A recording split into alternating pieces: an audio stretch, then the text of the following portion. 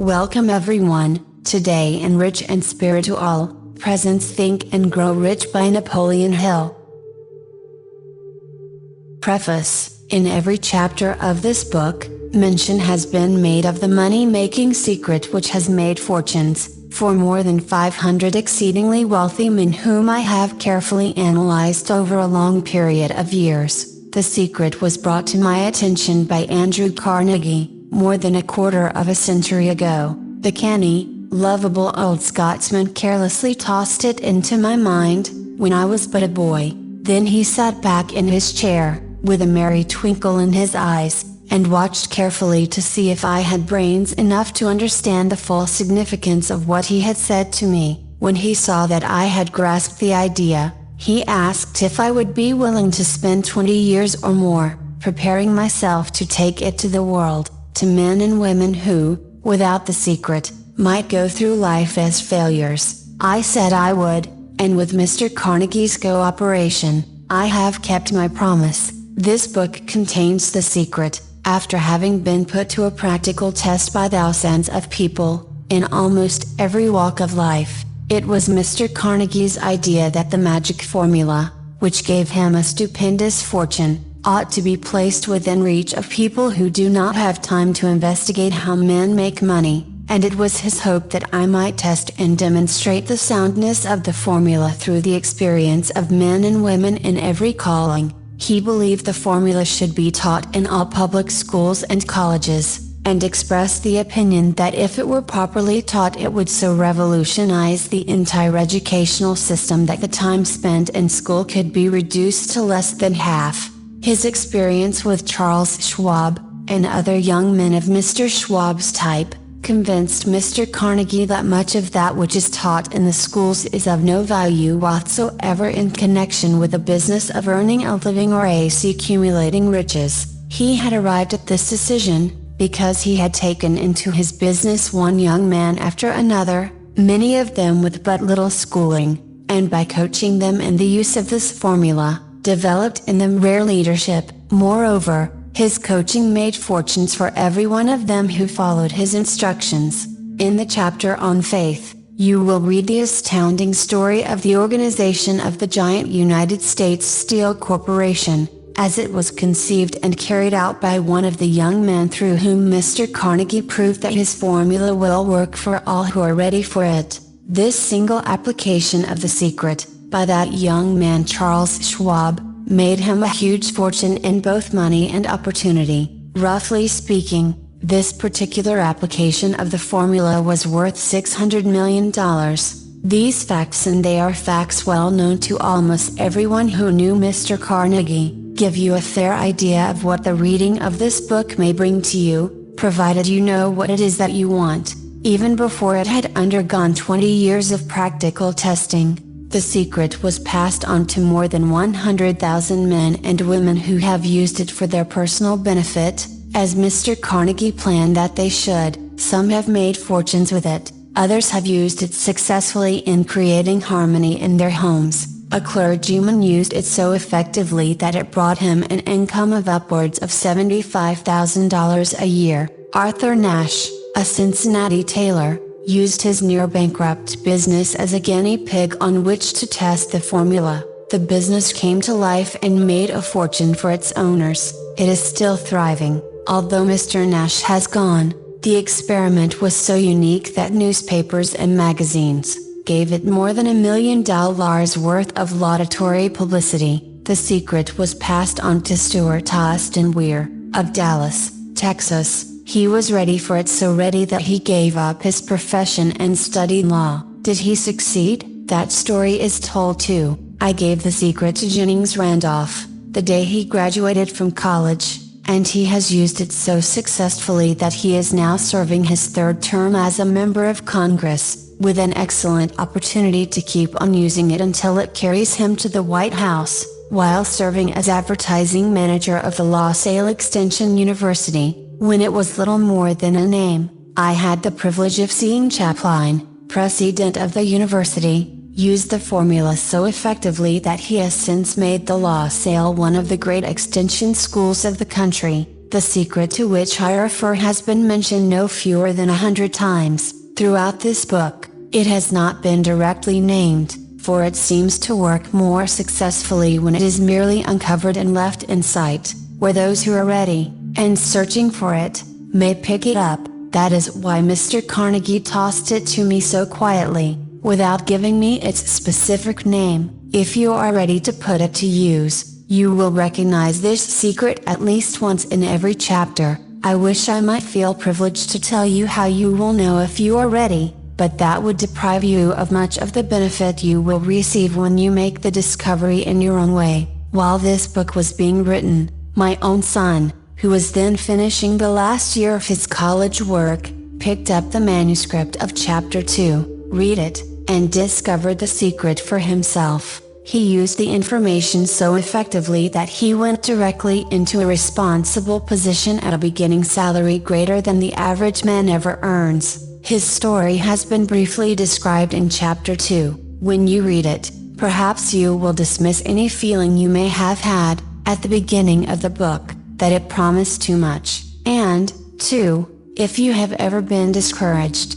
if you have had difficulties to surmount which took the very soul out of you, if you have tried and failed, if you were ever handicapped by illness or physical affliction, this story of my son's discovery and use of the Carnegie formula may prove to be the oasis in the desert of lost hope, for which you have been searching. This secret was extensively used by President Woodrow Wilson during the World War. It was passed on to every soldier who fought in the war, carefully wrapped in the training received before going to the front. President Wilson told me it was a strong factor in raising the funds needed for the war. More than 20 years ago, Manuel Quezon, then President Commissioner of the Philippine Islands, was inspired by the secret to gain freedom for his people. He has gained freedom for the Philippines, and is the first president of the Free State. A peculiar thing about this secret is that those who once acquire it and use it, find themselves literally swept on to success, with but little effort, and they never again submit to failure. If you doubt this, study the names of those who have used it, wherever they have been mentioned, check their records for yourself, and be convinced, there is no such thing as something for nothing. The secret to which I refer cannot be had without a price, although the price is far less than its value. It cannot be had at any price by those who are not intentionally searching for it. It cannot be given away. It cannot be purchased for money, for the reason that it comes in two parts. One part is already in possession of those who are ready for it. The secret serves equally well all who are ready for it. Education has nothing to do with it. Long before I was born, the secret had found its way into the possession of Thomas Edison, and he used it so intelligently that he became the world's leading inventor. Although he had but 3 months of schooling, the secret was passed on to a business associate of Mr. Edison. He used it so effectively that, although he was then making only $12,000 a year, he accumulated a great fortune, and retired from active business while still a young man. You will find his story at the beginning of the first chapter. It should convince you that riches are not beyond your reach, that you can still be what you wish to be, that money, fame, recognition and happiness can be had by all who are ready and determined to have these blessings. How do I know these things? You should have the answer before you finish this book. You may find it in the very first chapter, or on the last page. While I was performing the 20-year task of research, which I had undertaken at Mr. Carnegie's request, I analyzed hundreds of well-known men, many of whom admitted that they had accumulated their vast fortunes through the aid of the Carnegie secret. Among these men were Henry Ford, William Wrigley Jr., John Wanamaker, James Hill, George Parker, Statler, Henry Doherty, Cyrus Curtis, George Eastman, Theodore Roosevelt, John Davis, Elbert Hubbard, Wilbur Wright, William Jennings Bryan, Starr Jordan, Eugene Armour, Charles Schwab, Harris Williams, Frank Gonzalez, Daniel Willard, King Gillette, Ralph Weeks, Judge Daniel Wright, John Rockefeller, Thomas Edison, Frank Vanderlip, Woolworth, Robert Dollar, Edward Filene, Edwin Barnes, author Brisbane, Woodrow Wilson, Howard Taft, Luther Burbank, Edward Bach, Frank Munsey, Elbert Gary, Alexander Graham Bell, John Patterson, Julius Rosenwald, Stuart Austin Weir, Frank Grain, George Alexander, Chaplin, Jennings Randolph, Arthur Nash, Clarence Darrow. These names represent but a small fraction of the hundreds of well-known Americans whose achievements, financially and otherwise, prove that those who understand and apply the Carnegie Secret, reach high stations in life. I have never known anyone who was inspired to use the secret, who did not achieve noteworthy success in his chosen calling. I have never known any person to distinguish himself, or to accumulate riches of any consequence, without possession of the secret. From these two facts I draw the conclusion that the secret is more important, as a part of the knowledge essential for self-determination, than any which one receives through what is popularly known as education. What is education, anyway? This has been answered in full detail. As far as schooling is concerned, many of these men had very little. John Wanamaker once told me that what little schooling he had, he acquired in very much the same manner as a modern locomotive takes on water, by scooping it up as it runs.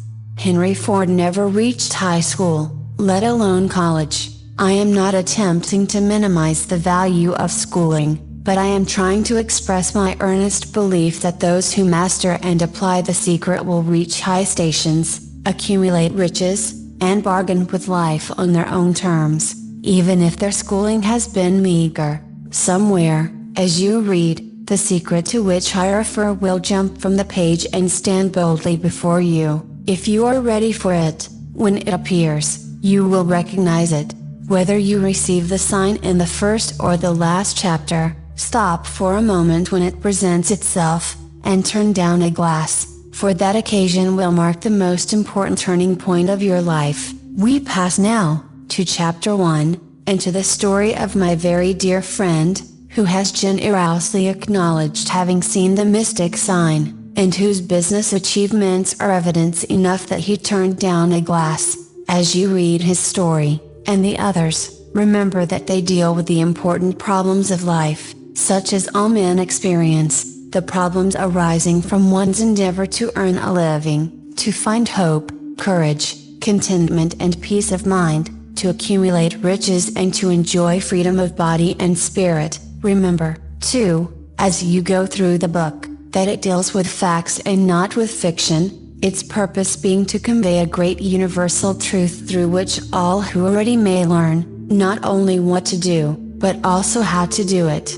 And receive, as well, the needed stimulus to make a start. As a final word of preparation, before you begin the first chapter, may I offer one brief suggestion which may provide a clue by which the Carnegie Secret may be recognized. It is this: all achievement, all earned riches, have their beginning in an idea. If you are ready for the secret, you already possess one half of it, therefore, you will readily recognize the other half the moment it reaches your mind. Chapter 1, Introduction. The man who thought his way into partnership with Thomas Edison. Truly, thoughts are things, and powerful things at that, when they are mixed with definiteness of purpose, persistence, and a burning desire for their translation into riches, or other material objects. A little more than 30 years ago, Edwin Barnes discovered how true it is that men really do think and grow rich. His discovery did not come about at one sitting, it came little by little, beginning with a burning desire to become a business associate of the great Edison. One of the chief characteristics of Barnes' desire was that it was definite. He wanted to work with Edison, not for him. Observe, carefully, the description of how he went about translating his desire into reality, and you will have a better understanding of the 13 principles which lead to riches. When this desire, or impulsive thought, first flashed into his mind, he was in no position to act upon it. Two difficulties stood in his way. He did not know Mr. Edison, and he did not have enough money to pay his railroad fare to Orange, New Jersey. These difficulties were sufficient to have discouraged the majority of men from making any attempt to carry out the desire, but his was no ordinary desire. He was so determined to find a way to carry out his desire that he finally decided to travel by blind baggage, rather than be defeated. To the uninitiated, this means that he went to East Orange on a freight train. He presented himself at Mr. Edison's laboratory, and announced he had come to go into business with the inventor. In speaking of the first meeting between Barnes and Edison, years later, Mr. Edison said, "He stood there before me, looking like an ordinary tramp, but there was something in the expression of his face which conveyed the impression that he was determined to get what he had come after." I had learned, from years of experience with men, that when a man really desires a thing so deeply that he is willing to stake his entire future on a single turn of the wheel in order to get it, he is sure to win. I gave him the opportunity he asked for, because I saw he had made up his mind to stand by until he succeeded. Subsequent events proved that no mistake was made.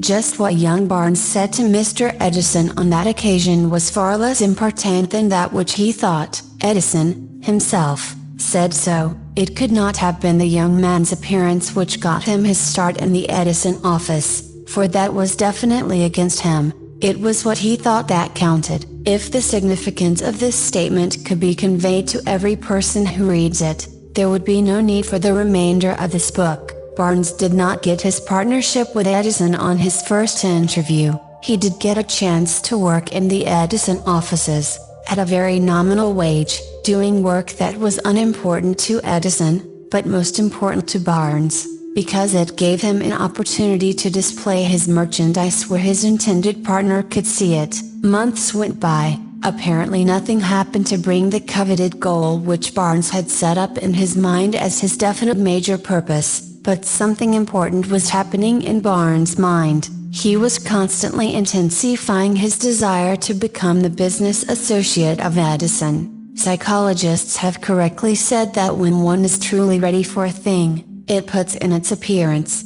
Barnes was ready for a business association with Edison. Moreover, he was determined to remain ready until he got that which he was seeking. He did not say to himself, "Oh well, what's the use? I guess I'll change my mind and try for a salesman's job." But, he did say, "I came here to go into business with Edison, and I'll accomplish this end if it takes the remainder of my life."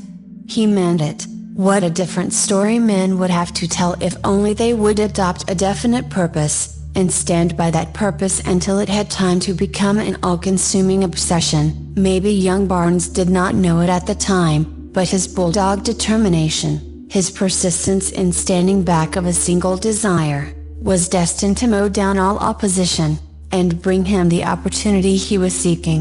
When the opportunity came, it appeared in a different form, and from a different direction than Barnes had expected. That is one of the tricks of opportunity. It has a sly habit of slipping in by the back door, and often it comes disguised in the form of misfortune, or temporary defeat. Perhaps this is why so many fail to recognize opportunity. Mr. Edison had just perfected a new office device, known at that time as the Edison dictating machine, now the Ediphone. His salesmen were not enthusiastic over the machine. They did not believe it could be sold without great effort. Barnes saw his opportunity. It had crawled in quietly, hidden in a queer-looking machine which interested no one but Barnes and the inventor. Barnes knew he could sell the Edison dictating machine. He suggested this to Edison, and promptly got his chance. He did sell the machine. In fact, he sold it so successfully that Edison gave him a contract to distribute and market it all over the nation.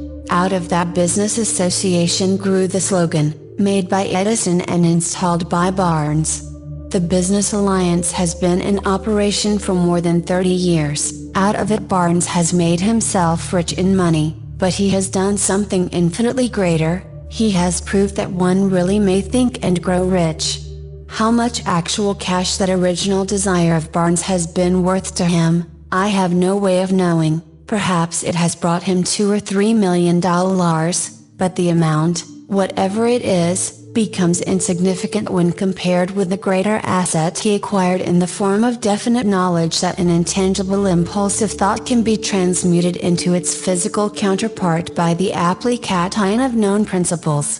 Barnes literally thought himself into a partnership with the great Edison. He thought himself into a fortune. He had nothing to start with, except the capacity to know what he wanted, and the determination to stand by that desire until he realized it. He had no money to begin with, he had but little education, he had no influence, but he did have initiative, faith, and the will to win. With these intangible forces he made himself #1 man with the greatest inventor who ever lived. Now, let us look at a different situation, and study a man who had plenty of tangible evidence of riches, but lost it, because he stopped 3 feet short of the goal he was seeking. 3 feet from gold. One of the most common causes of failure is the habit of quitting when one is overtaken by temporary defeat. Every person is guilty of this mistake at one time or another. An uncle of Darby was caught by the gold fever in the gold rush days, and went west to dig and grow rich. He had never heard that more gold has been mined from the brains of men than has ever been taken from the earth. He staked a claim and went to work with pick and shovel. The going was hard, but his lust for gold was definite. After weeks of labor, he was rewarded by the discovery of the shining ore. He needed machinery to bring the ore to the surface. Quietly, he covered up the mine, retraced his footsteps to his home in Williamsburg, Maryland, told his relatives and a few neighbors of the strike. They got together money for the needed machinery, had it shipped. The uncle and Darby went back to work the mine. The first car of ore was mined, and shipped to a smelter. The returns proved they had one of the richest mines in Colorado. A few more cars of that ore would clear the debts, then would come the big killing in profits. Down went the drills, up went the hopes of Darby and uncle. Then something happened. The vein of gold ore disappeared. They had come to the end of the rainbow, and the pot of gold was no longer there. They drilled on, desperately trying to pick up the vein again, all to no avail. Finally, they decided to quit. They sold the machinery to a junk man for a few $100s, and took the train back home. Some junk men are dumb, but not this one. He called in a mining engineer to look at the mine and do a little calculating. The engineer advised that the project had failed, because the owners were not familiar with fault lines. His calculations shows that the vein would be found just 3 feet from where the Darbys had stopped drilling. That is exactly where it was found. The junk man took millions of dollars in ore from the mine, because he knew enough to seek expert counsel before giving up. Most of the money which went into the machinery was procured through the efforts of Darby, who was then a very young man. The money came from his relatives and neighbors, because of their faith in him. He paid back every dollar of it, although he was years in doing so. Long afterward, Mr. Darby recouped his loss many times over. When he made the discovery that desire can be transmuted into gold, the discovery came after he went into the business of selling life insurance, remembering that he lost a huge fortune, because he stopped 3 feet from gold. Darby profited by the experience in his chosen work, by the simple method of saying to himself, I stopped 3 feet from gold, but I will never stop because men say no when I ask them to buy insurance. Darby is one of a small group of fewer than 50 men who sell more than $1 million in life insurance annually. He owes his stickability to the lesson he learned from his quiet ability in the gold mining business. Before success comes in any man's life, he is sure to meet with much temporary defeat, and, perhaps, some failure. When defeat overtakes a man, the easiest and most logical thing to do is to quit. That is exactly what the majority of men do. More than 500 of the most successful men this country has ever known, told the author their greatest success came just one step beyond the point at which defeat had overtaken them. Failure is a trickster with a keen sense of irony and cunning. It takes great delight in tripping one when success is almost within reach. A 50-cent lesson in persistence. Shortly after Mr. Darby received his degree from the University of Hard Knocks, and had decided to profit by his experience in the gold mining business, he had the good fortune to be present on an occasion that proved to him that no does not necessarily mean number. One afternoon he was helping his uncle grind wheat in an old-fashioned mill. The uncle operated a large farm on which a number of colored sharecrop farmers lived. Quietly, the door was opened, and a small colored child, the daughter of a tenant, walked in and took her place near the door. The uncle looked up, saw the child, and barked at her roughly. "What do you want?" Meekly, the child replied, "My mammy say send her 50 cents. "I'll not do it," the uncle retorted. "Now you run on home." "Yes, sir," the child replied, but she did not move. The uncle went ahead with his work, so busily engaged that he did not pay enough attention to the child to observe that she did not leave. When he looked up and saw her still standing there, he yelled at her, "I told you to go on home, now go, or I'll take a switch to you."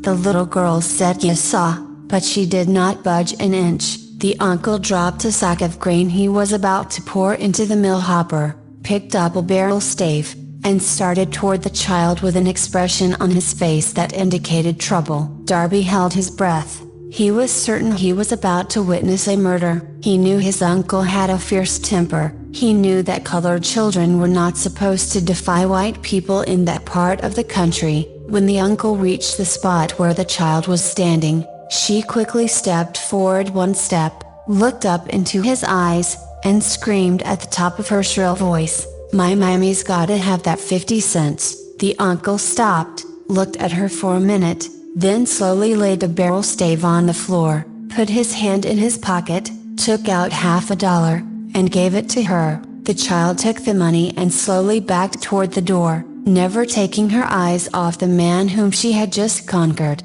After she had gone, the uncle sat down on a box and looked out the window into space for more than 10 minutes. He was pondering, with awe, over the whipping he had just taken. Mr. Darby, too, was doing some thinking. That was the first time in all his experience that he had seen a colored child deliberately master an adult white person. How did she do it? What happened to his uncle that caused him to lose his fierceness and become as docile as a lamb? What strange power did this child use that made her master over her superior? These and other similar questions flashed into Darby's mind, but he did not find the answer until years later, when he told me the story. Strangely, the story of this unusual experience was told to the author in the old mill, on the very spot where the uncle took his whipping. Strangely, too, I had devoted nearly a quarter of a century to the study of the power which enabled an ignorant,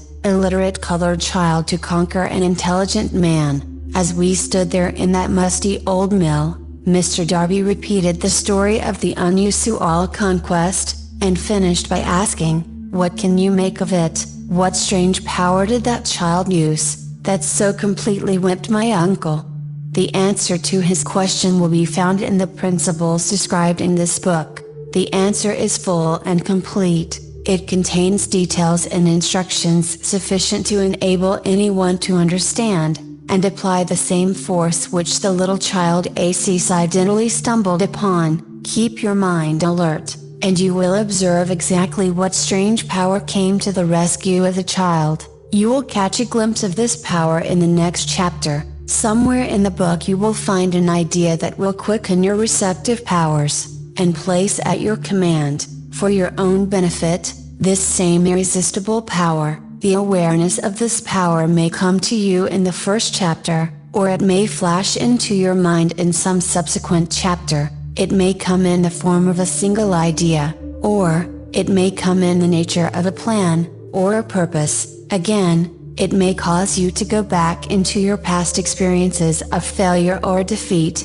and bring to the surface some lesson by which you can regain all that you lost through defeat. After I had described to Mr. Darby the power unwittingly used by the little colored child, he quickly retraced his 30 years of experience as a life insurance salesman, and frankly acknowledged that his success in that field was due, in no small degree, to the lesson he had learned from the child. Mr. Darby pointed out, every time a prospect tried to bow me out, without buying, I saw that child standing there in the old mill, her big eyes glaring in defiance, and I said to myself, I've got to make this sale.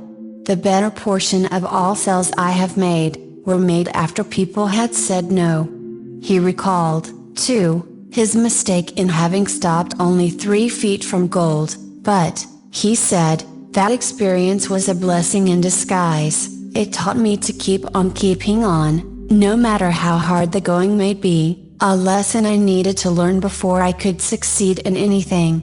This story of Mr. Darby and his uncle, the colored child and the gold mine, doubtless will be read by hundreds of men who make their living by selling life insurance, and to all of these, the author wishes to offer the suggestion that Darby owes to these 2 experiences his ability to sell more than $1 million of life insurance every year. Life is strange, and often imponderable. Both the successes and the failures have their roots in simple experiences. Mr. Darby's experiences were commonplace and simple enough, yet they held the answer to his destiny in life, therefore they were as important, to him, as life itself. He profited by these 2 dramatic experiences, because he analyzed them, and found the lesson they taught. But what of the man who has neither the time, nor the inclination to study failure in search of knowledge that may lead to success? Where, and how is he to learn the art of converting defeat into stepping stones to opportunity? In answer to these questions, this book was written. The answer called for a description of 13 principles, but remember, as you read, the answer you may be seeking, to the questions which have caused you to ponder over the strangeness of life, may be found in your own mind, through some idea, plan, or purpose which may spring into your mind as you read. One sound idea is all that one needs to achieve success. The principles described in this book, contain the best, and the most practical of all that is known, concerning ways and means of creating useful ideas. Before we go any further in our approach to the description of these principles, we believe you are entitled to receive this important suggestion. When riches begin to come, they come so quickly, in such great abundance, that one wonders where they have been hiding during all those lean years. This is an astounding statement, and all the more so, when we take into consideration the popular belief,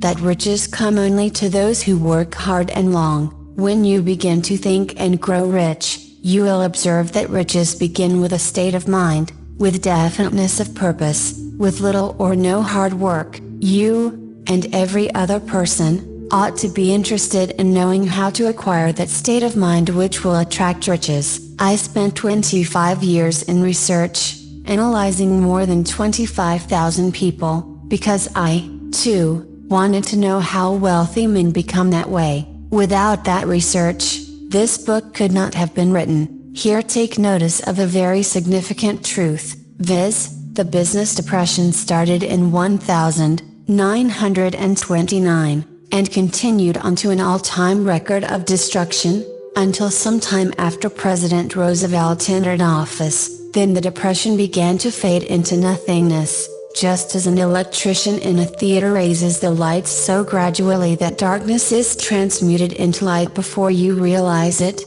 so did the spell of fear in the minds of the people gradually fade away and become faith. Observe very closely, as soon as you master the principles of this philosophy, and begin to follow the instructions for applying those principles, your financial status will begin to improve, and everything you touch will begin to transmute itself into an asset for your benefit. Impossible, not at all. One of the main weaknesses of mankind is the average man's familiarity with the word impossible.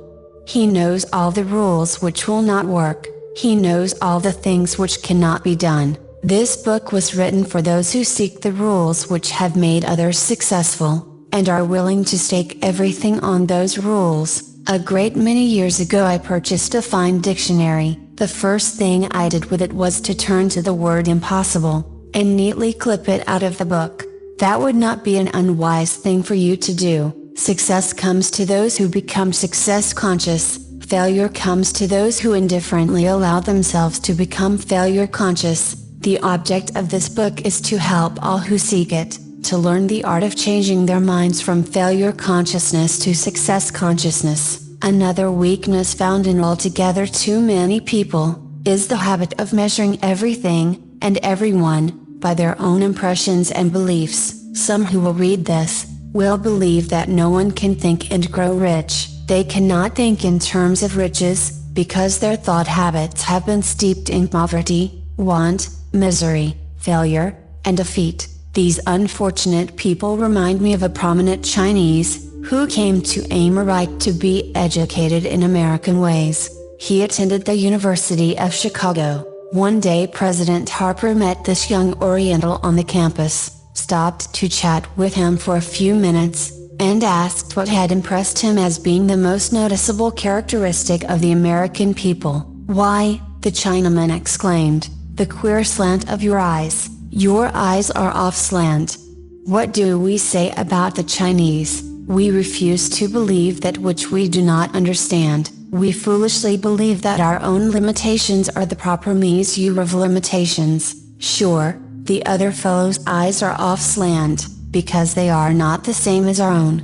Millions of people look at the achievements of Henry Ford, after he has arrived, and envy him, because of his good fortune, or luck, or genius, or whatever it is that they credit for Ford's fortune. Perhaps one person in every 100,000 knows the secret of Ford's success, and those who do know are too modest, or too reluctant, to speak of it, because of its simplicity. A single transaction will illustrate the secret perfectly.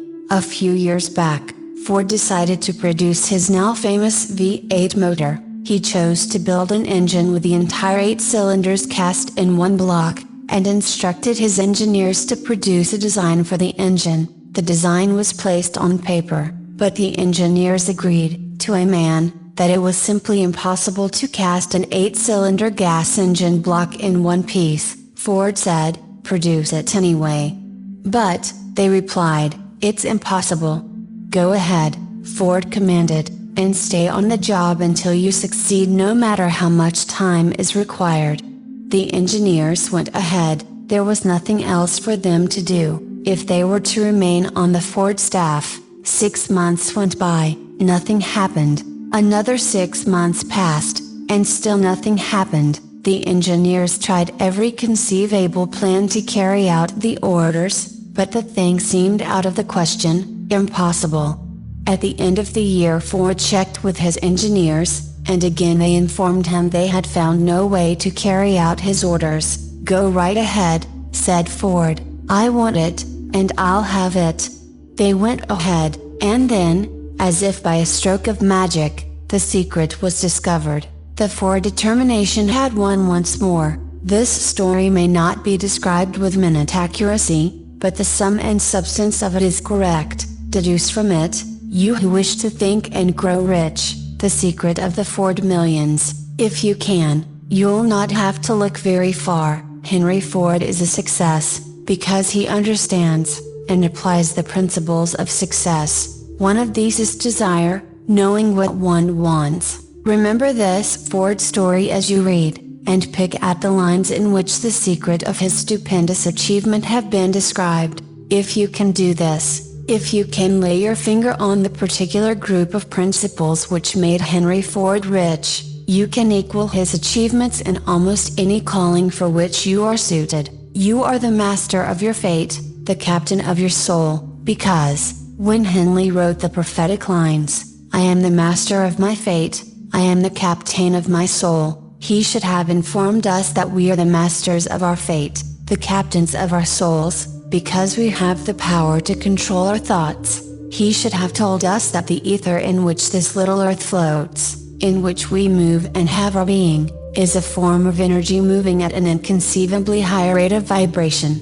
and that the ether is filled with a form of universal power which adapts itself to the nature of the thoughts we hold in our minds, and influences us, in natural ways, to transmute our thoughts into their physical equivalent. If the poet had told us of this great truth, we would know why it is that we are the masters of our fate, the captains of our souls. He should have told us, with great emphasis, that this power makes no attempt to discriminate between destructive thoughts and constructive thoughts, that it will urge us to translate into physical reality thoughts of poverty, just as quickly as it will influence us to act upon thoughts of riches. He should have told us, too, that our brains become magnetized with the dominating thoughts which we hold in our minds, and, by means with which no man is familiar, these magnets attract to us the forces, the people, the circumstances of life which harmonize with the nature of our dominating thoughts. He should have told us, that before we can accumulate riches in great abundance, we must magnetize our minds with intense desire for riches, that we must become money conscious until the desire for money drives us to create definite plans for acquiring it.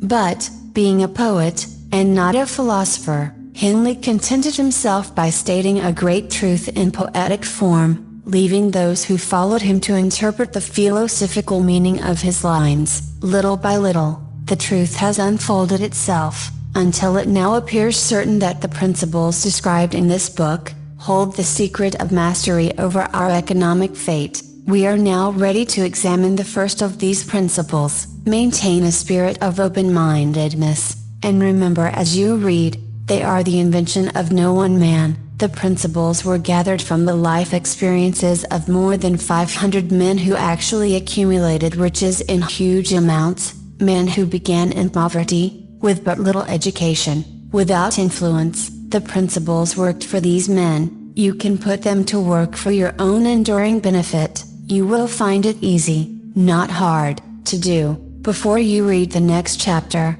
I want you to know that it conveys factual information which might easily change your entire financial destiny, as it has so definitely brought changes of stupendous proportions to two people described. I want you to know, also, that the relationship between these two men and myself, is such that I could have taken no liberties with the facts, even if I had wished to do so. One of them has been my closest personal friend for almost 25 years, the other is my own son. The unusual success of these two men, success which they generously accredit to the principle described in the next chapter, more than justifies this personal reference as a means of emphasizing the far-flung power of this principle. Almost 15 years ago, I delivered the commencement address at Salem College, Salem, West Virginia. I emphasize the principle described in the next chapter, with so much intensity that one of the members of the graduating class definitely appropriated it,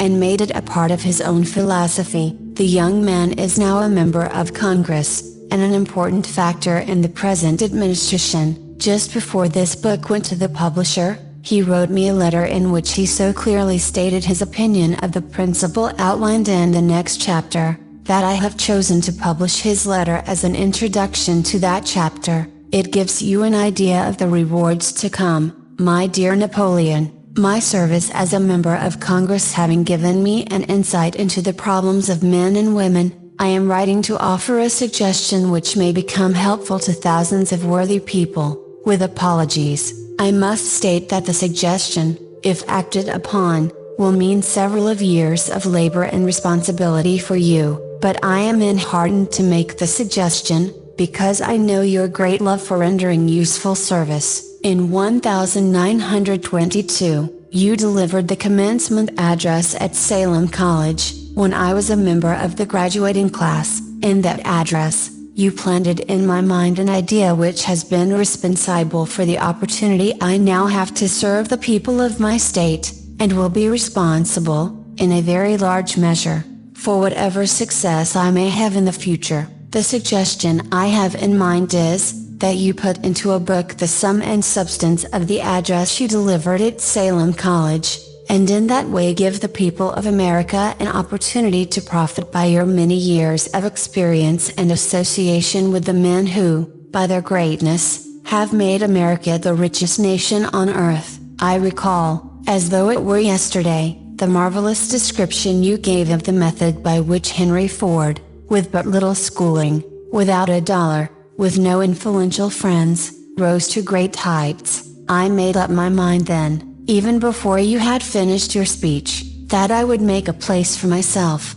no matter how many difficulties I had to surmount. Thousands of young people will finish their schooling this year, and within the next few years, every one of them will be seeking just such a message of practical encouragement as the one I received from you. They will want to know where to turn, what to do, to get started in life. You can tell them, because you have helped to solve the problems of so many, many people. If there is any possible way that you can afford to render so great a service, may I offer the suggestion that you include with every book, one of your personal analysis charts, in order that the purchaser of the book may have the benefit of a complete self-inventory, indicating, as you indicated to me years ago, exactly what is standing in the way of success. Such a service as this, providing the readers of your book with a complete, unbiased picture of their faults and their virtues, would mean to them the difference between success and failure. The service would be priceless. Millions of people are now facing the problem of staging a comeback, because of the divorce sign, and I speak from personal experience when I say, I know these earnest people would welcome the opportunity to tell you their problems, and to receive your suggestions for the solution. You know the problems of those who face the necessity of beginning all over again. There are thousands of people in America today who would like to know how they can convert ideas into money. People who must start at scratch, without finances, and recoup their losses. If anyone can help them, you can, if you publish the book. I would like to own the first copy that comes from the press, personally autographed by you. With best wishes, believe me, cordially yours, Jennings Randolph.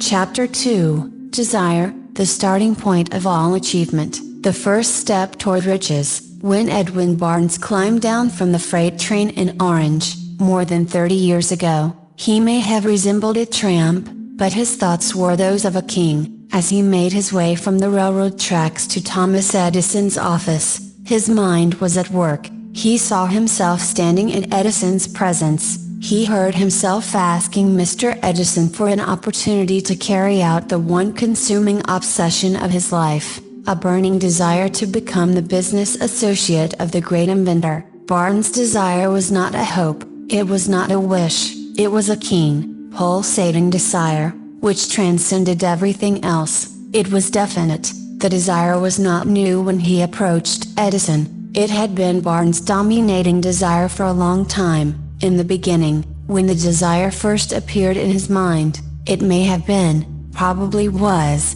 only a wish, but it was no mere wish when he appeared before Edison with it. A few years later, Edwin Barnes again stood before Edison, in the same office where he first met the inventor. This time his desire had been translated into reality. He was in business with Edison. The dominating dream of his life had become a reality. Today, people who know Barnes envy him, because of the break life yielded him. They see him in the days of his triumph, without taking the trouble to investigate the cause of his success. Barnes succeeded because he chose a definite goal, placed all his energy, all his willpower, all his effort, everything back of that goal. He did not become the partner of Edison the day he arrived. He was content to start in the most menial work, as long as it provided an opportunity to take even one step toward his cherished goal. 5 years passed before the chance he had been seeking made its appearance. During all those years not one ray of hope,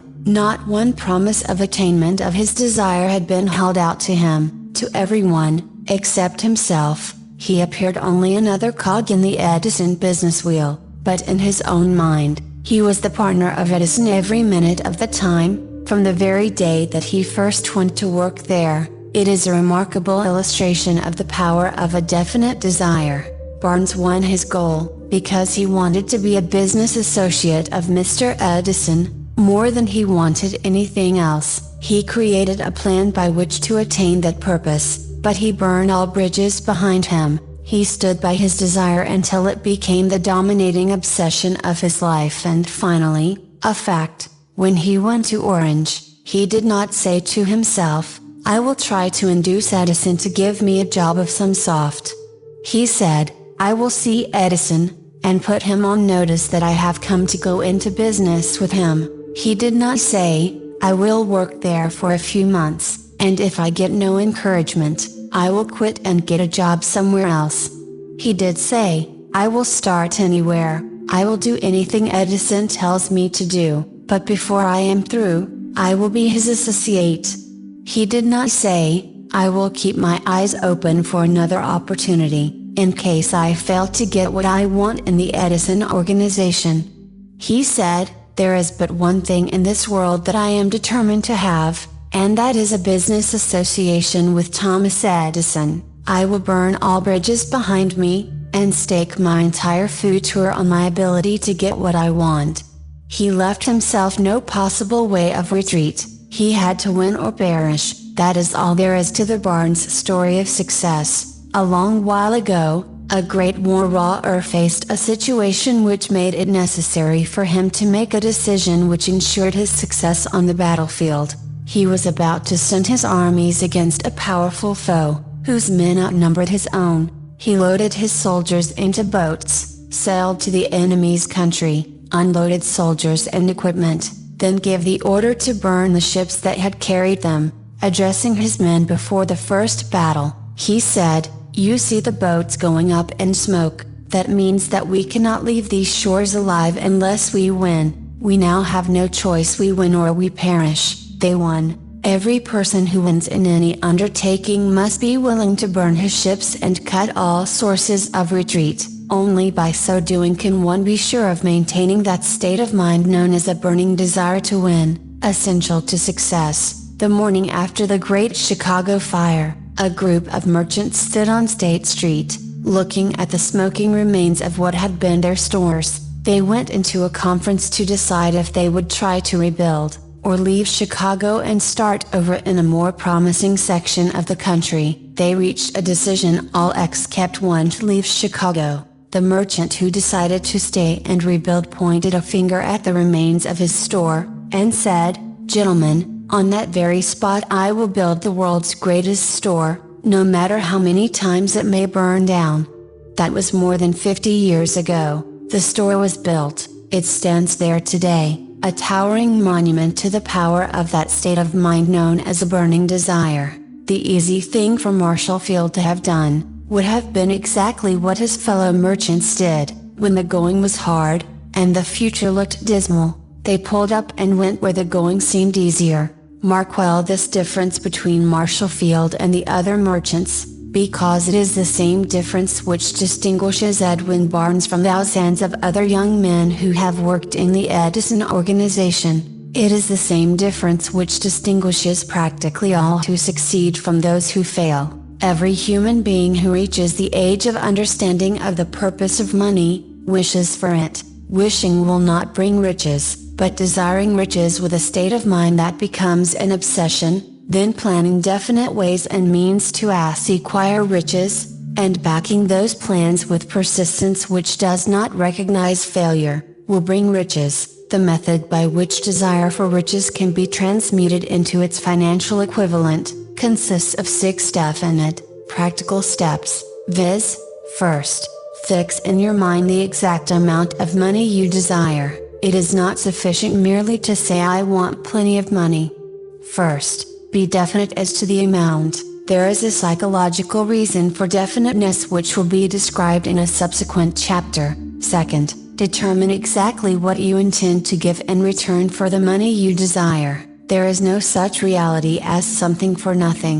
Third, establish a definite date when you intend to possess the money you desire. Fourth, create a definite plan for carrying out your desire, and begin at once, whether you are ready or not, to put this plan into action. Fifth, write out a clear, concise statement of the amount of money you intend to acquire, name the time limit for its acquisition, state what you intend to give in return for the money, and describe clearly the plan through which you intend to accumulate it. Sixth, read your written statement aloud, twice daily, once just before retiring at night, and once after arising in the morning. As you read, see and feel and believe yourself already in possession of the money. It is important that you follow the instructions described in these 6 steps. It is especially important that you observe and follow the instructions in the 6th paragraph. You may complain that it is impossible for you to see yourself in possession of money before you actually have it. Here is where a burning desire will come to your aid. If you truly desire money so keenly that your desire is an obsession, you will have no difficulty in convincing yourself that you will acquire it. The object is to want money, and to become so determined to have it that you convince yourself you will have it. Only those who become money conscious ever accumulate great riches. Money consciousness means that the mind has become so thoroughly saturated with a desire for money, that one can see oneself already in possession of it. To the uninitiated, who has not been schooled in the working principles of the human mind, these instructions may appear impractical. It may be helpful, to all who fail to recognize the soundness of the 6 steps, to know that the information they convey was received from Andrew Carnegie, who began as an ordinary laborer in the steel mills, but managed, despite his humble beginning, to make these principles yield him a fortune of considerably more than $100 million. It may be a further help to know that the 6 steps here recommended were carefully scrutinized by the late Thomas A. Edison, who placed his stamp of approval upon them as being, not only the steps essential for the accumulation of money, but necessary for the attainment of any definite goal. The steps call for no hard labor. They call for no sacrifice. They do not require one to become ridiculous, or credulous. To apply them calls for no great amount of education, but the successful application of these 6 steps does call for sufficient imagination to enable one to see, and to understand, that accumulation of money cannot be left to chance, good fortune, and luck. One must realize that all who have accumulated great fortunes, first did a certain amount of dreaming, hoping, wishing, desiring, and planning before they acquired money. You may as well know, right here, that you can never have riches in great quantities, unless you can work yourself into a white heat of desire for money, and actually believe you will possess it. You may as well know, also, that every great leader, from the dawn of civilization down to the present, was a dreamer. Christianity is the greatest potential power in the world today,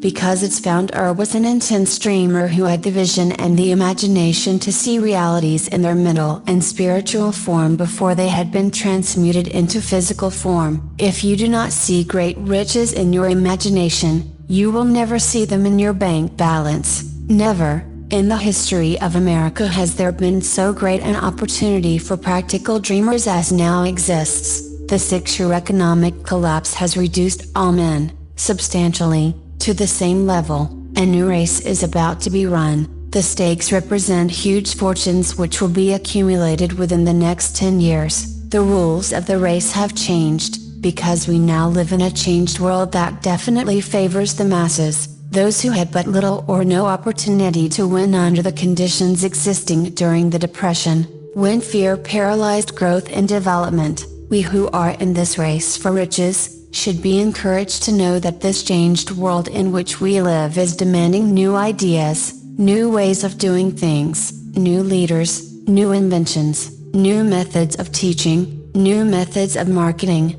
new books, new literature, new features for the radio, new ideas for moving pictures. Back of all this demand for new and better things, there is one quality which one must possess to win, and that is definiteness of purpose, the knowledge of what one wants, and a burning desire to possess it. The business depression marked the death of one age, and the birth of another. This changed world requires practical dreamers who can, and will put their dreams into action. The practical dreamers have always been, and always will be the pattern makers of civilization. We who desire to accumulate riches, should remember the real leaders of the world always have been men who harnessed, and put into practical use, the intangible, unseen forces of unborn opportunity, and have converted those forces, or impulses of thought, into skyscrapers, cities, factories, airplanes,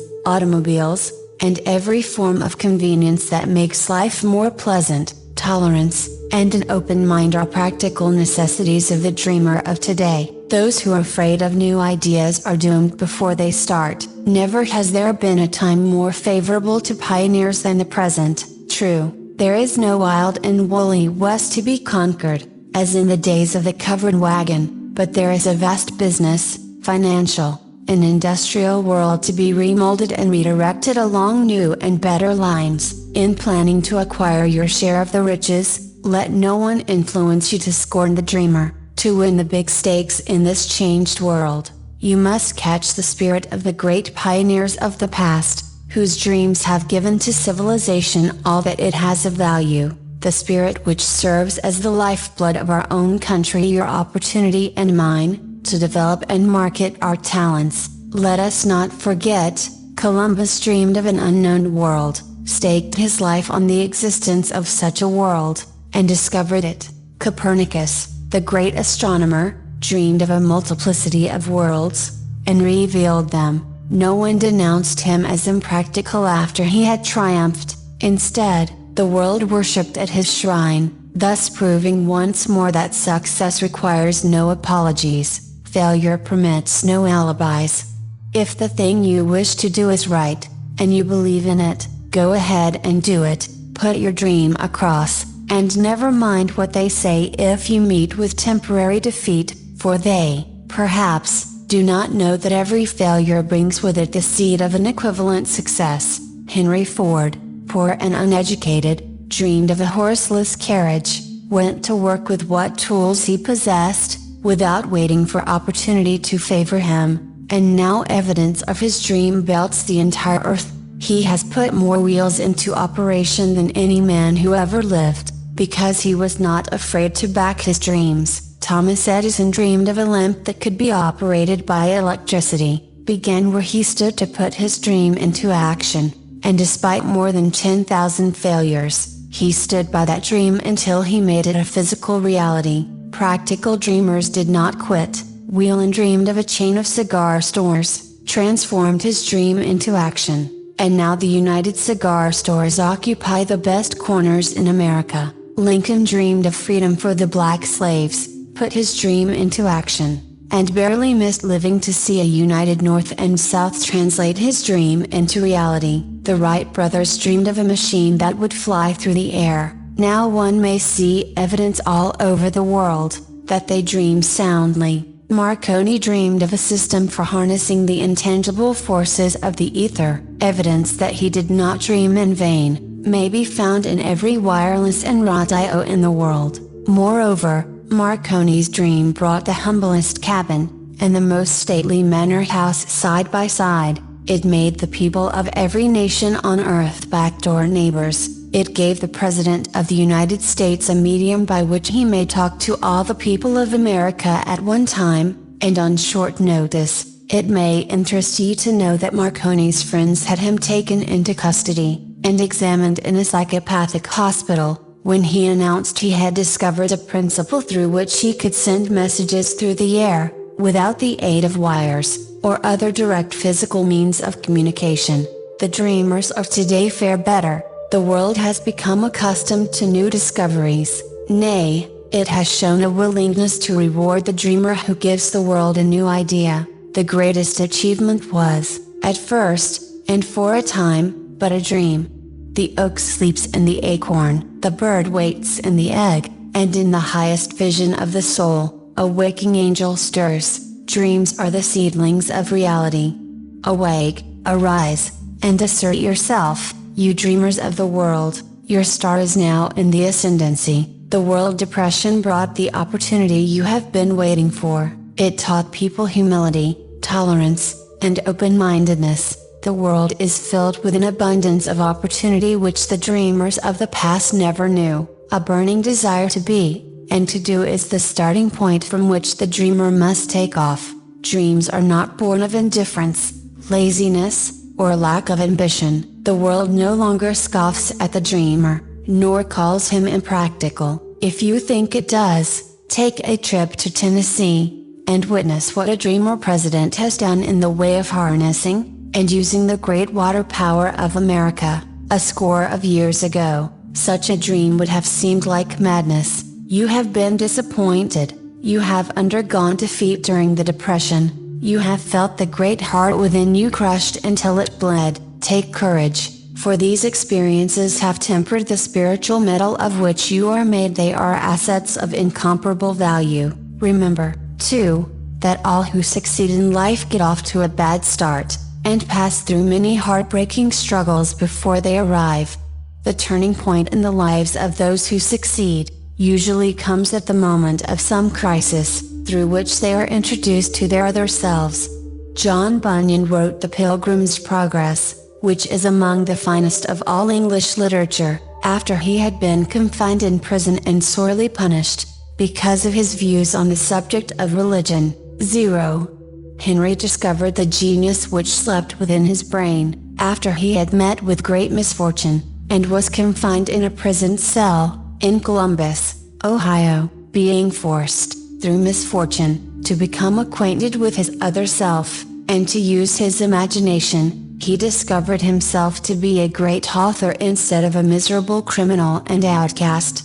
Strange and varied are the ways of life, and stranger still are the ways of infinite intelligence, through which men are sometimes forced to undergo all sorts of punishment before discovering their own brains, and their own capacity to create useful ideas through imagination. Edison, the world's greatest inventor and scientist, was a tramp telegraph operator. He failed innumerable times before he was driven, finally, to the discovery of the genius which slept within his brain. Charles Dickens began by pasting labels on black ink pots. The tragedy of his first love penetrated the depths of his soul, and converted him into one of the world's truly great authors. That tragedy produced, first, David Copperfield, then a succession of other works that made this a richer and better world for all who read his books. Disappointment over love affairs generally has the effect of driving men to drink, and women to ruin, and this, because most people never learn the art of transmuting their strongest emotions into dreams of a constructive nature.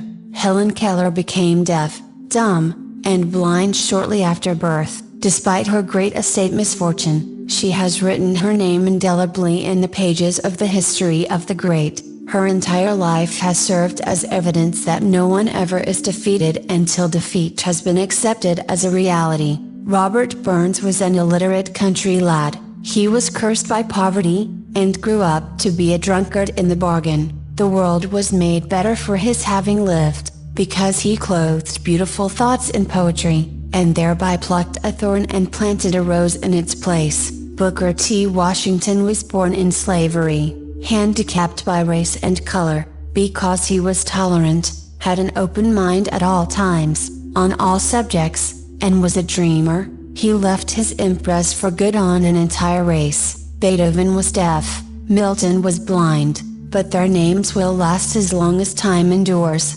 because they dreamed and translated their dreams into organized thought. Before passing to the next chapter, kindle anew in your mind the fire of hope, faith, courage, and tolerance. If you have these states of mind, and a working knowledge of the principles described, all else that you need will come to you, when you are ready for it. Let Emerson state the thought in these words: every proverb, every book, every byword that belongs to thee for aid and comfort shall surely come home through open or winding passages. Every friend whom not thy fantastic will, but the great and tender soul in thee craveth, shall lock thee in his embrace.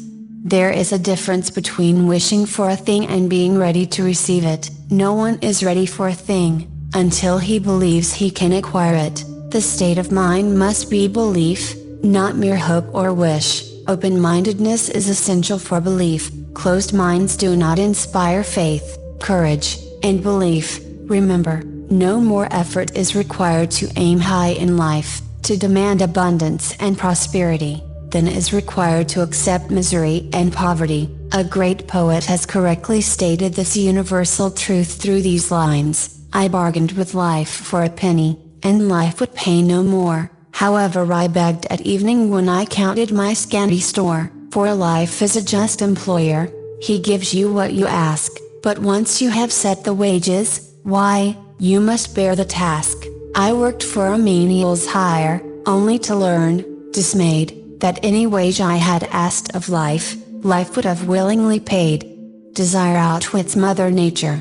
As a fitting climax to this chapter, I wish to introduce one of the most unusual persons I have ever known. I first saw him 24 years ago, a few minutes after he was born. He came into the world without any physical sign of ears, and the doctor admitted, when pressed for an opinion, that the child might be deaf and mute for life. I challenged the doctor's opinion. I had the right to do so. I was the child's father. I, too, reached a decision, and rendered an opinion, but I expressed the opinion silently, in the secrecy of my own heart. I decided that my son would hear and speak. Nature could send me a child without ears, but nature could not induce me to accept the reality of the affliction. In my own mind I knew that my son would hear and speak. How? I was sure there must be a way, and I knew I would find it.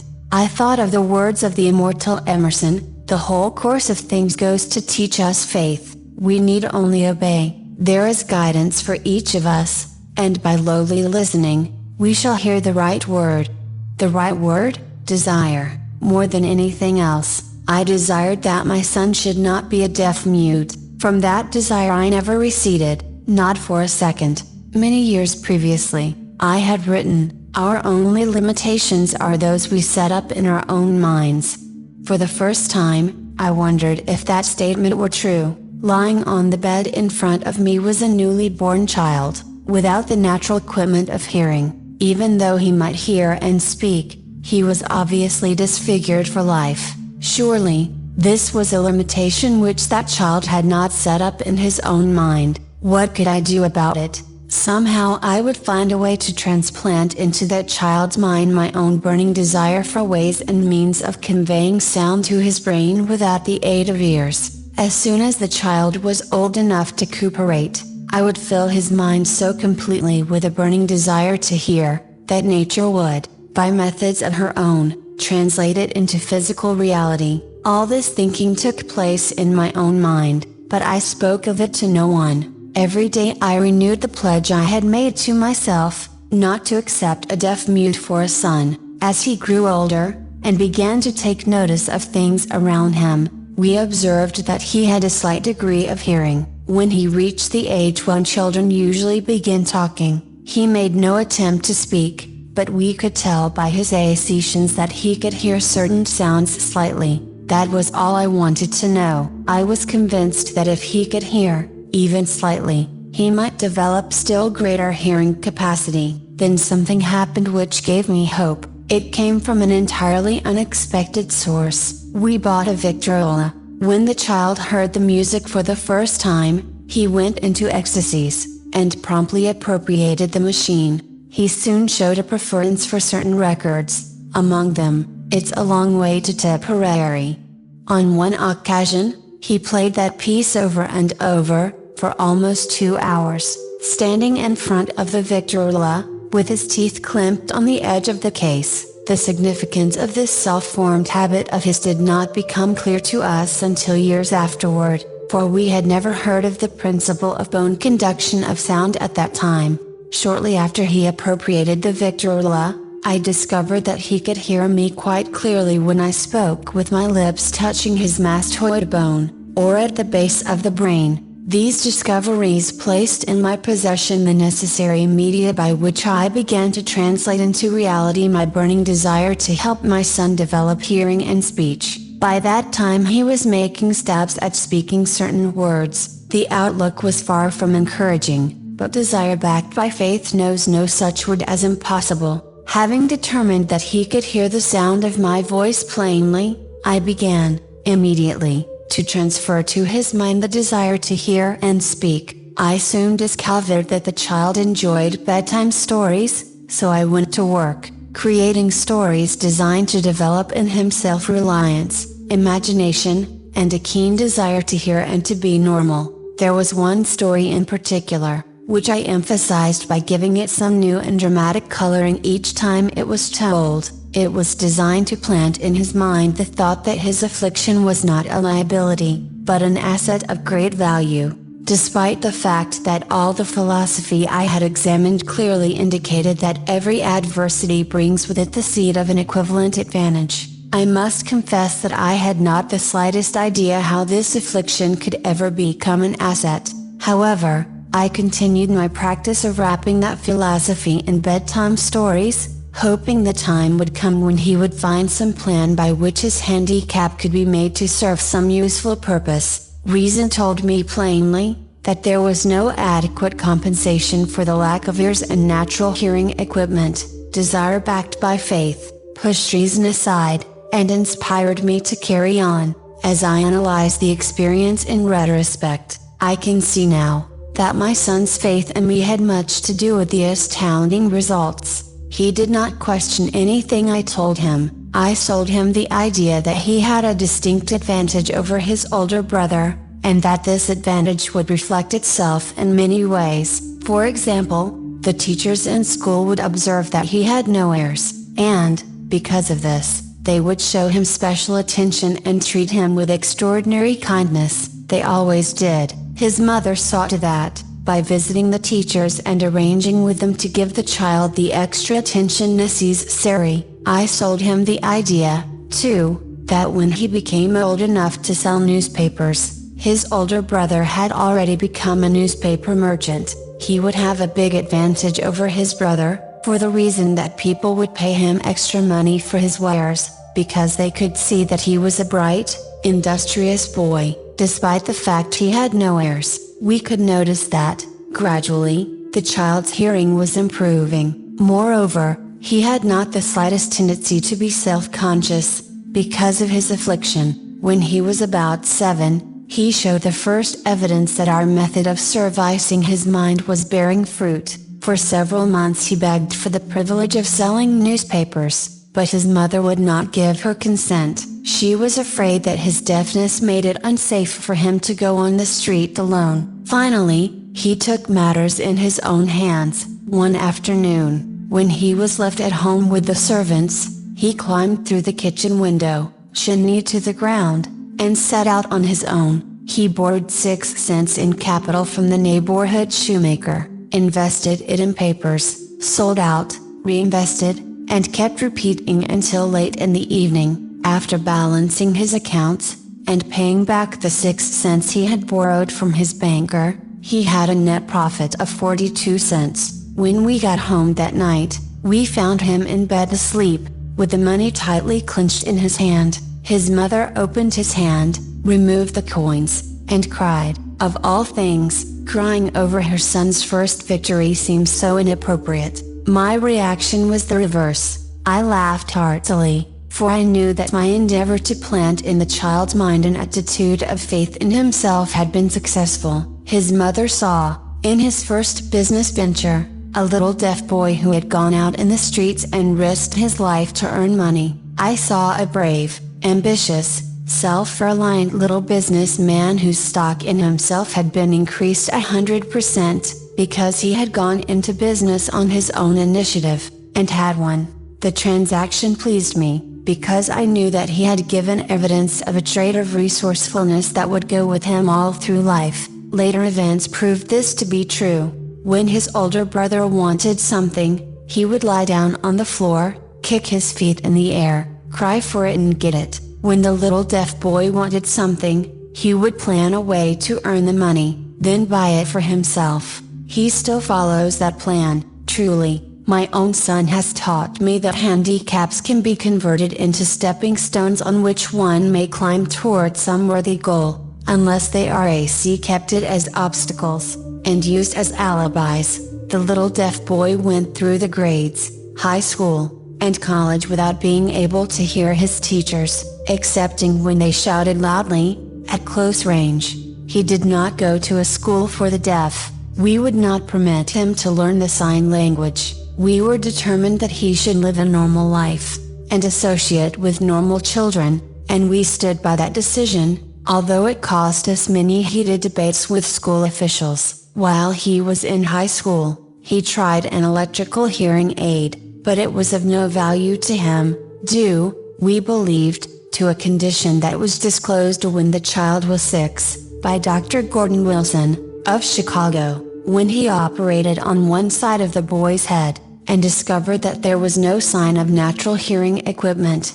During his last week in college, 18 years after the operation, something happened which marked the most important turning point of his life. Through what seemed to be mere chance, he came into possession of another electrical hearing device, which was sent to him on trial. He was slow about testing it, due to his disappointment with a similar device. Finally he picked the instrument up, and more or less carelessly, placed it on his head, hooked up the battery, and lo! As if by a stroke of magic, his lifelong desire for normal hearing became a reality. For the first time in his life he heard practically as well as any person with normal hearing. God moves in mysterious ways, His wonders to perform. Overjoyed because of the changed world which had been brought to him through his hearing device, he rushed to the telephone, called his mother, and heard her voice perfectly. The next day he plainly heard the voices of his professors in class, for the first time in his life. Previously he could hear them only when they shouted, at short range. He heard the radio. He heard the talking pictures. For the first time in his life, he could converse freely with other people, without the necessity of their having to speak loudly. Truly, he had come into possession of a changed world. We had refused to accept nature's error, and, by persistent desire, we had induced nature to correct that error, through the only practical means available. Desire had commenced to pay dividends, but the victory was not yet complete. The boy still had to find a definite and practical way to convert his handicap into an equivalent asset, hardly realizing the significance of what had already been accomplished, but intoxicated with the joy of his newly discovered world of sound. He wrote a letter to the manufacturer of the hearing aid, enthusiastically describing his experience. Something in his letter, something, perhaps which was not written on the lines, but back of them, caused the company to invite him to New York. When B arrived, he was escorted through the factory, and while talking with the chief engineer, telling him about his changed world, a hunch, an idea, or an inspiration, call it what you wish, flashed into his mind. It was this impulsive thought which converted his affliction into an asset, destined to pay dividends in both money and happiness to thousands for all time to come. The sum and substance of that impulse of thought was this: it occurred to him that he might be of help to the millions of deafened people who go through life without the benefit of hearing devices, if he could find a way to tell them the story of his changed world.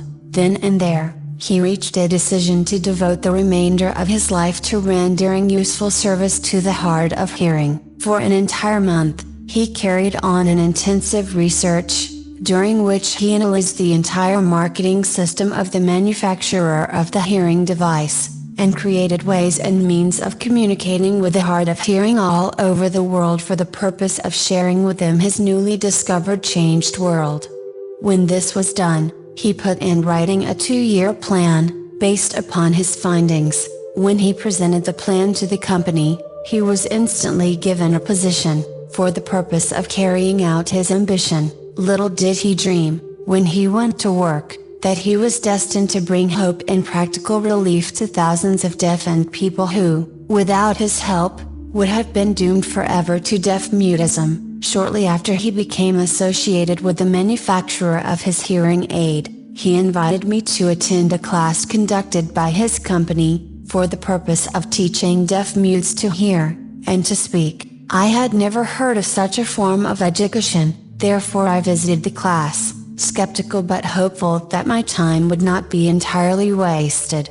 Here I saw a demonstration which gave me a greatly enlarged vision of what I had done to arouse and keep alive in my son's mind the desire for normal hearing. I saw deaf mutes actually being taught to hear and to speak, through application of the selfsame principle I had used, more than 20 years previously, in saving my son from deaf mutism. Thus, through some strange turn of the wheel of fate, my son, Blair, and I have been destined to aid in correcting deaf mutism for those as yet unborn, because we are the only living human beings, as far as I know, who have established definitively the fact that deaf mutism can be corrected to the extent of restoring to normal life those who suffer with this affliction. It has been done for one, it will be done for others. There is no doubt in my mind that Blair would have been a deaf mute all his life, if his mother and I had not managed to shape his mind as we did.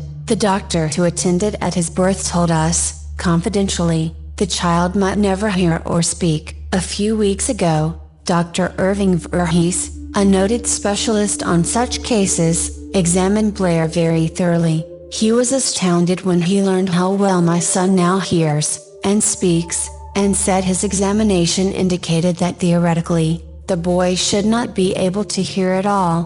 But the lad does hear, despite the fact that X-ray pictures show there is no opening in the skull, whatsoever, from where his ears should be to the brain. When I planted in his mind the desire to hear and talk, and live as a normal person, there went with that impulse some strange influence which caused Nature to become bridge builder, and span the gulf of silence between his brain and the outer world, by some means which the keenest medical specialists have not been able to interpret. It would be sacrilege for me to even conjecture as to how nature performed this miracle. It would be unforgivable if I neglected to tell the world as much as I know of the humble part one assumed in the strange experience. It is my duty, and a privilege to say I believe, and not without reason, that nothing is impossible to the person who backs desire with enduring faith. Verily, a burning desire has devious ways of transmuting itself into its physical equivalent.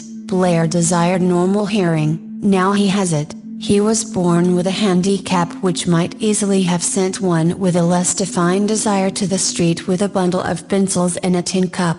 That handicap now promises to serve as the medium by which he will render useful service to many millions of hard of hearing. Also, to give him useful employment at adequate financial compensation the remainder of his life. The little white lies I planted in his mind when he was a child, by leading him to believe his affliction would become a great asset, which he could capitalize, has justified itself. Verily, there is nothing, right or wrong, which belief, plus burning desire, cannot make real. These qualities are free to everyone. In all my experience in dealing with men and women who had personal problems, I never handled a single case which more definitely demonstrates the power of desire. Authors sometimes make the mistake of writing of subjects of which they have but superficial, or very elementary knowledge. It has been my good fortune to have had the privilege of testing the soundness of the power of desire,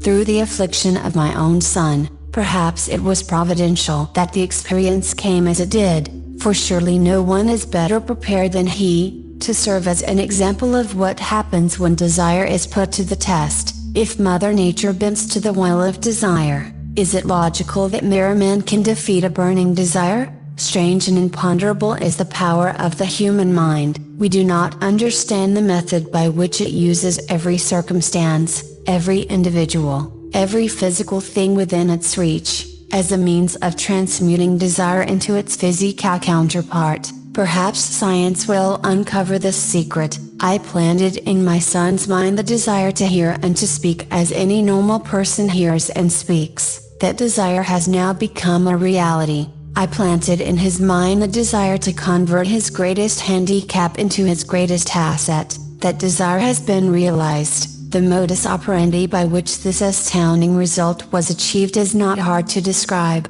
It consisted of three very definite facts. First, I mixed faith with the desire for normal hearing. which I passed on to my son. Second, I communicated my desire to him in every conceivable way available, through persistent, continuous effort, over a period of years. Third, he believed me. As this chapter was being completed, news came of the death of Madame Schumann Hunk. One short paragraph in the news dispatch gives the clue to this unusual woman's stupendous success as a singer. I quote the paragraph, because the clue it contains is none other than desire. Early in her career, Madame Schumann Hunk visited the director of the Vienna Court Opera, to have him test her voice, but he did not test it. After taking one look at the awkward and poorly dressed girl, he exclaimed, none too gently, with such a face, and with no personality at all, how can you ever expect to succeed in opera? My good child, give up the idea, buy a sewing machine, and go to work. You can never be a singer. Never is a long time. The director of the Vienna Court Opera knew much about the technique of singing. He knew little about the power of desire, when it assumes the proportion of an obsession.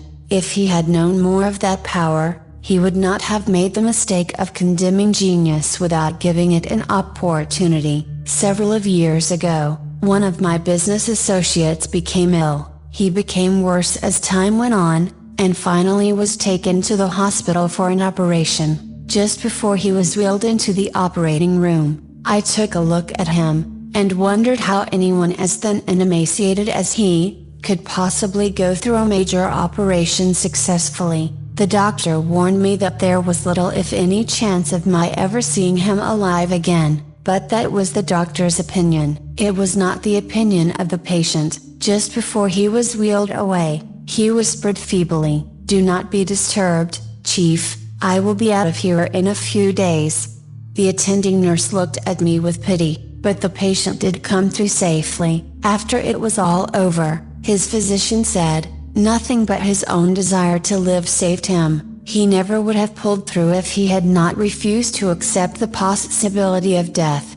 I believe in the power of desire backed by faith, because I have seen this power lift men from lowly beginnings to places of power and wealth. I have seen it rob the grave of its victims. I have seen it serve as the medium by which men staged a comeback after having been defeated in 100 different ways. I have seen it provide my own son with a normal, happy, successful life, despite nature's having sent him into the world without ears. How can one harness and use the power of desire? This has been answered through this, and the subsequent chapters of this book. This message is going out to the world at the end of the longest, and perhaps, the most devastating divorce sign America has ever known. It is reasonable to presume that the message may come to the attention of many who have been wounded by the depression, those who have lost their fortunes, others who have lost their positions, and great numbers who must reorganize their plans and stage a comeback. To all these I wish to convey the thought that all achievement, no matter what may be its nature, or its purpose, must begin with an intense, burning desire for something finite, through some strange and powerful principle of mental chemistry which she has never divulged. Nature wraps up in the impulse of strong desire that something which recognizes no such word as impossible, and accepts no such reality as failure.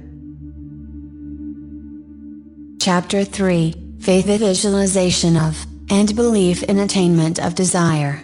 The second step toward riches. Faith is the head chemist of the mind. When faith is blended with the vibration of thought, the subconscious mind instantly picks up the vibration, translates it into its spiritual equivalent, and transmits it to infinite intelligence. As in the case of prayer, the emotions of faith, love, and sex are the most powerful of all the major positive emotions. When the three are blended, they have the effect of coloring the vibration of thought in such a way that it instantly reaches the subconscious mind, where it is changed into its spiritual equivalent, the only form that induces a response from infinite intelligence. Love and faith are psychic, related to the spiritual side of man. Sex is purely biological, and related only to the physical. The mixing, or blending, of these three emotions has the effect of opening a direct line of communication between the finite, thinking mind of man, and infinite intelligence. How to develop faith. There comes, now, a statement which will give a better understanding of the importance the principle of autosuggestion assumes in the transmutation of desire into its physical, or monetary equivalent, namely, faith is a state of mind which may be induced, or created, by affirmation or repeated instructions to the subconscious mind, through the principle of autosuggestion. As an illustration, consider the purpose for which you are, presumably, reading this book. The object is, naturally, to acquire the ability to transmute the intangible thought impulse of desire into its physical counterpart, money, by following the instructions laid down in the chapters on autosuggestion and the subconscious mind, as summarized in the chapter on autosuggestion. You may convince the subconscious mind that you believe you will receive that for which you ask, and it will act upon that belief, which your subconscious mind passes back to you in the form of faith, followed by definite plans for procuring that which you desire. The method by which one develops faith, where it does not already exist, is extremely difficult to describe, almost as difficult, in fact, as it would be to describe the color of red to a blind man who has never seen color, and has nothing with which to compare what you describe to him. Faith is a state of mind which you may develop at will, after you have mastered the 13 principles, because it is a state of mind which develops voluntarily, through application and use of these principles. Repetition of affirmation of orders to your subconscious mind is the only known method of voluntary development of the emotion of faith. Perhaps the meaning may be made clearer through the following explanation as to the way men sometimes become criminals. Stated in the words of a famous criminologist, when men first come into contact with crime, they abhor it. If they remain in contact with crime for a time, they become accustomed to it, and endure it. If they remain in contact with it long enough, they finally embrace it, and become influenced by it. This is the equivalent of saying that any impulsive thought which is repeatedly passed on to the subconscious mind is, finally, accepted and acted upon by the subconscious mind, which proceeds to translate that impulse into its physical equivalent, by the most practical procedure available. In connection with this, consider again the statement, all thoughts which have been emotionalized, given feeling, and mixed with faith, begin immediately to translate themselves into their physical equivalent or counterpart. The emotions, or the feeling portion of thoughts, are the factors which give thoughts vitality, life, and action. The emotions of faith, love, and sex, when mixed with any thought impulse, give it greater action than any of these emotions can do singly. Not only thought impulses which have been mixed with faith, but those which have been mixed with any of the positive emotions, or any of the negative emotions, may reach, and influence the subconscious mind. From this statement, you will understand that the subconscious mind will translate into its physical equivalent, a thought impulse of a negative or destructive nature, just as readily as it will act upon thought impulses of a positive or constructive nature. This accounts for the strange phenomenon which so many millions of people experience, referred to as misfortune, or bad luck.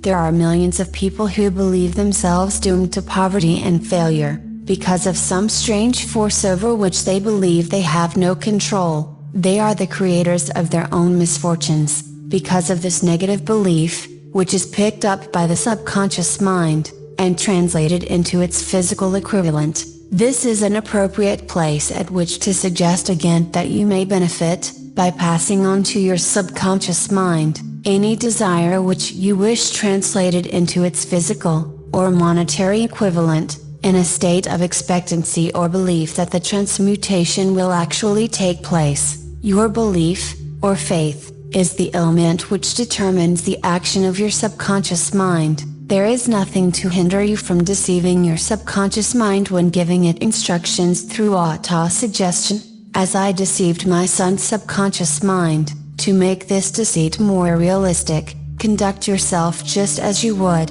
if you were already in possession of the material thing which you are demanding. When you call upon your subconscious mind, the subconscious mind will transmute into its physical equivalent, by the most direct and practical media available, any order which is given to it in a state of belief, or faith that the order will be carried out. Surely, enough has been stated to give a starting point from which one may, through experiment and practice, acquire the ability to mix faith with any order given to the subconscious mind. Perfection will come through practice. It cannot come by merely reading instructions. If it be true that one may become a criminal by association with crime, and this is a known fact, it is equally true that one may develop faith by voluntarily suggesting to the subconscious mind that one has faith. The mind comes, finally, to take on the nature of the influences which dominate it.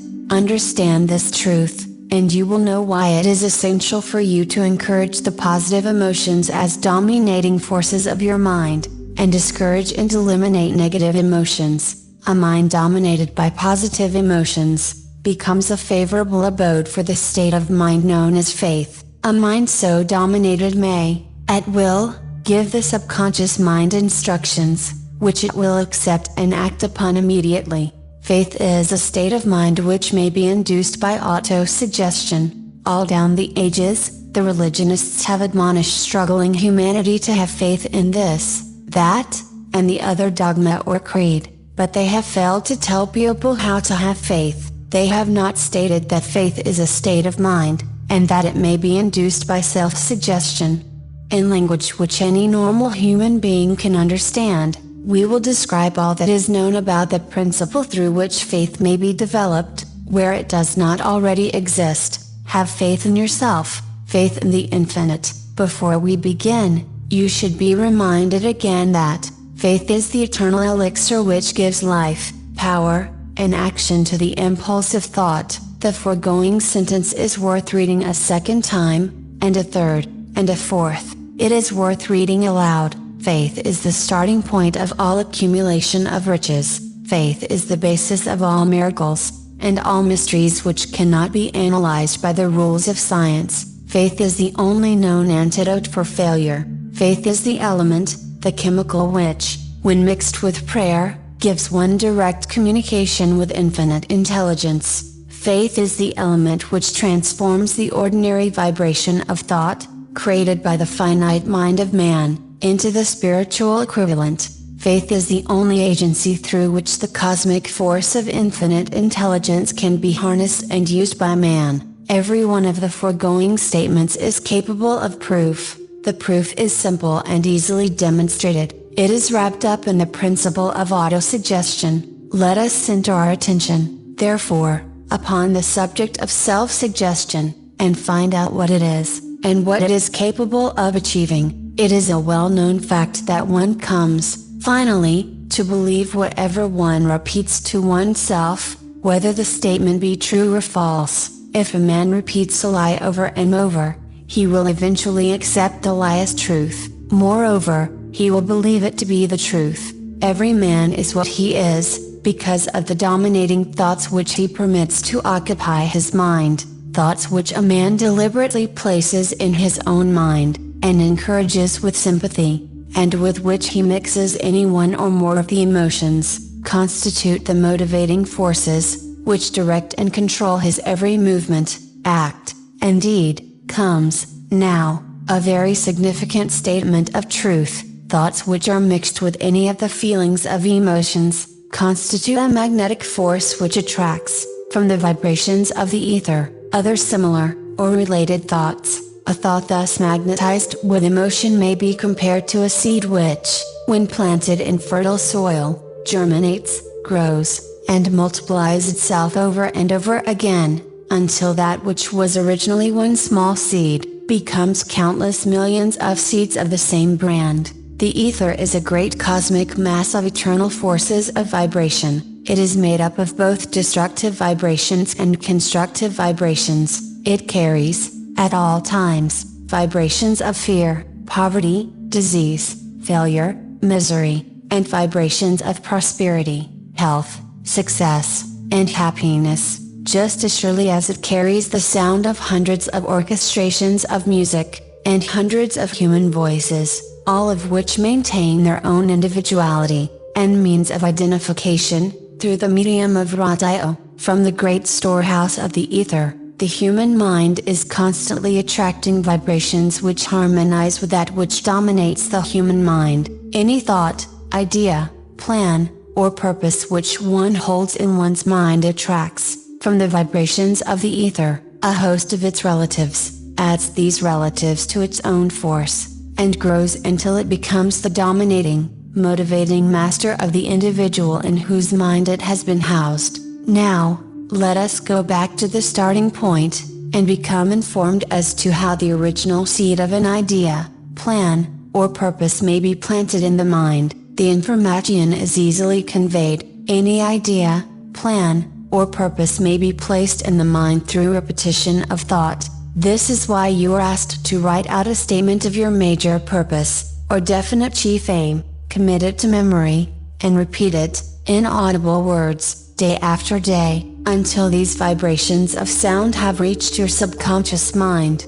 We are what we are, because of the vibrations of thought which we pick up and register, through the stimuli of our daily environment. Resolve to throw off the influences of any unfortunate environment, and to build your own life to order, taking inventory of mental assets and liabilities. You will discover that your greatest weakness is lack of self-confidence. This handicap can be surmounted, and timidity translated into courage, through the aid of the principle of autosuggestion. The application of this principle may be made through a simple arrangement of positive thought impulses stated in writing, memorized, and repeated, until they become a part of the working equipment of the subconscious faculty of your mind. Self-confidence formula. First, I know that I have the ability to achieve the object of my definite purpose in life. Therefore, I demand of myself persistent, continuous action toward its attainment,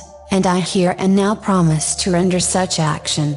Second, I realize the dominating thoughts of my mind will eventually reproduce themselves in outward, physical action, and gradually transform themselves into physical reality. Therefore, I will concentrate my thoughts for 30 minutes daily, upon the task of thinking of the person I intend to become, thereby creating in my mind a clear mental picture of that person. Third, I know through the principle of autosuggestion, any desire that I persistently hold in my mind will eventually seek expression through some practical means of attaining the object back of it. Therefore, I will devote 10 minutes daily to demanding of myself the development of self-confidence. Fourth, I have clearly written down a description of my definite chief aim in life, and I will never stop trying, until I shall have developed sufficient self-confidence for its attainment. Fifth, I fully realize that no wealth or position can long endure, unless built upon truth and justice. Therefore, I will engage in no transaction which does not benefit all whom it affects. I will succeed by attracting to myself the forces I wish to use, and the cooperation of other people. I will induce others to serve me, because of my willingness to serve others. I will eliminate hatred, envy, jealousy, selfishness, and cynicism, by developing love for all humanity. Because I know that a negative attitude toward others can never bring me success, I will cause others to believe in me, because I will believe in them, and in myself. I will sign my name to this formula, commit it to memory, and repeat it aloud once a day, with full faith that it will gradually influence my thoughts and actions so that I will become a self-reliant, and successful person. Back of this formula is a law of nature which no man has yet been able to explain. It has baffled the scientists of all ages. The psychologists have named this law autosuggestion, and let it go at that. The name by which one calls this law is of little importance. The important fact about it is it works for the glory and success of mankind, if it is used constructively. On the other hand, if used destructively, it will destroy just as readily. In this statement may be found a very significant truth, namely, that those who go down in defeat, and in their lives in poverty, misery, and distress, do so because of negative application of the principle of autosuggestion. The cause may be found in the fact that all impulses of thought have a tendency to clothe themselves in their physical equivalent, the subconscious mind, the chemical laboratory in which all thought impulses are combined, and made ready for translation into physical reality, makes no distinction between constructive and destructive thought impulses. It works with the material we feed it. Through our thought impulses, the subconscious mind will translate into reality a thought driven by fear just as readily as it will translate into reality a thought driven by courage, or faith. The pages of medical history are rich with illustrations of cases of suggestive suicide. A man may commit suicide through negative suggestion, just as effectively as by any other means. In a Midwestern city, a man by the name of Joseph Grant, a bank official, borrowed a large sum of the bank's money, without the consent of the directors. He lost the money through gambling. One afternoon, the bank examiner came and began to check the accounts. Grant left the bank, took a room in a local hotel, and when they found him, 3 days later, he was lying in bed, wailing and moaning, repeating over and over these words, "My God, this will kill me. I cannot stand the disgrace." In a short time he was dead. The doctors pronounced the case one of mental suicide. Just as electricity will turn the wheels of industry, and render useful service if used constructively, or snuff out life if wrongly used, so will the law of autosuggestion lead you to peace and prosperity, or down into the valley of misery, failure, and death, according to your degree of understanding and application of it. If you fill your mind with fear, doubt and unbelief in your ability to connect with, and use the forces of infinite intelligence, the law of autosuggestion will take this spirit of unbelief and use it as a pattern by which your subconscious mind will translate it into its physical equivalent. This statement is as true as the statement that 2 and 2 are 4, like the wind which carries one ship east, and another west. The law of autosuggestion will lift you up or pull you down, according to the way you set your sails of thought. The law of autosuggestion, through which any person may rise to altitudes of achievement which stagger the imagination, is well described in the following verse: "If you think you are beaten, you are. If you think you dare not, you don't. If you like to win, but you think you can't, it is almost certain you won't. If you think you'll lose, you're lost. For out of the world we find, success begins with a fellow's will. It's all in the state of mind. If you think you are outclassed, you are. You've got to think high to rise. You've got to be sure of yourself before you can ever win a prize. Life's battles don't always go to the stronger or faster man, but soon or late the man who wins is the man who thinks he can."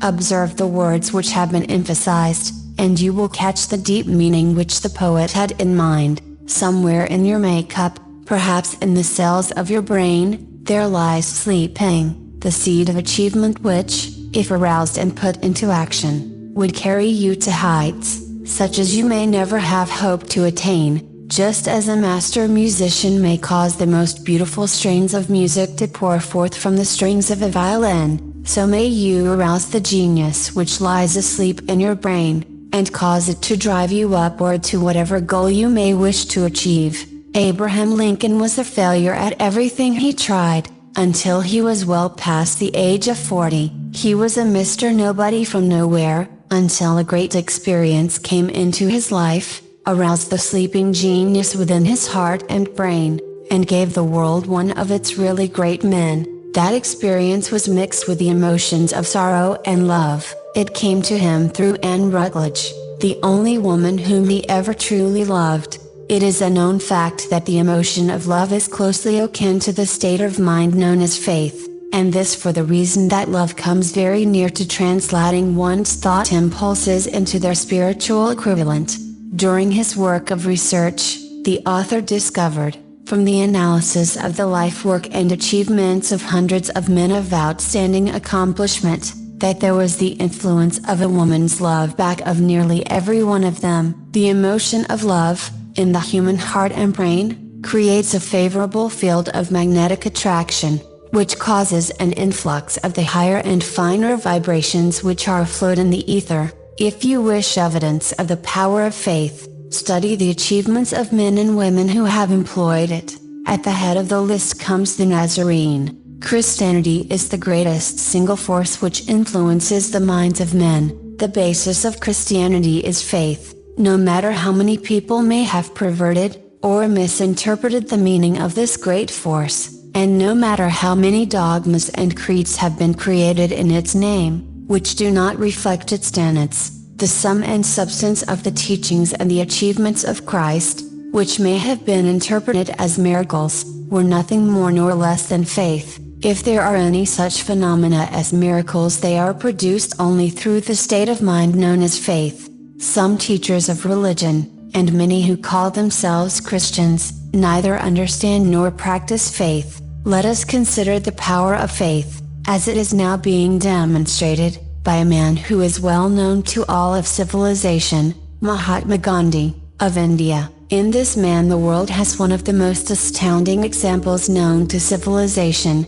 of the possibilities of faith. Gandhi wields more potential power than any man living at this time, and this, despite the fact that he has none of the orthodox tools of power, such as money, battleships, soldiers, and materials of warfare. Gandhi has no money, he has no home, he does not own a suit of clothes, but he does have power. How does he come by that power? He created it out of his understanding of the principle of faith, and through his ability to transplant that faith into the minds of 200 million people. Gandhi has accomplished, through the influence of faith, that which the strong state military power on earth could not, and never will accomplish through soldiers and military equipment. He has accomplished the astounding feat of influencing 200 million minds to coalesce and move in unison, as a single mind. What other force on earth, except faith, could do as much? There will come a day when employees as well as employers will discover the possibilities of faith. That day is dawning. The whole world has had ample opportunity, during the recent business depression, to witness what the lack of faith will do to busyness. Surely, civilization has produced a sufficient number of intelligent human beings to make use of this great lesson which the depression has taught the world. During this depression, the world had evidence in abundance that widespread fear will paralyze the wheels of industry and business. Out of this experience will arise leaders in business and industry who will profit by the example which Gandhi has set for the world, and they will apply to business the same tactics which he has used in building the greatest following known in the history of the world. These leaders will come from the rank and file of the unknown men, who now labor in the steel plants, the coal mines, the automobile factories, and in the small towns and cities of America. Business is due for reform. Make no mistake about this. The methods of the past, based upon economic combinations of force and fear, will be supplanted by the better principles of faith and cooperation. Men who labor will receive more than daily wages, they will receive dividends from the business, the same as those who supply the capital for business. But, first they must give more to their employers, and stop this bickering and bargaining by force, at the expense of the public. They must turn the right to dividends. Moreover, and this is the most important thing of all, they will be led by leaders who will understand and apply the principles employed by Mahatma Gandhi. Only in this way may leaders get from their followers the spirit of full cooperation which constitutes power in its highest and most enduring form. This stupendous machine age in which we live, and from which we are just emerging, has taken the soul out of men. Its leaders have driven men as though they were pieces of cold machinery. They were forced to do so by the employees who have bargained,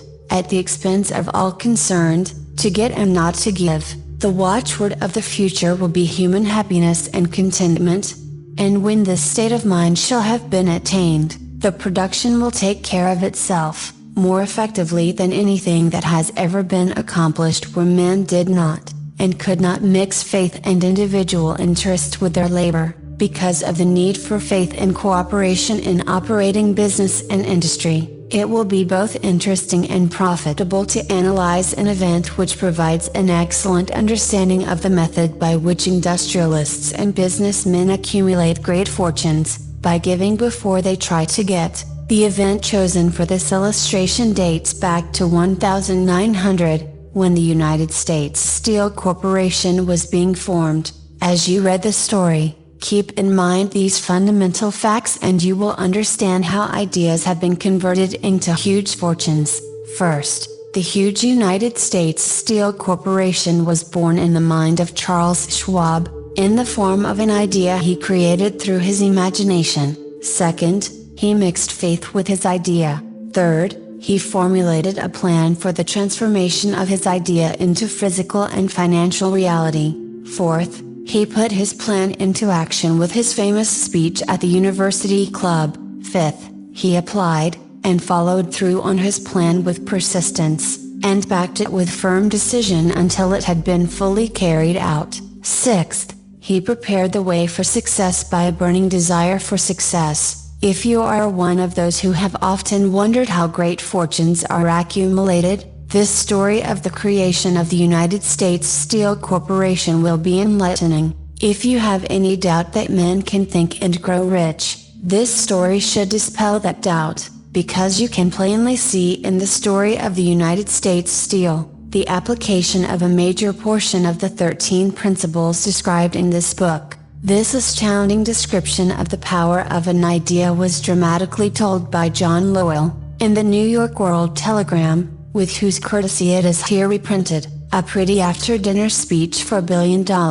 when, on the evening of December 12, 1900, some 80 of the nation's financial nobility gathered in the banquet hall of the University Club on Fifth Avenue to do honor to a young man from out of the West. Not half a dozen of the guests realized they were to witness the most significant episode in American industrial history. Edward Simmons and Charles Stuart Smith, their hearts full of gratitude for the lavish hospitality bestowed on them by Charles M. Schwab during a recent visit to Pittsburgh, had arranged the dinner to introduce the 38-year-old steel man to Eastern banking society, but they didn't expect him to stampede the convention.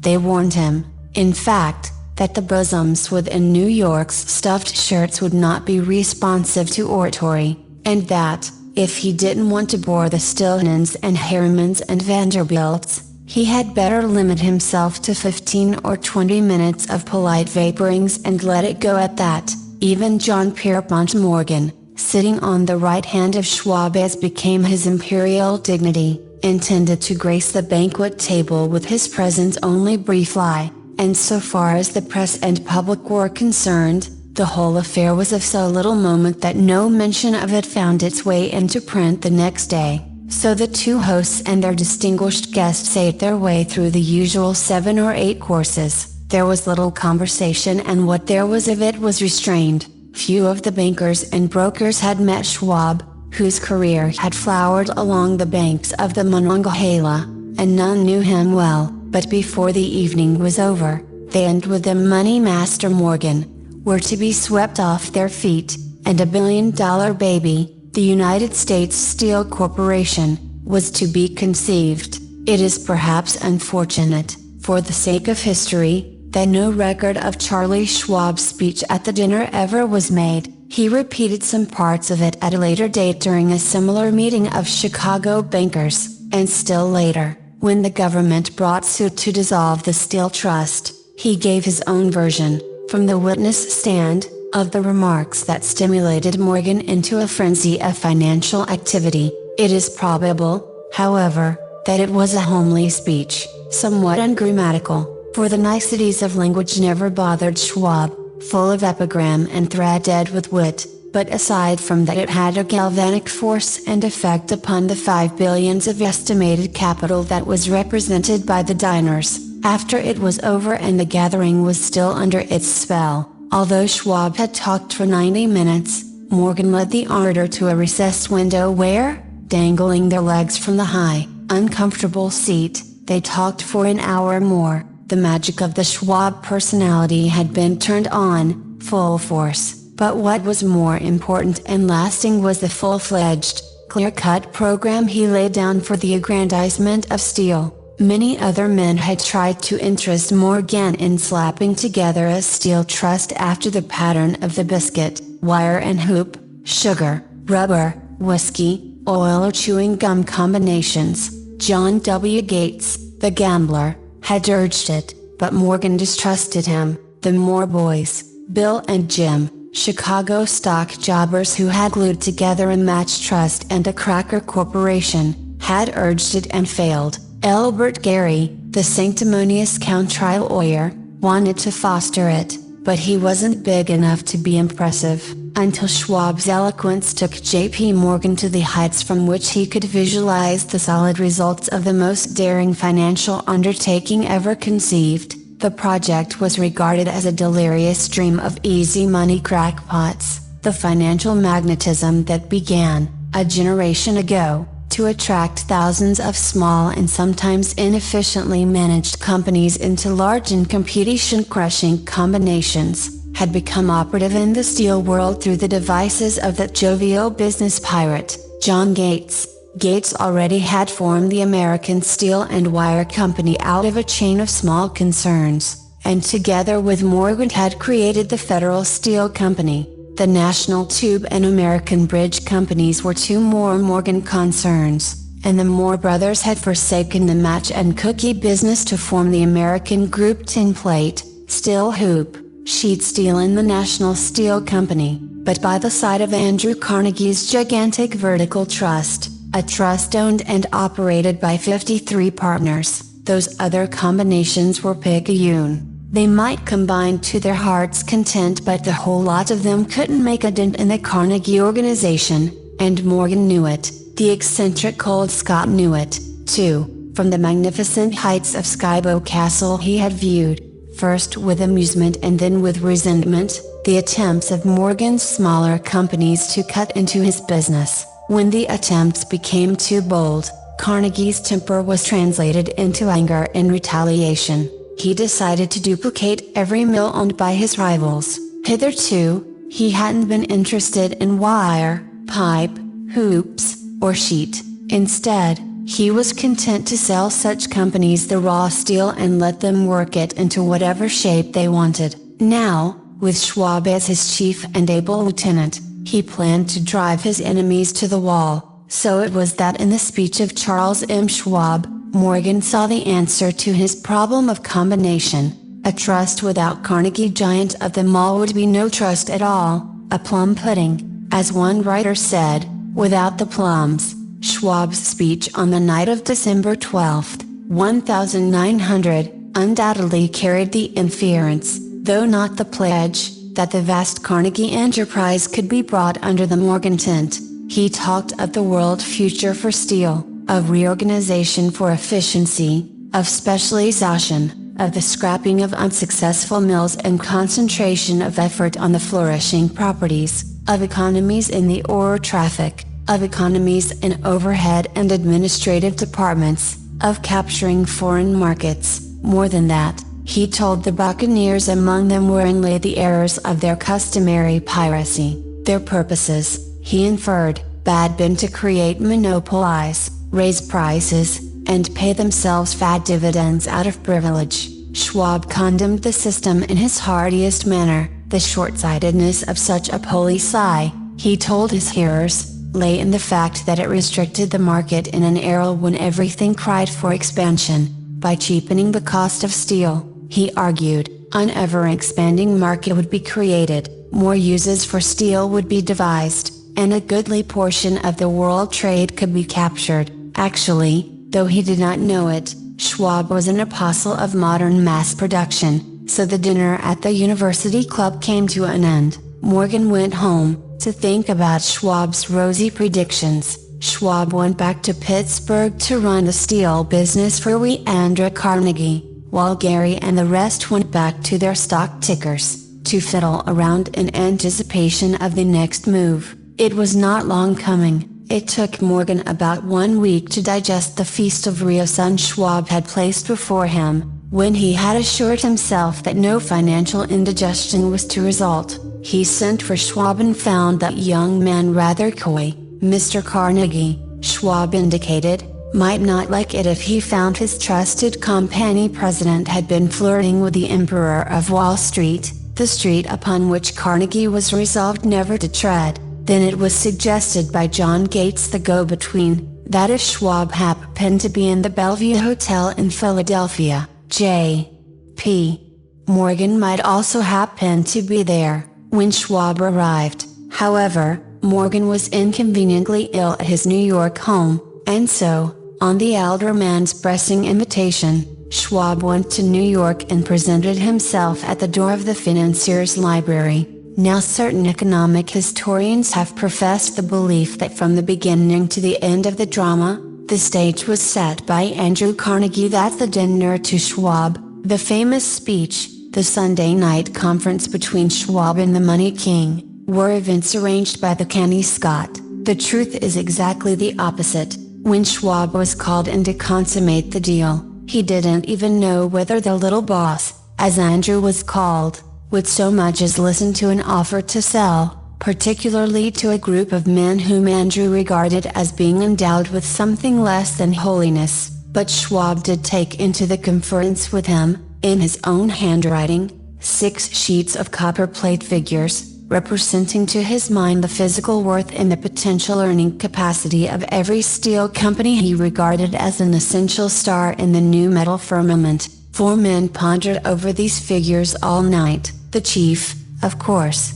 was Morgan, steadfast in his belief in the divine right of money. With him was his aristocratic partner, Robert Bacon, a scholar and a gentleman. The third was John W. Gates, whom Morgan scorned as a gambler and used as a tool. The fourth was Schwab, who knew more about the processes of making and selling steel than any whole group of men then living. Throughout that conference, the Pittsburghers' figures were never questioned. If he said a company was worth so much, then it was worth that much and no more. He was insistent, too, upon including in the combination only those concerns he nominated. He had conceived a corporation in which there would be no duplication, not even to satisfy the greed of friends who wanted to unload their companies upon the broad Morgan shoulders. Thus he left out, by design, a number of the larger concerns upon which the walruses and carpenters of Wall Street had cast hungry eyes. When dawn came, Morgan rose and straightened his back. Only one question remained. "Do you think you can persuade Andrew Carnegie to sell?" he asked. "I can try," said Schwab. "If you can get him to sell, I will undertake the matter," said Morgan. So far so good, but would Carnegie sell? How much would he demand? Schwab thought about $320 million.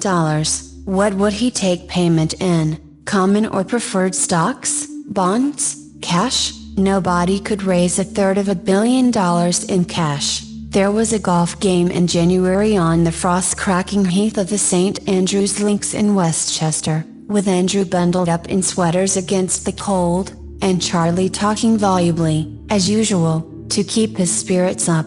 But no word of business was mentioned until the pair sat down in the cozy warmth of the Carnegie cottage hard by. Then, with the same persuasiveness that had hypnotized 80 millionaires at the University Club, Schwab poured out the glittering promises of retirement and comfort, of untold millions to satisfy the old man's social caprices. Carnegie capitulated, wrote a figure on a slip of paper, handed it to Schwab and said, "All right, that's what we'll sell for."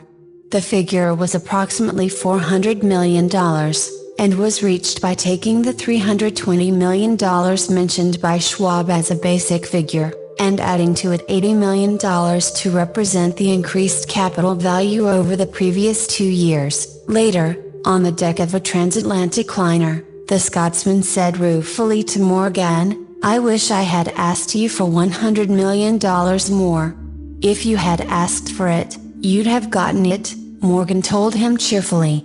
There was an uproar, of course, a British correspondent cabled that the foreign steel world was appalled by the gigantic combination. President Hadley, of Yale, declared that unless trusts were regulated, the country might expect an emperor in Washington within the next 25 years. But that table stock manipulator, Keene, went in his work of shoving the new stock at the public so vigorously that all the excess water, estimated by some at nearly $600 million, was absorbed in a twinkling. So Carnegie had his millions, and the Morgan Syndicate had $62 million for all its trouble, and all the boys, from Gates to Gary, had their millions. The 38-year-old Schwab had his reward. He was made president of the new corporation and remained in control until 1930. The dramatic story of big business, which you have just finished, was included in this book, because it is a perfect illustration of the method by which desire can be transmuted into its physical equivalent. I imagine some readers will question the statement that a mere, intangible desire can be converted into its physical equivalent. Doubtless some will say, you cannot convert nothing into something. The answer is in the story of United States Steel. That giant organization was created in the mind of one man. The plan by which the organization was provided with the steel mills that gave it financial stability was created in the mind of the same man. His faith, his desire, his imagination, his persistence were the real ingredients that went into United States Steel. The steel mills and mechanical equipment acquired by the corporation, after it had been brought into legal existence, were incidental, but careful analysis will disclose the fact that the appraised value of the properties acquired by the corporation increased in value by an estimated $600 million, by the mere transaction which consolidated them under one management. In other words, Charles Schwab's idea, plus the faith with which he conveyed it to the minds of J.P. Morgan and the others, was marketed for a profit of approximately $600 million, not an insignificant sum for a single idea. What happened to some of the men who took their share of the millions of dollars of profit made by this transaction, is a matter with which we are not now concerned. The important feature of the astounding achievement is that it serves as unquestionable evidence of the soundness of the philosophy described in this book, because this philosophy was the warp and the woof of the entire transaction. Moreover, the practicability of the philosophy has been established by the fact that the United States Steel Corporation prospered, and became one of the richest and most powerful corporations in America, employing thousands of people, developing new uses for steel, and opening new markets, thus proving that the $600 million in profit which the Schwab idea produced was earned. Riches begin in the form of thought. The amount is limited only by the person in whose mind the thought is put into motion. Faith removes limitations. Remember this when you are ready to bargain with life for whatever it is that you ask as your price for having passed this way. Remember, also, that the man who created the United States Steel Corporation was practically unknown at the time. He was merely Andrew Carnegie's man Friday until he gave birth to his famous idea. After that he quickly rose to a position of power, fame, and riches. There are no limitations to the mind except those we acknowledge. Both poverty and riches are the offspring of thought. Chapter 4, Autosuggestion. The medium for influencing the subconscious mind. The third step toward riches. Autosuggestion is a term which applies to all suggestions and all self-administered stimuli which reach one's mind through the five senses. Stated in another way, autosuggestion is self-suggestion. It is the agency of communication between that part of the mind where conscious thought takes place, and that which serves as the seat of action for the subconscious mind.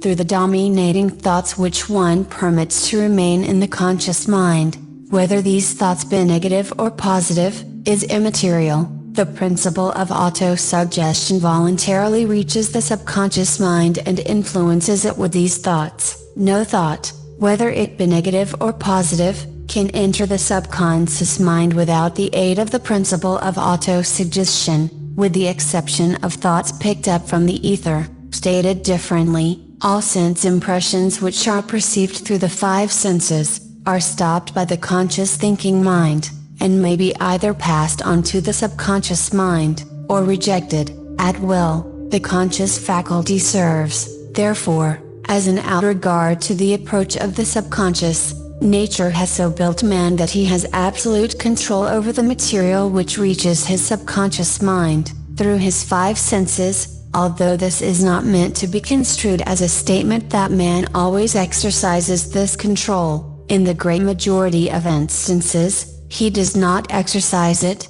which explains why so many people go through life in poverty. Recall what has been said about the subconscious mind resembling a fertile garden spot, in which weeds will grow in abundance, if the seeds of more desirable crops are not sown therein. Autosuggestion is the agency of control through which an individual may voluntarily feed his subconscious mind on thoughts of a creative nature, or, by neglect, permit thoughts of a destructive nature to find their way into this rich garden of the mind. You were instructed, in the last of the 6 steps described in the chapter on desire, to read aloud twice daily the written statement of your desire for money, and to see and feel yourself already in possession of the money. By following these instructions, you communicate the object of your desire directly to your subconscious mind in a spirit of absolute faith. Through repetition of this procedure, you voluntarily create thought habits which are favorable to your efforts to transmute desire into its monetary equivalent. Go back to these 6 steps described in Chapter 2, and read them again, very carefully, before you proceed further. Then, when you come to it, read very carefully the 4 instructions for the organization of your mastermind group, described in the chapter on organized planning. By comparing these 2 sets of instructions with that which has been stated on autosuggestion, you, of course, will see that the instructions involve the application of the principle of autosuggestion. Remember, therefore, when reading aloud the statement of your desire, through which you are endeavoring to develop a money consciousness, that the mere reading of the words is of no consequence unless you mix emotion, or feeling with your words. If you repeat 1,000,000 times the famous Amilca formula, day by day, in every way, I am getting better and better, without mixing emotion and faith with your words, will you experience no desirable results. Your subconscious mind recognizes and acts upon only thoughts which have been well mixed with emotion or feeling. This is a fact of such importance as to warrant repetition in practically every chapter, because the lack of understanding of this is the main reason the majority of people who try to apply the principle of autosuggestion get no desirable results. Plain, unemotional words do not influence the subconscious mind. You will get no appreciable results until you learn to reach your subconscious mind with thoughts, or spoken words which have been well emotionalized with belief. Do not become discouraged if you cannot control and direct your emotions the first time you try to do so. Remember, there is no such possibility as something for nothing. Ability to reach and influence your subconscious mind has its price, and you must pay that price. You cannot cheat, even if you desire to do so. The price of ability to influence your subconscious mind is everlasting persistence in applying the principles described here. You cannot develop the desired ability for a lower price. You, and you alone, must decide whether or not the reward for which you are striving, the money consciousness, is worth the price you must pay for it in effort. Wisdom and cleverness alone will not attract and retain money except in a few very rare instances, where the law of averages favors the attraction of money through these sources. The method of attracting money described here does not depend upon the law of averages. Moreover, the method plays no favorites. It will work for one person as effectively as it will for another. Where failure is experienced, it is the individual, not the method, which has failed. If you try and fail, make another effort, and still another, until you succeed. Your ability to use the principle of autosuggestion will depend, very largely, upon your capacity to concentrate upon a given desire until that desire becomes a burning obsession. When you begin to carry out the instructions in connection with the 6 steps described in the second chapter, it will be necessary for you to make use of the principle of concentration. Let us here offer suggestions for the effect of use of concentration. When you begin to carry out the first of the 6 steps, which instructs you to fix in your own mind the exact amount of money you desire, hold your thoughts on that amount of money by concentration, or fixation of attention, with your eyes closed, until you can actually see the physical appearance of the money. Do this at least once each day. As you go through these exercises, follow the instructions given in the chapter on faith, and see yourself actually in possession of the money. Here is a most significant fact: the subconscious mind takes any orders given it in a spirit of absolute faith, and acts upon those orders, although the orders often have to be presented over and over again, through repetition, before they are interpreted by the subconscious mind. Following the preceding statement, consider the possibility of playing a perfectly legitimate trick on your subconscious mind, by making it believe, because you believe it, that you must have the amount of money you are visualizing, that this money is already awaiting your claim, that the subconscious mind must hand over to you practical plans for acquiring the money which is yours. Hand over the thoughts suggested in the preceding paragraph to your imagination, and see what your imagination can, or will do, to create practical plans for the accumulation of money through transmutation of your desire. Do not wait for a definite plan, through which you intend to exchange services or merchandise in return for the money you are visualizing, but begin at once to see yourself in possession of the money, demanding and expecting meanwhile, that your subconscious mind will hand over the plan, or plans you need. Be on the alert for these plans, and when they appear, put them into action immediately. When the plans appear, they will probably flash into your mind through the 6th sense, in the form of an inspiration. This inspiration may be considered a direct telegram, or message from infinite intelligence. Treat it with respect, and act upon it as soon as you receive it. Failure to do this will be fatal to your success. In the 4th of the 6 steps, you are instructed to create a definite plan for carrying out your desire, and begin at once to put this plan into action. You should follow this instruction in the manner described in the preceding paragraph. Do not trust your reason when creating your plan for accumulating money through the transmutation of desire. Your reason is faulty. Moreover, your reasoning faculty may be lazy, and, if you depend entirely upon it to serve you, it may disappoint you. When visualizing the money you intend to accumulate, with closed eyes, see yourself rendering the service, or delivering the merchandise you intend to give in return for this money. This is important. Summary of instructions. The fact that you are reading this book is an indication that you earnestly seek knowledge. It is also an indication that you are a student of this subject. If you are only a student, there is a chance that you may learn much that you did not know, but you will learn only by assuming an attitude of humility. If you choose to follow some of the instructions but neglect, or refuse to follow others, you will fail. To get satisfactory results, you must follow all instructions in a spirit of faith. The instructions given in connection with the 6 steps in the 2nd chapter will now be summarized, and blended with the principles covered by this chapter, as follows. First, go into some quiet spot, preferably in bed at night, where you will not be disturbed or interrupted. Close your eyes, and repeat aloud, so you may hear your own words, the written statement of the amount of money you intend to accumulate, the time limit for its accumulation, and a description of the service or merchandise you intend to give in return for the money. As you carry out these instructions, see yourself already in possession of the money. For example, suppose that you intend to accumulate $50,000 by the 1st of January, 5 years hence, that you intend to give personal services in return for the money. In the capacity of a salesman, Your written statement of your purpose should be similar to the following: by the first day of January, I will have in my possession $50,000, which will come to me in various amounts from time to time during the interim.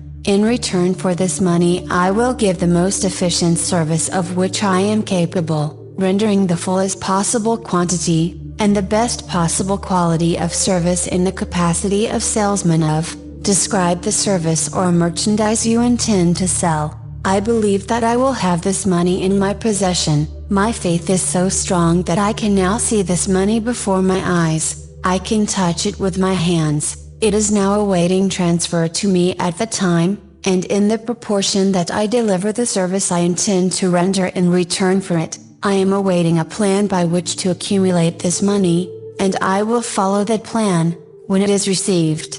Second, repeat this program night and morning until you can see, in your imagination, the money you intend to accumulate.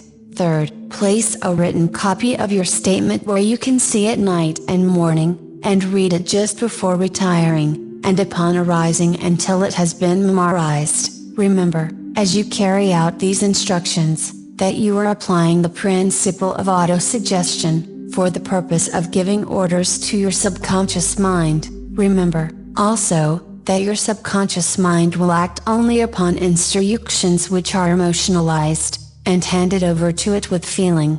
Faith is the strongest, and most productive of the emotions. Follow the instructions given in the chapter on faith. These instructions may, at first, seem abstract. Do not let this disturb you. Follow the instructions, no matter how abstract or impractical they may, at first, appear to be. The time will soon come, if you do as you have been instructed, in spirit as well as in act, when a whole new universe of power will unfold to you. Skepticism, in connection with all new ideas, is characteristic of all human beings, but if you follow the instructions outlined, your skepticism will soon be replaced by belief, and this, in turn, will soon become crystallized into absolute faith. Then you will have arrived at the point where you may truly say, I am the master of my fate, I am the captain of my soul.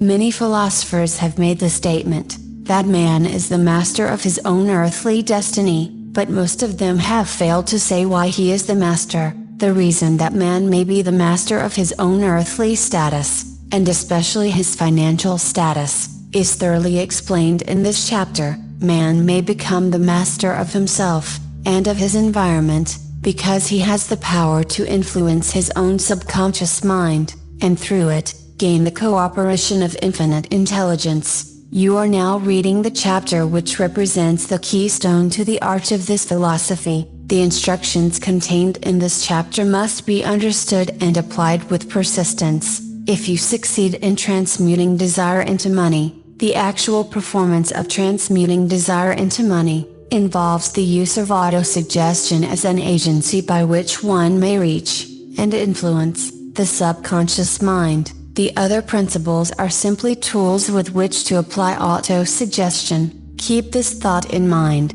and you will, at all times, be conscious of the important part. The principle of autosuggestion is to plan your efforts to accumulate money through the methods described in this book. Carry out these instructions as though you were a small child. Inject into your efforts something of the faith of a child. The author has been most careful to see that no impractical instructions were included, because of his sincere desire to be helpful.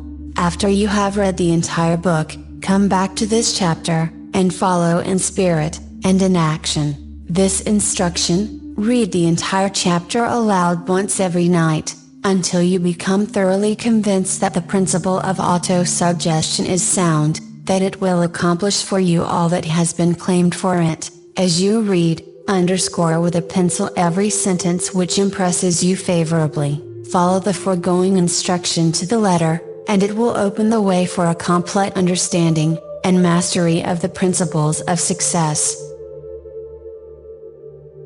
Chapter 5, Specialized Knowledge, Personal Experience or Observations. The fourth step toward riches. There are two kinds of knowledge. One is general, The other is specialized, general knowledge, no matter how great in quantity or variety it may be, is of but little use in the accumulation of money. The faculties of the great universities possess, in the aggregate, practically every form of general knowledge known to civilization. Most of the professors have but little or no money. They specialize on teaching knowledge, but they do not specialize on the organization, or the use of knowledge. Knowledge will not attract money, unless it is organized, and intelligently directed, through practical plans of action, to the definite end of accumulation of money. Lack of understanding of this fact has been the source of confusion to millions of people who falsely believe that knowledge is power.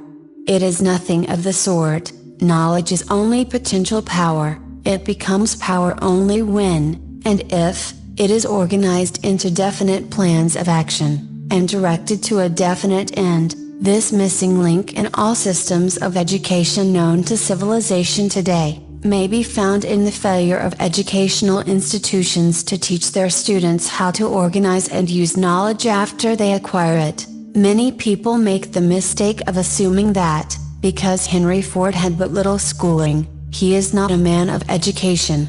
Those who make this mistake do not know Henry Ford, nor do they understand the real meaning of the word educate.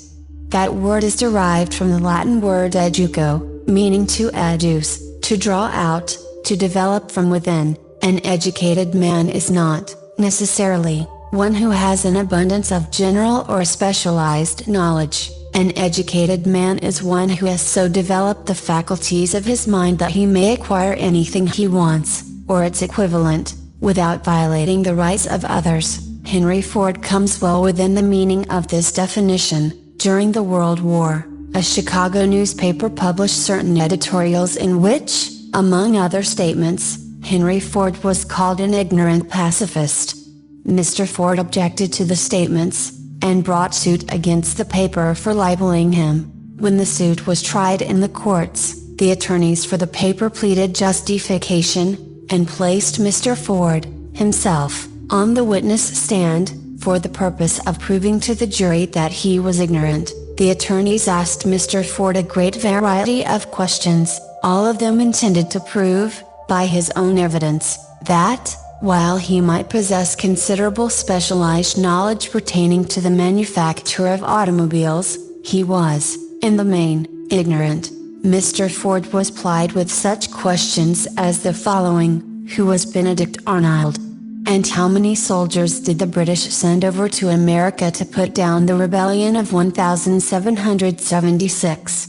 In answer to the last question, Mr. Ford replied, "I do not know the exact number of soldiers the British sent over, but I have heard that it was a considerably larger number than ever went back." Finally, Mr. Ford became tired of this line of questioning, and in reply to a particularly offensive question, he leaned over, pointed his finger at the lawyer who had asked the question, and said, "If I should really want to answer the foolish question you have just asked, or any of the other questions you have been asking me, let me remind you that I have a row of electric push buttons on my desk, and by pushing the right button, I can summon to my aid men who can answer any question I desire to ask concerning the business to which I am devoting most of my efforts. Now, will you kindly tell me, why I should clutter up my mind with general knowledge, for the purpose of being able to answer questions, when I have men around me who can supply any knowledge I require?"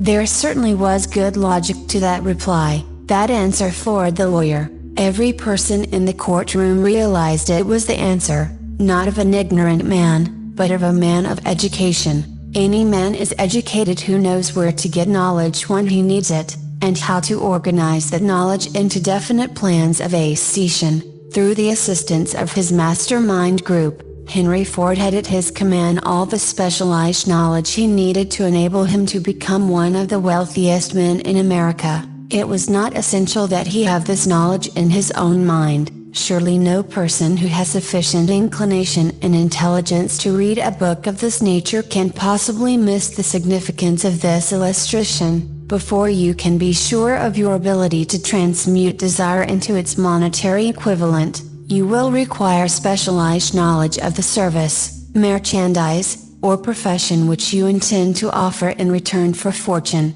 Perhaps you may need much more specialized knowledge than you have the ability or the inclination to acquire, and if this should be true, you may bridge your weakness through the aid of your mastermind group. Andrew Carnegie stated that he, personally, knew nothing about the technical end of the steel business. Moreover, he did not particularly care to know anything about it. The specialized knowledge which he required for the manufacture and marketing of steel, he found available through the individual units of his mastermind group. The accumulation of great fortunes calls for power, and power is acquired through highly organized and intelligently directed specialized knowledge, but that knowledge does not, necessarily, have to be in the possession of the man who accumulates the fortune. The preceding paragraph should give hope and encouragement to the man with ambition to accumulate a fortune, who has not possessed himself of the necessary education to supply such specialized knowledge as he may require. Men sometimes go through life suffering from inferiority complexes, because they are not men of education. The man who can organize and direct a mastermind group of men who possess knowledge useful in the accumulation of money, is just as much a man of education as any man in the group. Remember this, if you suffer from a feeling of inferiority, because your schooling has been limited. Thomas Edison had only 3 months of schooling during his entire life. He did not lack education, neither did he die poor. Henry Ford had less than a 6th grade schooling, but he has managed to do pretty well by himself. Financially, specialized knowledge is among the most plentiful, and the cheapest forms of service which may be had. If you doubt this, consult the payroll of any university. It pays to know how to purchase knowledge.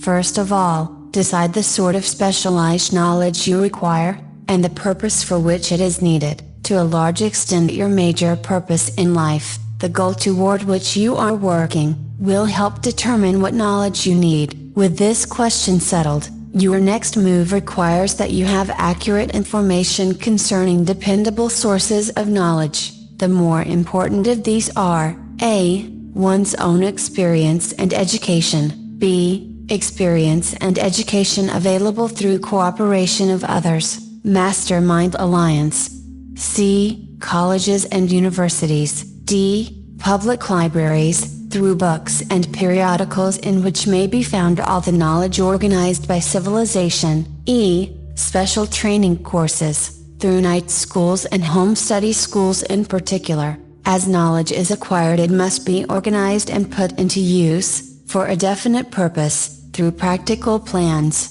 Knowledge has no value except that which can be gained from its application toward some worthy end. This is one reason why college degrees are not valued more highly. They represent nothing but miscellaneous knowledge.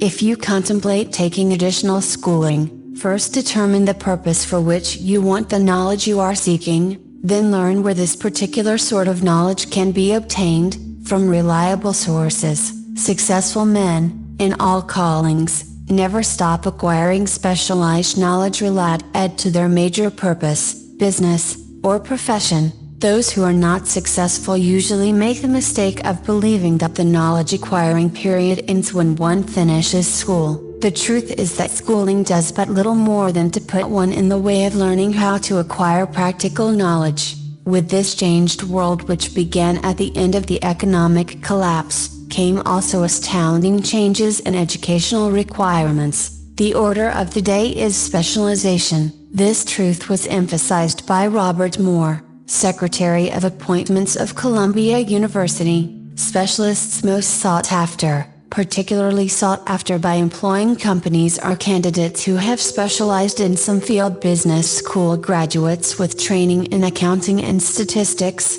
engineers of all varieties, journalists, architects, chemists, and also outstanding leaders and activity men of the senior class. The man who has been active on the campus, whose personality is such that he gets along with all kinds of people and who has done an adequate job with his studies has a most decided edge over the strictly academic student. Some of these, because of their all-around qualifications, have received several offers of positions, a few of them as many as 6. In departing from the conception that the straight-A student was invariably the one to get the choice of the better jobs, Mr. Moore said that most companies look not only to academic records but to activity records and personalities of the students. One of the largest industrial companies, the leader in its field, in writing to Mr. Moore concerning prospective seniors at the college, said, "We are interested primarily in finding men who can make exceptional progress in management work.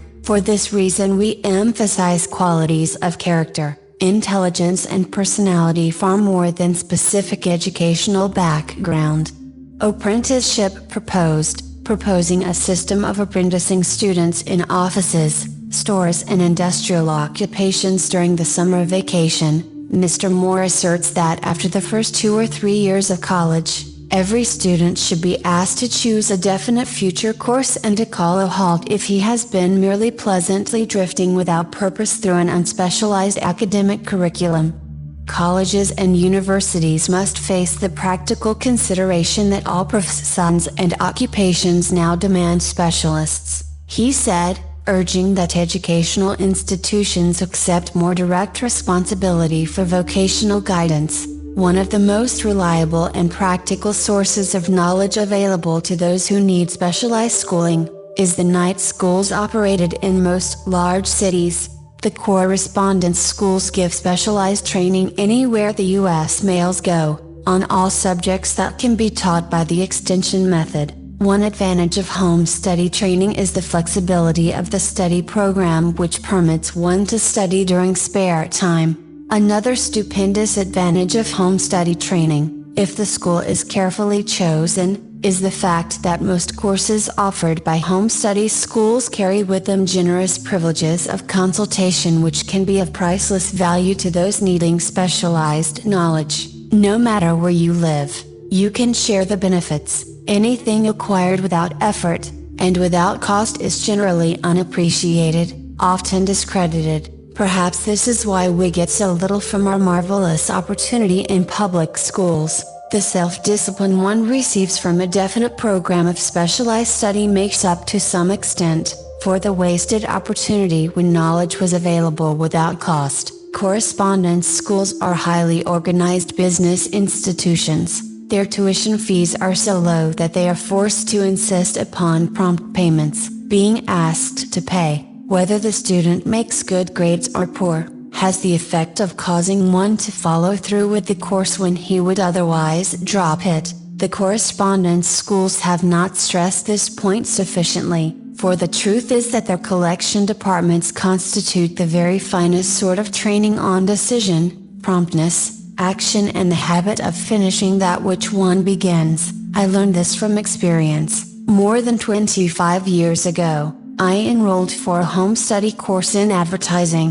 After completing 8 or 10 lessons I stopped studying, but the school did not stop sending me bills. Moreover, it insisted upon payment, whether I kept up my studies or not. I decided that if I had to pay for the course, which I had legally obligated myself to do, I should complete the lessons and get my money's worth. I felt, at the time, that the collection system of the school was somewhat too well organized, but I learned later in life that it was a valuable part of my training for which no charge had been made. Being forced to pay, I went ahead and completed the course. Later in life I discovered that the efficient collection system of that school had been worth much in the form of money earned, because of the training in advertising I had so reluctantly taken. We have in this country what is said to be the greatest public school system in the world. We have invested fabulous sums for fine buildings. We have provided convenient transportation for children living in the rural districts, so they may attend the best schools, but there is one astounding weakness to this marvelous system: it is free. One of the strange things about human beings is that they value only that which has a price. the free schools of America, and the free public libraries, do not impress people because they are free. This is the major reason why so many people find it necessary to acquire additional training after they quit school and go low work. It is also one of the major reasons why employers give greater consideration to employees who take home study courses. They have learned, from experience, that any person who has the ambition to give up a part of his spare time to studying at home has in him those qualities which make for leadership.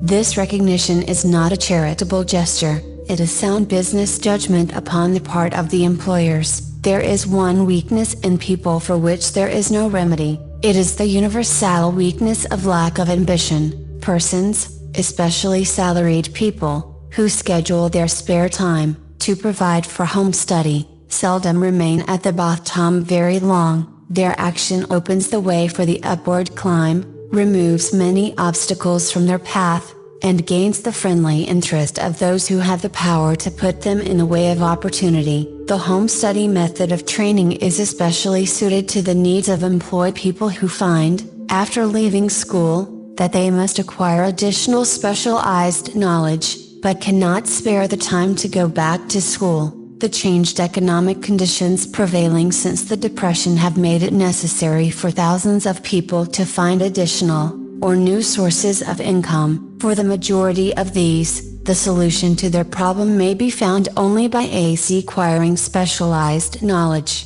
Many will be forced to change their occupations entirely. When a merchant finds that a certain line of merchandise is not selling, he usually supplants it with another that is in demand. The person whose business is that of marketing personal services must also be an efficient merchant. If his services do not bring adequate returns in one occupation, he must change to another, where broader opportunities are available. Stuart Austin Ware prepared himself as a construction engineer and followed this line of work until the Depression limited his market to where it did not give him the income he required. He took inventory of himself, decided to change his profession to law, went back to school and took special courses by which he prepared himself as a corporation lawyer. Despite the fact the Depression had not ended, he completed his training, passed the bar examination, and quickly built a lucrative law practice in Dallas,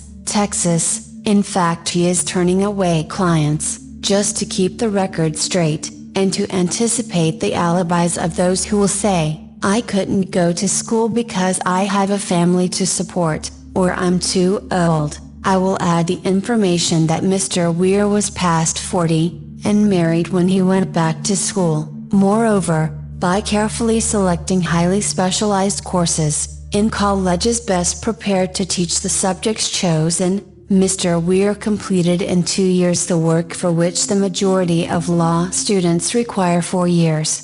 It pays to know how to purchase knowledge. The person who stops studying merely because he has finished school is forever hopelessly doomed to mediocrity, no matter what may be his calling. The way of success is the way of continuous pursuit of knowledge. Let us consider a specific instance. During the Depression, a salesman in a grocery store found himself without a position. Having had some bookkeeping experience, he took a special course in accounting, familiarized himself with all the lot estate bookkeeping and office equipment, and went into business for himself. Starting with the grocer for whom he had formerly worked, he made contracts with more than 100 small merchants to keep their books, at a very nominal monthly fee. His idea was so practical that he soon found it necessary to set up a portable office in a light delivery truck, which he equipped with modern bookkeeping machinery. He now has a fleet of these bookkeeping offices on wheels and employs a large staff of assistants, thus providing small merchants with accounting service equal to the best that money can buy, at very nominal cost. Specialized knowledge, plus imagination, were the ingredients that went into this unique and successful business.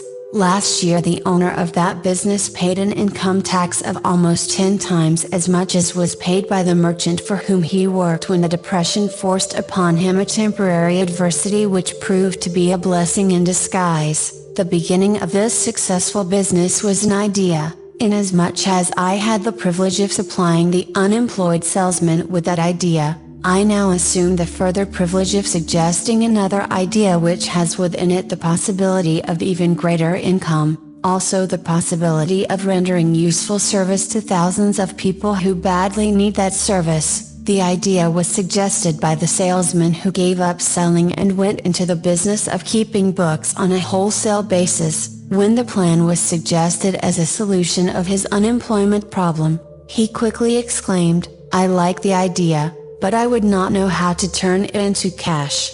In other words, he complained he would not know how to market his bookkeeping knowledge after he acquired it, so, that brought up another problem which had to be solved. With the aid of a young woman typist, clever at hand lettering, and who could put the story together, a very attractive book was prepared, describing the advantages of the new system of bookkeeping. The pages were neatly typed and pasted in an ordinary scrapbook, which was used as the silent salesman with which the story of this new business was so effectively told that its owner soon had more accounts than he could handle. There are thousands of people, all over the country, who need the services of a merchandising specialist capable of preparing an attractive brief for use in marketing personal services. The aggregate annual income from such a service might easily exceed that received by the largest employment agency, and the benefits of the service might be made far greater to the purchaser than any to be obtained from an employment agency. The idea here described was born of necessity,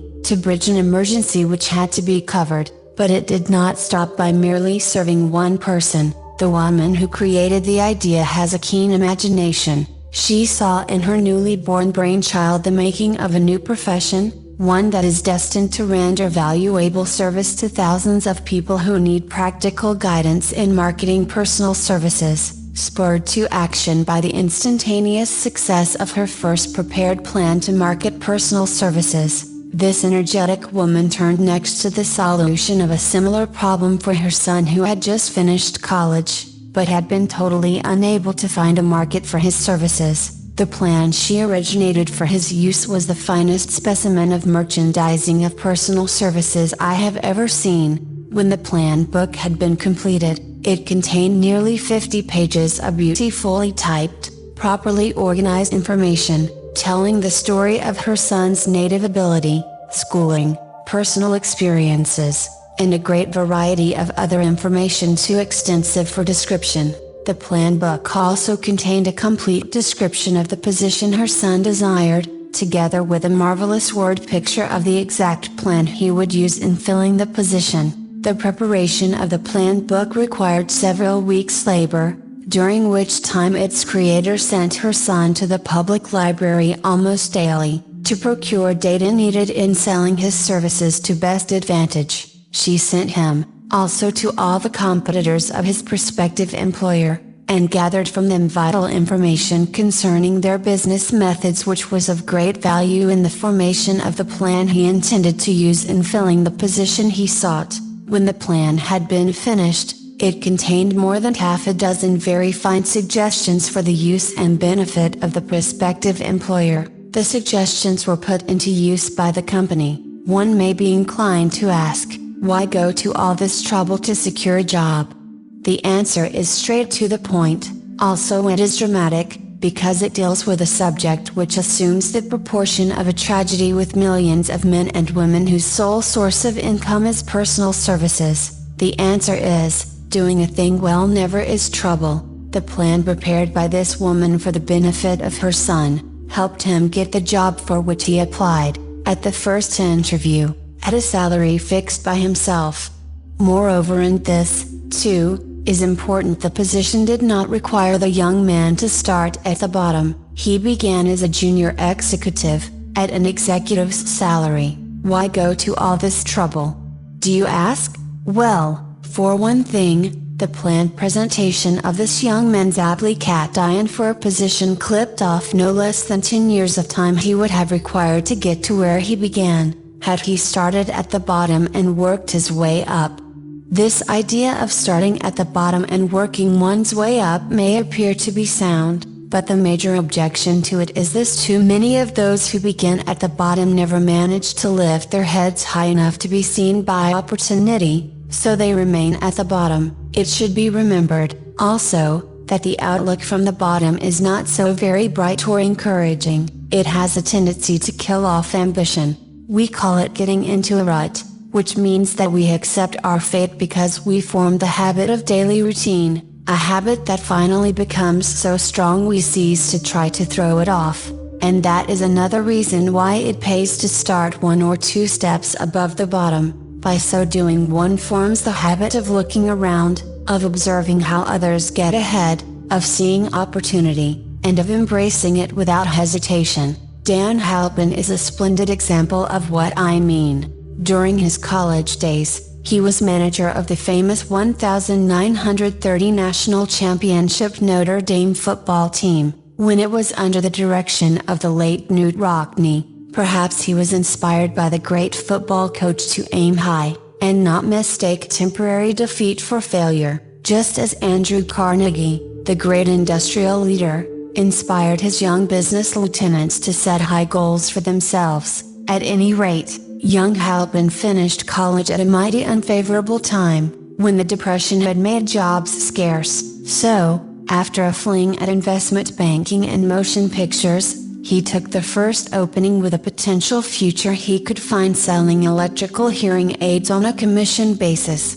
Anyone could start in that sort of job, and Halpin knew it, but it was enough to open the door of opportunity to him. For almost 2 years, he continued in a job not to his liking, and he would never have risen above that job if he had not done something about his dissatisfaction. He aimed, first, at the job of assistant sales manager of his company, and got the job. That one step upward placed him high enough above the crowd to enable him to see still greater opportunity. Also, it placed him where opportunity could see him. He made such a fine record selling hearing aids, that Andrews, chairman of the board of the Dictograph Products Company, a business competitor of the company for which Halpin worked, wanted to know something about that man Dan Halpin, who was taking big sales away from the long-established Dictograph Company. He sent for Halpin. When the interview was over,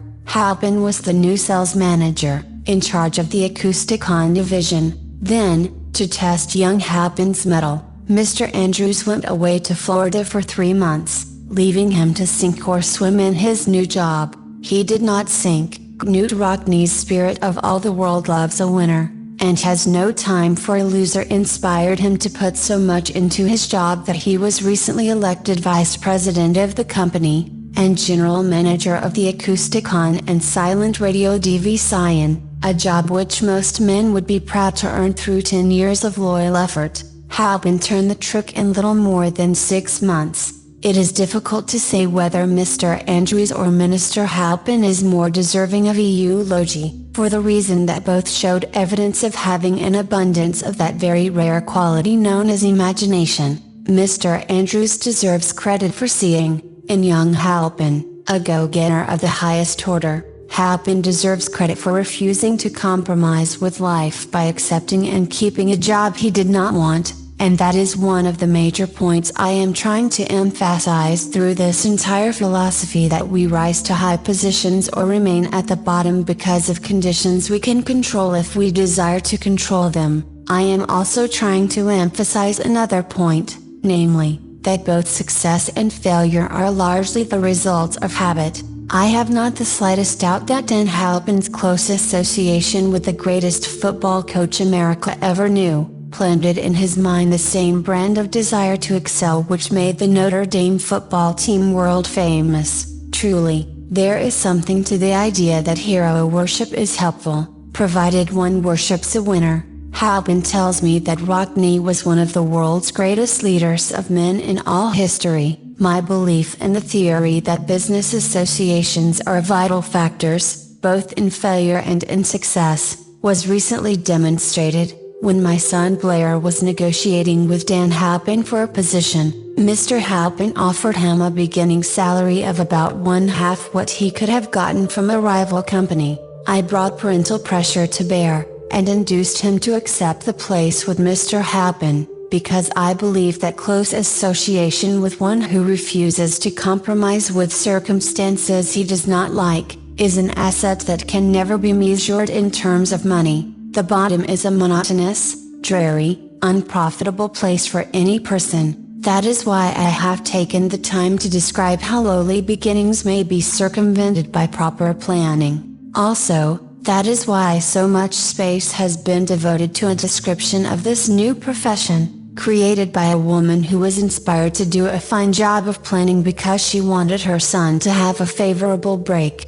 With the changed conditions ushered in by the world economic collapse, came also the need for newer and better ways of marketing personal services. It is hard to determine why someone had not previously discovered this stupendous need, in view of the fact that more money changes hands in return for personal services than for any other purpose. The sum paid out monthly, to people who work for wages and salaries, is so huge that it runs into hundreds of millions, and the annual distribution amounts to billions. Perhaps some will find, in the idea here briefly described, the nucleus of the riches they desire. Ideas with much less merit have been the seedlings from which great fortunes have grown. Woolworth's 5 and 10 cent store idea, for example, had far less merit, but it piled up a fortune for its creator. Those seeing opportunity lurking in this suggestion will find valuable aid in the chapter on organized planning. Incidentally, an efficient merchandiser of personal services would find a growing demand for his services wherever there are men and women who seek better markets for their services. By applying the mastermind principle, a few people with suitable talent could form an alliance and have a paying business very quickly.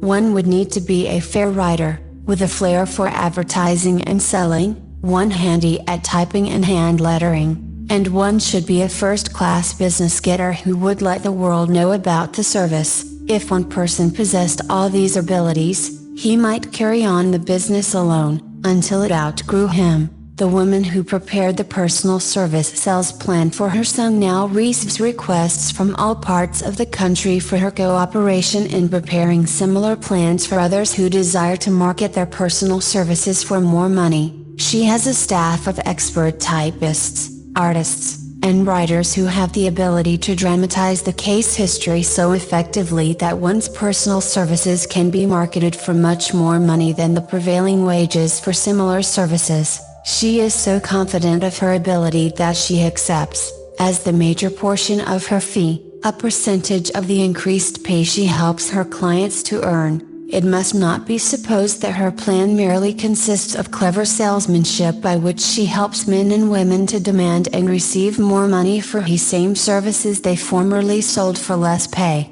She looks after the interest of the purchaser as well as the seller of personal services, and so prepares her plans that the employer receives full value for the additional money he pays. The method by which she accomplishes this astonishing result is a professional secret which she discloses to no one excepting her own clients. If you have the imagination, and seek a more profitable outlet for your personal services, this suggestion may be the stimulus for which you have been searching. The idea is capable of yielding an income far greater than that of the average doctor, lawyer, or engineer whose education required several years in college. The idea is saleable to those seeking new positions, in practically all positions calling for managerial or executive ability, and those desiring rearrangement of incomes in their present positions. There is no fixed price for sound ideas. Back of all ideas is specialized knowledge.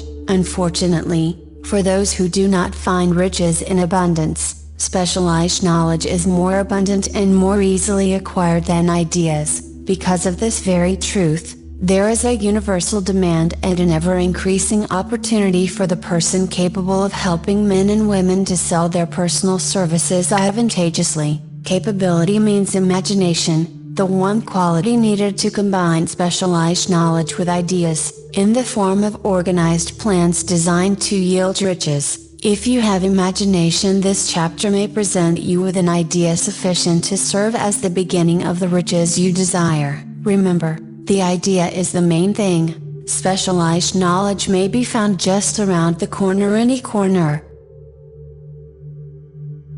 Chapter 6, Imagination, the Workshop of the Mind, the fifth step toward riches. The imagination is literally the workshop wherein are fashioned all plans created by man. The impulse, the desire, is given shape, form, and action through the aid of the imaginative faculty of the mind. It has been said that man can create anything which he can imagine. Of all the ages of civilization, this is the most favorable for the development of the imagination, because it is an age of rapid change. On every hand one may contact stimuli which develop the imagination. Through the aid of his imaginative faculty, man has discovered, and harnessed, more of nature's forces during the past 50 years than during the entire history of the human race. Previous to that time, he has conquered the air so completely, that the birds are a poor match for him in flying. He has harnessed the ether, and made it serve as a means of instantaneous communication with any part of the world. He has analyzed, and weighed the sun at a distance of millions of miles, and has determined, through the aid of imagination, the elements of which it consists. He has discovered that his own brain is both a broadcasting, and a receiving station for the vibration of thought, and he is beginning now to learn how to make practical use of this discovery. He has increased the speed of locomotion, until he may now travel at a speed of more than 300 miles an hour. The time will soon come when a man may breakfast in New York, and lunch in San Francisco. Man's only limitation, within reason, lies in his development and use of his imagination. He has not yet reached the apex of development in the use of his imaginative faculty. He has merely discovered that he has an imagination, and has commenced to use it in a very elementary way. Two forms of imagination. The imaginative faculty functions in two forms. One is known as synthetic imagination, and the other as creative imagination.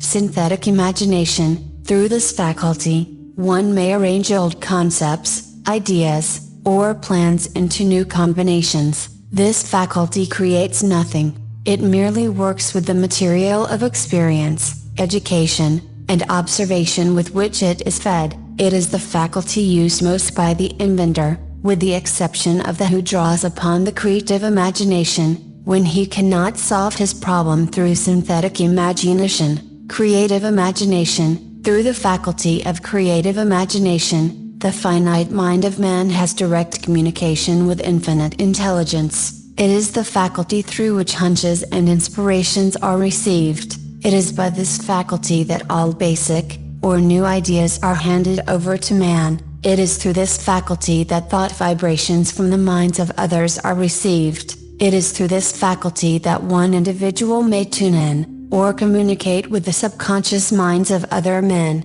The creative imagination works automatically, in the manner described in subsequent pages. This faculty functions only when the conscious mind is vibrating at an exceedingly rapid rate, as for example, when the conscious mind is stimulated through the emotion of a strong desire. The creative faculty becomes more alert, more receptive to vibrations from the sources mentioned, in proportion to its development through use. This statement is significant.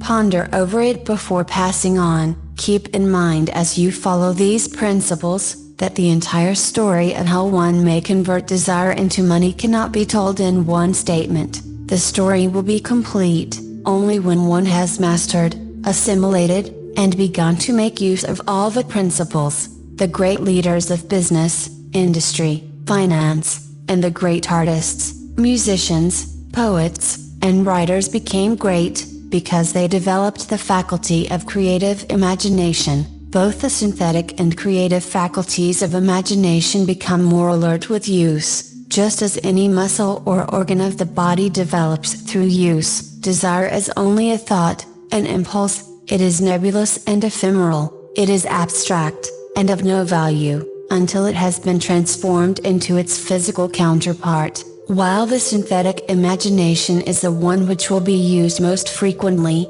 in the process of transforming the impulse of desire into money, you must keep in mind the fact that you may face circumstances and situations which demand use of the creative imagination as well. Your imaginative faculty may have become weak through inaction. It can be revived and made alert through use. This faculty does not die, though it may become quiescent through lack of use. Center your attention, for the time being, on the development of the synthetic imagination, because this is the faculty which you will use more often in the process of converting desire into money. Transformation of the intangible impulse, of desire, into the tangible reality, of money, calls for the use of a plan, or plans. These plans must be formed with the aid of the imagination, and mainly, with the synthetic faculty. Read the entire book through, then come back to this chapter, and begin at once to put your imagination to work on the building of a plan,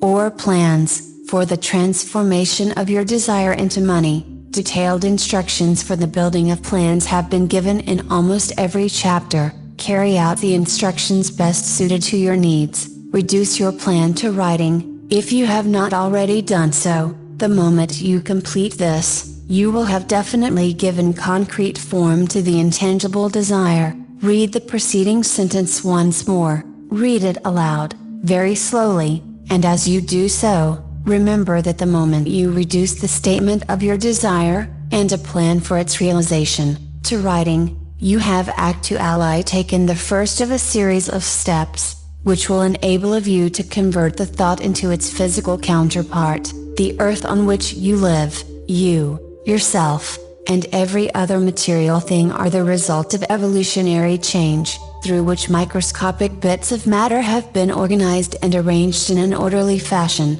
Moreover, and this statement is of stupendous importance, this earth, every one of the billions of individual cells of your body, and every atom of matter, began as an intangible form of energy. Desire is thought impulse. Thought impulses are forms of energy. When you begin with the thought impulse, desire, to accumulate money, you are drafting into your service the same stuff that nature used in creating this earth, and every material form in the universe, including the body and brain in which the thought impulses function. As far as science has been able to determine, the entire universe consists of but two elements, matter and energy. Through the combination of energy and matter, has been created everything perceptible to man, from the largest star which floats in the heavens, down to, and including man, himself. You are now engaged in the task of trying to profit by nature's method. You are, sincerely and earnestly, we hope, trying to adapt yourself to nature's laws, by endeavoring to convert desire into its physical or monetary equivalent. You can do it. It has been done before. You can build a fortune through the aid of laws which are immutable. But, first, you must become familiar with these laws, and learn to use them, through repetition, and by approaching the description of these principles from every conceivable angle. The author hopes to reveal to you the secret through which every great fortune has been accumulated. Strange and paradoxical as it may seem, the secret is not a secret. Nature, herself, advertises it in the earth on which we live, the stars, the planets suspended within our view, in the elements above and around us, in every blade of grass, and every form of life within our vision. Nature advertises this secret in the terms of biology, in the conversion of a tiny cell, so small that it may be lost on the point of a pen, into the human being now reading this line. The conversion of desire into its physical equivalent is, certainly, no more miraculous. Do not become discouraged if you do not fully comprehend all that has been stated. Unless you have long been a student of the mind, it is not to be expected that you will assimilate all that is in this chapter upon a first reading, but you will, in time, make good progress. The principles which follow will open the way for understanding of imagination. Assimilate that which you understand, as you read this philosophy for the first time, then, when you reread and study it, you will discover that something has happened to clarify it, and give you a broader understanding of the whole. Above all, do not stop, nor hesitate in your study of these principles until you have read the book at least 3 times, for then, you will not want to stop. How to make practical use of imagination. Ideas are the beginning point of all fortunes. Ideas are products of the imagination. Let us examine a few well-known ideas which have yielded huge fortunes, with the hope that these illustrations will convey definite information concerning the method by which imagination may be used in accumulating riches. The Enchanted Kettle.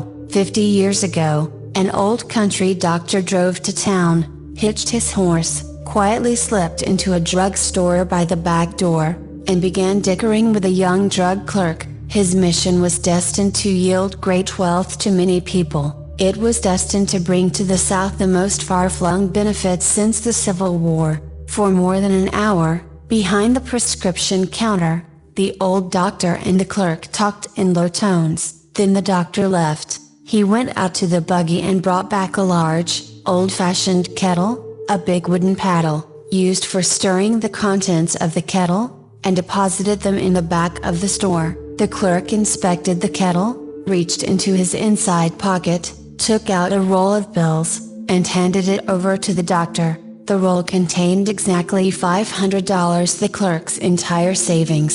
The doctor handed over a small slip of paper on which was written a secret formula. The words on that small slip of paper were worth the king's ransom, but not to the doctor. Those magic words were needed to start the kettle to boiling. But neither the doctor nor the young clerk knew what fabulous fortunes were destined to flow from that kettle. The old doctor was glad to sell the outfit for $500. The money would pay off his debts, and give him freedom of mind. The clerk was taking a big chance by staking his entire life's savings on a mere scrap of paper and an old kettle. He never dreamed his investment would start a kettle to overflowing with gold that would surpass the miraculous performance of Aladdin's lamp. What the clerk really purchased was an idea. The old kettle and the wooden paddle, and the secret message on a slip of paper were incidental. The strange performance of that kettle began to take place after the new owner mixed with the secret instructions an ingredient of which the doctor knew nothing.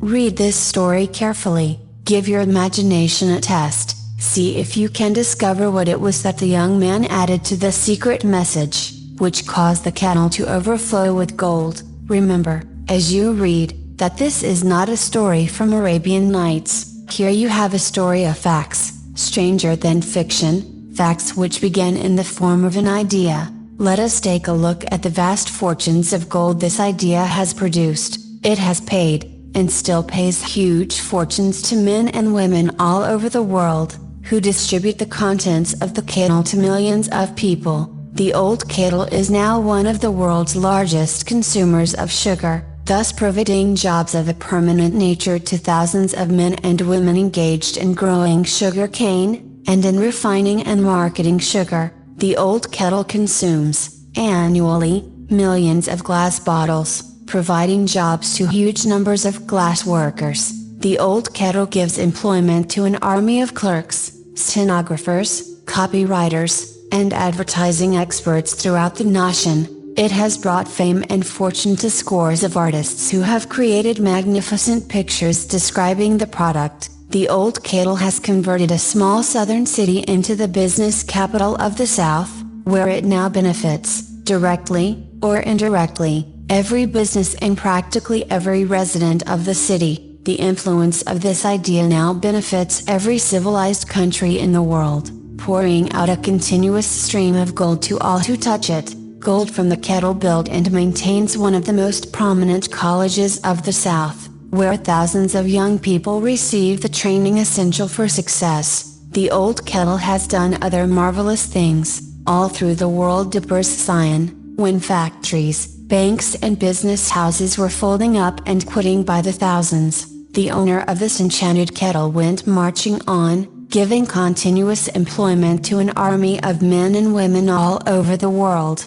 and paying out extra portions of gold to those who, long ago, had faith in the idea. If the product of that old brass kettle could talk, It would tell thrilling tales of romance in every language, romances of love, romances of business, romances of professional men and women who are daily being stimulated by it. The author is sure of at least one such romance, for he was a part of it, and it all began not far from the very spot on which the drug clerk purchased the old kettle. It was here that the author met his wife, and it was she who first told him of the enchanted kettle. It was the product of that kettle they were drinking when he asked her to accept him for better or worse. Now that you know the content of the enchanted kettle is a world-famous drink, it is fitting that the author confess that the home city of the drink supplied him with a wife, also that the drink itself provides him with stimulation of thought without intoxication, and thereby it serves to give the refreshment of mind which an author must have to do his best work. Whoever you are, wherever you may live, whatever occupation you may be engaged in, just remember in the future, every time you see the words Coca-Cola, that its vast empire of wealth and influence grew out of a single idea, and that the mysterious ingredient the drug clerk Candler mixed with the secret formula was imagination. Stop and think of that, for a moment. Remember, also, that the 13 steps to riches, described in this book, were the media through which the influence of Coca-Cola has been extended to every city, town, village, and crossroads of the world, and that any idea you may create, meritorious as Coca-Cola, has the possibility of duplicating the stupendous record of this worldwide thirst killer. Truly, thoughts are things, and their scope of operation is the world itself. What I would do if I had $1 million. This story proves the truth of that old saying, where there's a will, there's a way. It was told to me by that beloved educator and clergyman, the late Frank W. Gonzalez, who began his preaching career in the Stockyards region of South Chicago.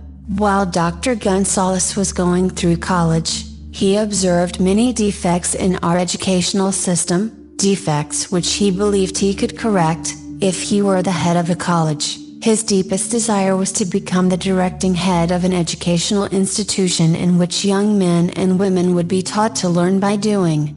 He made up his mind to organize a new college in which he could carry out his ideas, without being handicapped by orthodox methods of education. He needed $1 million to put the project across. Where was he to lay his hands on so large a sum of money? That was the question that absorbed most of this ambitious young preacher's thought, but he couldn't seem to make any progress. Every night he took that thought to bed with him. He got up with it in the morning. He took it with him everywhere he went. He turned it over and over in his mind until it became a consuming obsession with him. $1 million is a lot of money. He recognized that fact. But he also recognized the truth that the only limitation is that which one sets up in one's own mind. Being a philosopher as well as a preacher, Dr. Gonzalez recognized, as do all who succeed in life, that definiteness of purpose is the starting point from which one must begin. He recognized, too, that definiteness of purpose takes on animation, life, and power when backed by a burning desire to translate that purpose into its material equivalent. He knew all these great truths, yet he did not know where, or how to lay his hands on $1 million. The natural procedure would have been to give up and quit, by saying, "Oh well, my idea is a good one, but I cannot do anything with it, because I never can procure the necessary $1 million. That is exactly what the majority of people would have said, but it is not what Dr. Gonzalez said. What he said, and what he did are so important that I now introduce him, and let him speak for himself. One Saturday afternoon I sat in my room thinking of ways and means of raising the money to carry out my plans. For nearly 2 years, I had been thinking, but I had done nothing but think. The time had come for action. I made up my mind, then and there, that I would get the necessary $1 million within a week. How? I was not concerned about that. The main thing of importance was the decision to get the money within a specified time. and I want to tell you that the moment I reached a definite decision to get the money within a specified time, a strange feeling of assurance came over me, such as I had never before experienced. Something inside me seemed to say, "Why didn't you reach that decision a long time ago? The money was waiting for you all the time." Things began to happen in a hurry. I called the newspapers and announced I would preach a sermon the following morning, entitled, "What I Would Do If I Had $1 Million." I went to work on the sermon immediately, but I must tell you, frankly, the task was not difficult, because I had been preparing that sermon for almost 2 years. The spirit back of it was a part of me. Long before midnight I had finished writing the sermon. I went to bed and slept with a feeling of confidence, for I could see myself already in possession of the $1 million. Next morning I arose early, went into the bathroom, read the sermon, then knelt on my knees and asked that my sermon might come to the attention of someone who would supply the needed money. While I was praying I again had that feeling of assurance that the money would be forthcoming. In my excitement, I walked out without my sermon, and did not discover the oversight until I was in my pulpit and about ready to begin delivering it. It was too late to go back for my notes, and what a blessing that I couldn't go back. Instead, my own subconscious mind yielded the material I needed. When I arose to begin my sermon, I closed my eyes, and spoke with all my heart and soul of my dreams. I not only talked to my audience, but I fancy I talked also to God. I told what I would do with $1 million if that amount were placed in my hands. I described the plan I had in mind for organizing a great educational institution, where young people would learn to do practical things, and at the same time develop their minds. When I had finished and sat down, a man slowly arose from his seat, about 3 rows from the rear, and made his way toward the pulpit. I wondered what he was going to do. He came into the pulpit, extended his hand, and said, "Reverend, I liked your sermon. I believe you can do everything you said you would, if you had $1 million. To prove that I believe in you and your sermon, if you will come to my office tomorrow morning, I will give you the $1 million. My name is Philip Armour." Young Gonzalez went to Mr. Armour's office and the $1 million was presented to him. With the money, he founded the Armour Institute of Technology. That is more money than the majority of preachers ever see in an entire lifetime, yet the thought impulse back of the money was created in the young preacher's mind in a fraction of a minute. The necessary $1 million came as a result of an idea.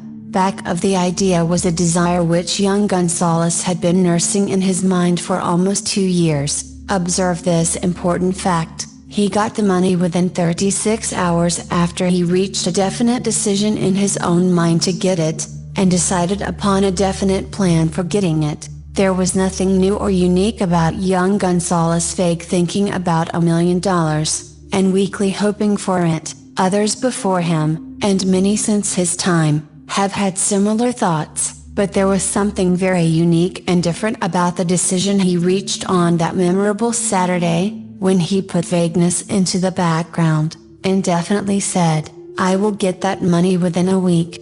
God seems to throw himself on the side of the man who knows exactly what he wants, if he is determined to get just that. Moreover, the principle through which Dr. Gonzalez got his $1 million is still alive. It is available to you. This universal law is as workable today as it was when the young preacher made use of it so successfully. This book describes, step by step, the 13 elements of this great law, and suggests how they may be put to use. Observe that Asa Kendall and Dr. Frank Gonzalez had one characteristic in common. Both knew the astounding truth that ideas can be transmuted into cash through the power of definite purpose, plus definite plans. If you are one of those who believe that hard work and honesty, alone, will bring riches, perish the thought. It is not true. Riches, when they come in huge quantities, are never the result of hard work. Riches come, if they come at all, in response to definite demands, based upon the application of definite principles. and not by chance or luck. Generally speaking, an idea is an impulsive thought that impels action, by an appeal to the imagination. All master salesmen know that ideas can be sold where merchandise cannot. Ordinary salesmen did not know this. That is why they are ordinary. A publisher of books, which sell for a nickel, made a discovery that should be worth much to publishers generally. He learned that many people buy titles, and not contents of books. By merely changing the name of one book that was not moving, his sales on that book jumped upward more than 1 million copies. The inside of the book was not changed in any way. He merely ripped off the cover bearing the title that did not sell, and put on a new cover with a title that had box office value. That, as simple as it may seem, was an idea.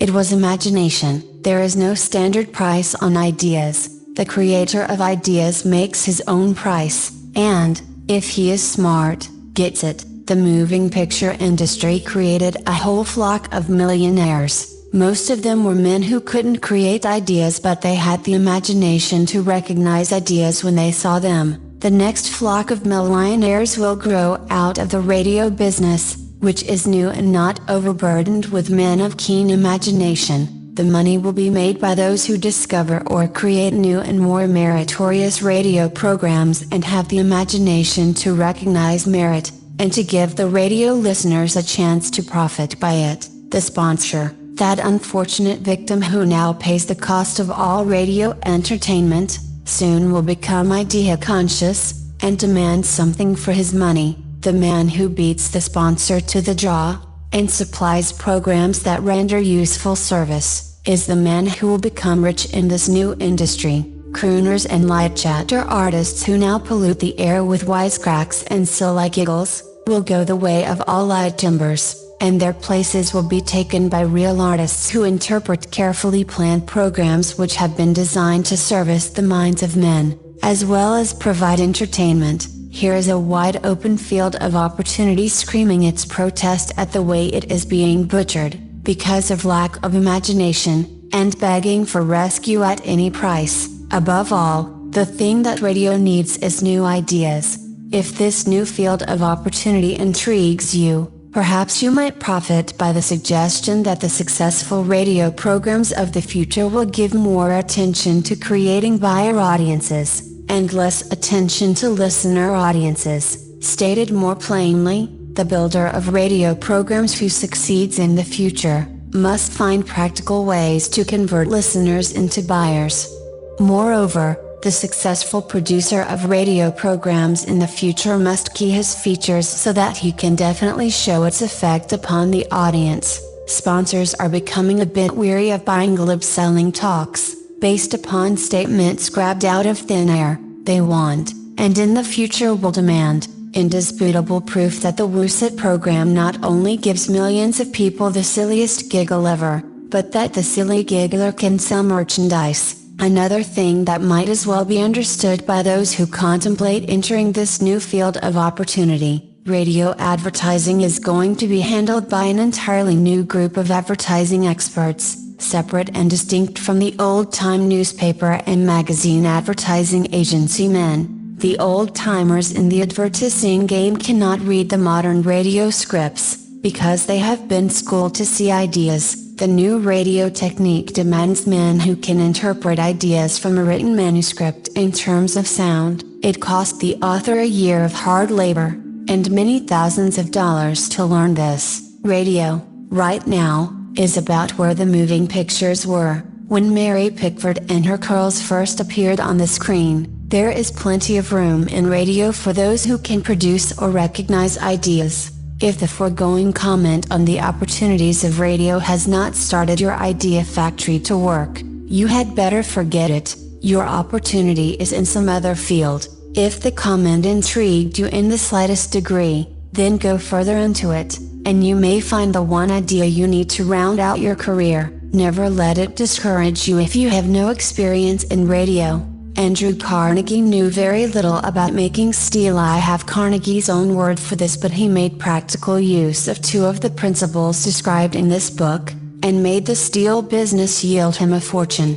The story of practically every great fortune starts with the day when a creator of ideas and a seller of ideas got together and worked in harmony. Carnegie surrounded himself with men who could do all that he could not do, men who created ideas, and men who put ideas into operation, and made himself and the others fabulously rich. Millions of people go through life hoping for favorable breaks. Perhaps a favorable break can get one an opportunity, but the safest plan is not to depend upon luck. It was a favorable break that gave me the biggest opportunity of my life, but 25 years of determined effort had to be devoted to that opportunity before it became an asset. The break consisted of my good fortune in meeting and gaining the cooperation of Andrew Carnegie. On that occasion, Carnegie planted in my mind the idea of organizing the principles of achievement into a philosophy of success. Thousands of people have profited by the discoveries made in the 25 years of research, and several fortunes have been accumulated through the application of the philosophy. The beginning was simple. It was an idea which anyone might have developed. The favorable break came through Carnegie, but what about the determination, definiteness of purpose, and the desire to attain the goal, and the persistent effort of 25 years? It was no ordinary desire that survived disappointment, discouragement, temporary defeat, criticism, and the constant reminding of waste of time.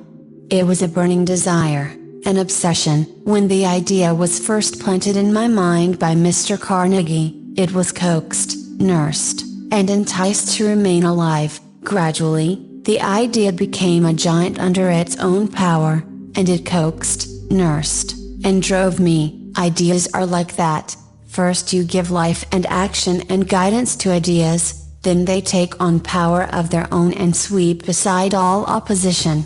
Ideas are intangible forces, but they have more power than the physical brains that give birth to them. They have the power to live on, after the brain that creates them has returned to dust. For example, take the power of Christianity, that began with a simple idea, born in the brain of Christ. Its chief tenet was, do unto others as you would have others do unto you. Christ has gone back to the source from whence he came, but his idea goes marching on. Someday, it may grow up, and come into its own. Then it will have fulfilled Christ's deepest desire. The idea has been developing only 2,000 years. Give it time. Success requires no explanations. Failure permits no alibis. Chapter 7, Organized Planning: The Crystallization of Desire into Action. The sixth step toward riches. You have learned that everything man creates or acquires, begins in the form of desire. That desire is taken on the first lap of its journey, from the abstract to the concrete, into the workshop of the imagination, where plans for its transition are created and organized. In Chapter 2, you were instructed to take 6 definite, practical steps, as your first move in translating the desire for money into its monetary equivalent. One of these steps is the formation of a definite, practical plan, or plans, through which this transformation may be made. You will now be instructed how to build plans which will be practical. A. Ally yourself with a group of as many people as you may need for the creation and carrying out of your plan, or plans for the accumulation of money, making use of the mastermind principle described in a later chapter. Compliance with this instruction is absolutely essential. Do not neglect it. B. Before forming your mastermind alliance, decide what advantages and benefits you may offer the individual members of your group, in return for their cooperation. No one will work indefinitely without some form of compensation. No intelligent person will either request or expect another to work without adequate compensation, although this may not always be in the form of money. C. Arrange to meet with the members of your mastermind group at least twice a week, and more often if possible, until you have jointly perfected the necessary plan, or plans for the accumulation of money. D. Maintain perfect harmony between yourself and every member of your mastermind group. If you fail to carry out this instruction to the letter, you may expect to meet with failure. The mastermind principle cannot obtain where perfect harmony does not prevail. Keep in mind these facts. First, you are engaged in an undertaking of major importance to you. To be sure of success, you must have plans which are faultless. Second, you must have the advantage of the experience, education, native ability, and imagination of other minds. This is in harmony with the methods followed by every person who has accumulated a great fortune. No individual has sufficient experience, education, native ability, and knowledge to ensure the accumulation of a great fortune, without the cooperation of other people. Every plan you adopt, in your endeavor to accumulate wealth, should be the joint creation of yourself and every other member of your mastermind group. You may originate your own plans, either in whole or in part, but see that those plans are checked, and approved by the members of your mastermind alliance. If the first plan which you adopt does not work successfully, replace it with a new plan. If this new plan fails to work, replace it, in turn with still another, and so on, until you find a plan which does work. Right here is the point at which the majority of men meet with failure, because of their lack of persistence in creating new plans to take the place of those which fail. The most intelligent man living cannot succeed in accumulating money nor in any other undertaking without plans which are practical and workable. Just keep this fact in mind, and remember when your plans fail, that temporary defeat is not permanent failure. It may only mean that your plans have not been sound. Build other plans, start all over again. Thomas Edison failed 10,000 times before he perfected the incandescent electric light bulb. That is, he met with temporary defeat 10,000 times, before his efforts were crowned with success. Temporary defeat should mean only one thing, the certain knowledge that there is something wrong with your plan. Millions of men go through life in misery and poverty, because they lack a sound plan through which to accumulate a fortune. Henry Ford accumulated a fortune, not because of his superior mind, but because he adopted and followed a plan which proved to be sound. 1,000 men could be pointed out, each with a better education than Ford's, yet each of whom lives in poverty, because he does not possess the right plan for the accumulation of money. Your achievement can be no greater than your plans are sound. That may seem to be an axiomatic statement, but it is true. Samuel Insull lost his fortune of over $100 million. The Insull fortune was built on plans which were sound. The business depression forced Mr. Insull to change his plans, and the change brought temporary defeat. Because his new plans were not sound, Mr. Insull is now an old man. He may, consequently, accept failure instead of temporary defeat, but if his experience turns out to be failure, it will be for the reason that he lacks the fire of persistence to rebuild his plans. No man is ever whipped, until he quits in his own mind. This fact will be repeated many times, because it is so easy to take the count at the first sign of defeat. James Hill met with temporary defeat when he first endeavored to raise the necessary capital to build a railroad from the east to the west, but he, too, turned defeat into victory through new plans. Henry Ford met with temporary defeat, not only at the beginning of his automobile career, but after he had gone far toward the top. He created new plans, and went marching on to financial victory. We see men who have accumulated great fortunes, but we often recognize only their triumph, overlooking the temporary defeats which they had to surmount before arriving. No follower of this philosophy can reasonably expect to accumulate a fortune without experiencing temporary defeat. When defeat comes, accept it as a signal that your plans are not sound, rebuild those plans, and set sail once more toward your coveted goal. If you give up before your goal has been reached, you are a quitter. A quitter never wins and a winner never quits. Lift this sentence out, write it on a piece of paper in letters an inch high, and place it where you will see it every night before you go to sleep, and every morning before you go to work. When you begin to select members for your mastermind group, Endeavor to select those who do not take defeat seriously. Some people foolishly believe that only money can make money. This is not true. Desire, transmuted into its monetary equivalent, through the principles laid down here, is the agency through which money is made.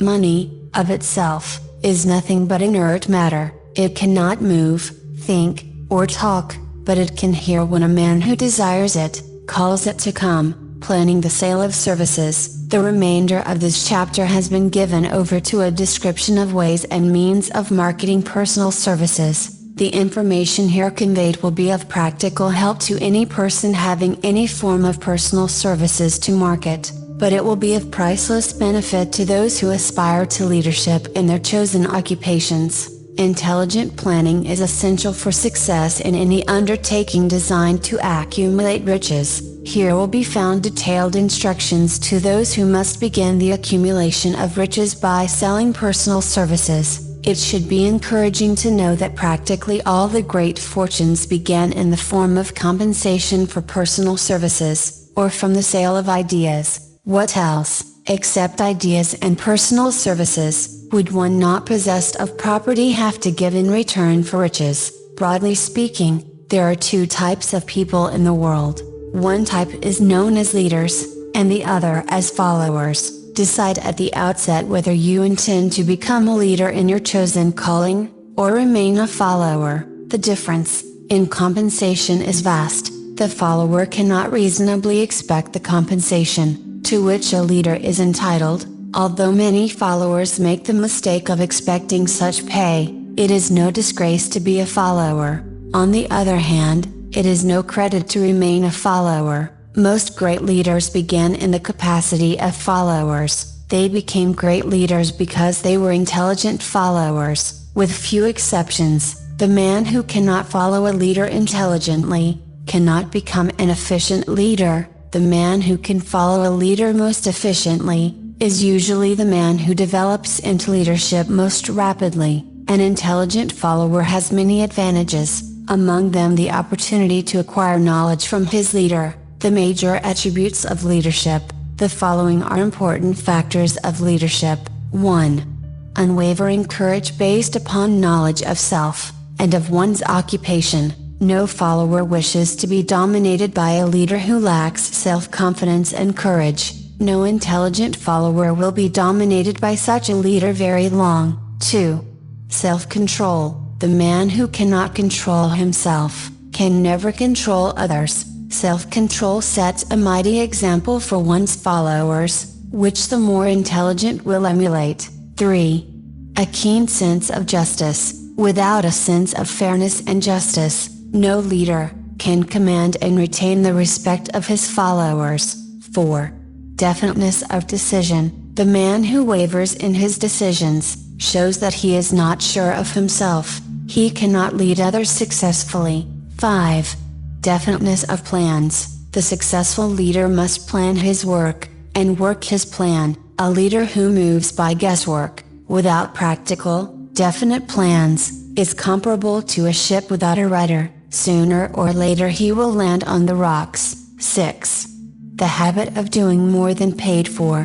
One of the penalties of leadership, is the necessity of willingness, upon the part of the leader, to do more than he requires of his followers. 7. A pleasing personality. No slovenly, careless person can become a successful leader. Leadership calls for respect. Followers will not respect a leader who does not grade high on all of the factors of a pleasing personality. 8.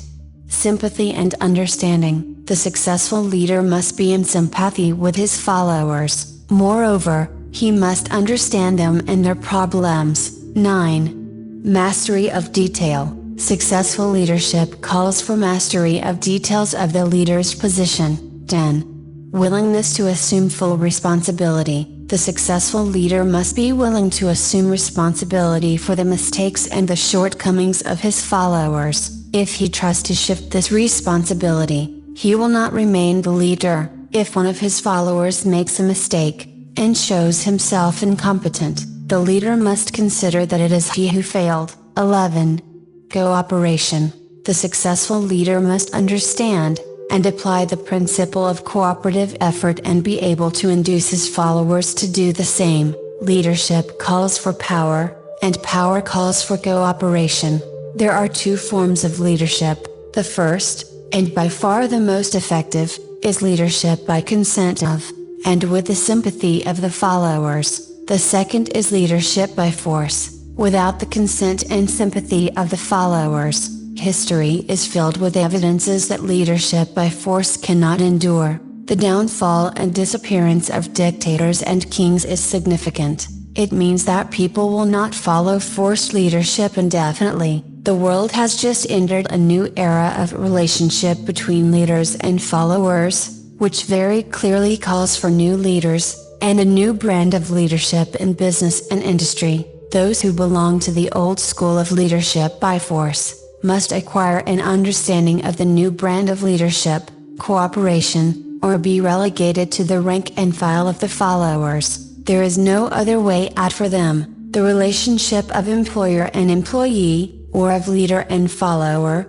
in the future, will be one of mutual cooperation, based upon an equitable division of the profits of business. In the future, the relationship of employer and employee will be more like a partnership than it has been in the past. Napoleon, Kaiser Wilhelm of Germany, the Tsar of Russia, and the King of Spain were examples of leadership by force. Their leadership passed, without much difficulty. One might point to the prototypes of these ex-leaders, among the business, financial, and labor leaders of America who have been dethroned or slated to go. Leadership by consent of the followers is the only brand which can endure. Men may follow the forced leadership temporarily, but they will not do so willingly. The new brand of leadership will embrace the 11 factors of leadership, described in this chapter, as well as some other factors. The man who makes these the basis of his leadership, will find abundant opportunity to lead in any walk of life. The Depression was prolonged, largely, because the world lacked leadership of the new brand. At the end of the Depression, the demand for leaders who are competent to apply the new methods of leadership has greatly exceeded the supply. Some of the old type of leaders will reform and adapt themselves to the new brand of leadership, but generally speaking, the world will have to look for new timber for its leadership.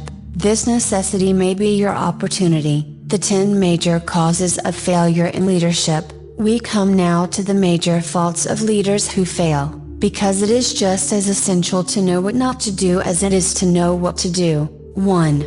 Inability to organize details. Efficient leadership calls for ability to organize and to master details. No genuine leader is ever too busy to do anything which may be required of him in his capacity as leader. When a man, whether he is a leader or follower, admits that he is too busy to change his plans, or to give attention to any emergency, he admits his inefficiency. The successful leader must be the master of all details connected with his position. That means, of course, that he must acquire the habit of relegating details to capable lieutenants. 2. Unwillingness to render humble service. Truly great leaders are willing, when occasion demands, to perform any sort of labor which they would ask another to perform. The greatest among ye shall be the servant of all is a truth which all able leaders observe and respect. 3.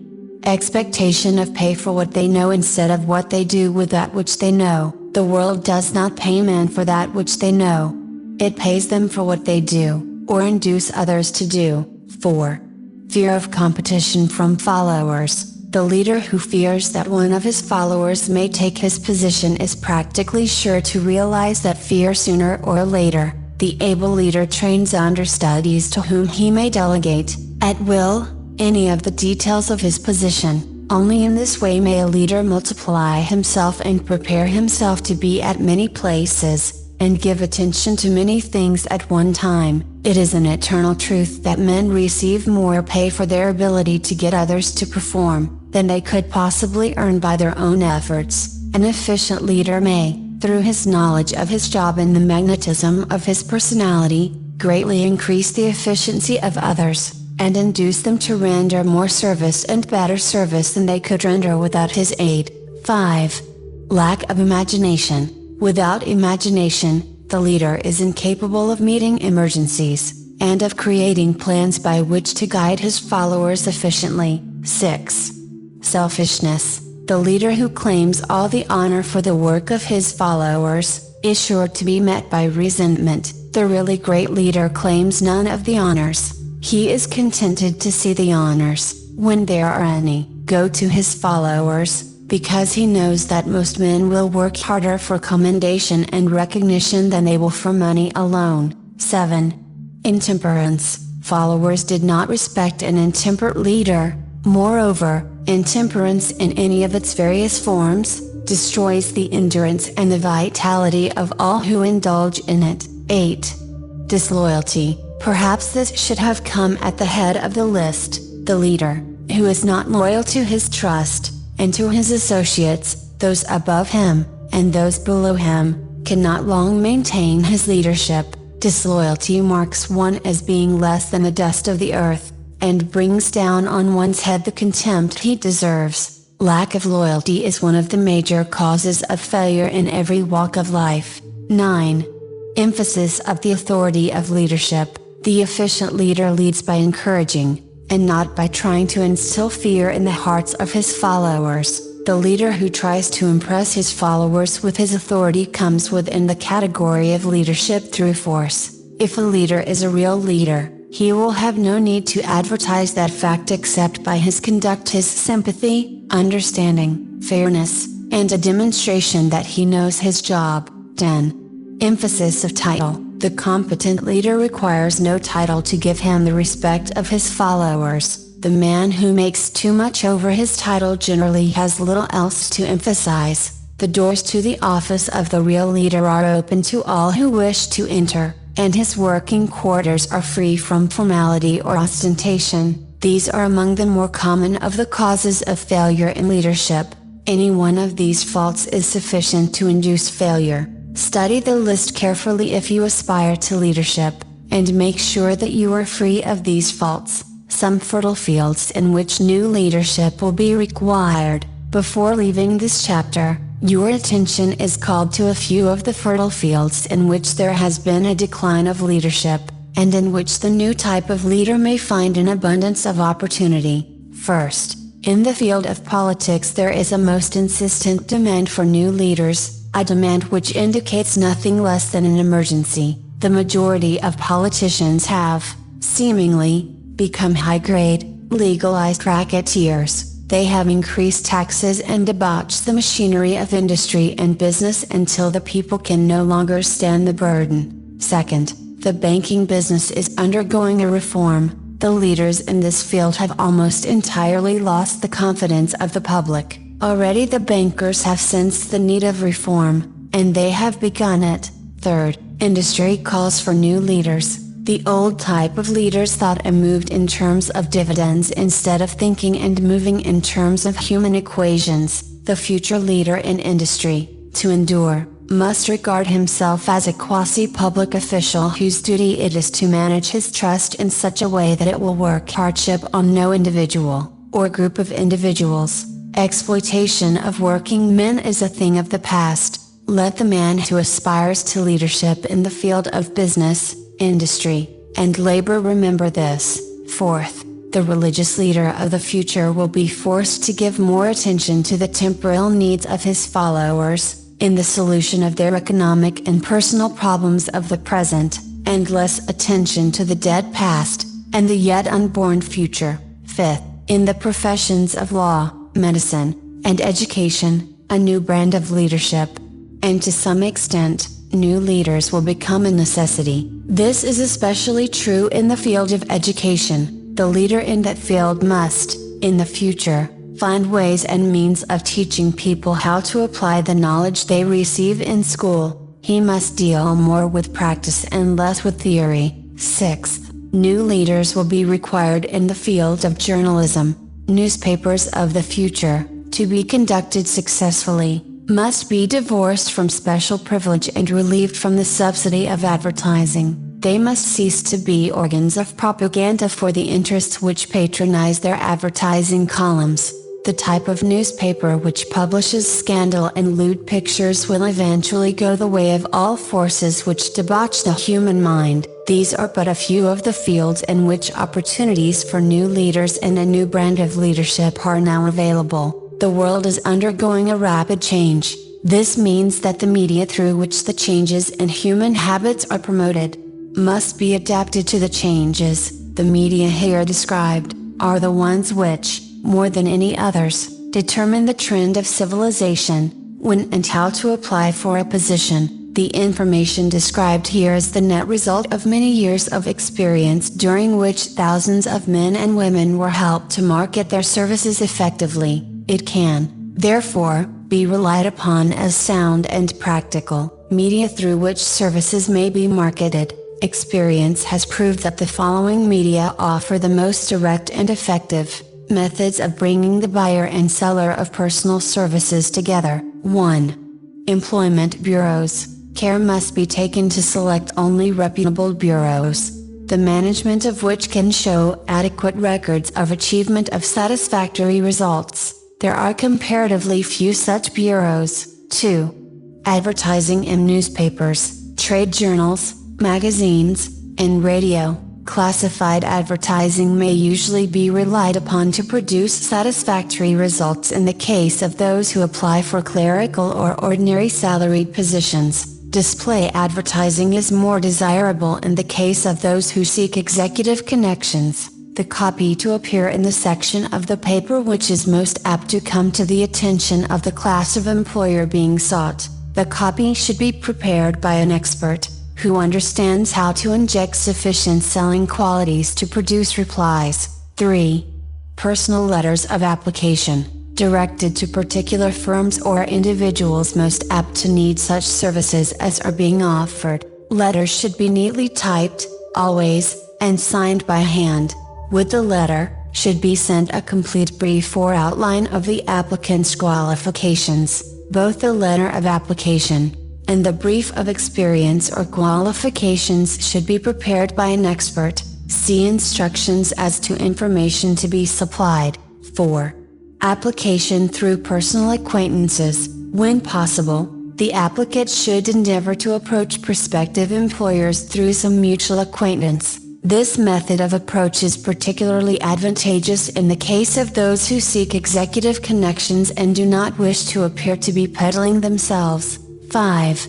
Application in person. In some instances, it may be more effective if the applicant offers personally his services to prospective employers, in which event a complete written statement of qualifications for the position should be presented, for the reason that prospective employers often wish to discuss with associates one's record, information to be supplied in a written brief. This brief should be prepared as carefully as a lawyer would prepare the brief of a case to be tried in court. Unless the applicant is experienced in the preparation of such briefs, an expert should be consulted, and his services enlisted for this purpose. Successful merchants employ men and women who understand the art and the psychology of advertising to present the merits of their merchandise. One who has personal services for sale should do the same. The following information should appear in the brief. 1. Education. State briefly, but definitely,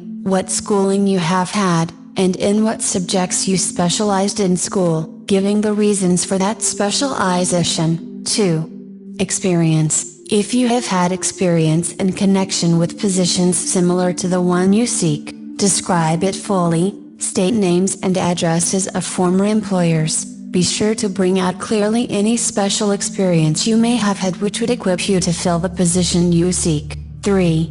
References. Practically every business firm desires to know all about the previous records, antecedents, of prospective employees who seek positions of responsibility. Attach to your brief photostatic copies of letters from A. Former employers. B. Teachers under whom you studied. C. Prominent people whose judgment may be relied upon. 4. Photograph of self. Attach to your brief a recent, unmounted photograph of yourself. 5. Apply for a specific position. Avoid application for a position without describing exactly what particular position you seek. Never apply for just a position that indicates you lack specialized qualifications. 6. State your qualifications for the particular position for which you apply. Give full details as to the reason you believe you are qualified for the particular position you seek. This is the application. It will determine, more than anything else, what consideration you receive. 7. Offer to go to work on probation. In the majority of instances, if you are determined to have the position for which you apply, it will be most effective if you offer to work for a week, or a month, or for a sufficient length of time to enable your prospective employer to judge your value without pay. This may appear to be a radical suggestion, but experience has proved that it seldom fails to win at least a trial. If you are sure of your qualifications, a trial is all you need. Incidentally, such an offer indicates that you have confidence in your ability to fill the position you seek. It is most convincing, if your offer is accepted, and you make good, more than likely you will be paid for your probation period. Make clear the fact that your offer is based upon A. Your confidence in your ability to fill the position, B. Your confidence in your prospective employer's decision to employ you after trial, C. Your determination to have the position you seek. 8.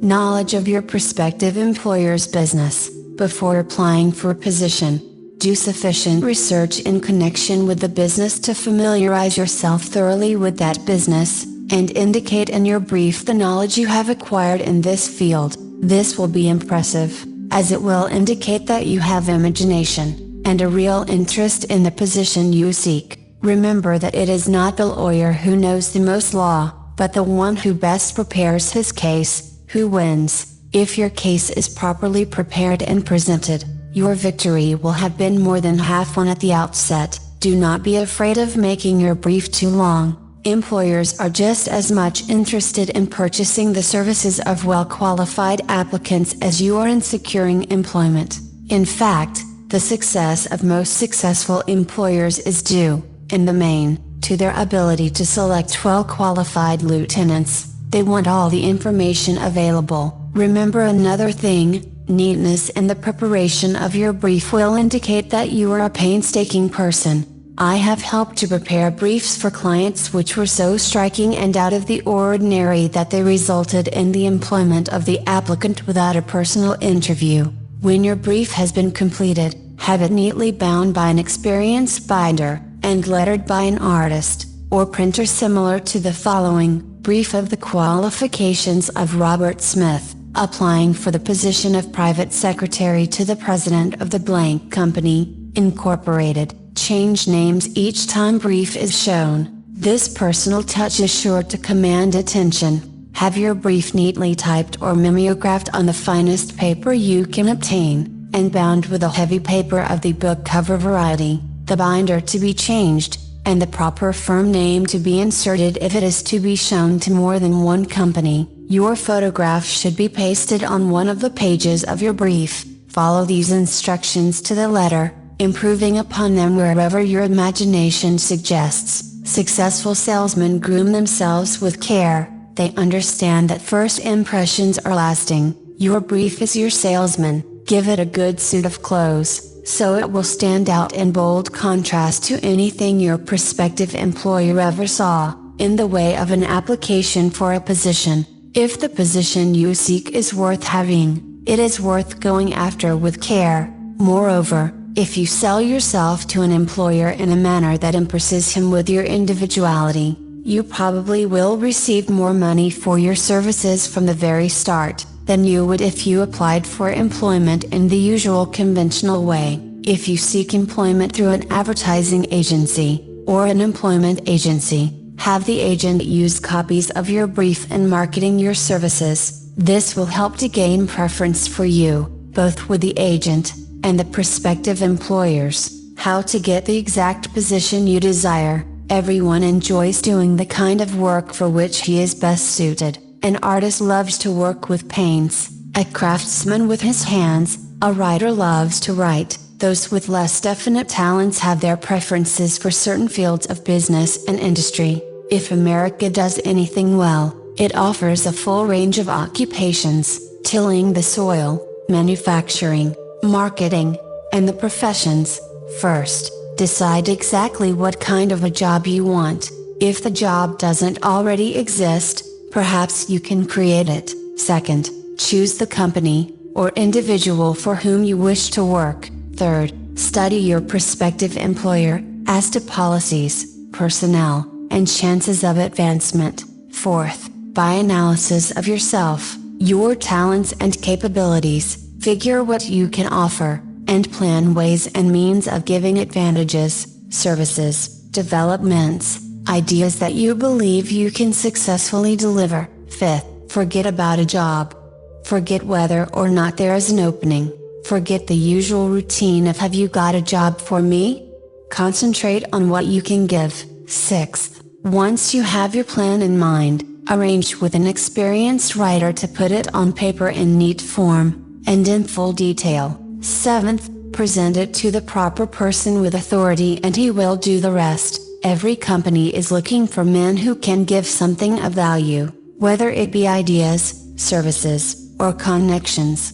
Every company has room for the man who has a definite plan of action which is to the advantage of that company. This line of procedure may take a few days or weeks of extra time, but the difference in income, in advancement, and in gaining recognition will save years of hard work at small pay. It has many advantages, the main one being that it will often save from 1 to 5 years of time in reaching a chosen goal. Every person who starts, or gets in halfway up the ladder, does so by deliberate and careful planning, excepting, of course, the boss son. The new way of marketing services jobs are now partnerships. Men and women who market their services to best advantage in the future, must recognize the stupendous change which has taken place in connection with the relationship between employer and employee. In the future, the golden rule, and not the rule of gold, will be the dominating factor in the marketing of merchandise as well as personal services.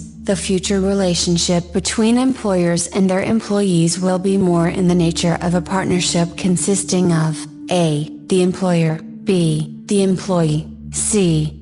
the public they serve. This new way of marketing personal services is called new for many reasons. First, both the employer and the employee of the future will be considered as fellow employees whose business it will be to serve the public efficiently. In times past, employers and employees have bartered among themselves, driving the best bargains they could with one another, not considering that in the final analysis they were, in reality, bargaining at the expense of the third party, the public they served.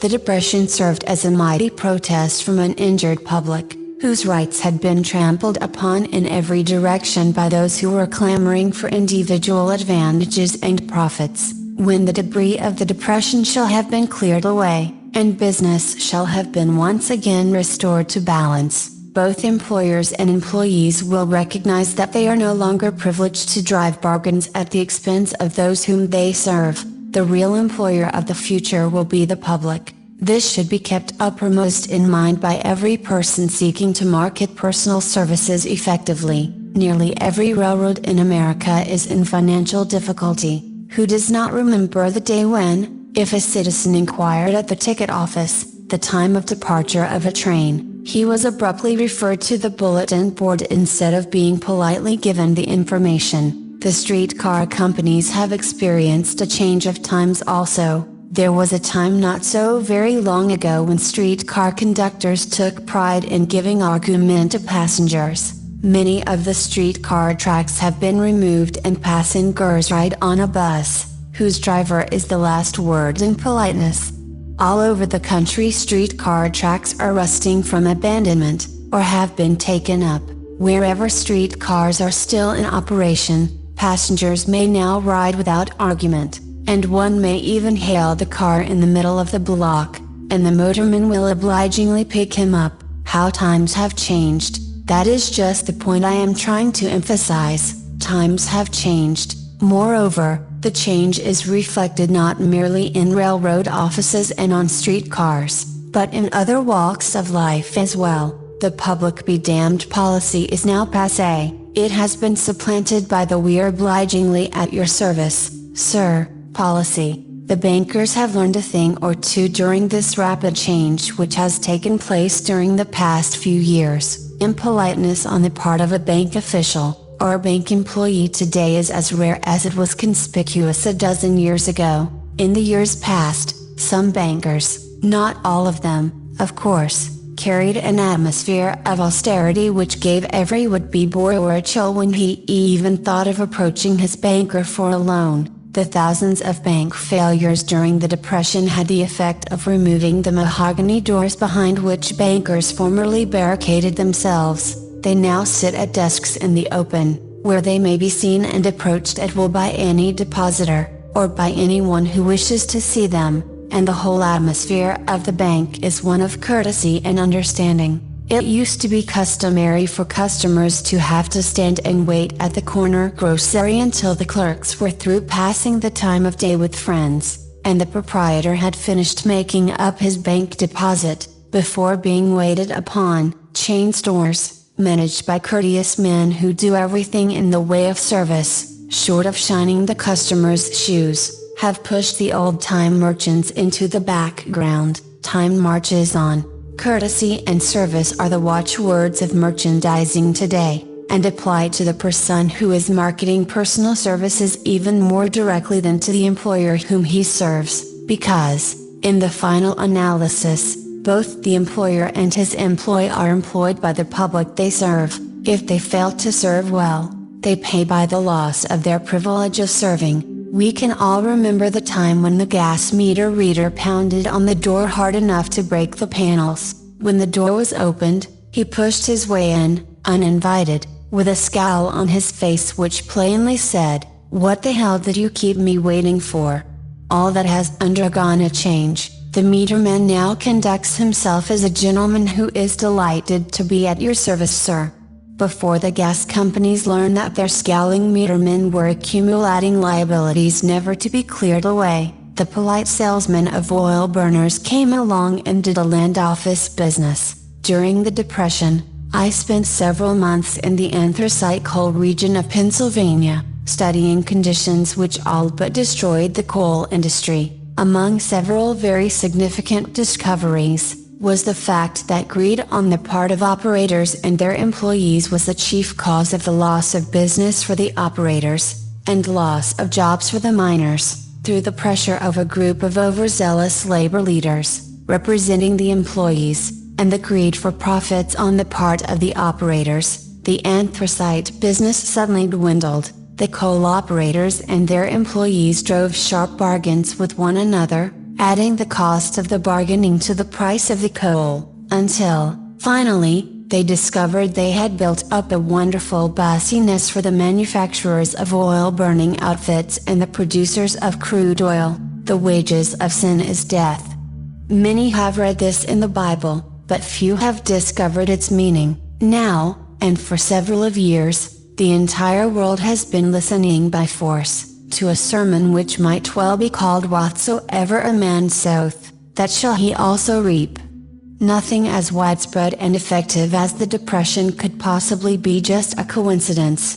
Behind the Depression was a cause. Nothing ever happens without a cause. In the main, the cause of the Depression is traceable directly to the worldwide habit of trying to reap without sowing. This should not be mistaken to mean that the Depression represents a crop which the world is being forced to reap without having sown. The trouble is that the world sowed the wrong sort of seed.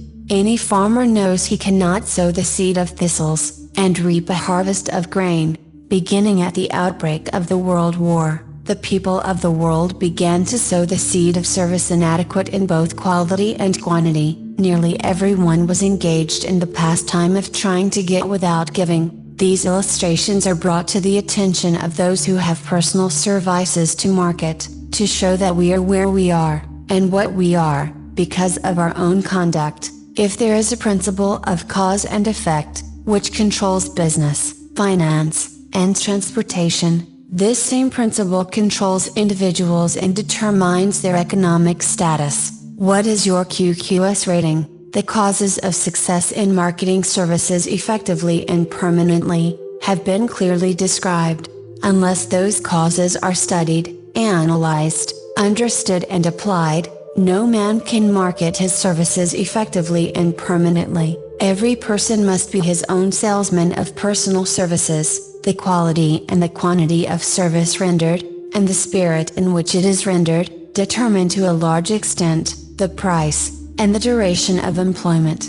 To market personal services effectively, which means a permanent market, at a satisfactory price, under pleasant conditions, one must adopt and follow the QQS formula, which means that quality, plus quantity, plus the proper spirit of cooperation, equals perfect salesmanship of service. Remember the QQS formula, but do more apply it as a habit. Let us analyze the formula to make sure we understand exactly what it means. 1. Quality of service shall be construed to mean the performance of every detail, in connection with your position, in the most efficient manner possible, with the object of greater efficiency always in mind. 2.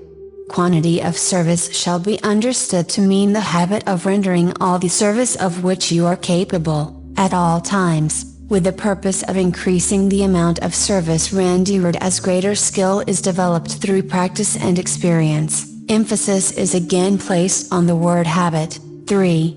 Spirit of service shall be construed to mean the habit of agreeable, harmonious conduct which will induce cooperation from associates and fellow employees. Adequacy of quality and quantity of service is not sufficient to maintain a permanent market for your services. The conduct, or the spirit in which you deliver service, is a strong determining factor in connection with both the price you receive, and the duration of employment.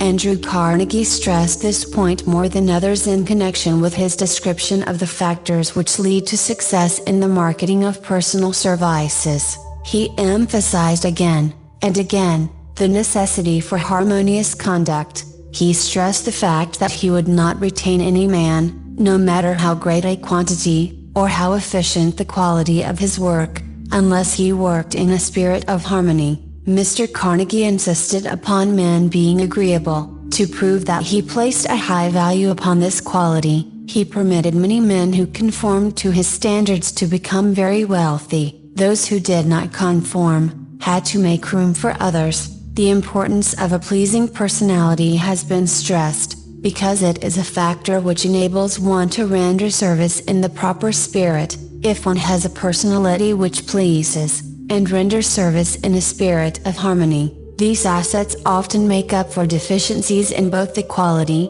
and the quantity of service one renders. Nothing, however, can be successfully substituted for pleasing conduct. The capital value of your services. The person whose income is derived entirely from the sale of personal services is no less a merchant than the man who sells commodities, and it might well be added, such a person is subject to exactly the same rules of conduct as the merchant who sells merchandise. This has been emphasized, because the majority of people who live by the sale of personal services make the mistake of considering themselves free from the rules of conduct, and the responsibilities attached to those who are engaged in marketing commodities. The new way of marketing services has practically forced both employer and employee into partnership alliances, through which both take into consideration the rights of the third party, the public they serve. The day of the go-getter has passed. He has been supplanted by the go-giver. High-pressure methods in business finally blew the lid off. There will never be the need to put the lid back on, because, in the future, business will be conducted by methods that will require no pressure. The actual capital value of your brains may be determined by the amount of income you can produce, by marketing your services. A fair estimate of the capital value of your services may be made by multiplying your annual income by 16 2/3. As it is reasonable to estimate that your annual income represents 6% of your capital value, money rents for 6% per annum. Money is worth no more than brains. it is often worth much less. Competent brains, if effectively marketed, represent a much more desirable form of capital than that which is required to conduct a business dealing in commodities, because brains are a form of capital which cannot be permanently depreciated through depressions, nor can this form of capital be stolen or spent. Moreover, the money which is essential for the conduct of business is as worthless as a sand dune, until it has been mixed with efficient brains. The 30 major causes of failure. How many of these are holding you back? Life's greatest tragedy consists of men and women who earnestly try, and fail. The tragedy lies in the overwhelmingly large majority of people who fail, as compared to the few who succeed. I have had the privilege of analyzing several thousand men and women, 98% of whom were classed as failures. There is something radically wrong with a civilization, and a system of education, which permit 98% of the people to go through life as failures. But I did not write this book for the purpose of moralizing on the rights and wrongs of the world. That would require a book 100 times the size of this one.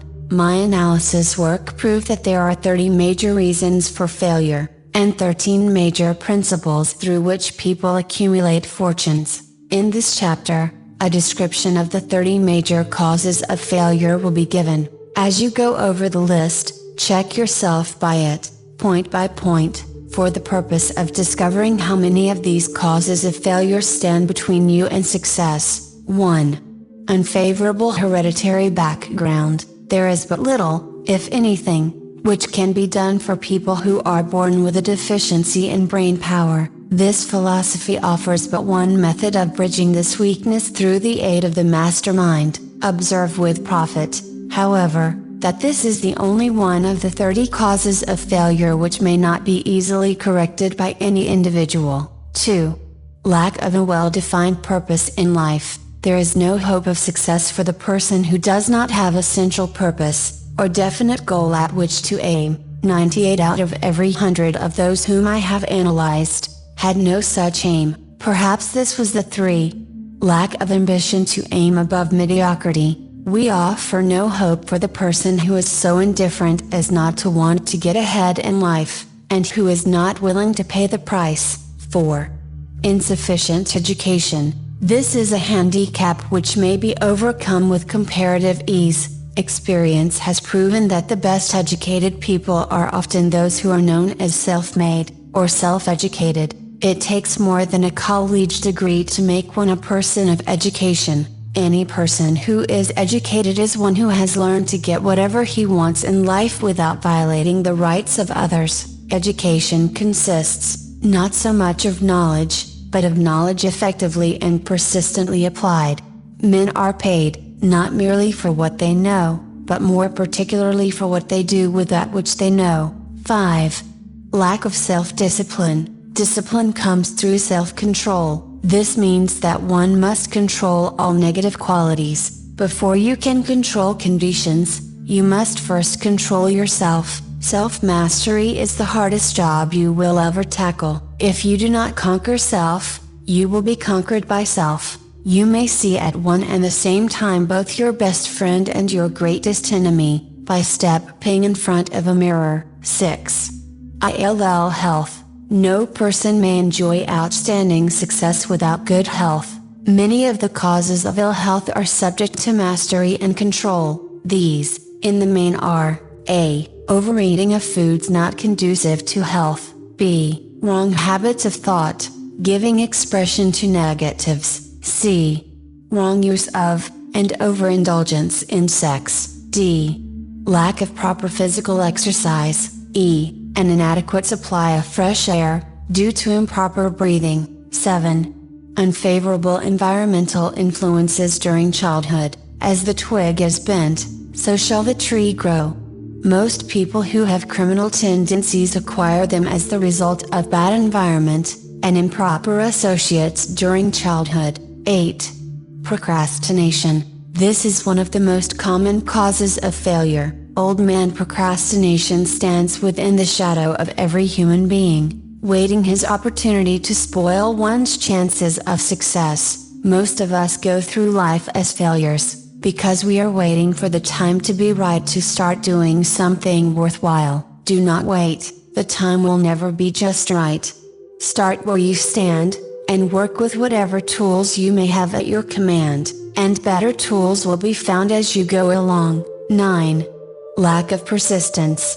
Most of us are good starters but poor finishers of everything we begin. Moreover, people are prone to give up at the first signs of defeat. There is no substitute for persistence. The person who makes persistence his watchword, discovers that old man failure finally becomes tired, and makes his departure. Failure cannot cope with persistence. 10. Negative personality. There is no hope of success for the person who repels people through a negative personality. Success comes through the application of power, and power is attained through the cooperative efforts of other people. A negative personality will not induce cooperation. 11.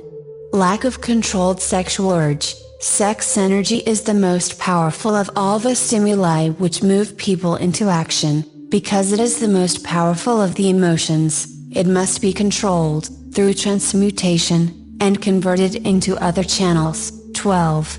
Uncontrolled desire for something for nothing. The gambling instinct drives millions of people to failure. Evidence of this may be found in a study of the Wall Street crash of 1929, during which millions of people tried to make money by gambling on stock margins. 13.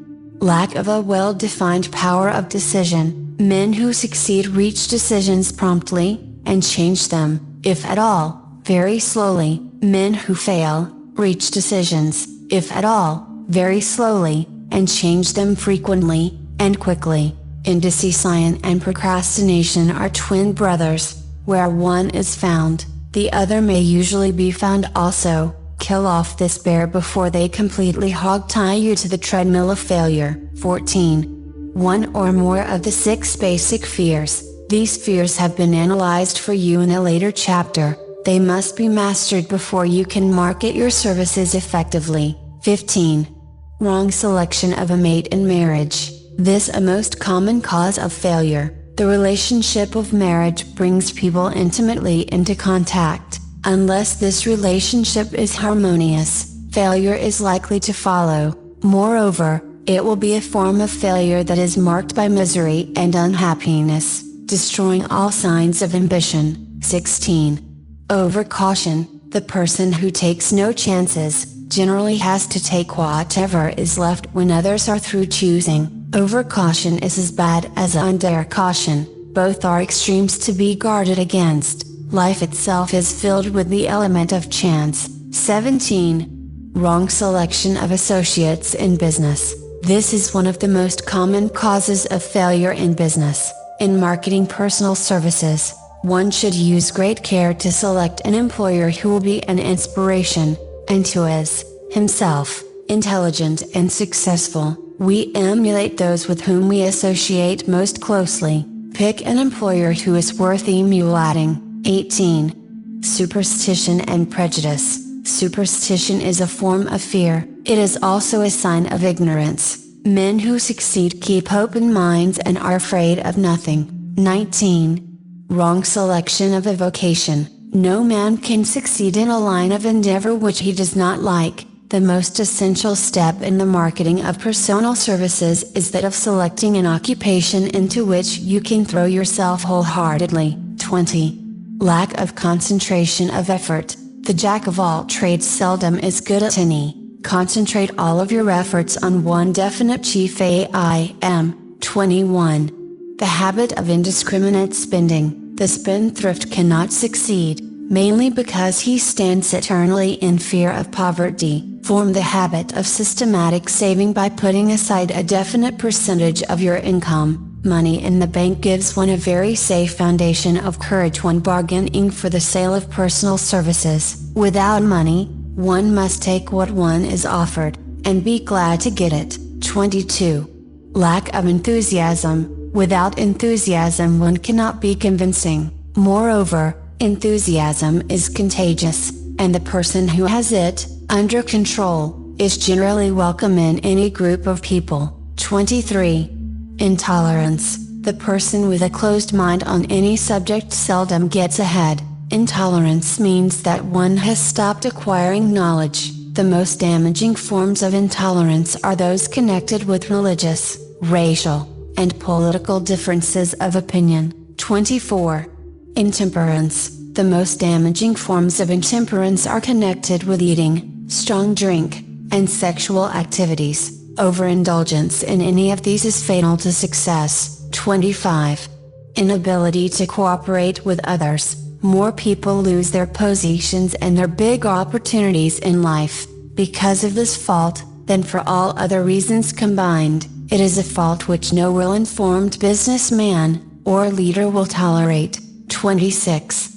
Possession of power that was not acquired through self-effort. Sons and daughters of wealthy men, and others who inherit money which they did not earn. Power in the hands of one who did not acquire it gradually, is often fatal to success. Quick riches are more dangerous than poverty. 27. Intentional dishonesty. There is no substitute for honesty. One may be temporarily dishonest by force of circumstances over which one has no control, without permanent damage, but there is no hope for the person who is dishonest by choice. Sooner or later, his deeds will catch up with him, and he will pay by loss of reputation, and perhaps even loss of liberty. 28. Egotism and vanity. These qualities serve as red lights which warn others to keep away. They are fatal to success. 29. Guessing instead of thinking. Most people are too indifferent or lazy to acquire facts with which to think accurately. They prefer to act on opinions created by guesswork or snap judgments. 30. Lack of capital. This is a common cause of failure among those who start out in business for the first time, without sufficient reserve of capital to absorb the shock of their mistakes, and to carry them over until they have established a reputation. 31. Under this, name any particular cause of failure from which you have suffered that has not been included in the foregoing list. In these 30 major causes of failure is found a description of the tragedy of life, which obtains for practically every person who tries and fails. It will be helpful if you can induce someone who knows you well to go over this list with you, and help to analyze you by the 30 causes of failure. It may be beneficial if you try this alone. Most people cannot see themselves as others see them. You may be one who cannot. The oldest of admonitions is man, know thyself.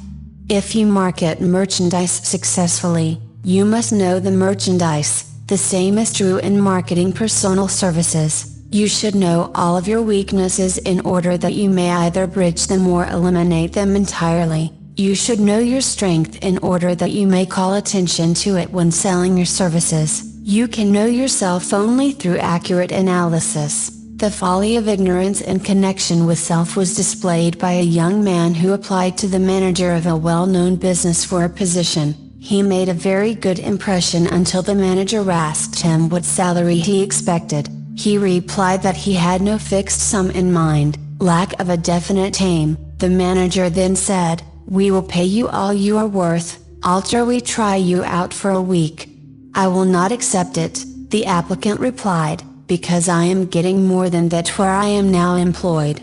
Before you even start to negotiate for a readjustment of your salary in your present position, or to seek employment elsewhere, be sure that you are worth more than you now receive. It is one thing to want money, everyone wants more, but it is something entirely different to be worth more. Many people mistake their wants for their just dues. Your financial requirements or wants have nothing whatever to do with your worth. Your value is established entirely by your ability to render useful service or your capacity to induce others to render such service. Take inventory of yourself. 28 questions you should answer. Annual self-analysis is an essential in the effective marketing of personal services, as is annual inventory in merchandising. Moreover, the yearly analysis should disclose a decrease in faults, and an increase in virtues. One goes ahead, stands still, or goes backward in life.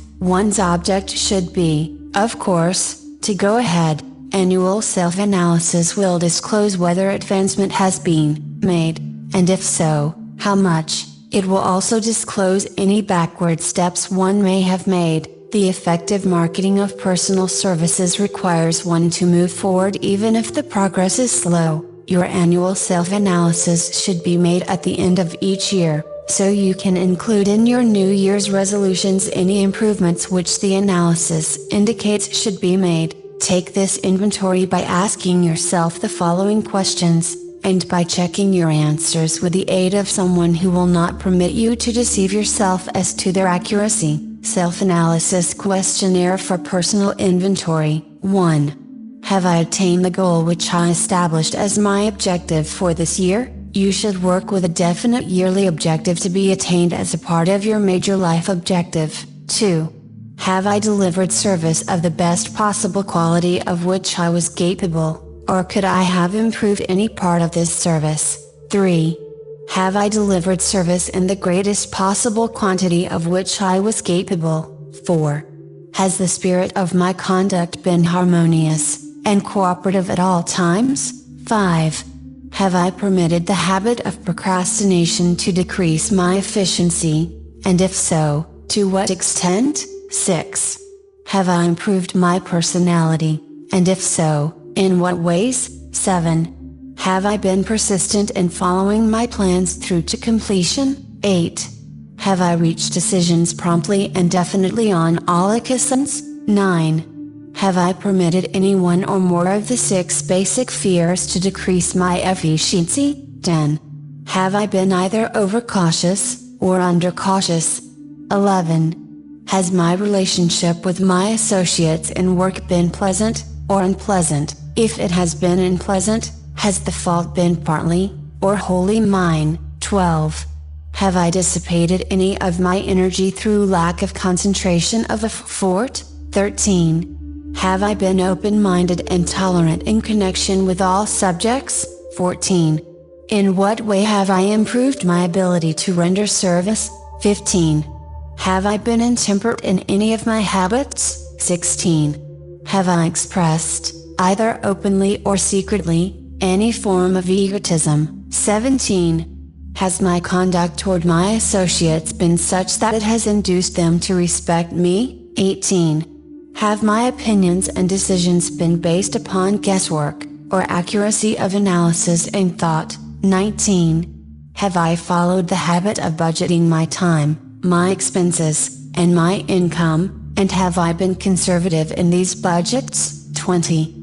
How much time have I devoted to unprofitable effort which I might have used to better advantage? 21. How may I rebudget my time, and change my habits so I will be more efficient during the coming year? 22.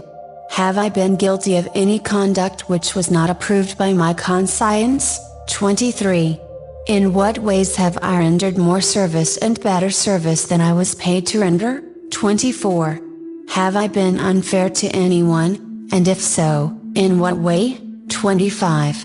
If I had been the purchaser of my own services for the year, would I be satisfied with my purchase? 26. Am I in the right vocation, and if not, why not? 27. Has the purchaser of my services been satisfied with the service I have rendered, and if not, why not? 28.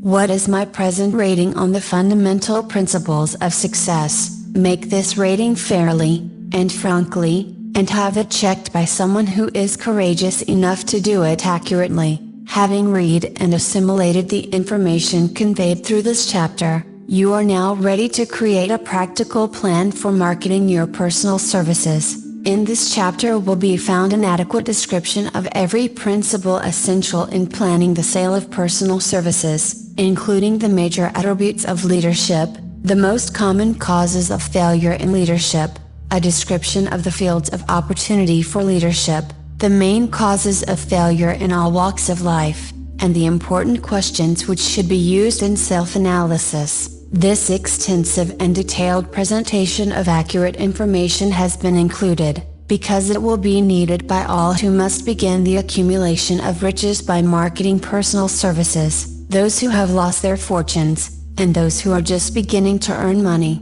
have nothing but personal services to offer in return for riches. Therefore it is essential that they have available the practical information needed to market services to best advantage. The information contained in this chapter will be of great value to all who aspire to attain leadership in any calling. It will be particularly helpful to those aiming to market their services as business or industrial executives. Complete assimilation and understanding of the information here conveyed will be helpful in marketing one's own services, and it will also help one to become more analytical and capable of judging people. The information will be priceless to personnel directors, employment managers, and other executives charged with the selection of employees, and the maintenance of efficient organizations. If you doubt this statement, test its soundness by answering in writing the 28 self-analysis questions, that might be both interesting and profitable, even though you do not doubt the soundness of the statement, where and how one may find opportunities to accumulate riches. Now that we have analyzed the principles by which riches may be accumulated, we naturally ask, where may one find favorable opportunities to apply these principles? Very well, let us take inventory and see what the United States of America offer the person seeking riches, great or small. To begin with, let us remember, all of us, that we live in a country where every law-abiding citizen enjoys freedom of thought and freedom of deed unequaled anywhere in the world. Most of us have never taken inventory of the advantages of this freedom. We have never compared our unlimited freedom with a curtailed freedom in other countries. Here we have freedom of thought, freedom in the choice and enjoyment of education, freedom in religion, freedom in politics, freedom in the choice of a business, profession or occupation, freedom to accumulate and own without molestation, all the property we can accumulate, freedom to choose our place of residence, freedom in marriage, freedom through equal opportunity to all races, freedom of travel from one state to another,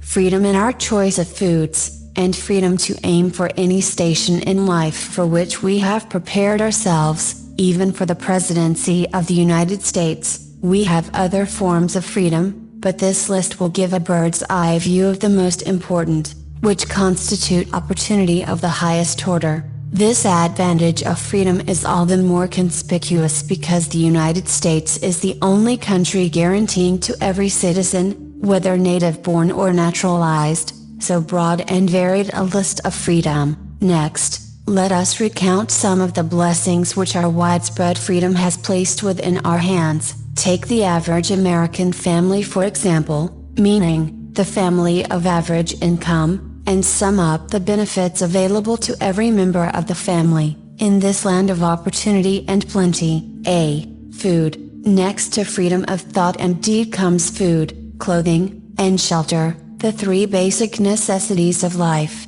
Because of our universal freedom the average American family has available, at its very door, the choicest selection of food to be found anywhere in the world, and at prices within its financial range. A family of two, living in the heart of Times Square district of New York City, far removed from the source of production of foods, took careful inventory of the cost of a simple breakfast, with this astonishing result: articles of food, cost at the breakfast table: grapefruit juice, from Florida; rippled wheat breakfast food, Kansas farm; tea from China; bananas, from South America; toasted bread, from Kansas farm; fresh country eggs, from Utah; sugar, from Cuba, or Utah; butter and cream, from New England. Grand total, 20. It is not very difficult to obtain food in a country where two people can have breakfast consisting of all they want or need for a dime apiece. Observe that this simple breakfast was gathered, by some strange form of magic, from China, South America, Utah, Kansas and the New England states, and delivered on the breakfast table, ready for consumption, in the very heart of the most crowded city in America, at a cost well within the means of the most humble laborer. The cost included all federal, state and city taxes, Here is a fact the politicians did not mention when they were crying out to the voters to throw their opponents out of office because the people were being taxed to death. B. Shelter. This family lives in a comfortable apartment, heated by steam, lighted with electricity, with gas for cooking, all for $65 a month, in a smaller city, or a more sparsely settled part of New York City. The same apartment could be had for as low as $20 a month. The toast they had for breakfast in the food estimate was toasted on an electric toaster, which cost but a few dollars. The apartment is cleaned with a vacuum sweeper that is run by electricity. Hot and indeed cold water is available, at all times, in the kitchen and the bathroom. The food is kept cool in a refrigerator that is run by electricity. The wife curls her hair, washes her clothes and irons them with easily operated electrical equipment, on power obtained by sticking a plug in the wall. The husband shaves with an electric shaver, and they receive entertainment from all over the world, 24 hours a day, if they want it, without cost, by merely turning the dial of their radio. There are other conveniences in this apartment, but the foregoing list will give a fair idea of some of the concrete evidences of the freedom we, of America, enjoy, and this is neither political nor economic propaganda. C. Clothing. Anywhere in the United States, the woman of average clothing requirements can dress very comfortably and neatly for less than $200 a year, and the average man can dress for the same, or less. Only the three basic necessities of food, clothing, and shelter have been mentioned. The average American citizen has other privileges and advantages available in return for modest effort, not exceeding 8 hours per day of labor. Among these is the privilege of automobile transportation, with which one can go and come at will, at very small cost. The average American has security of property rights not found in any other country in the world. He can place his surplus money in a bank with the assurance that his government will protect it, and make good to him if the bank fails. If an American citizen wants to travel from one state to another, he needs no passport, no one's permission. He may go when he pleases, and return at will. Moreover, he may travel by train, private automobile, bus, airplane, or ship, as his pocketbook permits. In Germany, Russia, Italy, and most of the other European and Oriental countries, the people cannot travel with so much freedom, and at so little cost. The miracle that has provided these blessings. We often hear politicians proclaiming the freedom of America, when they solicit votes, but seldom do they take the time or devote sufficient effort to the analysis of the source or nature of this freedom. Having no axe to grind, no grudge to express, no ulterior motives to be carried out, I have the privilege of going into a frank analysis of that mysterious, abstract, greatly misunderstood something which gives to every citizen of America more blessings, more opportunities to accumulate wealth, more freedom of every nature, than may be found in any other country. I have the right to analyze the source and nature of this unseen power, because I know, and have known for more than a quarter of a century, many of the men who organize that power, and many who are now responsible for its maintenance. The name of this mysterious benefactor of mankind is capital. Capital consists not alone of money, but more particularly of highly organized, intelligent groups of men who plan ways and means of using money efficiently for the good of the public, and profitably to themselves. These groups consist of scientists, educators, chemists, inventors, business analysts, publicity men, transportation experts, accountants, lawyers, doctors, and both men and women who have highly specialized knowledge in all fields of industry and business. They pioneer, experiment, and blaze trails in new fields of endeavor. They support colleges, hospitals, public schools, build good roads, publish newspapers, pay most of the cost of government, and take care of the multitudinous detail essential to human progress. Stated briefly, the capitalists are the brains of civilization, because they supply the entire fabric of which all education, enlightenment and human progress consists. Money, without brains, always is dangerous. Properly used, it is the most important essential of civilization. The simple breakfast here described could not have been delivered to the New York family at a dime each, or at any other price,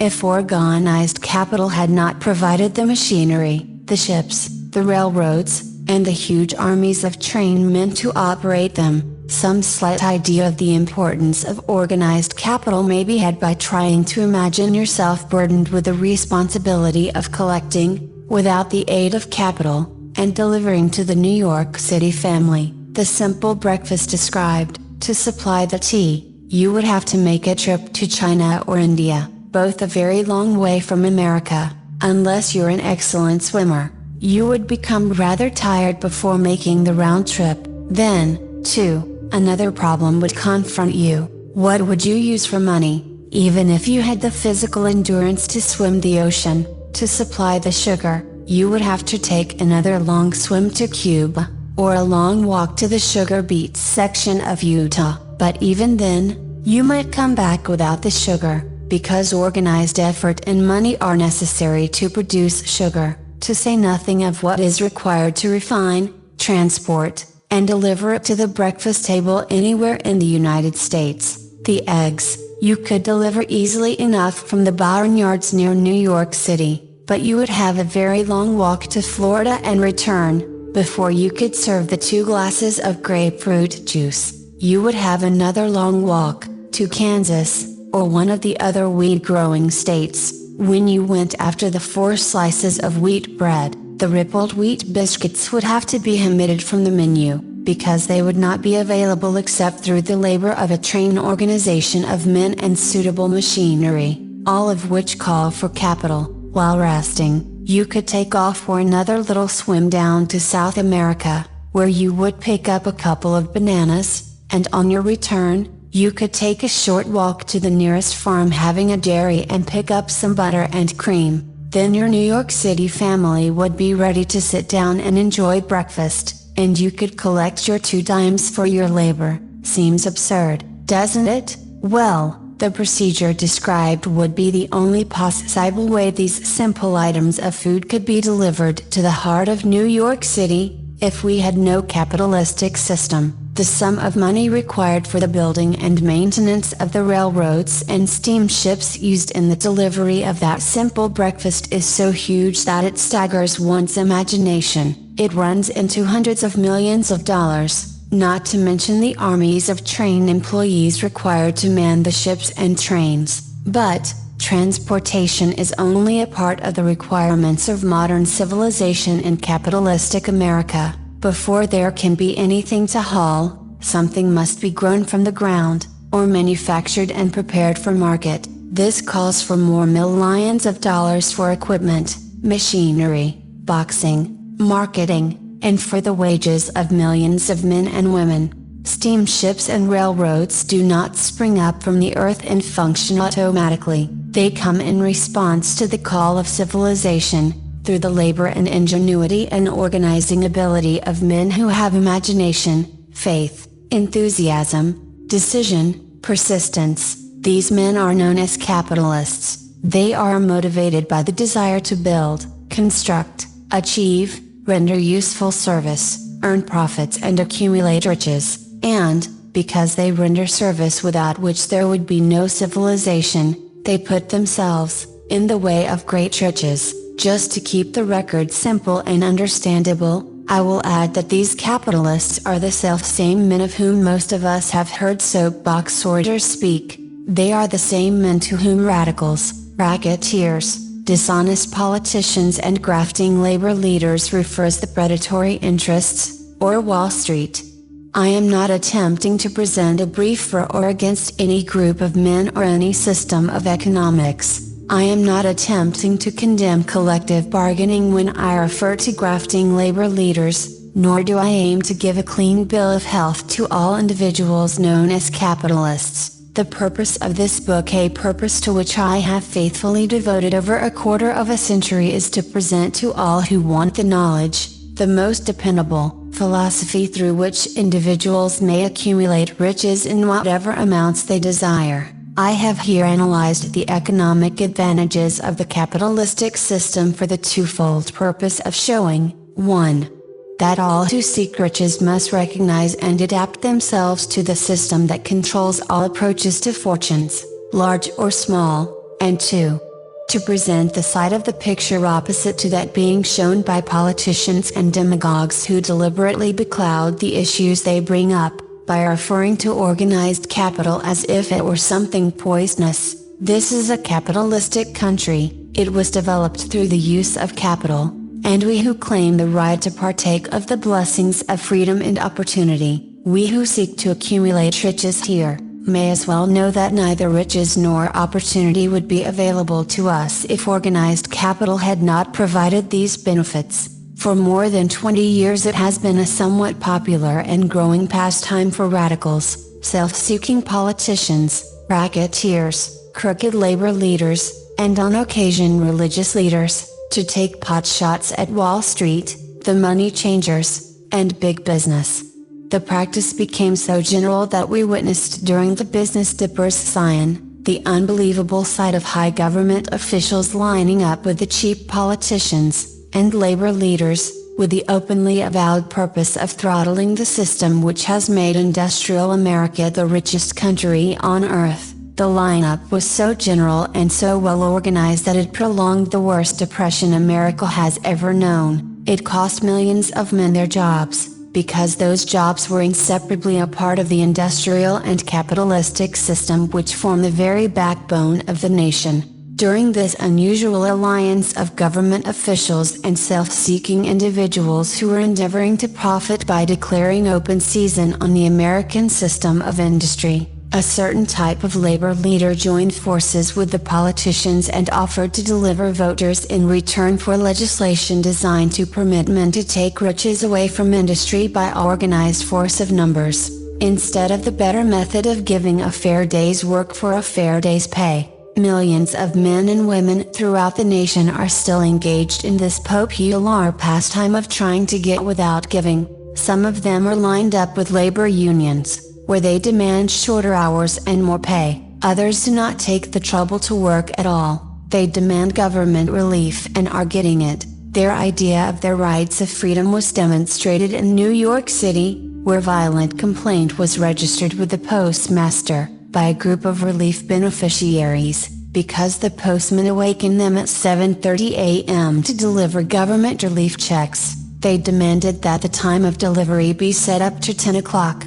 If you are one of those who believe that riches can be accumulated by the mere act of men who organize themselves into groups and demand more pay for less service, if you are one of those who demand government relief without early morning disturbance when the money is delivered to you, if you are one of those who believe in trading their votes to politicians in return for the passing of laws which permit the raiding of the public treasury, you may rest securely on your belief, with certain knowledge that no one will disturb you, because this is a free country where every man may think as he pleases, where nearly everybody can live with but little effort, where many may live well without doing any work whatsoever. However, you should know the full truth concerning this freedom of which so many people boast, and so few understand. As great as it is, as far as it reaches, as many privileges as it provides, it does not, and cannot bring riches without effort.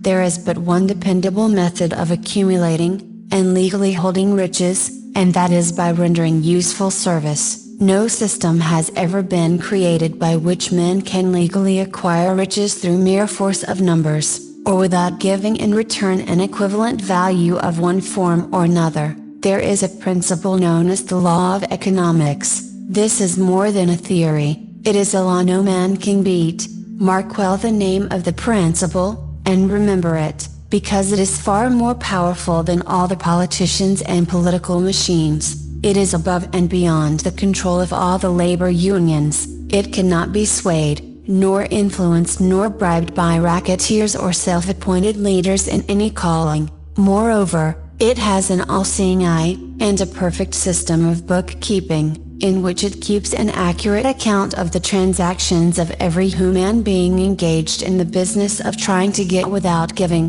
Sooner or later its auditors come around, look over the records of individuals both great and small, and demand an accounting. Wall Street, big business, capital predatory interests, or whatever name you choose to give the system which has given us American freedom, represents a group of men who understand, respect, and adapt themselves to this powerful law of economics. Their financial continuation depends upon their respecting the law. Most people living in America like this country, its capitalistic system and all. I must confess I know of no better country, where one may find greater opportunities to accumulate riches, judging by their acts and deeds. There are some in this country who do not like it. That, of course, is their privilege. If they do not like this country, its capitalistic system, its boundless opportunities, they have the privilege of clearing out. Always there are other countries, such as Germany, Russia, and Italy, where one may try one's hand at enjoying freedom, and accumulating riches providing one is not too particular. America provides all the freedom and all the opportunity to accumulate riches that any honest person may require. When one goes hunting for game, one selects hunting grounds where game is plentiful. When seeking riches, the same rule would naturally obtain. If it is riches you are seeking, do not overlook the possibilities of a country whose citizens are so rich that women, alone, spend over $200 million annually for lipsticks, rouge and cosmetics. Think twice, you who are seeking riches, before trying to destroy the capitalistic system of a country whose citizens spend over $50 million a year for greeting cards, with which to express their appreciation of their freedom. If it is money you are seeking, consider carefully a country that spends hundreds of millions of dollars annually for cigarettes, the bulk of the income from which goes to only 4 major companies engaged in supplying this national builder of nonchalance and quiet nerves. By all means give plenty of consideration to a country whose people spend annually more than $15 million for the privilege of seeing moving pictures, and toss in a few additional millions for liquor, narcotics, and other less potent soft drinks and giggle waters. Do not be in too big a hurry to get away from a country whose people willingly, even eagerly, hand over millions of dollars annually for football, baseball, and prize fights, and, by all means, stick by a country whose inhabitants give up more than $1 million a year for chewing gum, and another $1 million for safety razor blades. Remember, also, that this is but the beginning of the available sources for the accumulation of wealth. Only a few of the luxuries and non-essentials have been mentioned, but, remember that the business of producing, transporting, and marketing these few items of merchandise gives regular employment to many millions of men and women, who receive for their services many millions of dollars monthly, and spend it freely for both the luxuries and the necessities. Especially remember, that back of all this exchange of merchandise and personal services may be found an abundance of opportunity to accumulate riches. Here our American freedom comes to one's aid. There is nothing to stop you, or anyone from engaging in any portion of the effort necessary to carry on these businesses. If one has superior talent, training, experience, one may accumulate riches in large amounts. Those not so fortunate may accumulate smaller amounts. Anyone may earn a living in return for a very nominal amount of labor. So there you are, opportunity has spread its wares before you. Step up to the front, select what you want, create your plan, put the plan into action, and follow through with persistence. Capitalistic America will do the rest. You can depend upon this much. Capitalistic America ensures every person the opportunity to render useful service, and to collect riches in proportion to the value of the service. The system denies no one this right, but it does not, and cannot promise something for nothing, because the system, itself, is irrevocably controlled by the law of economics which neither recognizes nor tolerates for long, getting without giving. The law of economics was passed by nature. There is no Supreme Court to which violators of this law may appeal. The law hands out both penalties for its violation, and appropriate rewards for its observance, without interference or the possibility of interference by any human being. The law cannot be repealed. It is as fixed as the stars in the heavens, and subject to, and a part of the same system that controls the stars. May one refuse to adapt one's self to the law of economics? Certainly. This is a free country, where all men are born with equal rights, including the privilege of ignoring the law of economics. What happens then? Well, nothing happens until large numbers of men join forces for the avowed purpose of ignoring the law, and taking what they want by force. Then comes the dictator, with well-organized firing squads and machine guns. We have not yet reached that stage in America, but we have heard all we want to know about how the system works. Perhaps we all be fortunate enough not to demand personal knowledge of so gruesome a reality. Doubtless we shall prefer to continue with our freedom of speech, freedom of deed, and freedom to render useful service in return for riches, the practice, by government officials of extending to men and women the privilege of raiding the public treasury in return for votes, sometimes results in election, but as night follows day, the final payoff comes, when every penny wrongfully used, must be repaid with compound interest on compound interest. If those who make the grab are not forced to repay, the burden falls on their children, and their children's children, even unto the third and fourth generations. There is no way to avoid the debt. Men can, and sometimes do, form themselves into groups for the purpose of crowding wages up, and working hours down. There is a point beyond which they cannot go. It is the point at which the law of economics steps in, and the sheriff gets both the employer and the employees, for 6 years, from 1929 to 1935, the people of America, both rich and poor, barely miss seeing the old man economics hand over to the sheriff all the businesses, and industries and banks. It was not a pretty sight. It did not increase our respect for mob psychology, through which men cast reason to the winds and start trying to get without giving. We who went through those 6 discouraging years, when fear was in the saddle, and faith was on the ground, cannot forget how ruthlessly the law of economics exacted its toll from both rich and poor,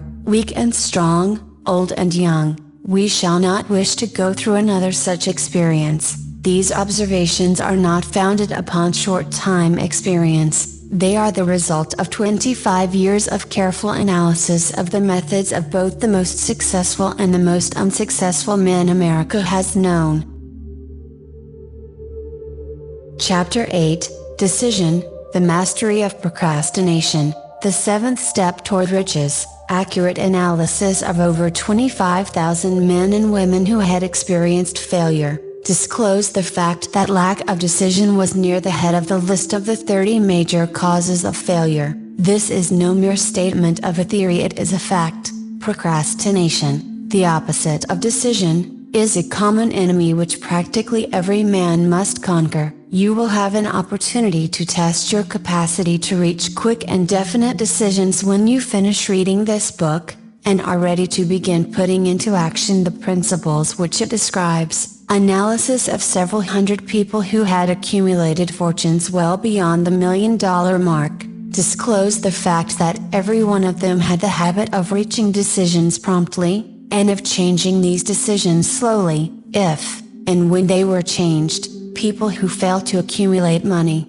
without exception, have the habit of reaching decisions, if at all, very slowly, and of changing these decisions quickly and often. One of Henry Ford's most outstanding qualities is his habit of reaching decisions quickly and definitely, and changing them slowly. This quality is so pronounced in Mr. Ford, that it has given him the reputation of being obstinate. It was this quality which prompted Mr. Ford to continue to manufacture his famous Model T, the world's ugliest car, when all of his advisors, and many of the purchasers of the car, were urging him to change it. Perhaps, Mr. Ford delayed too long in making the change, but the other side of the story is that Mr. Ford's firmness of decision yielded a huge fortune. Before the change in model became necessary, there is but little doubt that Mr. Ford's habit of definiteness of decision assumes the proportion of obstinacy, but this quality is preferable to slowness in reaching decisions and quickness in changing them. The majority of people who fail to accumulate money sufficient for their needs are, generally, easily influenced by the opinions of others. They permit the newspapers and the gossiping neighbors to do their thinking for them. Opinions are the cheapest commodities on earth. Everyone has a flock of opinions ready to be wished upon anyone who will accept them. If you are influenced by opinions when you reach decisions, you will not succeed in any undertaking, much less in that of transmuting your OWN desire into money. If you are influenced by the opinions of others, you will have no desire of your own. Keep your own counsel. When you begin to put into practice the principles described here, by reaching your own decisions and following them, take no one into your confidence, except the members of your mastermind group, and be very sure in your selection of this group, that you choose only those who will be in complete sympathy and harmony with your purpose. Close friends and relatives, while not meaning to do so, often handicap one through opinions and sometimes through ridicule, which is meant to be humorous. Thousands of men and women carry inferiority complexes with them all through life, because some well-meaning, but ignorant person destroyed their confidence through opinions or ridicule. You have a brain and mind of your own, use it, and reach your own decisions. If you need facts or information from other people, to enable you to reach decisions, as you probably will in many instances, acquire these facts or secure the information you need quietly, without disclosing your purpose. It is characteristic of people who have but a smattering or a veneer of knowledge to try to give the impression that they have much knowledge. Such people generally do too much talking, and too little listening. Keep your eyes and ears wide open and your mouth closed, if you wish to acquire the habit of prompt decision. Those who talk too much do little else. If you talk more than you listen, you not only deprive yourself of many opportunities to accumulate useful knowledge, but you also disclose your plans and purposes to people who will take great delight in defeating you, because they envy you. Remember, also, that every time you open your mouth in the presence of a person who has an abundance of knowledge, you display to that person your exact stock of knowledge, or your lack of it. Genuine wisdom is usually conspicuous through modesty and silence. Keep in mind the fact that every person with whom you associate is, like yourself, seeking the opportunity to accumulate money. If you talk about your plans too freely, you may be surprised when you learn that some other person has beaten you to your goal by putting into action ahead of you the plans of which you talked unwisely. Let one of your first decisions be to keep a closed mouth and open ears and eyes. As a reminder to yourself to follow this advice, it will be helpful if you copy the following epigram in large letters and place it where you will see it daily. Tell the world what you intend to do, but first show it. This is the equivalent of saying that deeds, and not words, are what count most. Freedom or death on a decision. The value of decisions depends upon the courage required to render them. The great decisions, which served as the foundation of civilization, were reached by assuming great risks, which often meant the possibility of death. Lincoln's decision to issue his famous Proclamation of Emancipation, which gave freedom to the colored people of America, was rendered with full understanding that his act would turn thousands of friends and political supporters against him. He knew, too, that the carrying out of that proclamation would mean death to thousands of men on the battlefield. In the end, it cost Lincoln his life. That required courage. Socrates' decision to drink the cup of poison, rather than compromise in his personal belief, was a decision of courage. It turned time ahead 1,000 years, and gave to people then unborn, the right to freedom of thought and of speech. The decision of Gen. Robert E. Lee,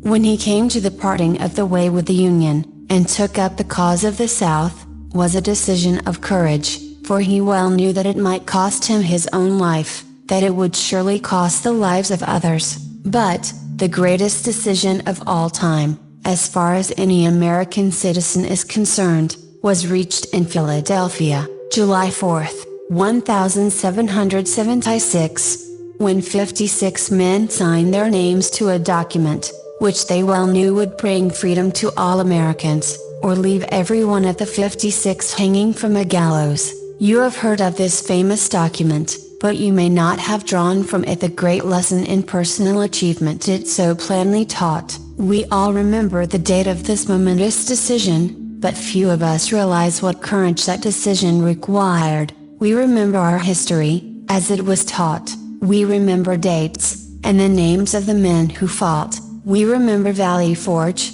and Yorktown. We remember George Washington, and Lord Cornwallis, but we know little of the real forces back of these names, dates, and places. We know still less of that intangible power, which ensured us freedom long before Washington's armies reached Yorktown. We read the history of the Revolution, and falsely imagine that George Washington was the father of our country, that it was he who won our freedom, while the truth is Washington was only an accessory after the fact, because victory for his armies had been ensured long before Lord Cornwallis surrendered. This is not intended to rob Washington of any of the glory he so richly merited. Its purpose, rather, is to give greater attention to the astounding power that was the real cause of his victory. It is nothing short of tragedy that the writers of history have missed, entirely, even the slightest reference to the irresistible power, which gave birth and freedom to the nation destined to set up new standards of independence for all the peoples of the earth.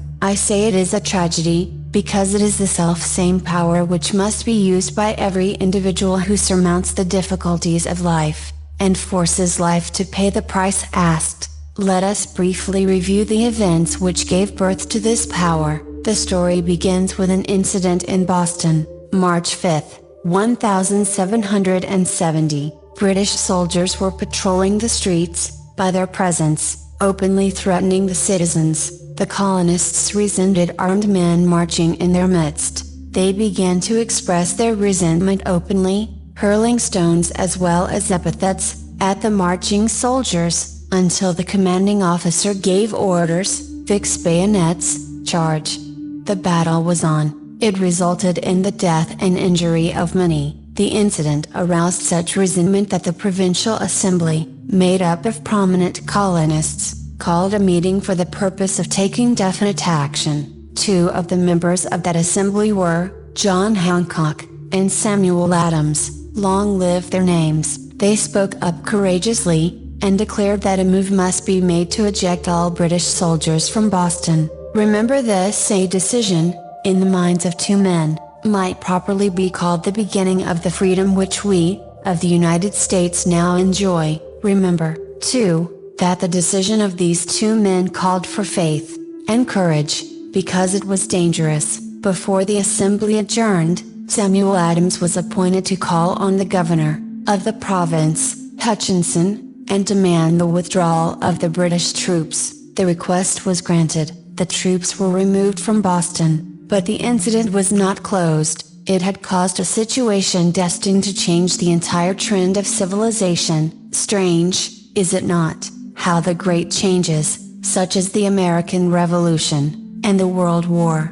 often have their beginnings in circumstances which seem unimportant. It is interesting, also, to observe that these important changes usually begin in the form of a definite decision in the minds of a relatively small number of people. Few of us know the history of our country well enough to realize that John Hancock, Samuel Adams, and Richard Henry Lee, of the province of Virginia, were the real fathers of our country. Richard Henry Lee became an important factor in this story by reason of the fact that he and Samuel Adams communicated frequently, by correspondence, sharing freely their fears and their hopes concerning the welfare of the people of their provinces. From this practice, Adams conceived the idea that a mutual exchange of letters between the 13 colonies might help to bring about the coordination of efforts so badly needed in connection with the solution of their problems. 2 years after the clash with the soldiers in Boston, March 72, Adams presented this idea to the Assembly,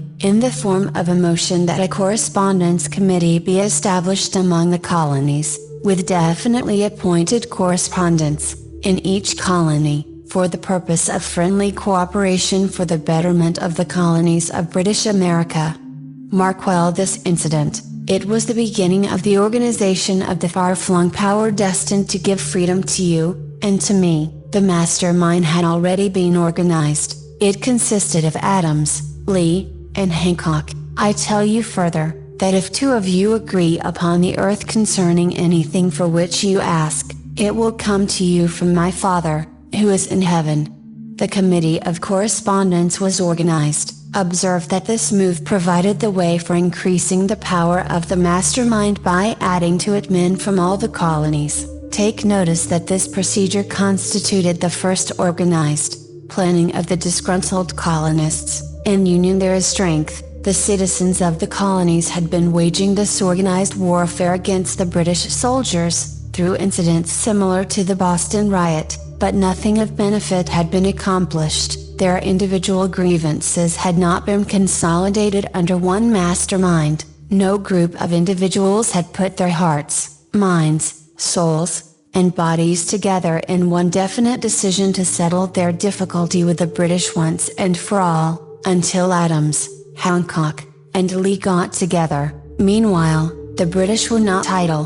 They, too, were doing some planning and masterminding on their own account, with the advantage of having back of them money, and organized soldiery. The Crown appointed Gage to supplant Hutchinson as the governor of Massachusetts. One of the new governor's first acts was to send a messenger to call on Samuel Adams, for the purpose of endeavoring to stop his opposition by fear. We can best understand the spirit of what happened by quoting the conversation between Call, Fenton, the messenger sent by Gage, and Adams. Call, Fenton, I have been authorized by Governor Gage, to assure you, Mr. Adams, that the governor has been empowered to confer upon you such benefits as would be satisfactory. Endeavor to win Adams by promise of bribes, upon the condition that you engage to cease in your opposition to the measures of the government. It is the governor's advice to you, sir, not to incur the further displeasure of His Majesty. Your conduct has been such as makes you liable to penalties of an Act of Henry VIII, by which persons can be sent to England for trial for treason, or misprision of treason, at the discretion of the governor of a province. But, by changing your political course, you will not only receive great personal advantages, but you will make your peace with the king. Samuel Adams had the choice of two decisions. He could cease his opposition, and receive personal bribes, or he could continue, and run the risk of being hanged. Clearly, the time had come when Adams was forced to reach instantly a decision, which could have cost his life. The majority of men would have found it difficult to reach such a decision. The majority would have sent back an evasive reply, but not Adams. He insisted upon Call, Fenton's word of honor, that the colonel would deliver to the governor the answer exactly as Adams would give it to him. Adams' answer: then you may tell Governor Gage that I trust I have long since made my peace with the King of Kings. No personal consideration shall induce me to abandon the righteous cause of my country, and tell Governor Gage it is the advice of Samuel Adams to him, no longer to insult the feelings of an exasperated people. Comment as to the character of this man seems unnecessary. It must be obvious to all who read this astounding message that its sender possessed loyalty of the highest order. This is important. Racketeers and dishonest politicians have prostituted the honor for which such men as Adams died. When Governor Gage received Adams' caustic reply, he flew into a rage, and issued a proclamation which read, I do, hereby, in His Majesty's name, offer and promise His most gracious pardon to all persons who shall forthwith lay down their arms, and return to the duties of peaceable subjects, accepting only from the benefit of such pardon, Samuel Adams and John Hancock, whose offenses are of too flagitious a nature to admit of any other consideration but that of condign punishment. As one might say, in modern slang, Adams and Hancock were on the spot. The threat of the irate governor forced the two men to reach another decision, equally as dangerous. They hurriedly called a secret meeting of their staunchest followers. Here the mastermind began to take on momentum. After the meeting had been called to order, Adams locked the door, placed the key in his pocket, and informed all present that it was imperative that a Congress of the colonists be organized, and that no man should leave the room until the decision for such a Congress had been reached. Great excitement followed. Some weighed the possible consequences of such radicalism, old man fear. Some expressed grave doubt as to the wisdom of so definite a decision in defiance of the Crown. Locked in that room were two men immune to fear, blind to the possibility of failure, Hancock and Adams. Through the influence of their minds, the others were induced to agree that, through the Correspondence Committee, arrangements should be made for a meeting of the First Continental Congress, to be held in Philadelphia, September 5, 1774. Remember this date, it is more important than July 4, 1776. If there had been no decision to hold a Continental Congress, there could have been no signing of the Declaration of Independence. Before the first meeting of the new Congress, another leader, in a different section of the country, was deep in the throes of publishing a summary view of the rights of British America. He was Thomas Jefferson, of the province of Virginia, whose relationship to Lord Dunmore, representative of the Crown in Virginia, was as strained as that of Hancock and Adams with their governor. Shortly after his famous Summary of Rights was published, Jefferson was informed that he was subject to prosecution for high treason against His Majesty's government. Inspired by the threat, one of Jefferson's colleagues, Patrick Henry, boldly spoke his mind, concluding his remarks with a sentence which shall remain forever a classic: "If this be treason, then make the most of it." It was such men as these who, without power, without authority, without military strength, without money, sat in solemn consideration of the destiny of the colonies, beginning at the opening of the First Continental Congress, and continuing at intervals for 2 years until on June 7, 1776, Richard Henry Lee rose, addressed the chair, and to the startled assembly made this motion: "Gentlemen, I make the motion that these united colonies are, and of right ought to be free and independent states, that they be absolved from all allegiance to the British Crown, and that all political connection between them and the state of Great Britain is, and ought to be totally dissolved." Lee's astounding motion was discussed fervently, and at such length that he began to lose patience. Finally, after days of argument, he again took the floor, and declared, in a clear, firm voice, "Mr. President, we have discussed this issue for days. It is the only course for us to follow. Why, then, sir, do we longer delay? Why still deliberate? Let this happy day give birth to an American Republic. Let her arise, not to devastate and to conquer, but to re-establish the reign of peace, and of law. The eyes of Europe are fixed upon us. She demands of us a living example of freedom, that may exhibit a contrast, in the felicity of the citizen, to the ever-increasing tyranny." Before his motion was finally voted upon, Lee was called back to Virginia, because of serious family illness, but before leaving, he placed his cause in the hands of his friend, Thomas Jefferson, who promised to fight until favorable action was taken. Shortly thereafter, the President of the Congress, Hancock, appointed Jefferson as chairman of a committee to draw up a Declaration of Independence. Long and hard the committee labored, on a document which would mean, when accepted by the Congress, that every man who signed it, would be signing his own death warrant, should the colonies lose in the fight with Great Britain, which was sure to follow. The document was drawn, and on June 28, the original draft was read before the Congress. For several days it was discussed, altered, and made ready. On July 4, 1776, Thomas Jefferson stood before the Assembly,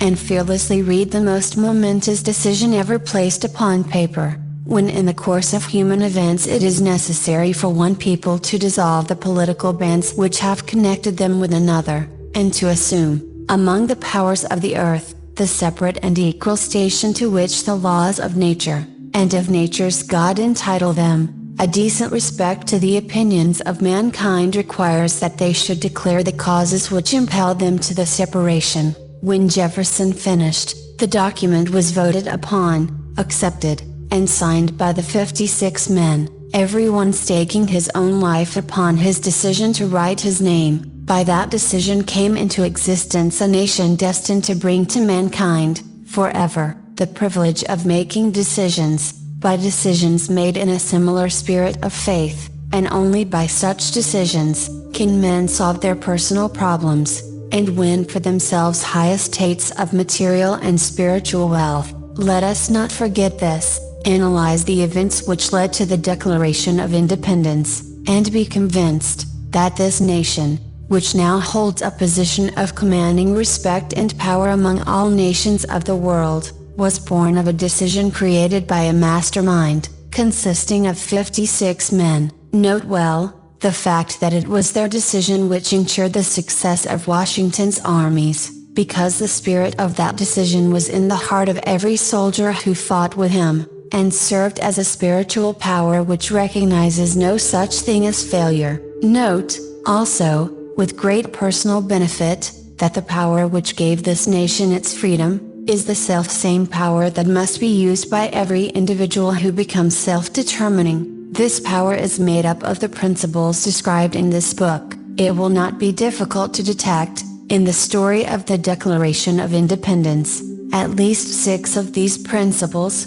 desire, decision, faith, persistence, the mastermind, and organized planning. Throughout this philosophy will be found the suggestion that thought, backed by strong desire, has a tendency to transmute itself into its physical equivalent. Before passing on, I wish to leave with you the suggestion that one may find in this story, and in the story of the organization of the United States Steel Corporation, a perfect description of the method by which thought makes this astounding transformation. In your search for the secret of the method, do not look for a miracle, because you will not find it. You will find only the eternal laws of nature. These laws are available to every person who has the faith and the courage to use them. They may be used to bring freedom to a nation, or to accumulate riches. There is no charge save the time necessary to understand and appropriate them. Those who reach decisions promptly and definitely,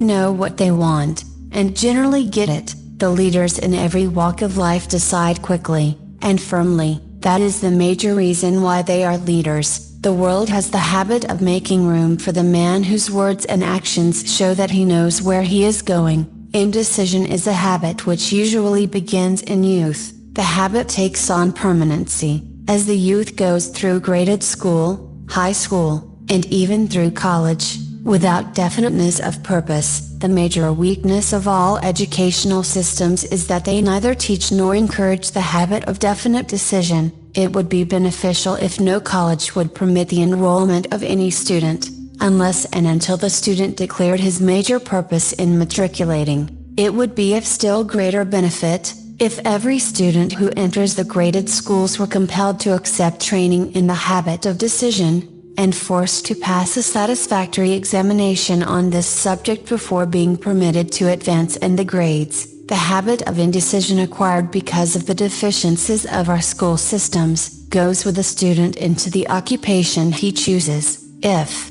in fact, he chooses his occupation. Generally, the youth just out of school seeks any job that can be found. He takes the first place he finds, because he has fallen into the habit of indecision. 98 out of every 100 people working for wages today, are in the positions they hold, because they lack the definiteness of decision to plan a definite position, and the knowledge of how to choose an employer. Definiteness of decision always requires courage, sometimes very great courage. The 56 men who signed the Declaration of Independence staked their lives on the decision to affix their signatures to that document. The person who reaches a definite decision to procure the particular job, and make life pay the price he asks, does not stake his life on that decision, he stakes his economic freedom, financial independence, riches. Desirable business and professional positions are not within reach of the person who neglects or refuses to expect,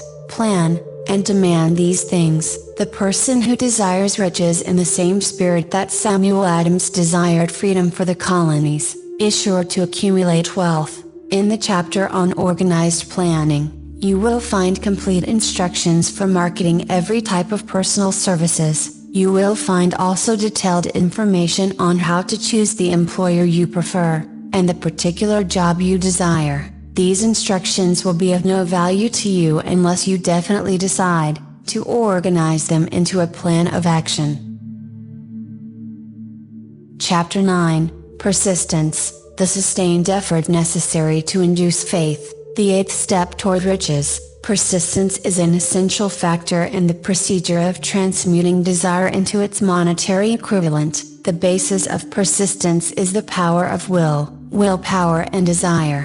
When properly combined, make an irresistible bear. Men who accumulate great fortunes are generally known as cold-blooded, and sometimes ruthless. Often they are misunderstood. What they have is willpower, which they mix with persistence, and place back of their desires to ensure the attainment of their objectives. Henry Ford has been generally misunderstood to be ruthless and cold-blooded. This misconception grew out of Ford's habit of following through in all of his plans with persistence. The majority of people are ready to throw their aims and purposes overboard, and give up at the first sign of opposition or misfortune. A few carry on despite all opposition, until they attain their goal. These few are the Fords, Carnegies, Rockefellers, and Edisons. There may be no heroic connotation to the word persistence, but the quality is to the character of man what carbon is to steel. The building of a fortune,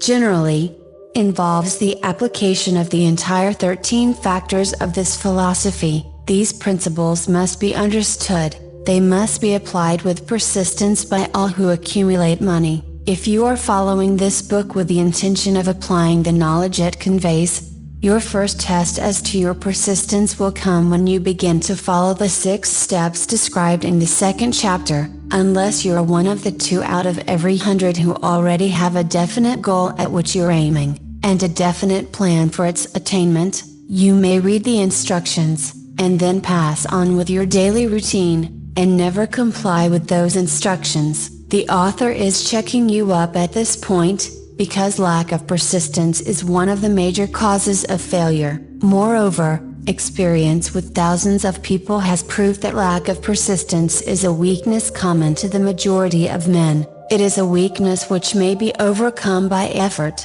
The ease with which lack of persistence may be conquered will depend entirely upon the intensity of one's desire. The starting point of all achievement is desire. Keep this constantly in mind. Weak desires bring weak results, just as a small amount of fire makes a small amount of heat. If you find yourself lacking in persistence, this weakness may be remedied by building a stronger fire under your desires. Continue to read through to the end, then go back to chapter 2, and start immediately to carry out the instructions given in connection with the 6 steps. The eagerness with which you follow these instructions will indicate clearly how much, or how little you really desire to accumulate money. If you find that you are indifferent, you may be sure that you have not yet acquired the money consciousness, which you must possess, before you can be sure of accumulating a fortune. Fortunes gravitate to men whose minds have been prepared to attract them, just as surely as water gravitates to the ocean. In this book may be found all the stimuli necessary to attune any normal mind to the vibrations which will attract the object of one's desires. If you find you are weak in persistence, center your attention upon the instructions contained in the chapter on power. Surround yourself with a mastermind group, and through the cooperative efforts of the members of this group, you can develop persistence. You will find additional instructions for the development of persistence in the chapters on autosuggestion and the subconscious mind. Follow the instructions outlined in these chapters until your habit nature hands over to your subconscious mind a clear picture of the object of your desire. From that point on, you will not be handicapped by lack of persistence. Your subconscious mind works continuously, while you are awake, and while you are asleep. Spasmodic, or occasional effort to apply the rules will be of no value to you. To get results, you must apply all of the rules until their application becomes a fixed habit with you. In no other way can you develop the necessary money consciousness. Poverty is attracted to the one whose mind is favorable to it, as money is attracted to him whose mind has been deliberately prepared to attract it, and through the same laws, poverty consciousness will voluntarily seize the mind which is not occupied with the money consciousness. A poverty consciousness develops without conscious application of habits favorable to it. The money consciousness must be created to order, unless one is born with such a consciousness. Catch the full significance of the statements in the preceding paragraph, and you will understand the importance of persistence in the accumulation of a fortune. Without persistence, you will be defeated, even before you start. With persistence you will win. If you have ever experienced a nightmare, you will realize the value of persistence. You are lying in bed, half awake, with a feeling that you are about to smother. You are unable to turn over, or to move a muscle. You realize that you must begin to regain control over your muscles. Through persistent effort of willpower, you finally manage to move the fingers of one hand. By continuing to move your fingers, you extend your control to the muscles of one arm, until you can lift it. Then you gain control of the other arm in the same manner. You finally gain control over the muscles of one leg, and then extend it to the other leg. Then with one supreme effort of will, you regain complete control over your muscular system, and snap out of your nightmare. The trick has been turned step by step. You may find it necessary to snap out of your mental inertia, through a similar procedure, moving slowly at first, then increasing your speed, until you gain complete control over your will. Be persistent no matter how slowly you may, at first, have to move. With persistence will come success. If you select your mastermind group with care, you will have in it, at least one person who will aid you in the development of persistence. Some men who have accumulated great fortunes, did so because of necessity. They developed the habit of persistence, because they were so closely driven by circumstances, that they had to become persistent. There is no substitute for persistence. It cannot be supplanted by any other quality. Remember this, and it will hearten you. In the beginning, when the going may seem difficult and slow, those who have cultivated the habit of persistence seem to enjoy insurance against failure. No matter how many times they are defeated, they finally arrive up toward the top of the ladder. Sometimes it appears that there is a hidden guide whose duty is to test men through all sorts of discouraging experiences. Those who pick themselves up after defeat and keep on trying, arrive, and the world cries, "Bravo, I knew you could do it." The hidden guide lets no one enjoy great achievement without passing the persistence test. Those who can't take it, simply do not make the grade. Those who can take it are bountifully rewarded for their persistence. They receive, as their compensation, whatever goal they are pursuing. That is not all, they receive something infinitely more important than material compensation: the knowledge that every failure brings with it the seed of an equivalent advantage. There are exceptions to this rule. A few people know from experience the soundness of persistence. They are the ones who have not accepted defeat as being anything more than temporary. They are the ones whose desires are so persistently applied that defeat is finally changed into victory. We who stand on the sidelines of life see the overwhelmingly large number who go down in defeat, never to rise again. We see the few who take the punishment of defeat as an urge to greater effort. These, unfortunately, never learn to accept life's reverse gear. But what we do not see, what most of us never suspect of existing, is the silent but irresistible power which comes to the rescue of those who fight on in the face of discouragement. If we speak of this power at all, we call it persistence, and let it go at that. One thing we all know, if one does not possess persistence, one does not achieve noteworthy success in any calling. As these lines are being written, I look up from my work, and see before me, less than a block away, the great mysterious Broadway, the graveyard of dead hopes, and the front porch of opportunity. From all over the world people have come to Broadway, seeking fame, fortune, power, love, or whatever it is that human beings call success. Once in a great while someone steps out from the long procession of seekers, and the world hears that another person has mastered Broadway. But Broadway is not easily nor quickly conquered. She acknowledges talent, recognizes genius, pays off in money, only after one has refused to quit.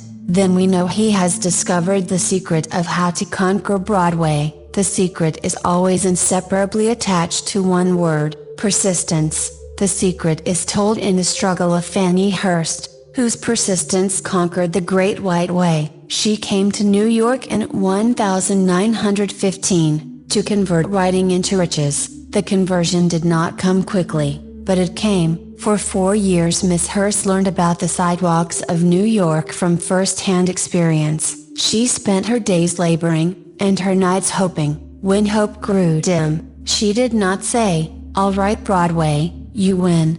She said, "Very well, Broadway, you may whip some, but not me. I'm going to force you to give up." One publisher, the Saturday Evening Post, sent her 36 rejection slips, before she broke the ice and got a story across. The average writer, like the average in other walks of life, would have given up the job when the first rejection slip came. She pounded the pavements for 4 years to the tune of the publisher's no, because she was determined to win. Then came the payoff.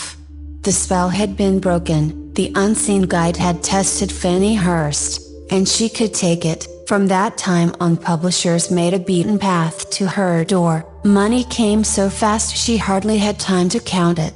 Then the moving picture men discovered her, and money came not in small change, but in floods. The moving picture rights to her latest novel, Great Laughter, brought $100,000, said to be the highest price ever paid for a story before publication.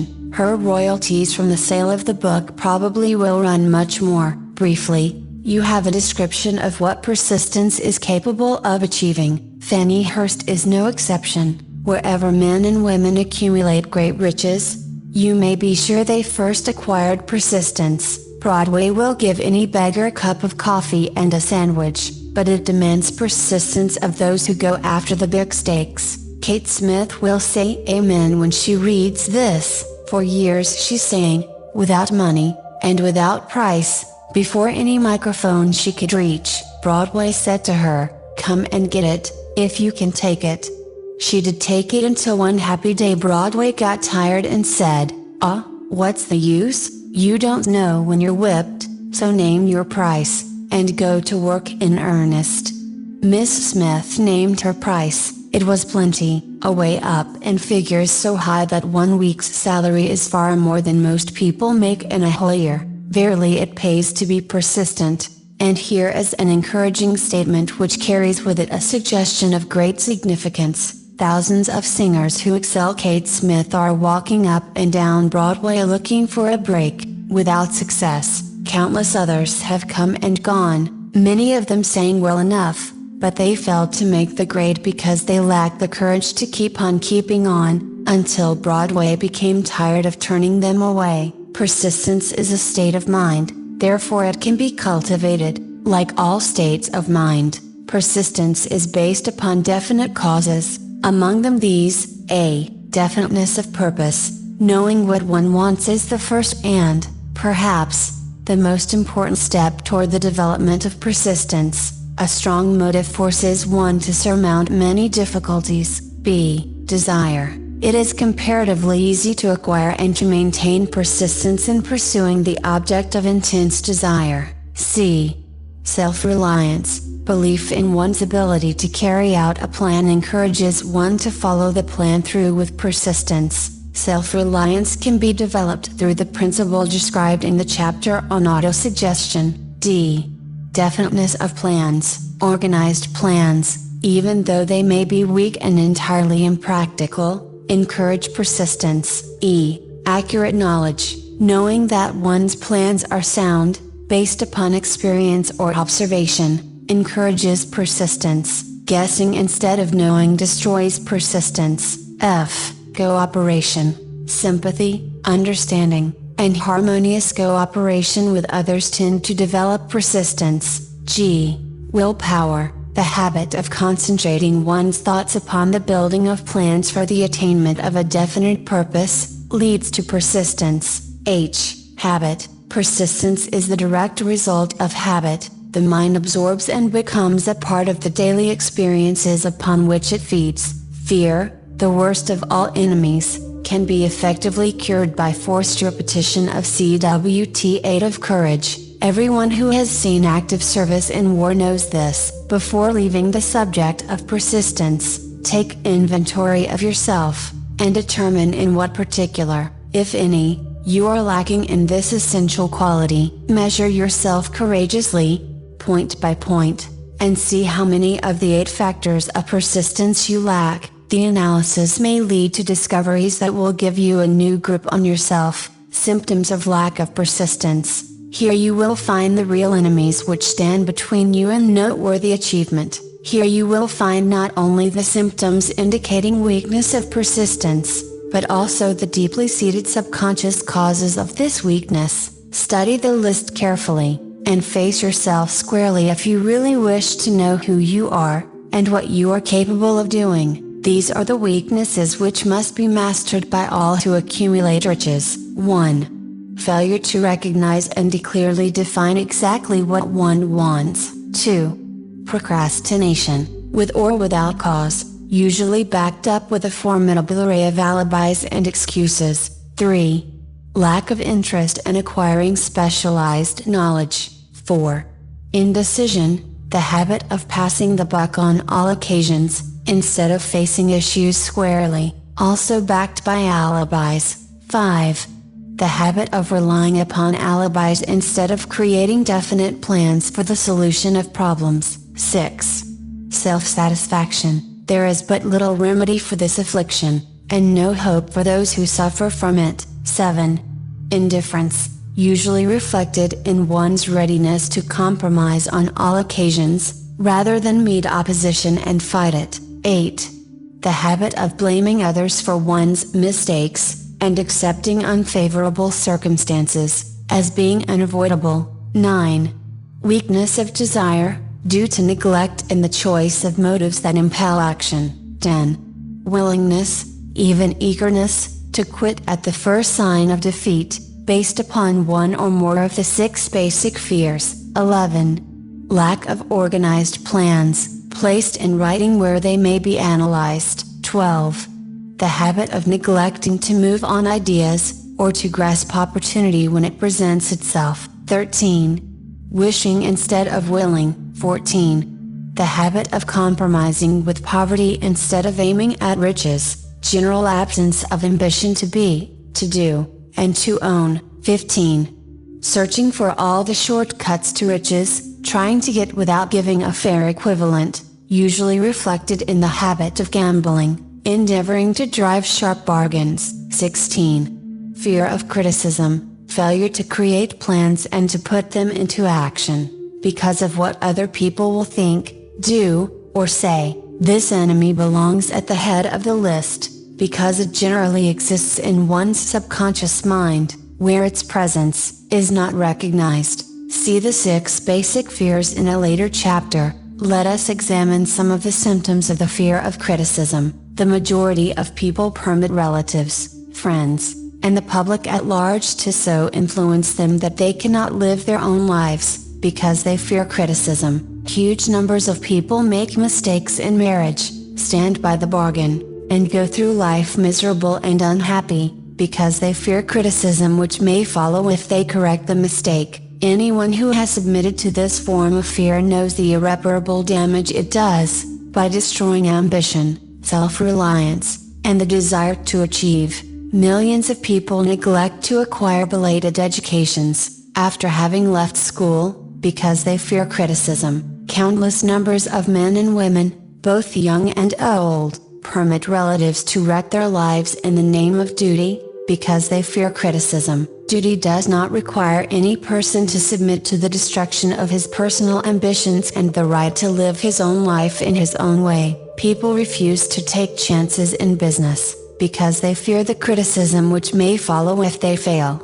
The fear of criticism, in such cases, is stronger than the desire for success. Too many people refuse to set high goals for themselves, or even neglect selecting a career, because they fear the criticism of relatives and friends who may say, "Don't aim so high, people will think you're crazy." When Andrew Carnegie suggested that I devote 20 years to the organization of a philosophy of individual achievement, my first impulsive thought was fear of what people might say. The suggestion set up a goal for me, far out of proportion to any I had ever conceived. As quick as a flash, my mind began to create alibis and excuses, all of them traceable to the inherent fear of criticism. Something inside of me said, "You can't do it, the job is too big, and requires too much time. What will your relatives think of you?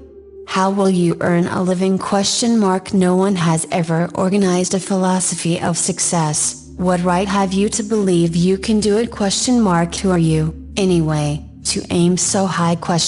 Remember your humble birth. What do you know about philosophy? People will think you're crazy, and they did. Why hasn't some other person done this before now? These, and many other questions flashed into my mind, and demanded attention. It seemed as if the whole world had suddenly turned its attention to me with the purpose of ridiculing me into giving up all desire to carry out Mr. Carnegie's suggestion. I had a fine opportunity, then and there, to kill off ambition before it gained control of me. Later in life, after having analyzed thousands of people, I discovered that most ideas are stillborn, and need the breath of life injected into them through definite plans of immediate action. The time to nurse an idea is at the time of its birth. Every minute it lives, gives it a better chance of surviving. The fear of criticism is at the bottom of the destruction of most ideas which never reach the planning and action stage. Many people believe that material success is the result of favorable breaks. There is an element of ground for the belief, but those depending entirely upon luck, are nearly always disappointed, because they overlook another important factor which must be present before one can be sure of success. It is the knowledge with which favorable breaks can be made to order. During the Depression, Fields, the comedian, lost all his money, and found himself without income, without a job, and his means of earning a living, vaudeville, no longer existed. Moreover, he was past 60, when many men considered themselves old. He was so eager to stage a comeback that he offered to work without pay, in a new field, movies. In addition to his other troubles, he fell and injured his neck. To many that would have been the place to give up and quit, but Fields was persistent. He knew that if he carried on he would get the breaks sooner or later, and he did get them, but not by chance. Marie Dressler found herself down and out, with her money gone, with no job, when she was about 60. She, too, went after the breaks, and got them. Her persistence brought an astounding triumph late in life, long beyond the age when most men and women are done with ambition to achieve. Eddie Cantor lost his money in the 1929 stock crash, but he still had his persistence and his courage. With these, plus 2 prominent eyes, he exploited himself back into an income of $10,000 a week. Verily, if one has persistence, one can get along very well without many other qualities. The only break anyone can afford to rely upon is a self-made break. These come through the application of persistence, The starting point is definiteness of purpose. Examine the first 100 people you meet, ask them what they want most in life, and 98 of them will not be able to tell you. If you press them for an answer, some will say security, many will say money, a few will say happiness, others will say fame and power, and still others will say social recognition, ease in living, ability to sing, dance, or write, but none of them will be able to define these terms, or give the slightest indication of a plan by which they hope to attain these vaguely expressed wishes. Riches did not respond to wishes, they respond only to definite plans, backed by definite desires, through constant persistence. How to develop persistence? There are 4 simple steps which lead to the habit of persistence. They call for no great amount of intelligence, no particular amount of education, and but little time or effort. The necessary steps are: 1. A definite purpose backed by burning desire for its fulfillment. 2. A definite plan, expressed in continuous action. 3. A mind closed tightly against all negative and discouraging influences, including negative suggestions of relatives, friends and acquaintances. 4.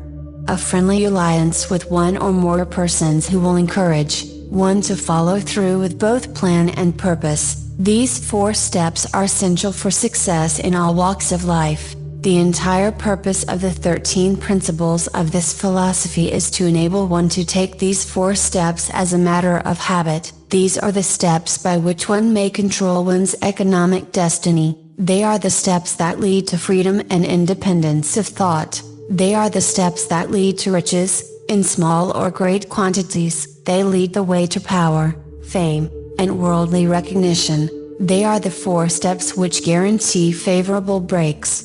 They are the steps that convert dreams into physical realities. They lead, also, to the mastery of fear, discouragement, indifference. There is a magnificent reward for all who learn to take these 4 steps. It is the privilege of writing one's own ticket, and of making life yield whatever price is asked. I have no way of knowing the facts, but I venture to conjecture that Mrs. Wallace Simpson's great love for a man was not accidental, nor the result of favorable breaks alone. There was a burning desire, and careful searching at every step of the way. Her first duty was to love. What is the greatest thing on earth? The master called it love, not man-made rules, criticism, bitterness, slander, or political marriages, but love.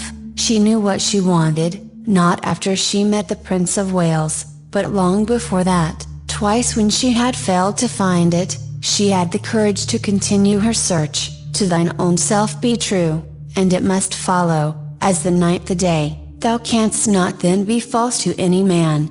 Her rise from obscurity was of the slow, progressive, persistent order, but it was sure. She triumphed over unbelievably long odds, and, no matter who you are, or what you may think of Wallace Simpson, or the king who gave up his crown for her love, she is an astounding example of applied persistence, an instructor on the rules of self-determination, from whom the entire world might profitably take lessons. When you think of Wallace Simpson, think of one who knew what she wanted, and shook the greatest empire on earth to get it. Women who complain that this is a man's world, that women do not have an equal chance to win, owe it to themselves to study carefully the life of this unusual woman, who, at an age which most women consider old, captured the affections of the most desirable bachelor in the entire world. And what of King Edward? What lesson may we learn from his part in the world's greatest drama of recent times? Did he pay too high a price for the affections of the woman of his choice? Surely no one but he can give the correct answer. The rest of us can only conjecture. This much we know: the king came into the world without his own consent. He was born to great riches, without requesting them. He was persistently sought in marriage. Politicians and statesmen throughout Europe tossed dowagers and princesses at his feet. Because he was the firstborn of his parents, he inherited a crown, which he did not seek, and perhaps did not desire. For more than 40 years he was not a free agent, could not live his life in his own way, had but little privacy, and finally assumed duties inflicted upon him when he ascended the throne. Some will say, with all these blessings, King Edward should have found peace of mind, contentment, and joy of living. The truth is that back of all the privileges of a crown, all the money, the fame, and the power inherited by King Edward, there was an emptiness which could be filled only by love. His greatest desire was for love. Long before he met Wallis Simpson, he doubtless felt this great universal emotion tugging at the strings of his heart, beating upon the door of his soul, and crying out for expression. And when he met a kindred spirit, crying out for this same holy privilege of expression, he recognized it, and without fear or apology, opened his heart and bade it enter. All the scandalmongers in the world cannot destroy the beauty of this international drama, through which two people found love, and had the courage to face open criticism, renounce all else to give it holy expression. King Edward's decision to give up the crown of the world's most powerful empire, for the privilege of going the remainder of the way through life with the woman of his choice, was a decision that required courage. The decision also had a price, but who has the right to say the price was too great? Surely not he who said, "He among you who is without sin, let him cast the first stone." As a suggestion to any evil-minded person who chooses to find fault with the Duke of Windsor, because his desire was for love, and for openly declaring his love for Wallis Simpson, and giving up his throne for her, let it be remembered that the open declaration was not essential. He could have followed the custom of clandestine liaison which has prevailed in Europe for centuries, without giving up either his throne, or the woman of his choice, and there would have been no complaint from either church or laity. But this unusual man was built of sterner stuff. His love was clean, it was deep and sincere, it represented the one thing which, above all else he truly desired. Therefore, he took what he wanted, and paid the price demanded. If Europe had been blessed with more rulers with the human heart and the traits of honesty of ex-King Edward, for the past century, that unfortunate hemisphere now seething with greed, hate, lust, political connivance, and threats of war, would have a different and a better story to tell, a story in which love and not hate would rule. In the words of Stuart Austin, where we raise our cup and drink this toast to ex-King Edward and Wallis Simpson, blessed is the man who has come to know that our muted thoughts are our sweetest thoughts. Blessed is the man who, from the blackest depths, can see the luminous figure of love, and seeing, sing, and singing, say, "Sweeter far than uttered lays are the thoughts I have of you."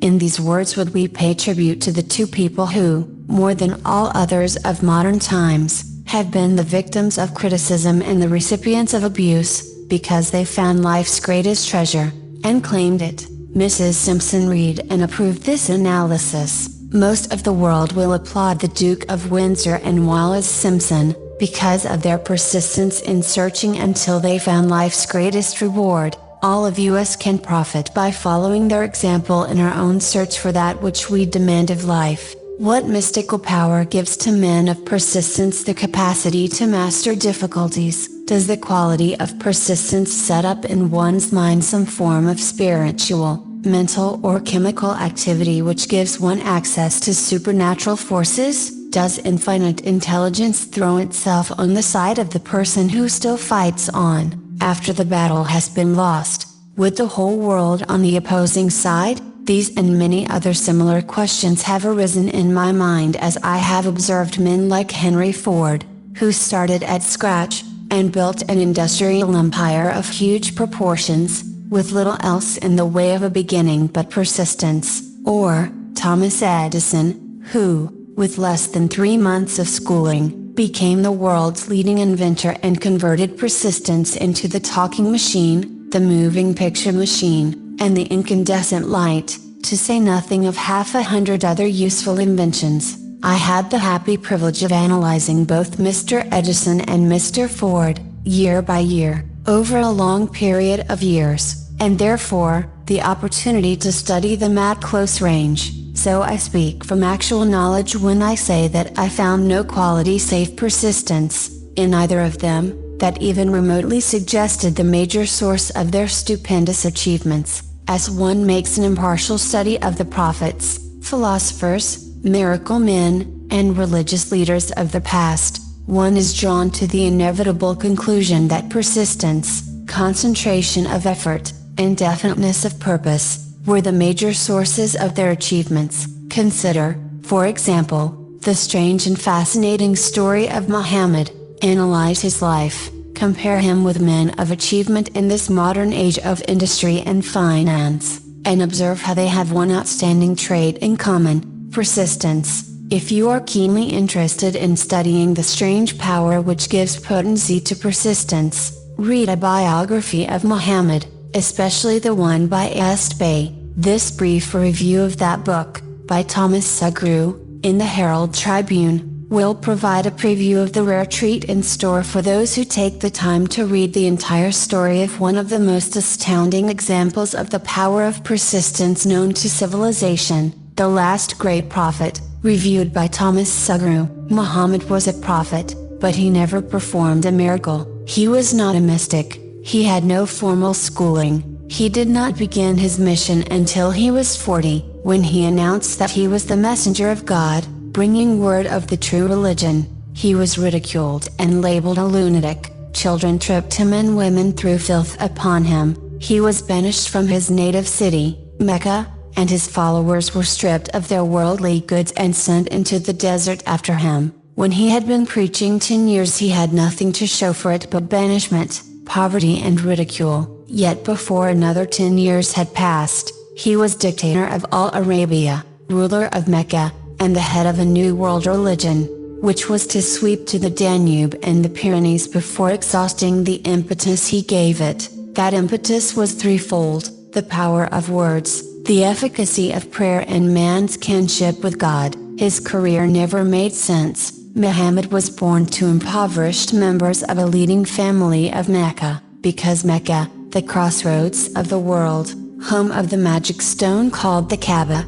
great city of trade and the center of trade routes, was unsanitary. Its children were sent to be raised in the desert by Bedouins. Muhammad was thus nurtured, drawing strength and health from the milk of nomad, vicarious mothers. He tended sheep and soon hired out to a rich widow as leader of her caravans. He traveled to all parts of the Eastern world, talked with many men of diverse beliefs, and observed the decline of Christianity into warring sects. When he was 28, Khadijah, the widow, looked upon him with favor, and married him. Her father would have objected to such a marriage, so she got him drunk and held him up while he gave the paternal blessing. For the next 12 years Muhammad lived as a rich and respected and very shrewd trader. Then he took to wandering in the desert, and one day he returned with the first verse of the Quran and told Khadijah that the Archangel Gabriel had appeared to him and said that he was to be the messenger of God. The Quran, the revealed word of God,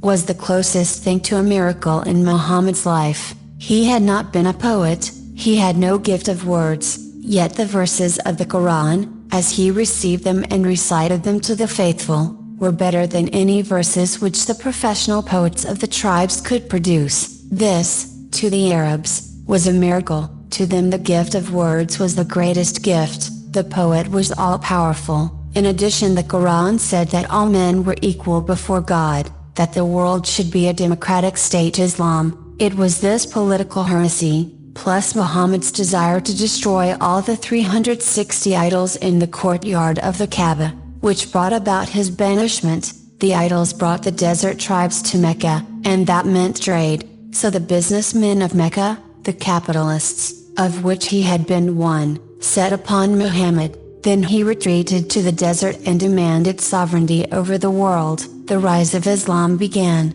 Out of the desert came a flame which would not be extinguished, a democratic army fighting as a unit and prepared to die without wincing. Muhammad had invited the Jews and Christians to join him, for he was not building a new religion. He was calling all who believed in one God to join in a single faith. If the Jews and Christians had accepted his invitation, Islam would have conquered the world. They didn't. They would not even accept Muhammad's innovation of humane warfare. When the armies of the Prophet entered Jerusalem, not a single person was killed because of his faith. When the Crusaders entered the city, centuries later, not a Muslim man, woman, or child was spared, but the Christians did accept one Muslim idea, the place of learning, the university.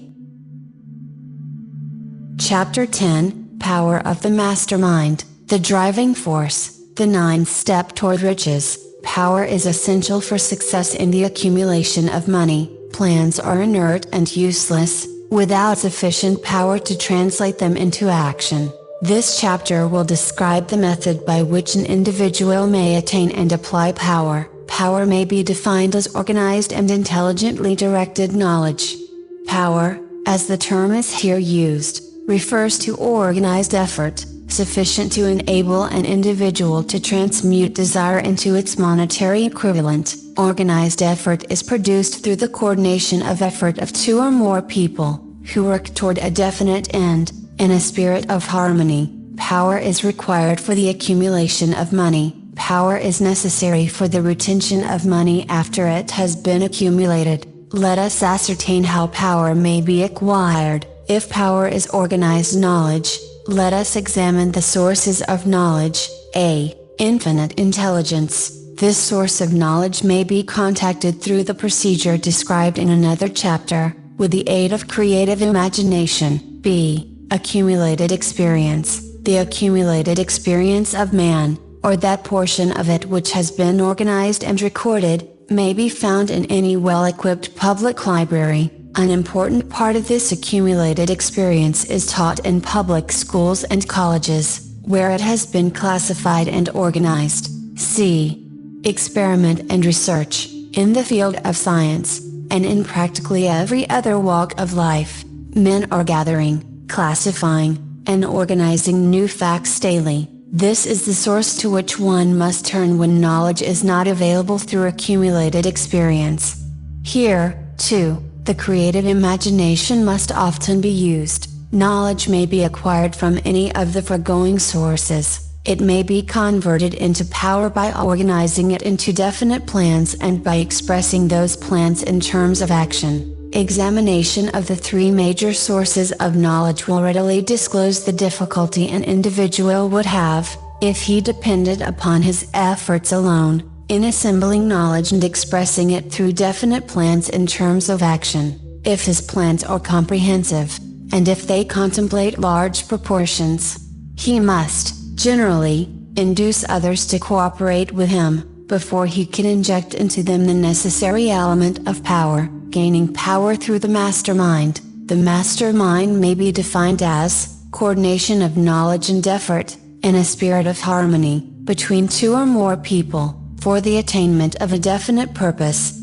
No individual may have great power without availing himself of the mastermind.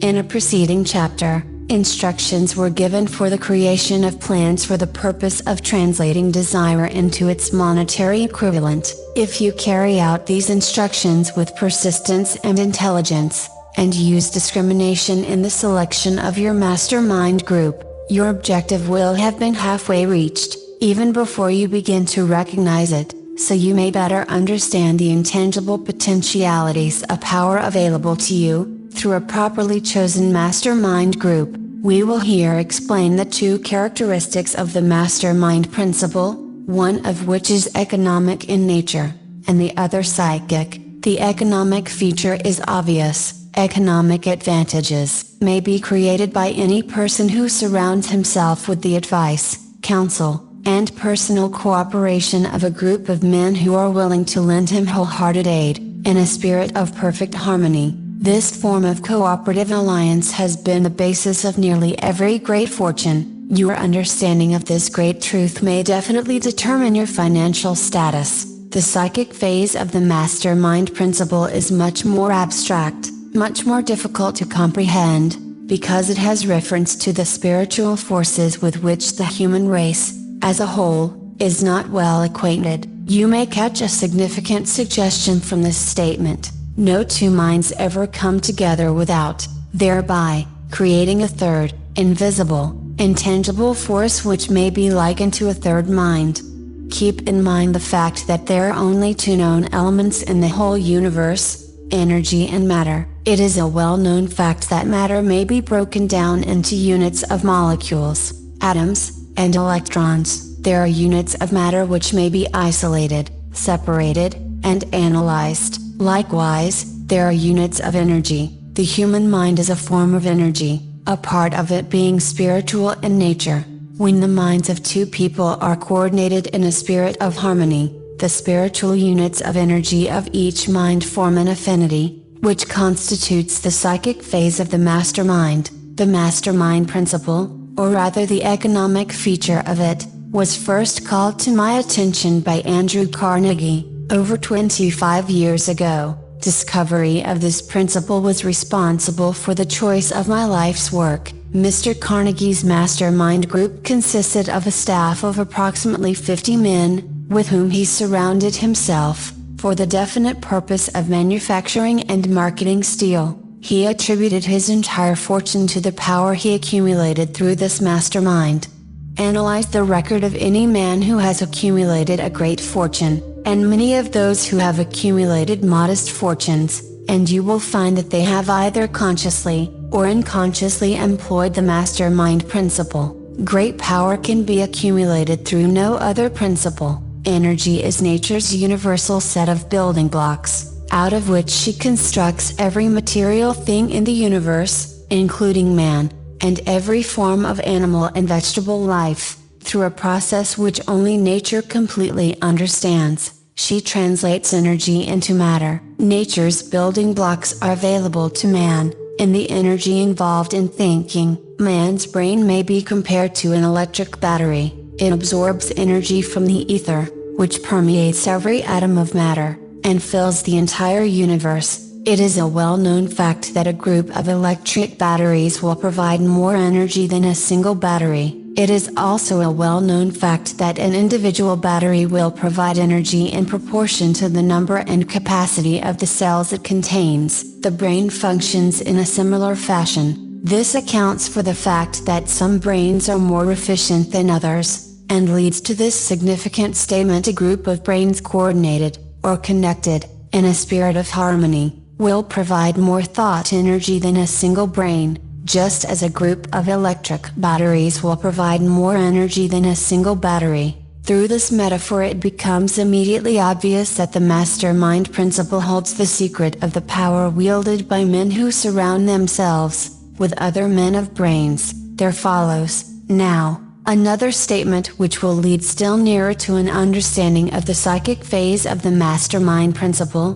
When a group of individual brains are coordinated and function in harmony, the increased energy created through that alliance becomes available to every individual brain in the group. It is a well-known fact that Henry Ford began his business career under the handicap of poverty, illiteracy, and ignorance. It is an equally well-known fact that, within the inconceivably short period of 10 years, Mr. Ford mastered these three handicaps, and that within 25 years he made himself one of the richest men in America. Connect with this fact, the additional knowledge that Mr. Ford's most rapid strides became noticeable, from the time he became a personal friend of Thomas Edison, and you will begin to understand what the influence of one mind upon another can accomplish. Go a step farther, and consider the fact that Mr. Ford's most outstanding achievements began from the time that he formed the acquaintances of Harvey Firestone,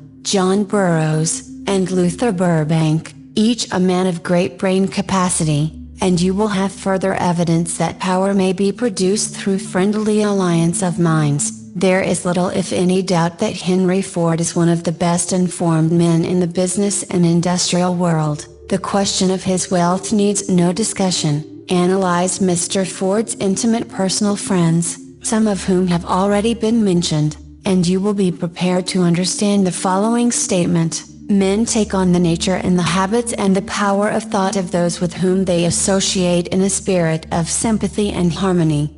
Henry Ford whipped poverty, illiteracy, and ignorance by allying himself with great minds, whose vibrations of thought he absorbed into his own mind, through his association with Edison, Burbank, Burroughs, and Firestone. Mr. Ford added to his own brain power, the sum and substance of the intelligence, experience, knowledge, and spiritual forces of these four men. Moreover, he appropriated, and made use of the mastermind principle through the methods of procedure described in this book. This principle is available to you. We have already mentioned Mahatma Gandhi. Perhaps the majority of those who have heard of Gandhi, look upon him as merely an eccentric little man, who goes around without formal wearing apparel, and makes trouble for the British government. In reality, Gandhi is not eccentric, but he is the most powerful man now living, estimated by the number of his followers and their faith in their leader.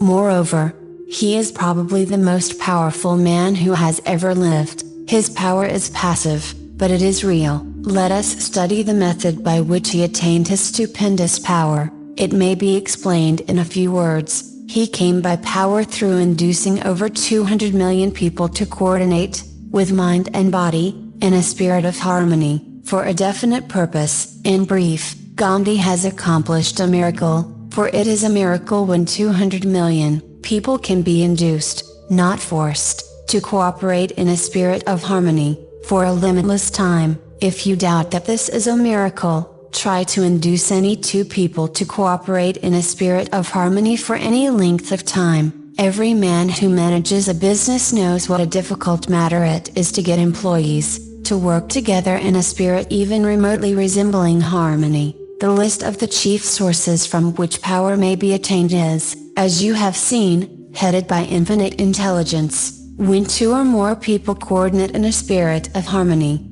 and work toward a definite objective, they place themselves in position, through that alliance, to absorb power directly from the great universal storehouse of infinite intelligence. This is the greatest of all sources of power. It is the source to which the genius turns. It is the source to which every great leader turns, whether he may be conscious of the fact or not. The other two major sources from which the knowledge, necessary for the accumulation of power, may be obtained are no more reliable than the five senses of man. The senses are not always reliable. Infinite intelligence does not err. In subsequent chapters, the methods by which infinite intelligence may be most readily contacted will be adequately described. This is not a course on religion. No fundamental principle described in this book should be interpreted as being intended to interfere either directly, or indirectly, with any man's religious habits. This book has been confined,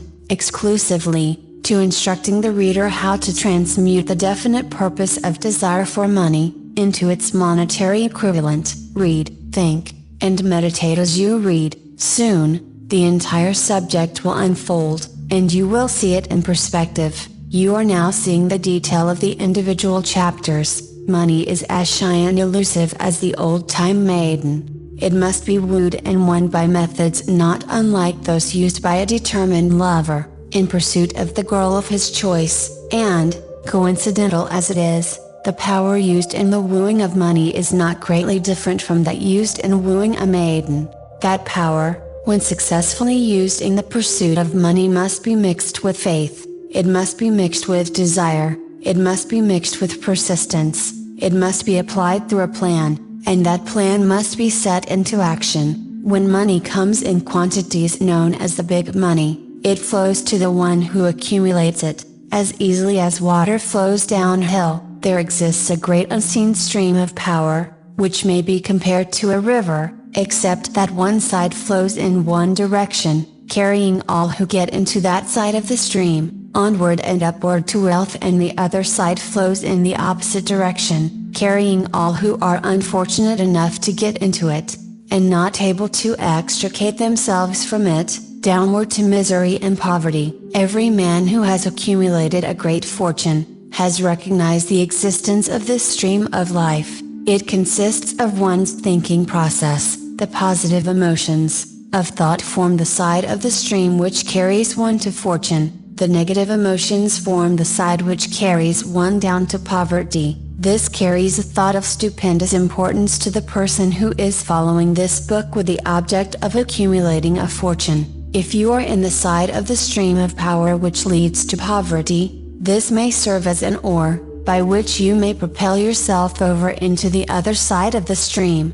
It can serve you only through application and use. Merely reading, and passing judgment on it, either one way or another, will in no way benefit you. Some people undergo the experience of alternating between the positive and negative sides of the stream, being at times on the positive side, and at times on the negative side. The Wall Street crash of '29 swept millions of people from the positive to the negative side of the stream. These millions are struggling, some of them in desperation and fear, to get back to the positive side of the stream. This book was written especially for those millions. Poverty and riches often change places. The crash taught the world this truth. Although the world will not long remember the lesson, poverty may, and generally does, voluntarily take the place of riches. When riches take the place of poverty, the change is usually brought about through well-conceived and carefully executed plans.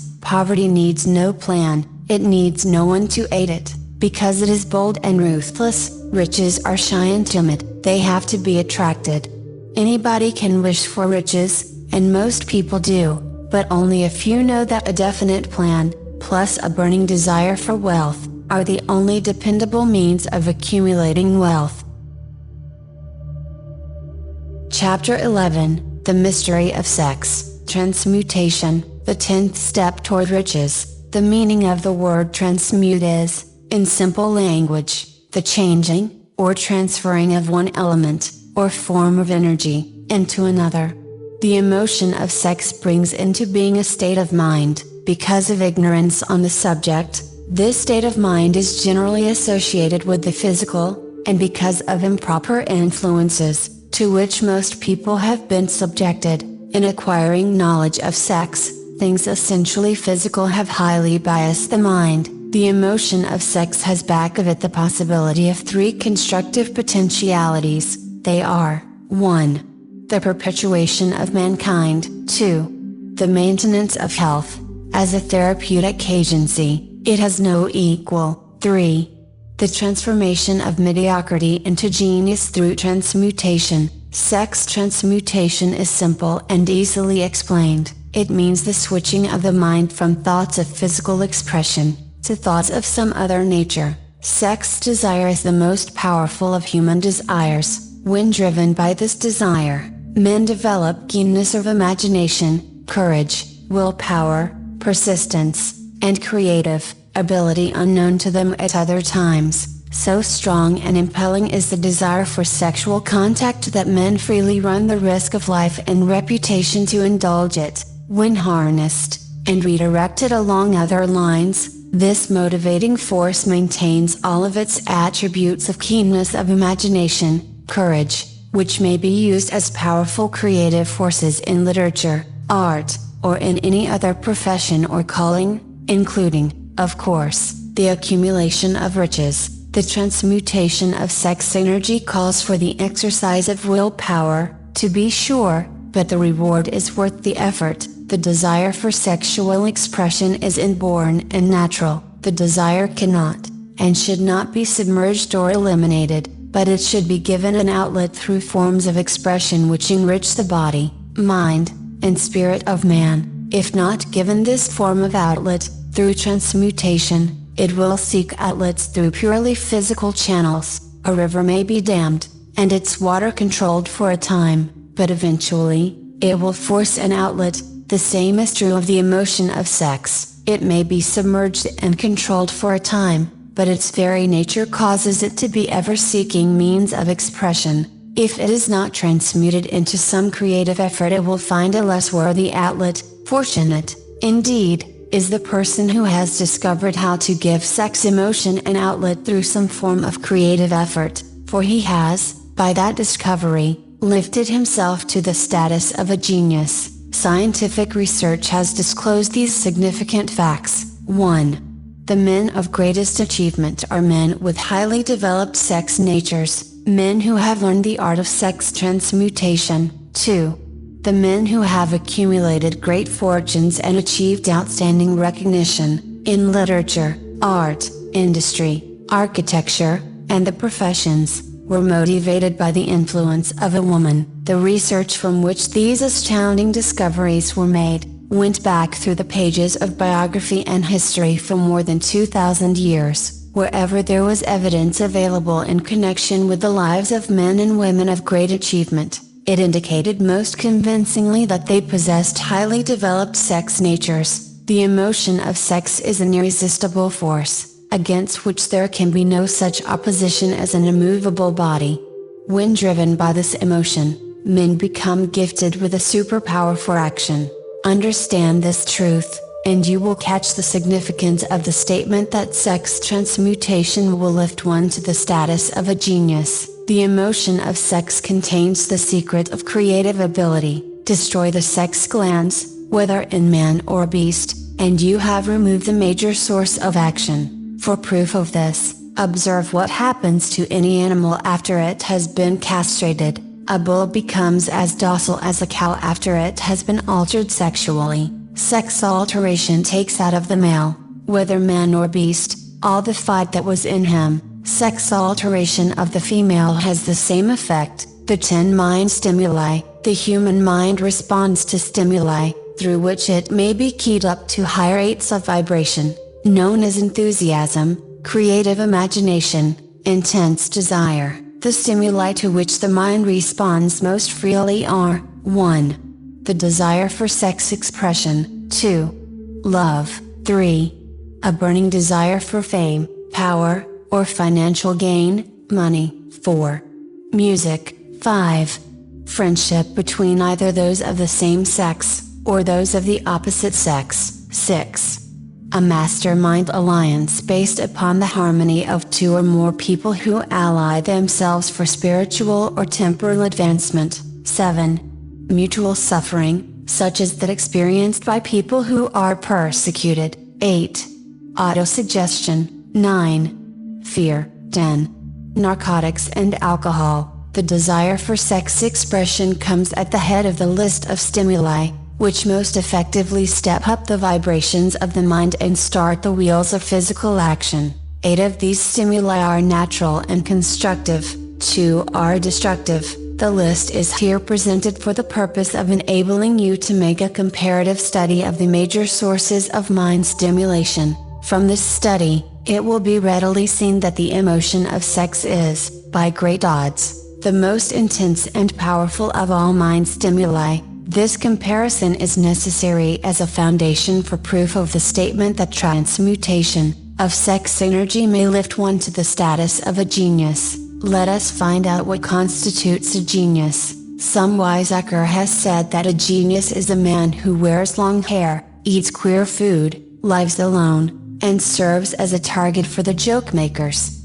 A better definition of a genius is a man who has discovered how to increase the vibrations of thought to the point where he can freely communicate with sources of knowledge not available through the ordinary rate of vibration of thought. The person who thinks will want to ask some questions concerning this definition of genius. The first question will be, how may one communicate with sources of knowledge which are not available through the ordinary rate of vibration of thought? The next question will be, are there known sources of knowledge which are available only to genii? And if so, what are these sources, and exactly how may they be reached? We shall offer proof of the soundness of some of the more important statements made in this book, or at least we shall offer evidence through which you may secure your own proof through experimentation, and in doing so, we shall answer both of these questions. Genius is developed through the sixth sense. The reality of a sixth sense has been fairly well established. This sixth sense is creative imagination. The faculty of creative imagination is one which the majority of people never use during an entire lifetime, and if used at all, it usually happens by mere accident. A relatively small number of people use, with deliberation and purposive forethought, the faculty of creative imagination. Those who use this faculty voluntarily, and with understanding of its functions, are genius. The faculty of creative imagination is the direct link between the finite mind of man and infinite intelligence, also called revelations, referred to in the realm of religion, and all discoveries of basic or new principles in the field of invention take place through the faculty of creative imagination. When ideas or concepts flash into one's mind, through what is popularly called a hunch, they come from one or more of the following sources: 1. Infinite intelligence. 2. One's subconscious mind, wherein is stored every sense impression and thought impulse which ever reached the brain through any of the 5 senses. 3. From the mind of some other person who has just released the thought, or picture of the idea or concept, through conscious thought. Or, 4. From the other person's subconscious storehouse. There are no other known sources from which inspired ideas or hunches may be received. The creative imagination functions best when the mind is vibrating, due to some form of mind stimulation, at an exceedingly high rate, that is, when the mind is functioning at a rate of vibration higher than that of ordinary, normal thought. When brain action has been stimulated, through one or more of the 10 mind stimulants, it has the effect of lifting the individual far above the horizon of ordinary thought, and permits him to envision distance, scope, and quality of thoughts not available on the lower plane, such as that occupied while one is engaged in the solution of the problems of business and professional routine. When lifted to this higher level of thought, through any form of mind stimulation, an individual occupies, relatively, the same position as one who has ascended in an airplane to a height from which he may see over and beyond the horizon line which limits his vision, while on the ground. Moreover, while on this higher level of thought, the individual is not hampered or bound by any of the stimuli which circumscribe and limit his vision while wrestling with the problems of gaining the 3 basic necessities of food, clothing, and shelter. He is in a world of thought in which the ordinary, workaday thoughts have been as effectively removed as are the hills and valleys and other limitations of physical vision. When he rises in an airplane, while on this exalted plane of thought, the creative faculty of the mind is given freedom for action. The way has been cleared for the 6th sense to function. It becomes receptive to ideas which could not reach the individual under any other circumstances. The 6th sense is the faculty which marks the difference between a genius and an ordinary individual. The creative faculty becomes more alert and receptive to vibrations, originating outside the individual's subconscious mind. The more this faculty is used, and the more the individual relies upon it, and makes demands upon it for thought impulses, this faculty can be cultivated and developed only through use. That which is known as one's conscience operates entirely through the faculty of the 6th sense. The great artists, writers, musicians, and poets become great, because they acquire the habit of relying upon the still small voice which speaks from within, through the faculty of creative imagination. It is a fact well known to people who have keen imaginations that their best ideas come through so-called hunches. There is a great orator who does not attain to greatness, until he closes his eyes and begins to rely entirely upon the faculty of creative imagination. When asked why he closed his eyes just before the climaxes of his oratory, he replied, "I do it, because, then I speak through ideas which come to me from within." One of America's most successful and best-known financiers followed the habit of closing his eyes for 2 or 3 minutes before making a decision. When asked why he did this, he replied, "With my eyes closed, I am able to draw upon a source of superior intelligence."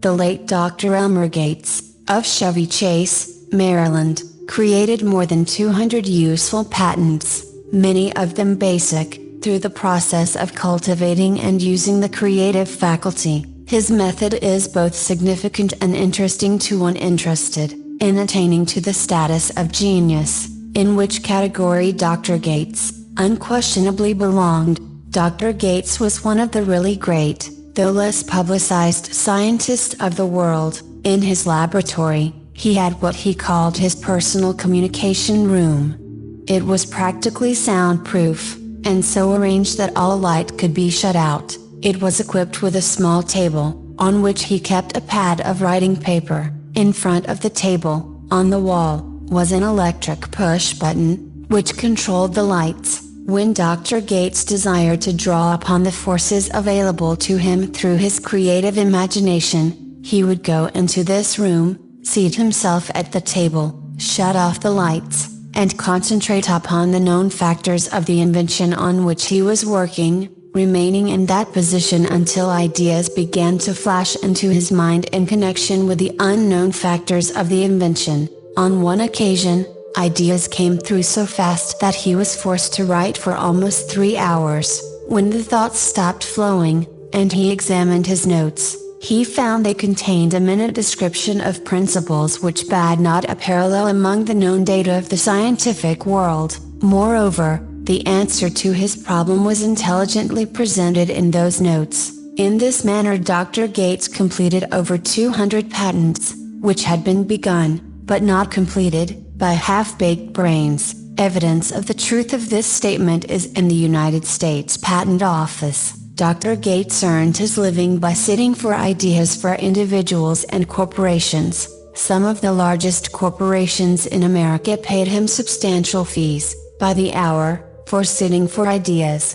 The reasoning faculty is often faulty, because it is largely guided by one's accumulated experience.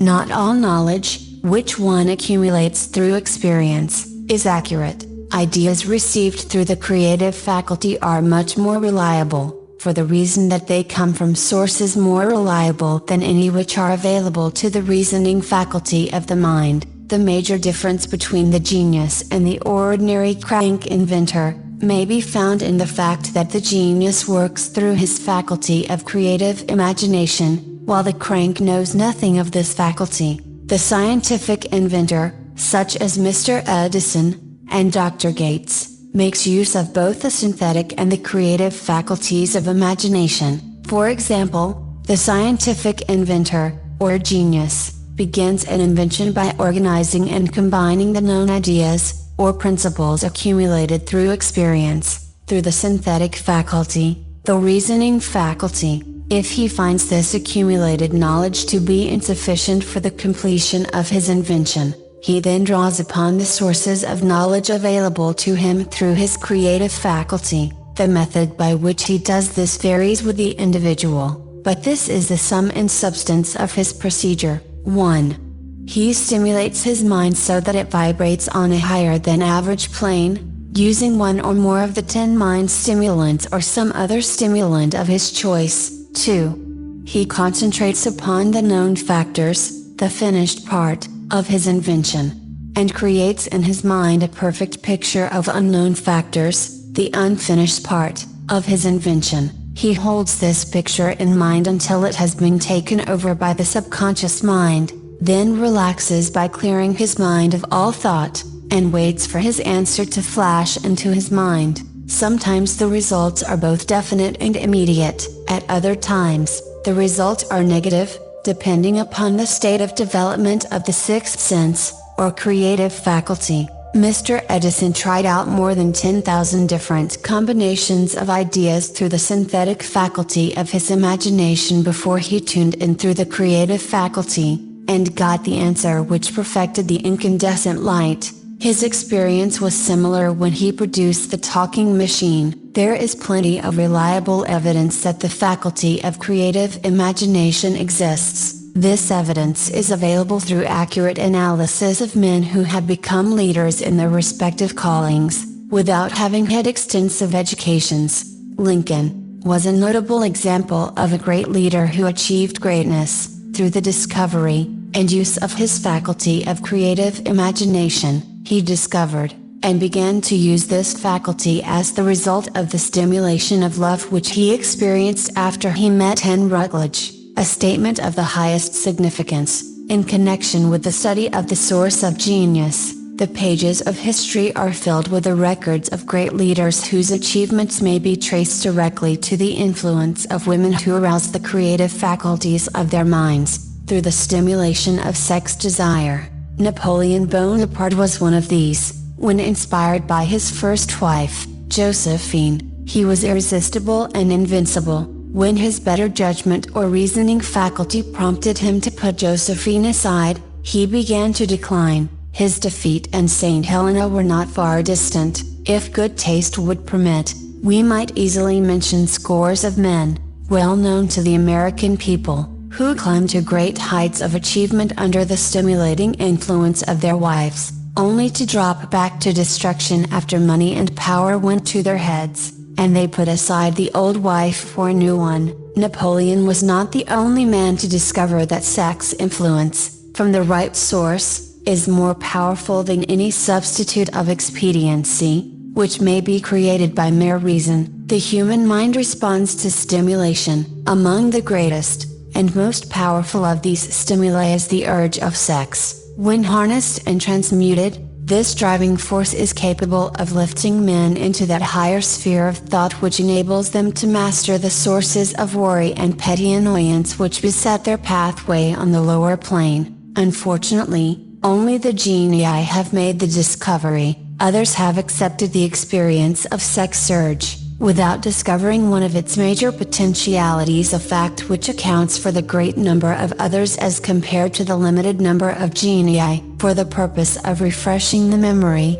in connection with the facts available from the biographies of certain men, we here present the names of a few men of outstanding achievement, each of whom was known to have been of a highly sexed nature. The genius which was theirs, undoubtedly found its source of power in transmuted sex energy. George Washington, Napoleon Bonaparte, William Shakespeare, Abraham Lincoln, Ralph Waldo Emerson, Robert Burns, Thomas Jefferson, Elbert Hubbard, Elbert Gary, Oscar Wilde, Woodrow Wilson, John Patterson, Andrew Jackson, Enrico Caruso. Your own knowledge of biography will enable of you to add to this list. Find, if you can, a single man, in all history of civilization, who achieved outstanding success in any calling, who was not driven by a well-developed sex nature. If you do not wish to rely upon biographies of men not now living, take inventory of those whom you know to be men of great achievement,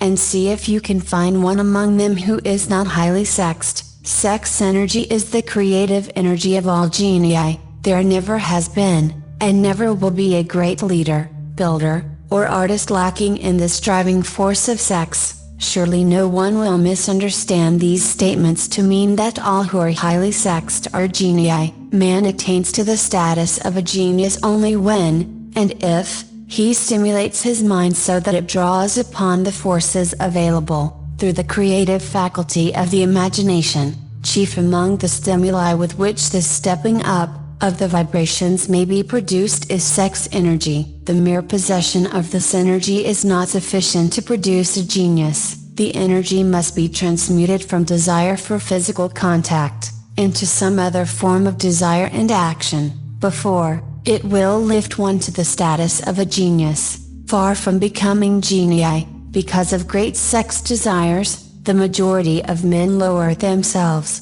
through misunderstanding and misuse of this great force, to the status of the lower animals. Why men seldom succeed before 40, I discovered, from the analysis of over 25,000 people, that men who succeed in an outstanding way, seldom do so before the age of 40, and more often they do not strike their real pace until they are well beyond the age of 50. This fact was so astounding that it prompted me to go into the study of its cause most carefully, carrying the investigation over a period of more than 12 years. This study disclosed the fact that the major reason why the majority of men who succeed did not begin to do so before the age of 40 to 50, is their tendency to dissipate their energies through overindulgence in physical expression of the emotion of sex. The majority of men never learn that the urge of sex has other possibilities, which far transcend in importance, that of mere physical expression. The majority of those who make this discovery, Do so after having wasted many years at a period when the sex energy is at its height, prior to the age of 45 to 50. This usually is followed by noteworthy achievement. The lives of many men up to, and sometimes well past the age of 40, reflect a continued dissipation of energies, which could have been more profitably turned into better channels. Their finer and more powerful emotions are sown wildly to the four winds. Out of this habit of the male, grew the term, sowing his wild oats. The desire for sexual expression is by far the strongest and most impelling of all the human emotions, and for this very reason this desire, when harnessed and transmuted into action, other than that of physical expression, may raise one to the status of a genius. One of America's most able businessmen frankly admitted that his attractive secretary was responsible for most of the plans he created. He admitted that her presence lifted him to heights of creative imagination, such as he could experience under no other stimulus. One of the most successful men in America owes most of his success to the influence of a very charming young woman, who has served as his source of inspiration for more than 12 years. Everyone knows the man to whom this reference is made, but not everyone knows the real source of his achievements. History is not lacking in examples of men who attain to the status of genius, as the result of the use of artificial mind stimulants in the form of alcohol and narcotics. Edgar Allan Poe wrote The Raven while under the influence of liquor, dreaming dreams that mortal never dared to dream before. James Whitcomb Riley did his best writing while under the influence of alcohol. Perhaps it was thus he saw the ordered intermingling of the real and the dream, the mill above the river, and the mist above the stream. Robert Burns wrote best when intoxicated, for auld lang syne, my dear, we'll take a cup of kindness yet, for auld lang syne. But let it be remembered that many such men have destroyed themselves in the end. Nature has prepared her own potions with which men may safely stimulate their minds so they vibrate on a plane that enables them to tune into fine and rare thoughts which come from no man knows where. No satisfactory substitute for nature's stimulants has ever been found. It is a fact well known to psychologists that there is a very close relationship between sex desires and spiritual urges, a fact which accounts for the peculiar behavior of people who participate in the orgies known as religious revivals. Common among the primitive types, the world is ruled, and the destiny of civilization is established, by the human emotions. People are influenced in their actions, not by reason so much as by feelings. The creative faculty of the mind is set into action entirely by emotions, and not by cold reason. The most powerful of all human emotions is that of sex. There are other mind stimulants, some of which have been listed, but no one of them, nor all of them combined, can equal the driving power of sex. A mind stimulant is any influence which will either temporarily, or permanently, increase the vibrations of thought. The 10 major stimulants, described, are those most commonly resorted to. Through these sources one may commune with infinite intelligence, or enter, at will, the storehouse of the subconscious mind, either one's own, or that of another person, a procedure which is all there is of genius. A teacher, who has trained and directed the efforts of more than 30,000 salespeople, made the astounding discovery that highly sexed men are the most efficient salesmen.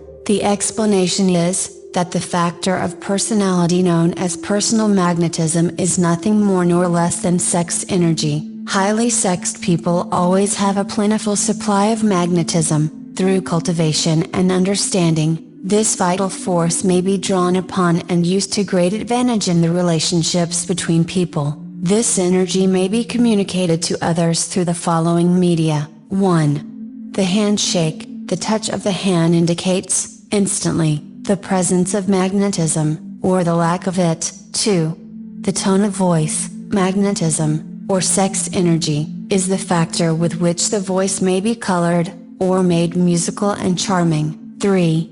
Posture and carriage of the body. Highly sexed people move briskly, and with grace and ease. 4.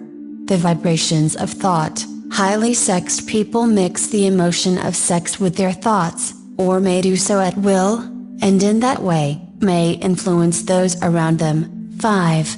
Body adornment. People who are highly sexed are usually very careful about their personal appearance. They usually select clothing of a style becoming to their personality, physique, complexion, etc. When employing salesmen, the more capable sales manager looks for the quality of personal magnetism as the first requirement of a salesman. People who lack sex energy will never become enthusiastic nor inspire others with enthusiasm, and enthusiasm is one of the most important requisites in salesmanship, no matter what one is selling. The public speaker, orator, preacher, lawyer, or salesman who is lacking in sex energy is a flop, as far as being able to influence others is concerned. Couple with this the fact that most people can be influenced only through an appeal to their emotions, and you will understand the importance of sex energy as a part of the salesman's native ability.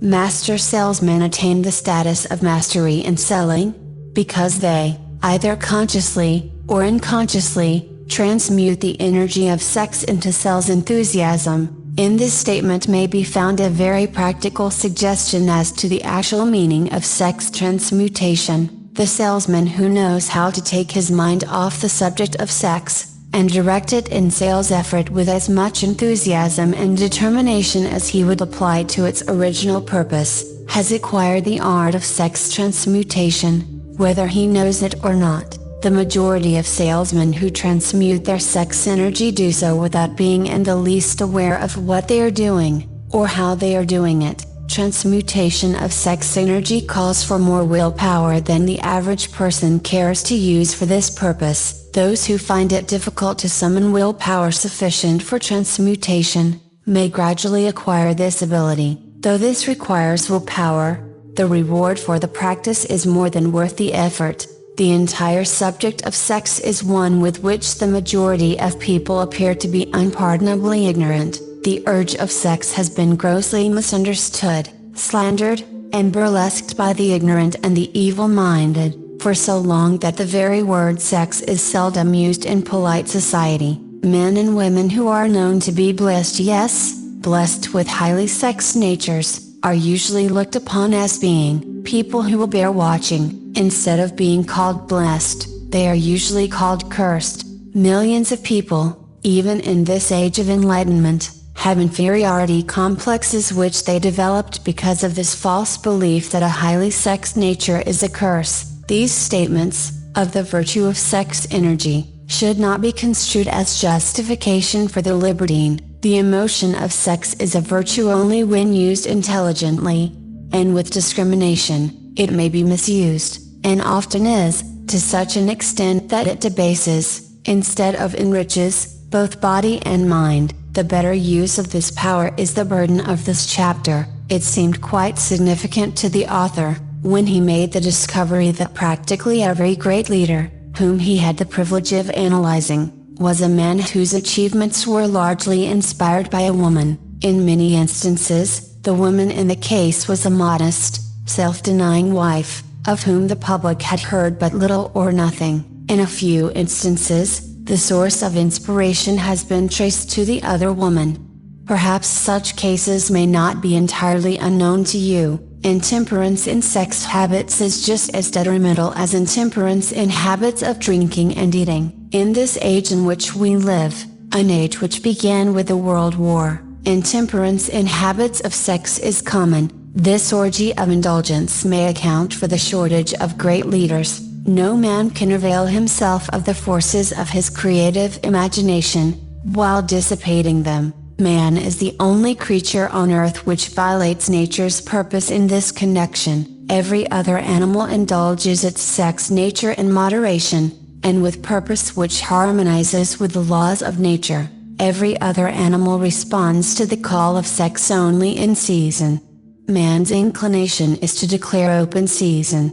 Every intelligent person knows that stimulation in excess, through alcoholic drink and narcotics, is a form of intemperance which destroys the vital organs of the body, including the brain. Not every person knows, however, that overindulgence in sex expression may become a habit as destructive and as detrimental to creative effort as narcotics or liquor. A sex madman is not essentially different than a dope madman, both have lost control over their faculties of reason and willpower. Sexual overindulgence may not only destroy reason and willpower, but it may also lead to either temporary or permanent insanity. Many cases of hypochondria, imaginary illness, grow out of habits developed in ignorance of the true function of sex. From these brief references to the subject, it may be readily seen that ignorance on the subject of sex transmutation forces stupendous penalties upon the ignorant on the one hand,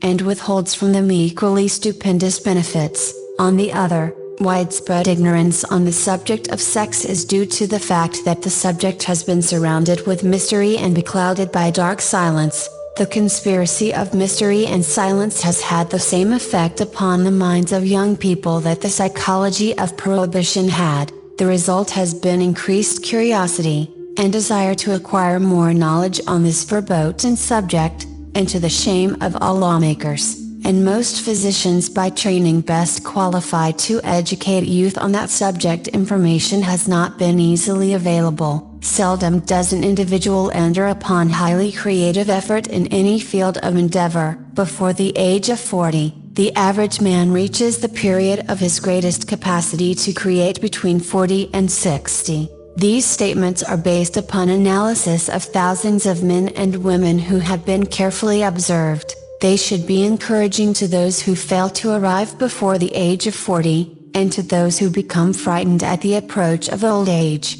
Around the 40-year mark, the years between 40 and 50 are, as a rule, the most fruitful. Man should approach this age, not with fear and trembling, but with hope and eager anticipation. If you want evidence that most men do not begin to do their best work before the age of 40, study the records of the most successful men known to the American people, and you will find it. Henry Ford had not hit his pace of achievement until he had passed the age of 40. Andrew Carnegie was well past 40 before he began to reap the reward of his efforts. James Hill was still running a telegraph key at the age of 40. His stupendous achievements took place after that age. Biographies of American industrialists and financiers are filled with evidence that the period from 40 to 60 is the most productive age of man. Between the ages of 30 and 40, man begins to learn, if he ever learns,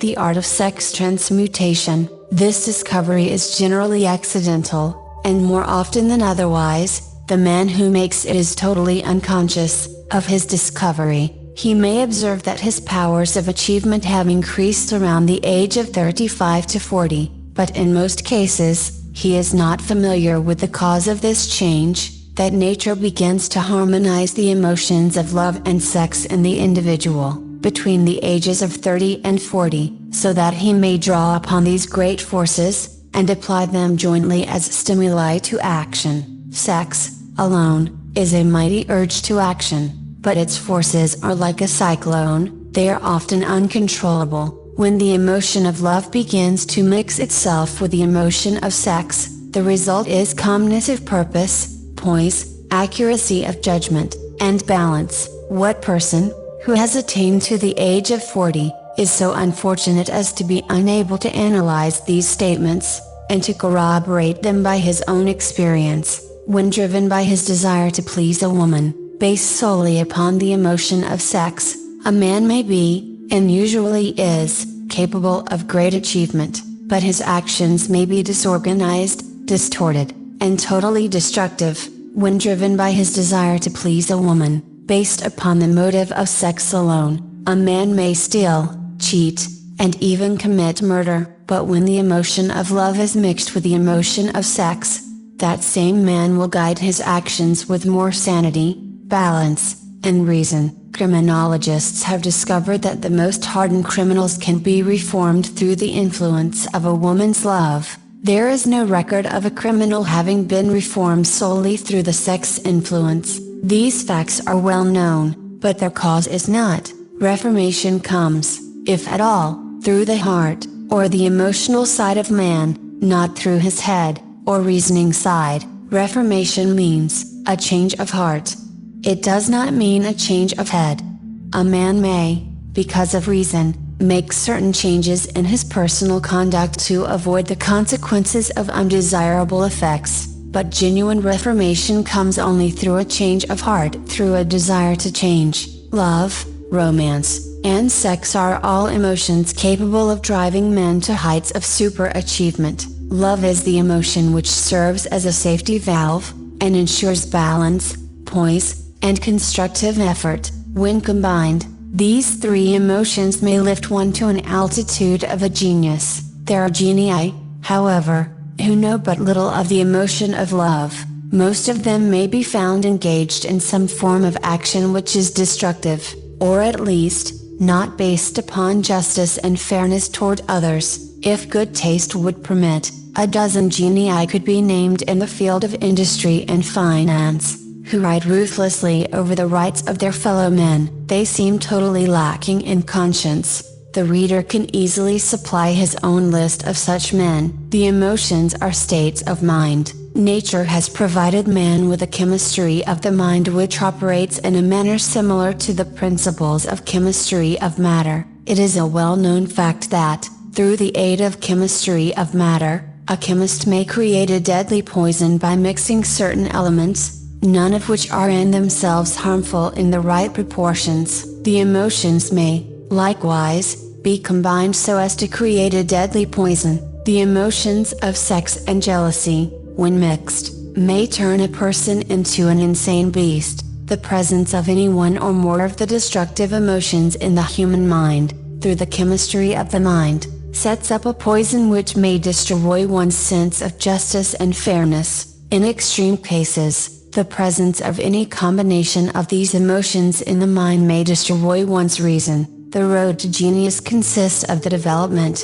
control, and use of sex, love, and romance. Briefly, the process may be stated as follows: encourage the presence of these emotions as the dominating thoughts in one's mind, and discourage the presence of all the destructive emotions. The mind is a creature of habit. It thrives upon the dominating thoughts fed it. Through the faculty of willpower, one may discourage the presence of any emotion, and encourage the presence of any other. Control of the mind, through the power of will, is not difficult. Control comes from persistence and habit. The secret of control lies in understanding the process of transmutation. When any negative emotion presents itself in one's mind, it can be transmuted into a positive, or constructive emotion, by the simple procedure of changing one's thoughts. There is no other road to genius than through voluntary self-effort. A man may attain to great heights of financial or business achievement,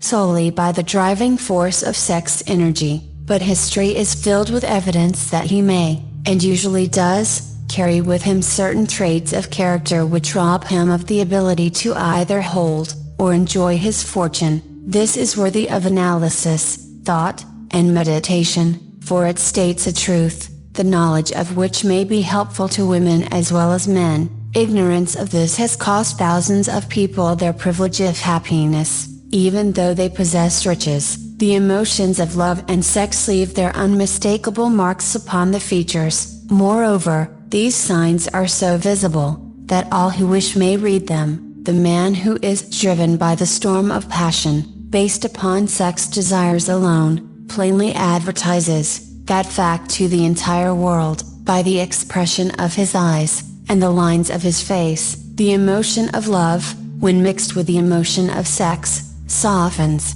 modifies, and beautifies the facial expression. No character analyst is needed to tell you this. You may observe it for yourself. The emotion of love brings out, and develops, the artistic and the aesthetic nature of man. It leaves its impress upon one's very soul, even after the fire has been subdued by time and circumstance. Memories of love never pass, they linger, guide, and influence long after the source of stimulation has faded. There is nothing new in this. Every person, who has been moved by genuine love, knows that it leaves enduring traces upon the human heart. The effect of love endures, Because love is spiritual in nature, the man who cannot be stimulated to great heights of achievement by love, is hopeless. He is dead, though he may seem to live. Even the memories of love are sufficient to lift one to a higher plane of creative effort. The major force of love may spend itself and pass away, like a fire which has burned itself out, but it leaves behind indelible marks as evidence that it passed that way. Its departure often prepares the human heart for a still greater love. Go back into your yesterdays, at times, and bathe your mind in the beautiful memories of past love. It will soften the influence of the present worries and annoyances. It will give you a source of escape from the unpleasant realities of life, and maybe, who knows? Your mind will yield to you, during this temporary retreat into the world of fantasy, ideas, or plans which may change the entire financial or spiritual status of your life. If you believe yourself unfortunate, because you have loved and lost, perish the thought. One who has loved truly, can never lose entirely. Love is whimsical and temperamental, its nature is ephemeral, and transitory. It comes when it pleases, and goes away without warning. Accept and enjoy it while it remains, but spend no time worrying about its departure. Worry will never bring it back. Dismiss, also, the thought that love never comes but once. Love may come and go, times without number. But there are no two love experiences which affect one in just the same way. There may be, and there usually is, one love experience which leaves a deeper imprint on the heart than all the others, but all love experiences are beneficial, except to the person who becomes resentful and cynical when love makes its departure. There should be no disappointment over love, and there would be none if people understood the difference between the emotions of love and sex. The major difference is that love is spiritual, while sex is biological. No experience, which touches the human heart with a spiritual force, can possibly be harmful, except through ignorance, or jealousy. Love is, without question, life's greatest experience. It brings one into communion with infinite intelligence. When mixed with the emotions of romance and sex, it may lead one far up the ladder of creative effort. The emotions of love, sex, and romance, are sides of the eternal triangle of achievement-building genius. Nature creates genii through no other force. Love is an emotion with many sides, shades, and colors. The love which one feels for parents, or children is quite different from that which one feels for one's sweetheart. The one is mixed with the emotion of sex, while the other is not. The love which one feels in true friendship is not the same as that felt for one's sweetheart, parents, or children, but it, too, is a form of love.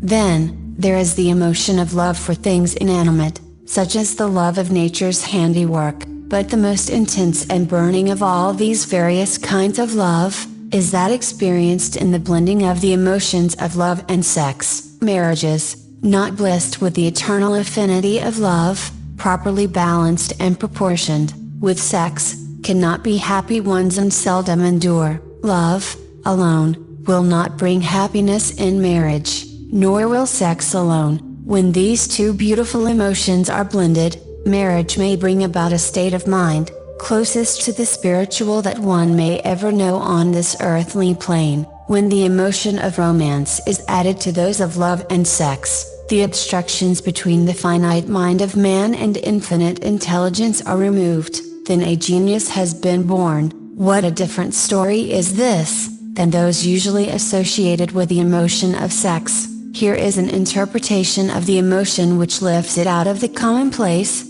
and makes of it potter's clay in the hands of God, from which He fashions all that is beautiful and inspiring. It is an interpretation which would, when properly understood, bring harmony out of the chaos which exists in too many marriages. The disharmonies often expressed in the form of nagging, may usually be traced to lack of knowledge on the subject of sex. Where love, romance and the proper understanding of the emotion and function of sex abide, there is no disharmony between married people. Fortunate is the husband whose wife understands the true relationship between the emotions of love, sex, and romance. When motivated by this holy triumvirate, no form of labor is burdensome, because even the most lowly form of effort takes on the nature of a labor of love. It is a very old saying that a man's wife may either make him or break him, but the reason is not always understood. The making and breaking is the result of the wife's understanding, or lack of understanding of the emotions of love, sex, and romance. Despite the fact that men are polygamous, by the very nature of their biological inheritance, it is true that no woman has as great an influence on a man as his wife, unless he is married to a woman totally unsuited to his nature. If a woman permits her husband to lose interest in her, and become more interested in other women, it is usually because of her ignorance, or indifference toward the subjects of sex, love, and romance. This statement presupposes, of course, that genuine love once existed between a man and his wife. The facts are equally applicable to a man who permits his wife's interest in him to die. Married people often bicker over a multitude of trivialities. If these are analyzed accurately, the real cause of the trouble will often be found to be indifference, or ignorance on these subjects. Man's greatest motivating force is his desire to please woman. The hunter who excelled during prehistoric days, before the dawn of civilization, did so because of his desire to appear great in the eyes of woman. Man's nature has not changed in this respect. The hunter of today brings home no skins of wild animals, but he indicates his desire for her favor by supplying fine clothes, motor cars, and wealth. Man has the same desire to please woman that he had before the dawn of civilization. The only thing that has changed is his method of pleasing. Men who accumulate large fortunes, and attain to great heights of power and fame, do so, mainly, to satisfy their desire to please women. Take women out of their lives, and great wealth would be useless to most men. It is this inherent desire of man to please woman, which gives woman the power to make or break a man. The woman who understands man's nature and tactfully caters to it, need have no fear of competition from other women. Men may be giants with indomitable willpower when dealing with other men, but they are easily managed by the women of their choice. Most men will not admit that they are easily influenced by the women they prefer,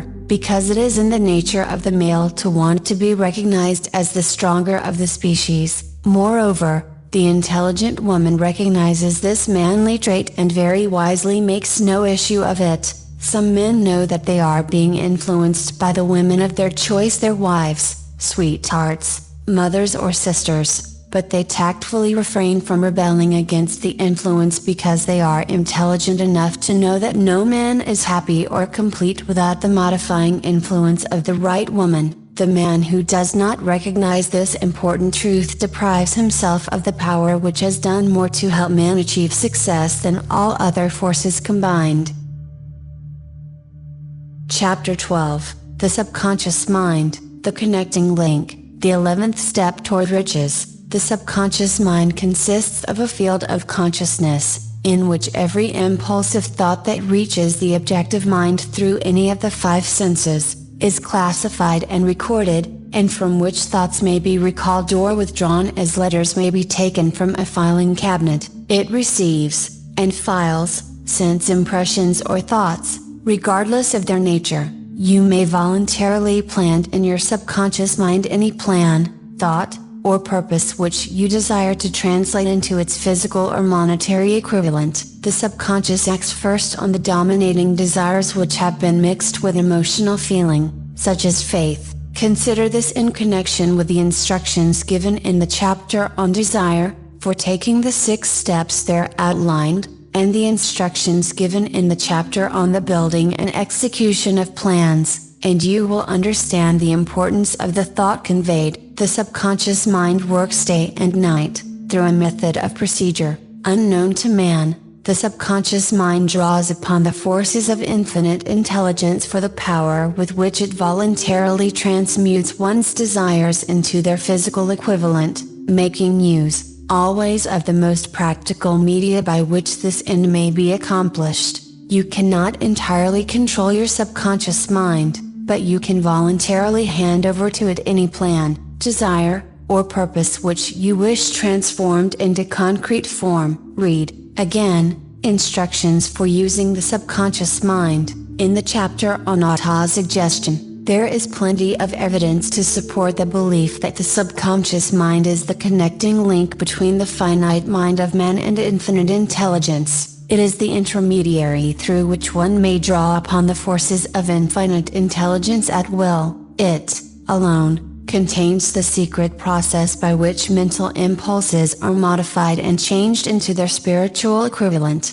It, alone, is the medium through which prayer may be transmitted to the source capable of answering prayer. The possibilities of creative effort connected with the subconscious mind are stupendous and imponderable. They inspire one with awe. I never approach the discussion of the subconscious mind without a feeling of littleness and inferiority due, perhaps, to the fact that man's entire stock of knowledge on this subject is so pitifully limited. The very fact that the subconscious mind is the medium of communication between the thinking mind of man and infinite intelligence is, of itself, a thought which almost paralyzes one's reason. After you have accepted, as a reality, the existence of the subconscious mind, and understand its possibilities, as a medium for transmuting your desires into their physical or monetary equivalent, you will comprehend the full significance of the instructions given in the chapter on desire.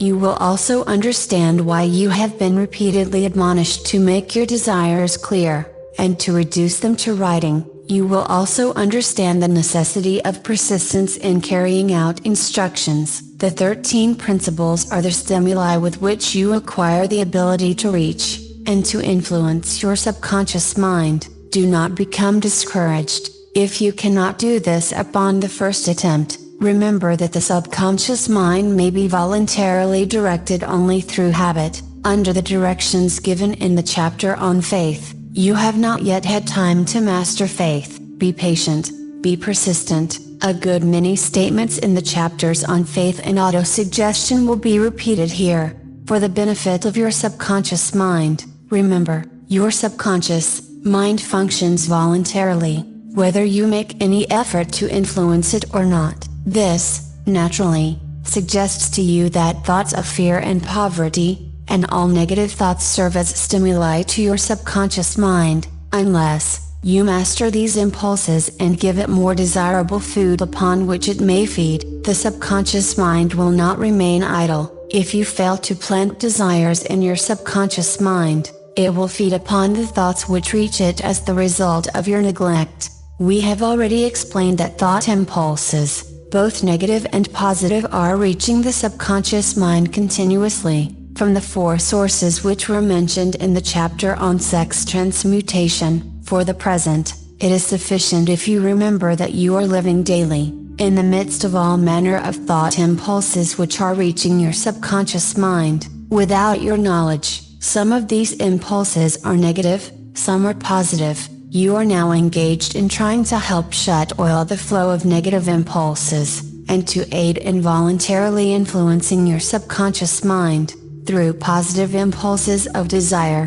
When you achieve this, you will possess the key which unlocks the door to your subconscious mind. Moreover, you will control that door so completely, that no undesirable thought may influence your subconscious mind. Everything which man creates, begins in the form of a thought impulse. Man can create nothing which he does not first conceive in thought. Through the aid of the imagination, thought impulses may be assembled into plans. The imagination, when under control, may be used for the creation of plans or purposes that lead to success in one's chosen occupation. All thought impulses, intended for transmutation into their physical equivalent, voluntarily planted in the subconscious mind, must pass through the imagination, and be mixed with faith. The mixing of faith with a plan, or purpose, intended for submission to the subconscious mind, may be done only through the imagination. From these statements,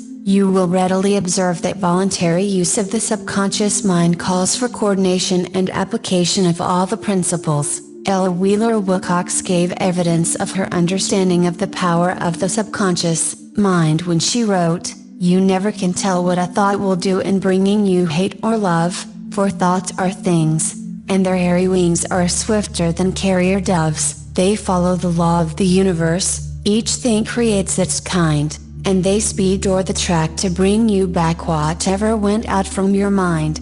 Mrs. Wilcox understood the truth, that thoughts which go out from one's mind, also embed themselves deeply in one's subconscious mind, where they serve as a magnet, pattern, or blueprint by which the subconscious mind is influenced while translating them into their physical equivalent. Thoughts are truly things, for the reason that every material thing begins in the form of thought energy. The subconscious mind is more susceptible to influence by impulses of thought mixed with feeling or emotion, than by those originating solely in the reasoning portion of the mind. In fact, there is much evidence to support the theory, that only emotionalized thoughts have any action influence upon the subconscious mind. It is a well-known fact that emotion or feeling rules the majority of people. If it is true that the subconscious mind responds more quickly to, and is influenced more readily by thought impulses which are well mixed with emotion, it is essential to become familiar with the more important of the emotions. There are 7 major positive emotions, and 7 major negative emotions. The negatives voluntarily inject themselves into the thought impulses, which ensure passage into the subconscious mind. The positives must be injected, through the principle of autosuggestion, into the thought impulses which an individual wishes to pass on to his subconscious mind. Instructions have been given in the chapter on autosuggestion. These emotions, or feeling impulses, may be likened to yeast in a loaf of bread, because they constitute the action element, which transforms thought impulses from the passive to the active state. Thus may one understand why thought impulses, which have been well mixed with emotion, are acted upon more readily than thought impulses originating in cold reason.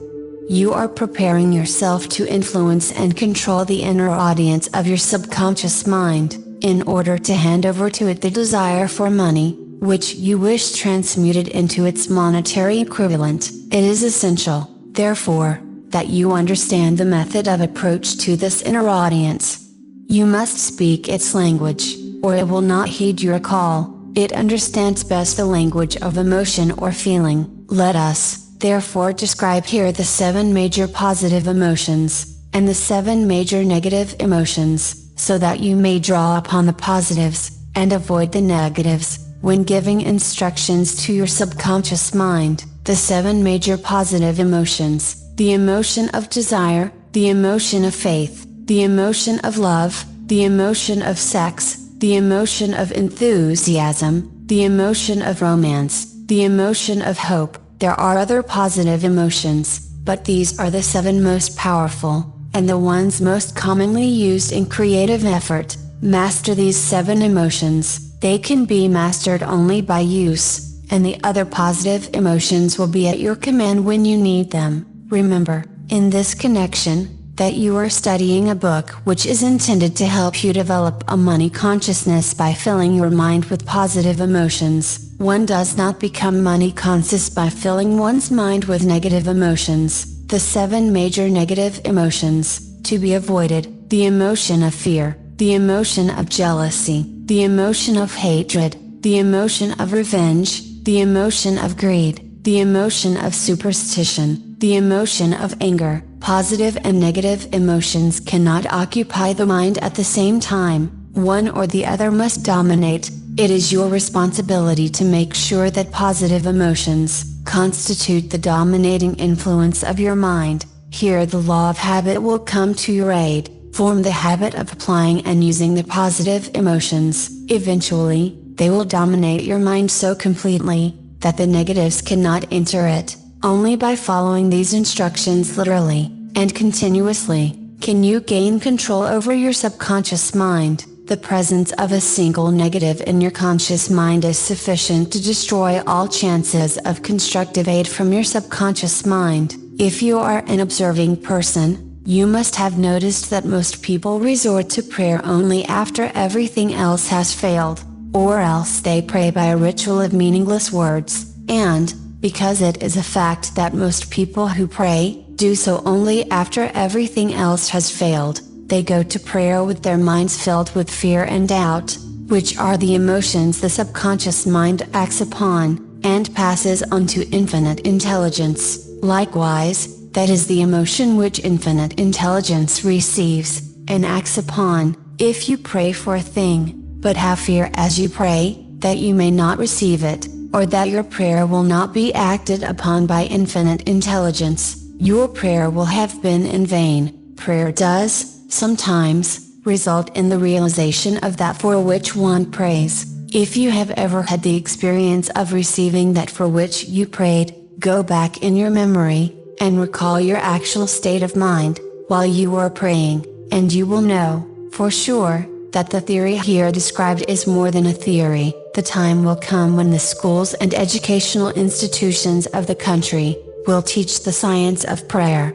Moreover, then prayer may be, and will be reduced to a science. When that time comes, it will come as soon as mankind is ready for it, and demands it. No one will approach the universal mind in a state of fear, for the very good reason that there will be no such emotion as fear. Ignorance, superstition, and false teaching will have disappeared, and man will have attained his true status as a child of infinite intelligence. A few have already attained this blessing. If you believe this prophecy is far-fetched, take a look at the human race in retrospect. Less than 100 years ago, man believed the lightning to be evidence of the wrath of God, and feared it. Now, thanks to the power of faith, men have harnessed the lightning and made it turn the wheels of industry. Much less than 100 years ago, man believed the space between the planets to be nothing but a great void, a stretch of dead nothingness. Now, thanks to this same power of faith, men know that far from being either dead or void, the space between the planets is very much alive, that it is the highest form of vibration known, excepting, perhaps, the vibration of thought. Moreover, men know that this living, pulsating, vibratory energy which permeates every atom of matter, and fills every niche of space, connects every human brain with every other human brain. What reason have men to believe that this same energy does not connect every human brain with infinite intelligence? There are no toll gates between the finite mind of man and infinite intelligence. The communication costs nothing except patience, faith, persistence, understanding, and a sincere desire to communicate. Moreover, the approach can be made only by the individual himself. Paid prayers are worthless. Infinite intelligence does no business by proxy. You either go direct, or you do not communicate. You may buy prayer books and repeat them until the day of your doom, without avail. Thoughts which you wish to communicate to infinite intelligence, must undergo transformation, such as can be given only through your own subconscious mind. The method by which you may communicate with infinite intelligence is very similar to that through which the vibration of sound is communicated by radio. If you understand the working principle of radio, you of course, know that sound cannot be communicated through the ether until it has been stepped up, or changed into a rate of vibration which the human ear cannot detect. The radio sending station picks up the sound of the human voice, and scrambles, or modifies it by stepping up the vibration millions of times. Only in this way, can the vibration of sound be communicated through the ether. After this transformation has taken place, the ether picks up the energy, which originally was in the form of vibrations of sound, carries that energy to radio receiving stations, and these receiving sets step that energy back down to its original rate of vibration so it is recognized as sound. The subconscious mind is the intermediary, which translates one's prayers into terms which infinite intelligence can recognize, presents the message, and brings back the answer in the form of a definite plan or idea for procuring the object of the prayer.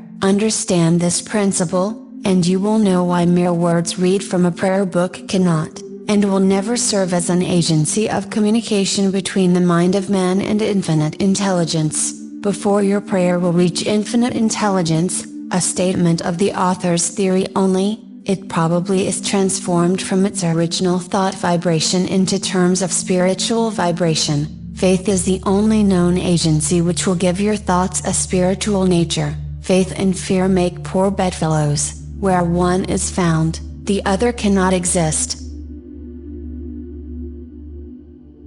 Chapter 13, The Brain, a broadcasting and receiving station for thought, the 12th step towards riches. More than 20 years ago, the author, working in conjunction with the late Dr. Alexander Graham Bell, and Dr. Elmer R. Gates, observed that every human brain is both a broadcasting and receiving station for the vibration of thought, through the medium of the ether, in a fashion similar to that employed by the radio broadcasting principle. Every human brain is capable of picking up vibrations of thought which are being released by other brains. In connection with the statement in the preceding paragraph, compare and consider the description of the creative imagination, as outlined in the chapter on imagination. The creative imagination is the receiving set of the brain, which receives thoughts, released by the brains of others. It is the agency of communication between one's conscious,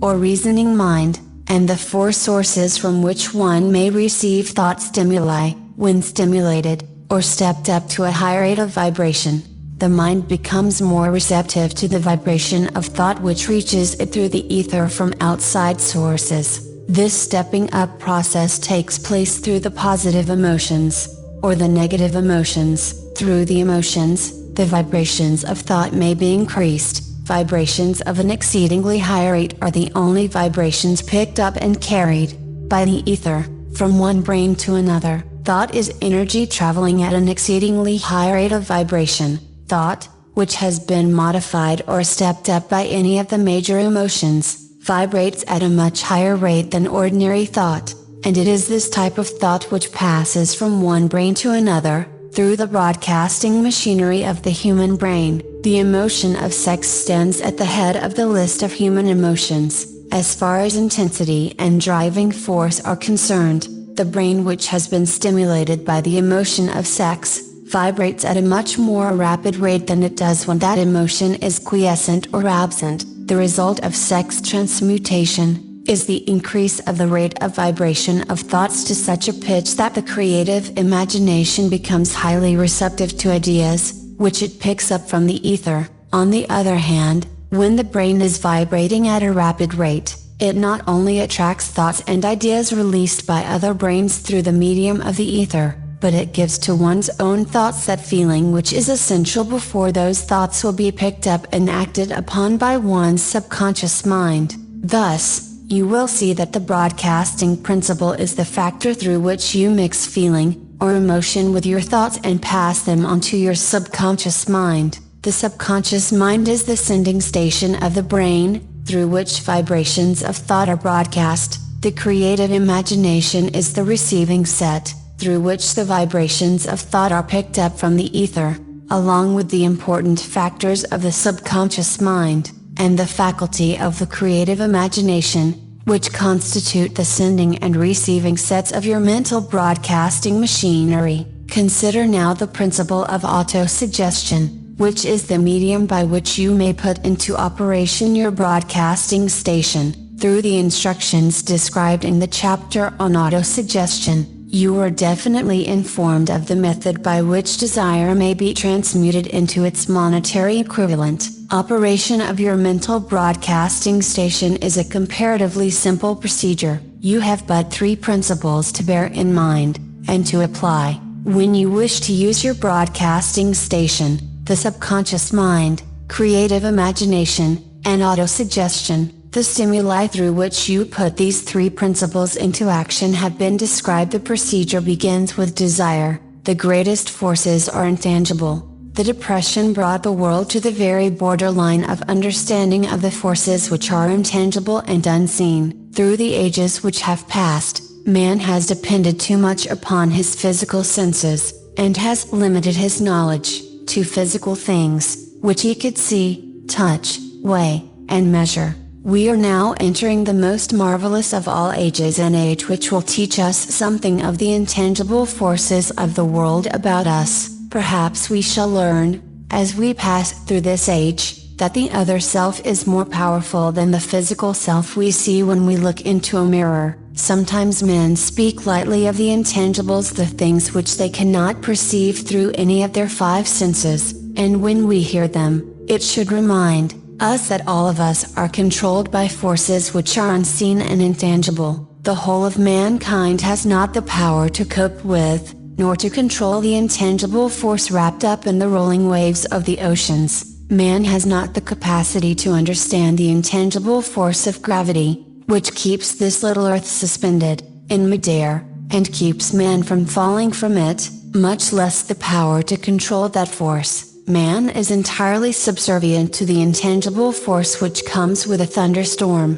and he is just as helpless in the presence of the intangible force of electricity. Nay, he does not even know what electricity is, where it comes from, or what is its purpose, nor is this by any means the end of man's ignorance in connection with things unseen and intangible. He does not understand the intangible force, and intelligence, wrapped up in the soil of the earth, the force which provides him with every morsel of food he eats, every article of clothing he wears, every dollar he carries in his pockets, the dramatic story of the brain. Last, but not least, man, with all of his boasted culture and education, understands little or nothing of the intangible force, the greatest of all the intangibles, of thought. He knows but little concerning the physical brain, and its vast network of intricate machinery through which the power of thought is translated into its material equivalent,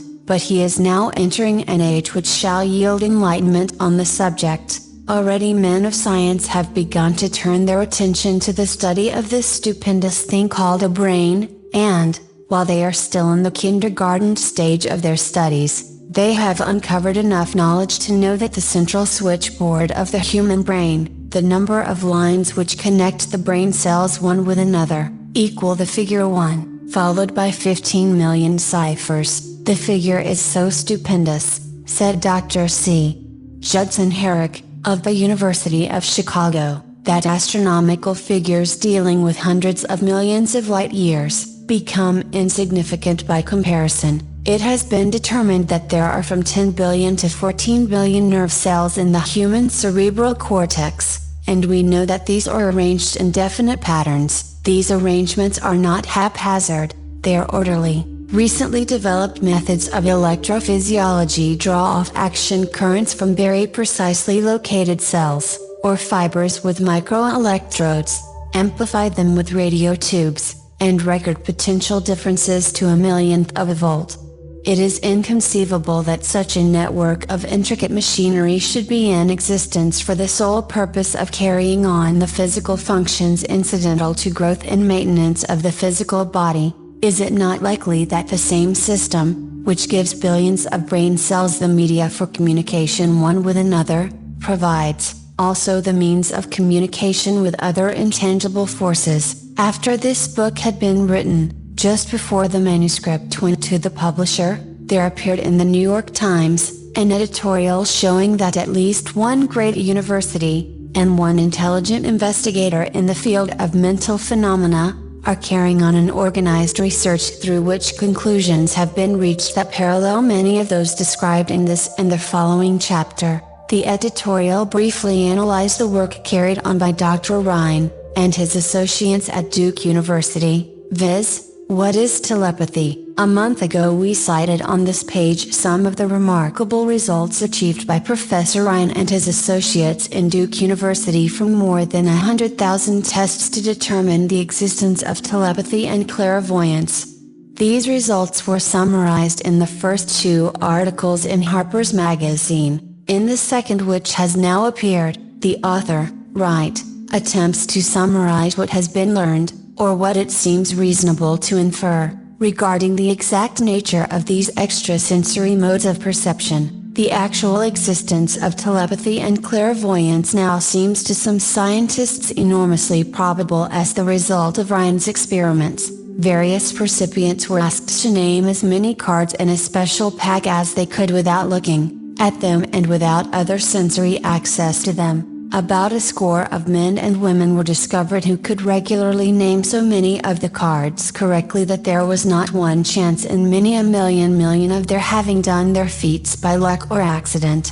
But how did they do them? These powers, assuming that they exist, do not seem to be sensory. There is no known organ for them. The experiments worked just as well at distances of several hundred miles as they did in the same room. These facts also dispose, in Mr. Wright's opinion, of the attempt to explain telepathy or clairvoyance through any physical theory of radiation. All known forms of radiant energy decline inversely as the square of the distance traversed. Telepathy and clairvoyance do not, but they do vary through physical causes as our other mental powers do. Contrary to widespread opinion, they do not improve when the percipient is asleep or half asleep. But, on the contrary, when he is most wide awake and alert, Rhine discovered that a narcotic will invariably lower a percipient's score, while a stimulant will always send it higher. The most reliable performer apparently cannot make a good score unless he tries to do his best.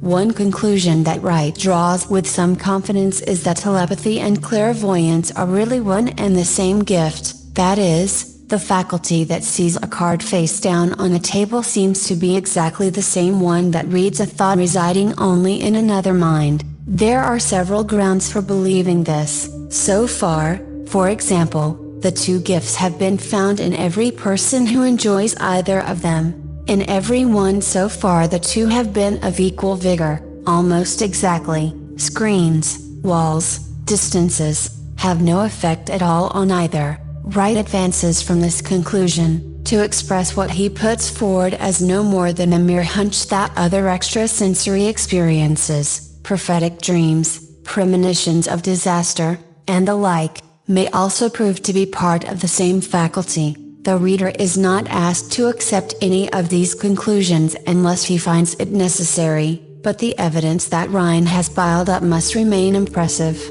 In view of Dr. Rhine's announcement in connection with the conditions under which the mind responds to what he terms extrasensory modes of perception, I now feel privileged to add to his testimony by stating that my associates and I have discovered what we believe to be the ideal conditions under which the mind can be stimulated so that the sixth sense described in the next chapter can be made to function in a practical way. The conditions to which I refer consist of a close working alliance between myself and two members of my staff. Through experimentation and practice, we have discovered how to stimulate our minds, by applying the principle used in connection with the invisible counselors described in the next chapter, so that we can, by a process of blending our three minds into one, find the solution to a great variety of personal problems which are submitted by my clients. The procedure is very simple. We sit down at a conference table, clearly state the nature of the problem we have under consideration,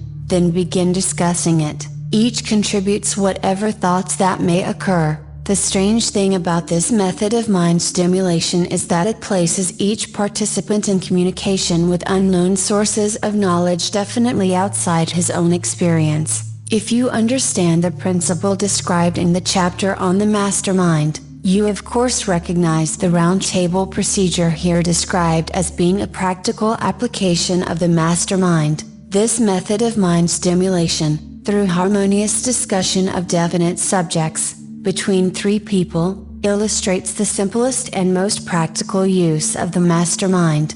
By adopting and following a similar plan, any student of this philosophy may come into possession of the famous Carnegie formula briefly described in the introduction. If it means nothing to you at this time, mark this page and read it again after you have finished the last chapter. The depression was a blessing in disguise. It reduced the whole world to a new starting point that gives everyone a new opportunity.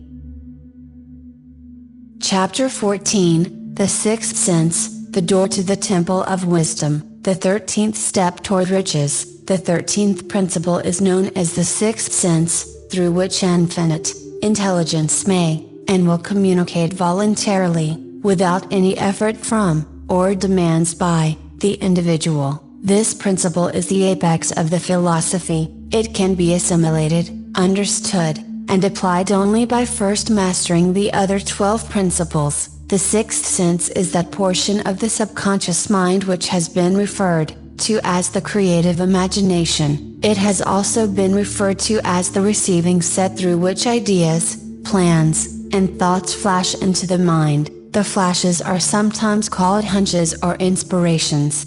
The sixth sense defies description. It cannot be described to a person who has not mastered the other principles of this philosophy, because such a person has no knowledge, and no experience with which the sixth sense may be compared. Understanding of the sixth sense comes only by meditation through mind development from within. The sixth sense probably is the medium of contact between the finite mind of man and infinite intelligence, and for this reason, it is a mixture of both the mental and the spiritual. It is believed to be the point at which the mind of man contacts the universal mind.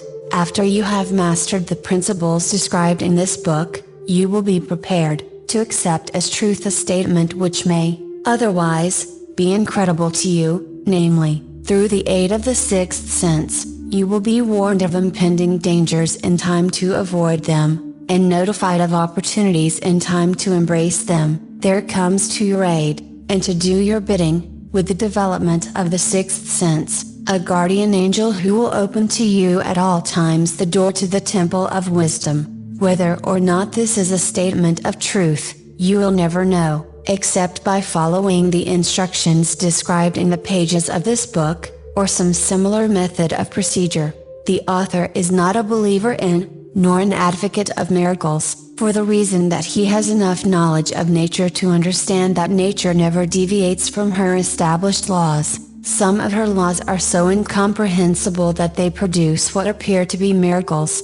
The sixth sense comes as near to being a miracle as anything I have ever experienced, and it appears so, only because I do not understand the method by which this principle is operated. This much the author does know, that there is a power, or a first cause, or an intelligence, which permeates every atom of matter, and embraces every unit of energy perceptible to man, that this infinite intelligence converts acorns into oak trees, causes water to flow downhill in response to the law of gravity, follows night with day, and winter with summer, each maintaining its proper place and relationship to the other. This intelligence may, through the principles of this philosophy, be induced to aid in transmuting desires into concrete, or material form. The author has this knowledge, because he has experimented with it, and has experienced it, step by step, through the preceding chapters. You have been led to this,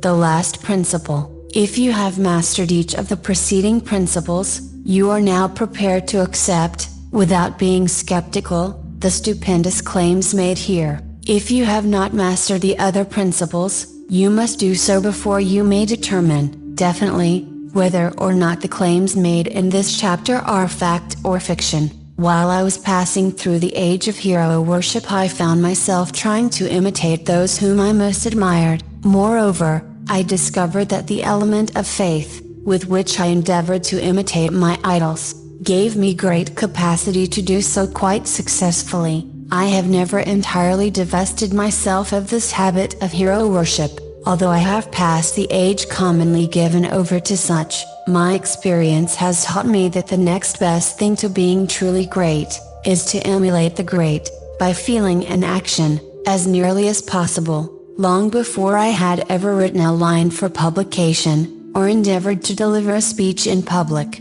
I followed the habit of reshaping my own character, by trying to imitate the 9 men whose lives and life works had been most impressive to me. These 9 men were Emerson, Paine, Edison, Darwin, Lincoln, Burbank, Napoleon, Ford, and Carnegie. Every night, over a long period of years, I held an imaginary council meeting with this group whom I called my invisible counselors. The procedure was this: just before going to sleep at night, I would shut my eyes, and see, in my imagination, This group of men seated with me around my council table. Here I had not only an opportunity to sit among those whom I considered to be great, but I actually dominated the group, by serving as the chairman. I had a very definite purpose in indulging my imagination through these nightly meetings. My purpose was to rebuild my own character so it would represent a composite of the characters of my imaginary counselors, realizing, as I did, early in life, that I had to overcome the handicap of birth in an environment of ignorance and superstition. I deliberately assigned myself the task of voluntary rebirth through the method here described, building character through autosuggestion. Being an earnest student of psychology, I knew, of course, that all men have become what they are, because of their dominating thoughts and desires. I knew that every deeply seated desire has the effect of causing one to seek outward expression through which that desire may be transmuted into reality. I knew that self-suggestion is a powerful factor in building character, that it is, in fact, the sole principle through which character is builded.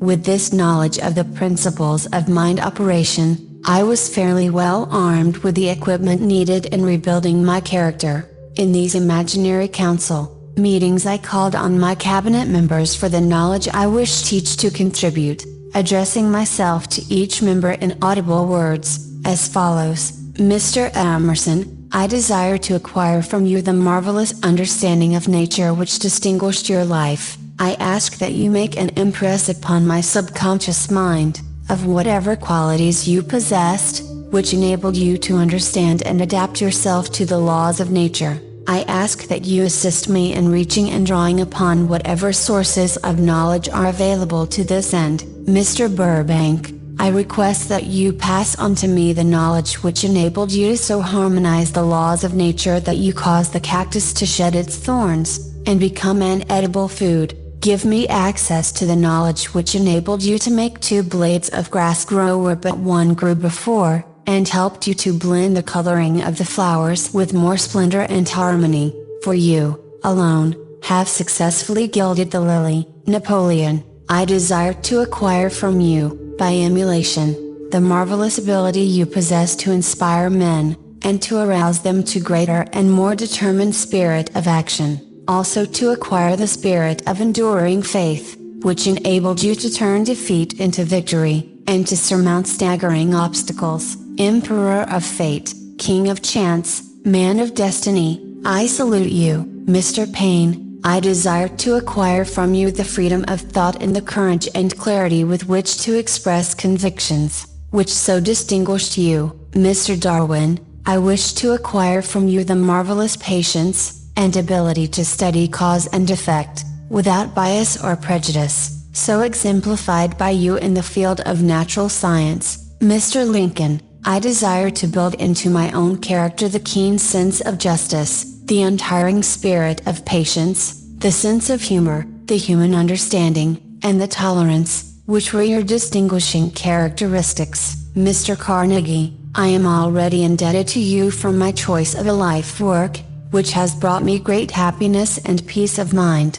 I wish to acquire a thorough understanding of the principles of organized effort, which you use so effectively in the building of a great industrial enterprise. Mr. Ford, you have been among the most helpful of the men who have supplied much of the material essential to my work. I wish to acquire your spirit of persistence, the determination, poise, and self-confidence which have enabled you to master poverty, organize, unify, and simplify human effort, so I may help others to follow in your footsteps. Mr. Edison, I have seated you nearest to me, at my right, because of the personal cooperation you have given me, during my research into the causes of success and failure. I wish to acquire from you the marvelous spirit of faith, with which you have uncovered so many of nature's secrets, the spirit of unremitting toil with which you have so often wrested victory from defeat.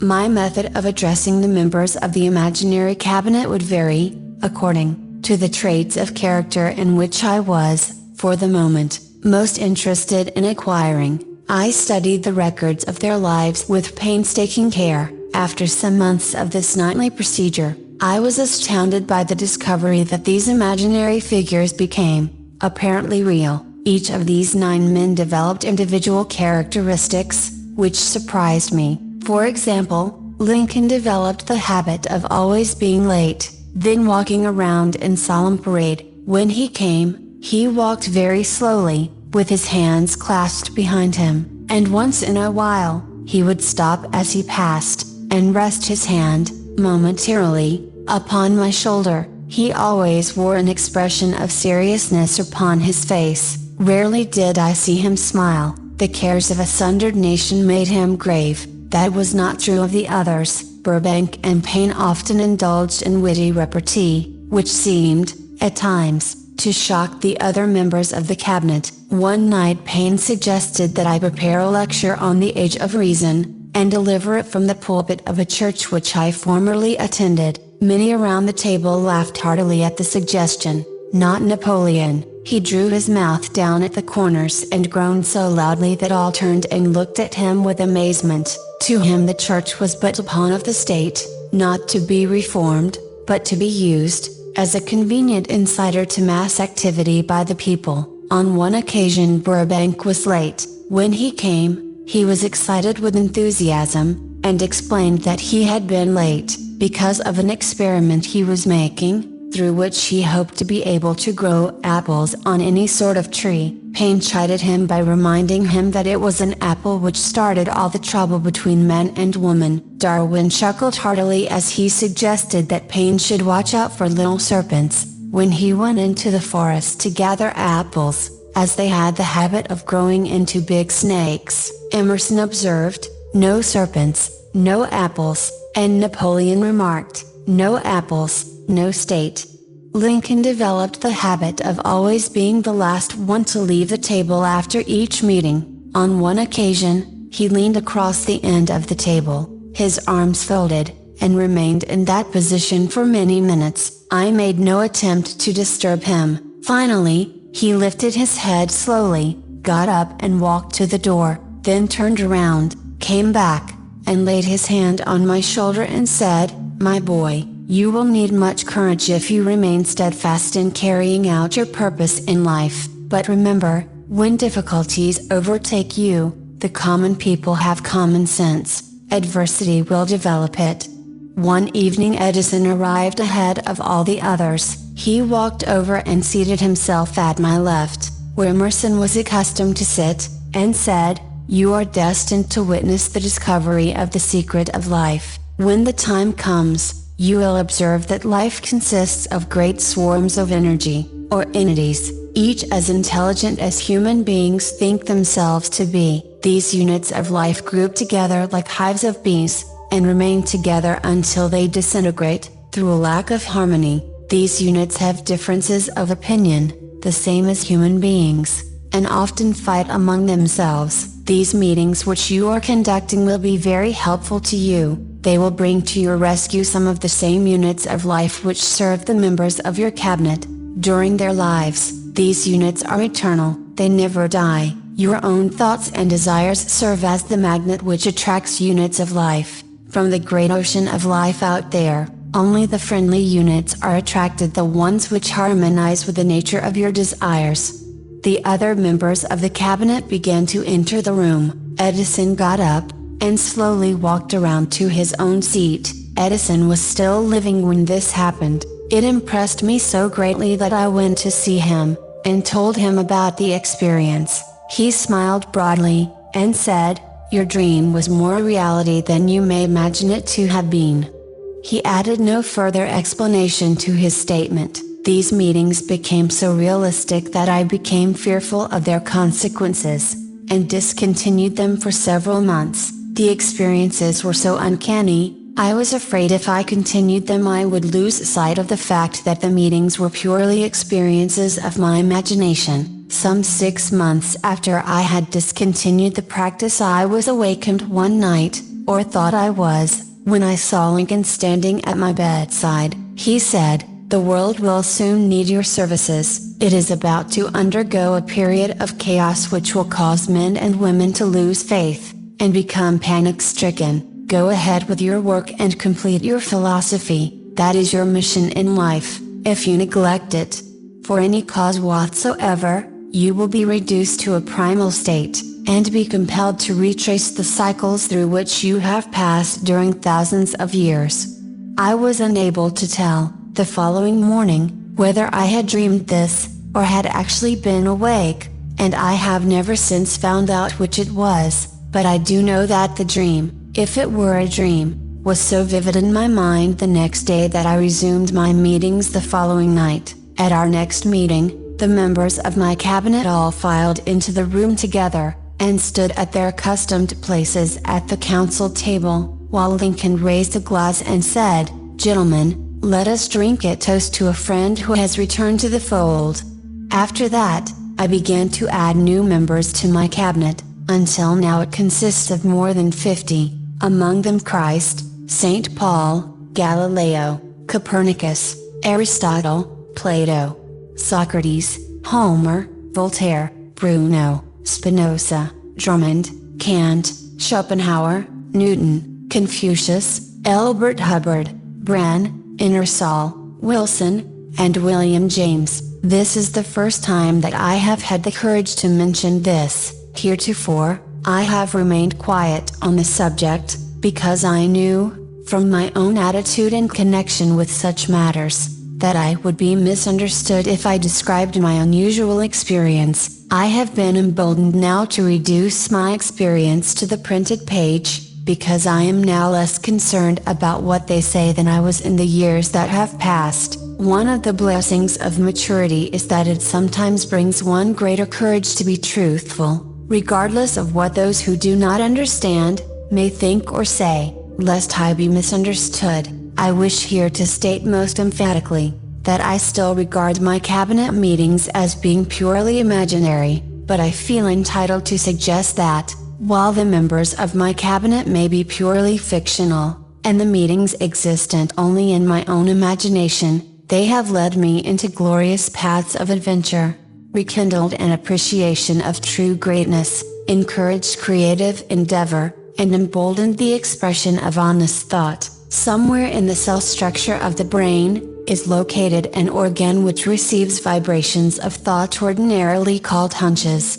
So far, science has not discovered where this organ of the sixth sense is located, but this is not important. The fact remains that human beings do receive accurate knowledge, through sources other than the physical senses. Such knowledge, generally, is received when the mind is under the influence of extraordinary stimulation, any emergency which arouses the emotions, and causes the heart to beat more rapidly than normal may, and generally does, bring the sixth sense into action. Anyone who has experienced a near accident while driving, knows that on such occasions, the sixth sense often comes to one's rescue, and aids, by split seconds, in avoiding the accident. These facts are mentioned preliminary to a statement of fact which I shall now make, namely, that during my meetings with the invisible counselors I find my mind most receptive to ideas,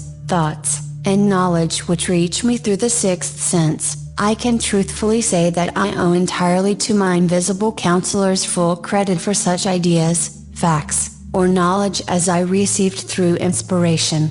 On scores of occasions, when I have faced emergencies, some of them so grave that my life was in jeopardy, I have been miraculously guided past these difficulties through the influence of my invisible counselors.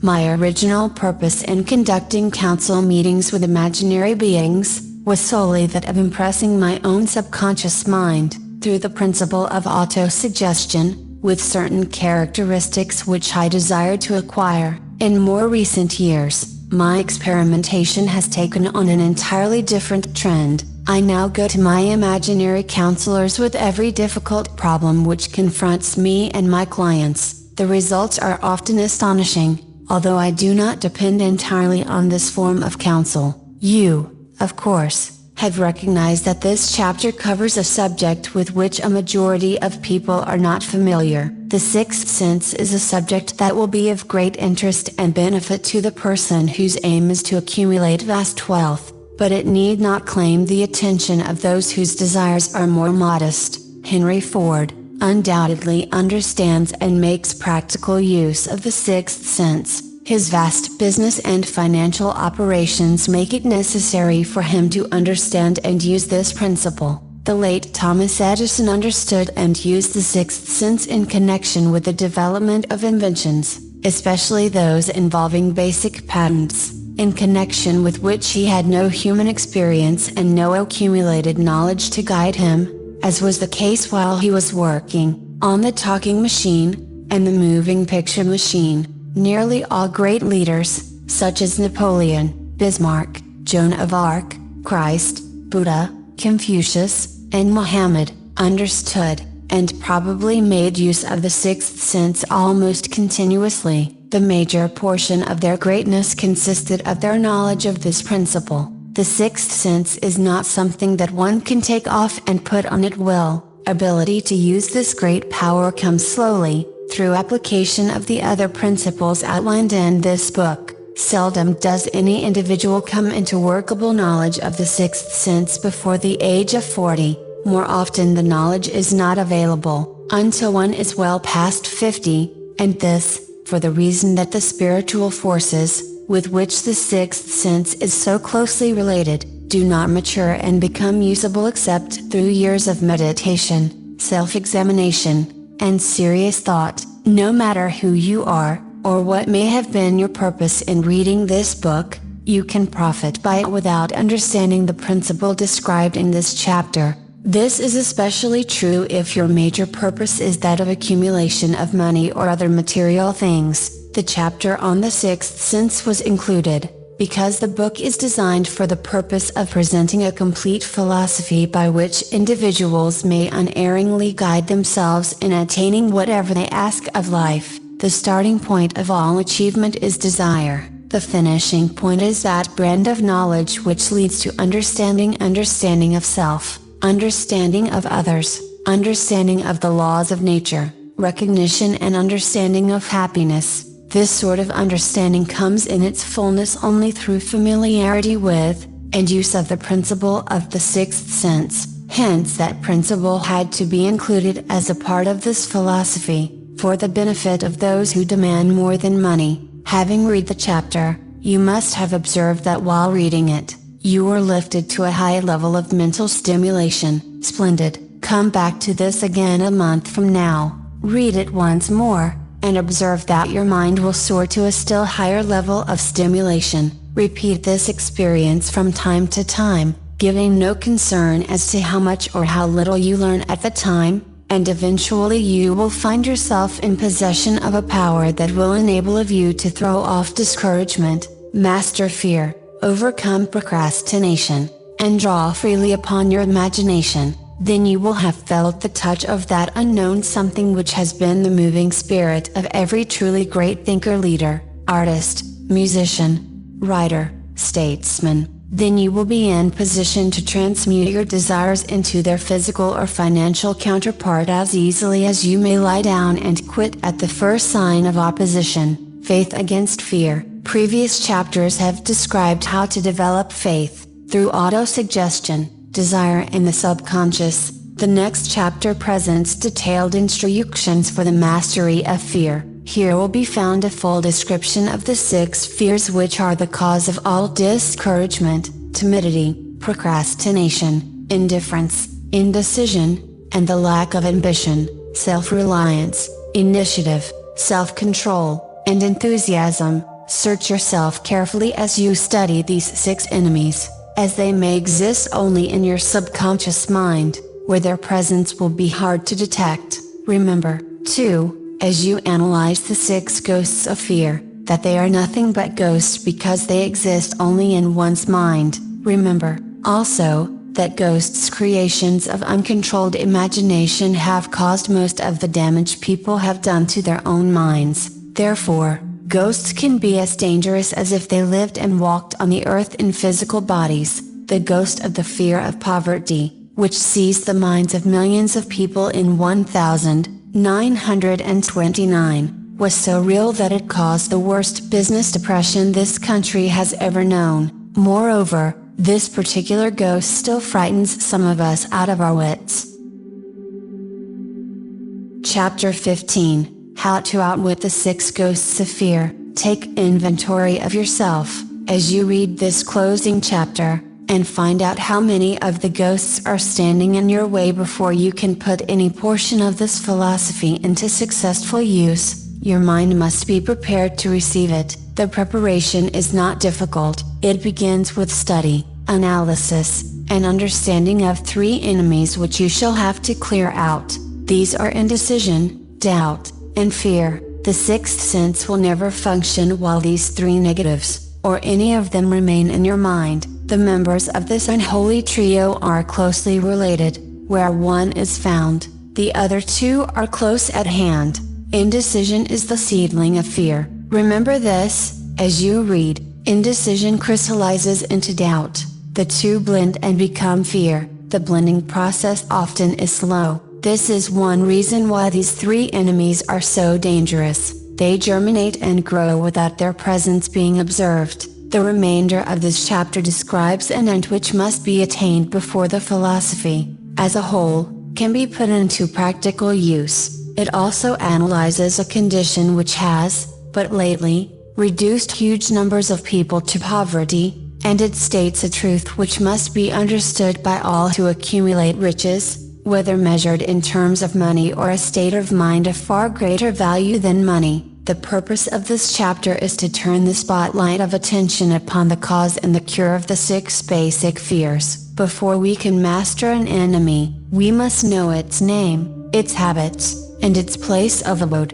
As you read, analyze yourself carefully, and determine which, if any, of the 6 common fears have attached themselves to you. Do not be deceived by the habits of these subtle enemies. Sometimes they remain hidden in the subconscious mind, where they are difficult to locate, and still more difficult to eliminate. The 6 basic fears. There are 6 basic fears, with some combination of which every human suffers at one tune or another. Most people are fortunate if they do not suffer from the entire 6, named in the order of their most common appearance. They are the fear of poverty, the fear of criticism, most of one's, the fear of ill health, worries, the fear of loss of love of someone, the fear of old age, the fear of death. All other fears are of minor importance. They can be grouped under these 6 headings. The prevalence of these fears,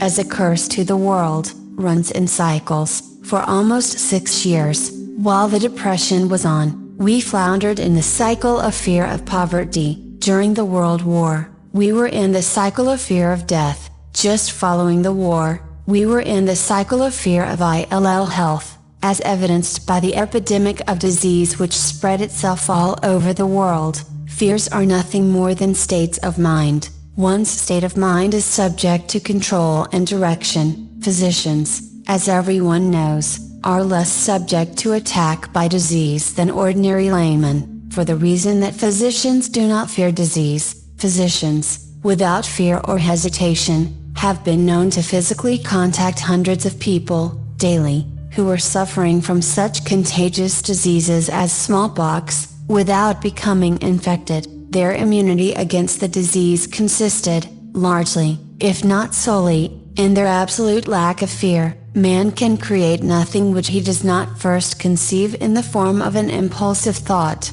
Following this statement, comes another of still greater importance, namely, man's thought impulses begin immediately to translate themselves into their physical equivalent, whether those thoughts are voluntary or involuntary. Thought impulses which are picked up through the ether, by mere chance, thoughts which have been released by other minds, may determine one's financial, business, professional, or social destiny just as surely as do the thought impulses which one creates by intent and design. We are here laying the foundation for the presentation of a fact of great importance to the person who does not understand why some people appear to be lucky while others of equal or greater ability, training, experience, and brain capacity, seem destined to ride with misfortune. This fact may be explained by the statement that every human being has the ability to completely control his own mind, and with this control, obviously, every person may open his mind to the tramp thought impulses which are being released by other brains, or close the doors tightly and admit only thought impulses of his own choice. Nature has endowed man with absolute control over but one thing, and that is thought. This fact, coupled with the additional fact that everything which man creates, begins in the form of a thought, leads one very near to the principle by which fear may be mastered. If it is true that all thought has a tendency to clothe itself in its physical equivalent, and this is true, beyond any reasonable room for doubt, it is equally true that thought impulses of fear and poverty cannot be translated into terms of courage and financial gain. The people of America began to think of poverty, following the Wall Street crash of 1929, slowly, but surely that mass thought was crystallized into its physical equivalent, which was known as a depression. This had to happen, it is in conformity with the laws of nature. The fear of poverty. There can be no compromise between poverty and riches. The two roads that lead to poverty and riches travel in opposite directions. If you want riches, you must refuse to accept any circumstance that leads toward poverty. The word riches is here used in its broadest sense, meaning financial, spiritual, mental and material estates. The starting point of the path that leads to riches is desire. In Chapter 1, you received full instructions for the proper use of desire. In this chapter, on fear, you have complete instructions for preparing your mind to make practical use of desire. Here, then, is the place to give yourself a challenge which will definitely determine how much of this philosophy you have absorbed. Here is the point at which you can turn prophet and foretell, accurately, what the future holds in store for you. If, after reading this chapter, you are willing to accept poverty, you may as well make up your mind to receive poverty. This is one decision you cannot avoid. If you demand riches, determine what form, and how much will be required to satisfy you. You know the road that leads to riches. You have been given a roadmap which, if followed, will keep you on that road. If you neglect to make the start, or stop before you arrive, no one will be to blame but you. This responsibility is yours. No alibi will save you from accepting the responsibility if you now fail or refuse to demand riches of life, because the acceptance calls for but one thing incidentally, the only thing you can control, and that is a state of mind. A state of mind is something that one assumes. It cannot be purchased. It must be created. Fear of poverty is a state of mind, nothing else. But it is sufficient to destroy one's chances of achievement in any undertaking, a truth which became painfully evident during the Depression. This fear paralyzes the faculty of reason, destroys the faculty of imagination, kills off self-reliance, undermines enthusiasm, discourages initiative, leads to uncertainty of purpose, encourages procrastination, wipes out enthusiasm and makes self-control an impossibility. It takes the charm from one's personality, destroys the possibility of accurate thinking, diverts concentration of effort, it masters persistence, turns the willpower into nothingness, destroys ambition, beclouds the memory and invites failure in every conceivable form. It kills love and assassinates the finer emotions of the heart, discourages friendship and invites disaster in 100 forms, leads to sleeplessness, misery and unhappiness, and all this despite the obvious truth that we live in a world of overabundance of everything the heart could desire, with nothing standing between us and our desires, excepting lack of a definite purpose. The fear of poverty is, without doubt, the most destructive of the 6 basic fears. It has been placed at the head of the list, because it is the most difficult to master. Considerable courage is required to state the truth about the origin of this fear, and still greater courage to accept the truth after it has been stated. The fear of poverty grew out of man's inherited tendency to prey upon his fellow man economically. Nearly all animals lower than man are motivated by instinct, but their capacity to think is limited, therefore, they prey upon one another physically. Man, with his superior sense of intuition, with the capacity to think and to reason, does not eat his fellow man bodily, he gets more satisfaction out of eating him financially. Man is so avaricious that every conceivable law has been passed to safeguard him from his fellow man. Of all the ages of the world, of which we know anything, the age in which we live seems to be one that is outstanding because of man's money madness. A man is considered less than the dust of the earth, unless he can display a fat bank account, but if he has money, never mind how he acquired it, he is a king or a big shot, he is above the law, he rules in politics, he dominates in business, and the whole world about him bows in respect when he passes. Nothing brings man so much suffering and humility as poverty. Only those who have experienced poverty understand the full meaning of this. It is no wonder that man fears poverty. Through a long line of inherited experiences man has learned, for sure, that some men cannot be trusted, where matters of money and earthly possessions are concerned. This is a rather stinging indictment, the worst part of it being that it is true. The majority of marriages are motivated by the wealth possessed by one, or both of the contracting parties.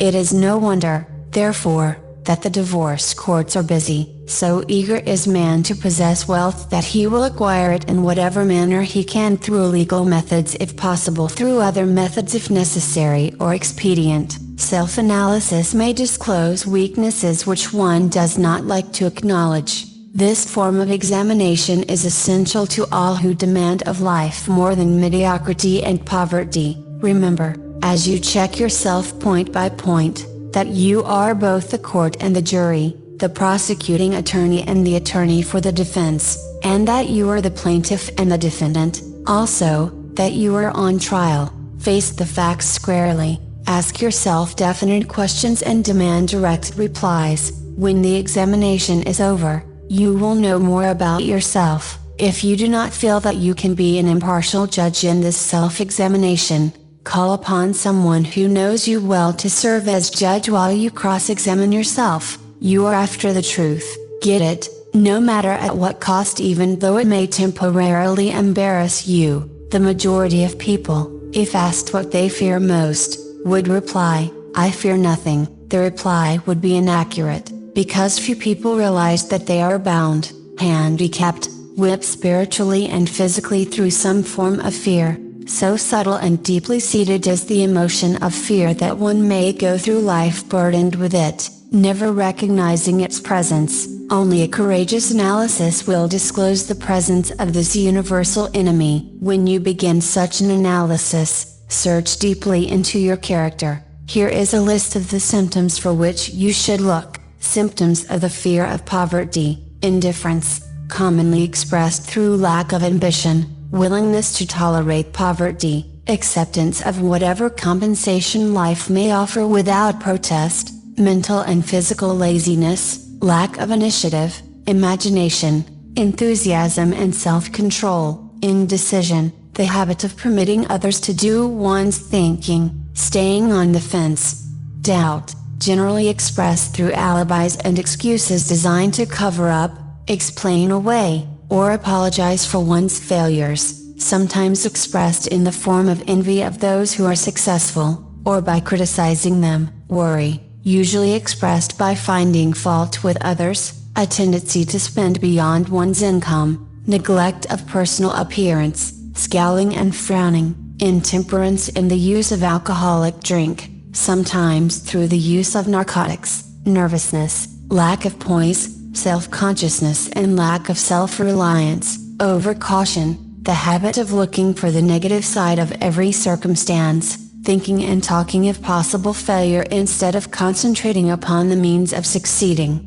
knowing all the roads to disaster, but never searching for the plans to avoid failure, waiting for the right time to begin putting ideas and plans into action, until the waiting becomes a permanent habit, remembering those who have failed, and forgetting those who have succeeded, seeing the hole in the donut, but overlooking the donut, pessimism, leading to indigestion, poor elimination, auto-intoxication, bad breath and bad disposition, procrastination, the habit of putting off until tomorrow that which should have been done last year, spending enough time in creating alibis and excuses to have done the job. This symptom is closely related to overcaution, doubt and worry, refusal to accept responsibility when it can be avoided, willingness to compromise rather than put up a stiff fight, compromising with difficulties instead of harnessing and using them as stepping stones to advancement, bargaining with life for a penny, instead of demanding prosperity, opulence, riches, contentment and happiness, planning what to do if and when overtaken by failure, instead of burning all bridges and making retreat impossible, weakness of, and often total lack of self-confidence, definiteness of purpose, self-control, initiative, enthusiasm, ambition, thrift and sound reasoning ability, expecting poverty instead of demanding riches, association with those who accept poverty instead of seeking the company of those who demand and receive riches. Money talks. Some will ask, why did you write a book about money? Why measure riches in dollars alone? Some will believe, and rightly so, that there are other forms of riches more desirable than money. Yes, there are riches which cannot be measured in terms of dollars, but there are millions of people who will say, give me all the money I need, and I will find everything else I want.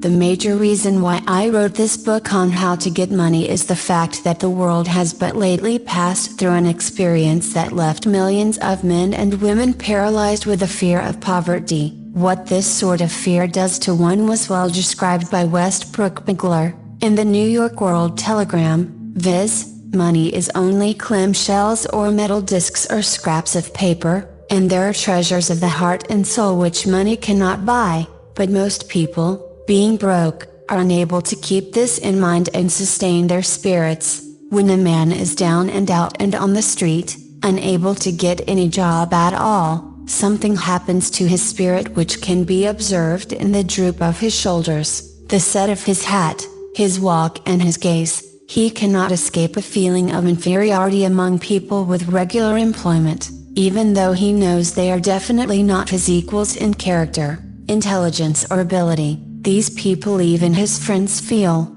on the other hand, a sense of superiority and regard him, perhaps unconsciously, as a casualty. He may borrow for a time, but not enough to carry on in his accustomed way, and he cannot continue to borrow very long. But borrowing in itself, when a man is borrowing merely to live, is a depressing experience, and the money lacks the power of earned money to revive his spirits. Of course, none of this applies to bums or habitual ne'er-do-wells, but only to men of normal ambitions and self-respect. Women conceal despair. Women in the same predicament must be different. We somehow do not think of women at all in considering the down and outers. They are scarce in the breadlines, they rarely are seen begging on the streets, and they are not recognizable in crowds by the same plain signs which identify busted men. Of course, I do not mean the shuffling hags of the city streets who are the opposite number of the confirmed male bums. I mean reasonably young, decent and intelligent women. There must be many of them, but their despair is not apparent. Maybe they kill themselves. When a man is down and out he has time on his hands for brooding. He may travel miles to see a man about a job and discover that the job is filled or that it is one of those jobs with no base pay but only a commission on the sale of some useless knick-knack which nobody would buy, except out of pity. Turning that down, he finds himself back on the street with nowhere to go but just anywhere, so he walks and walks. He gazes into store windows at luxuries which are not for him, and feels inferior and gives way to people who stop to look with an act of interest. He wanders into the railroad station or puts himself down in the library to ease his legs and soak up a little heat, but that isn't looking for a job, so he gets going again. He may not know it, but his aimlessness would give him away even if the very lines of his figure did not. He may be well dressed in the clothes left over from the days when he had a steady job, but the clothes cannot disguise the droop. Money makes difference. He sees thousands of other people, bookkeepers or clerks or chemists or wagon hands, busy at their work and envies them from the bottom of his soul. They have their independence, their self-respect and manhood, and he simply cannot convince himself that he is a good man, too, though he argue it out and arrive at a favorable verdict hour after hour. It is just money which makes this difference in him. With a little money he would be himself again. Some employers take the most shocking advantage of people who are down and out. The agencies hang out little colored cards offering miserable wages to busted men. $12 a week, $15 a week, and $18 a week job is a plum, and anyone with $25 a week to offer does not hang the job in front of an agency on a colored card. I have a want ad clipped from a local paper demanding a clerk, a good, clean penman, to take telephone orders for a sandwich shop from 11 a.m. to 2 p.m. for $8 a month, not $8 a week but $8 a month. The ad says also, state religion. Can you imagine the brutal effrontery of anyone who demands a good, clean penman for 11 cents an hour inquiring into the victim's religion? But that is what busted people are offered.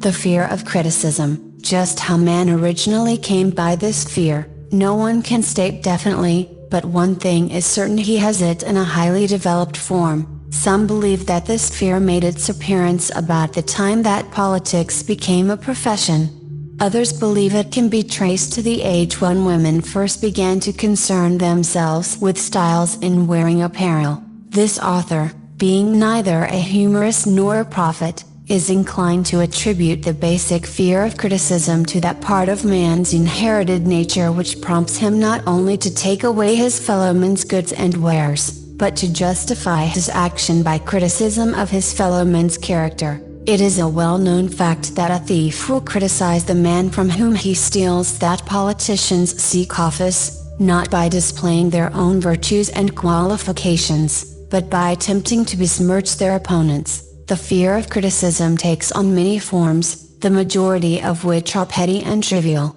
Bald-headed men, for example, are bald for no other reason than their fear of criticism. Heads become bald because of the tight-fitting bands of hats which cut off the circulation from the roots of the hair. Men wear hats, not because they actually need them, but mainly because everyone is doing it. The individual falls into line and does likewise, lest some other individual criticize him. Women seldom have bald heads, or even thin hair, because they wear hats which fit their heads loosely, the only purpose of the hats being adornment. But, it must not be supposed that women are free from the fear of criticism. If any woman claims to be superior to man with reference to this fear, ask her to walk down the street wearing a hat of the vintage of 1890. The astute manufacturers of clothing have not been slow to capitalize this basic fear of criticism, with which all mankind has been cursed. Every season the styles in many articles of wearing apparel change. Who establishes the styles? Certainly not the purchaser of clothing, but the manufacturer. Why does he change the styles so often? The answer is obvious. He changes the styles so he can sell more clothes. For the same reason the manufacturers of automobiles, with a few rare and very sensible exceptions, change styles of models every season. No man wants to drive an automobile which is not of the latest style, although the older model may actually be the better car. We have been describing the manner in which people behave under the influence of fear of criticism as applied to the small and petty things of life. Let us now examine human behavior when this fear affects people in connection with the more important events of human relationship. Take for example practically any person who has reached the age of mental maturity, from 35 to 40 years of age, as a general average, and if you could read the secret thoughts of his mind, you would find a very decided disbelief in most of the fables taught by the majority of the dogmatists and theologians a few decades back. Not often, however, will you find a person who has the courage to openly state his belief on this subject.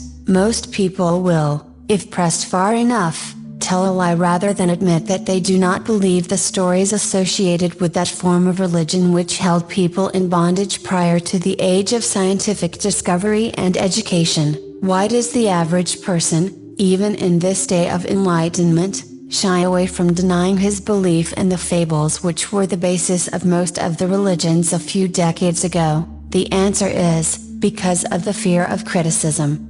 Men and women have been burned at the stake for daring to express disbelief in ghosts. It is no wonder we have inherited a consciousness which makes us fear criticism. The time was, and not so far in the past, when criticism carried severe punishments. It still does in some countries. The fear of criticism robs man of his initiative, destroys his power of imagination, limits his individuality, takes away his self-reliance, and does him damage in 100 other ways. Parents often do their children irreparable injury by criticizing them.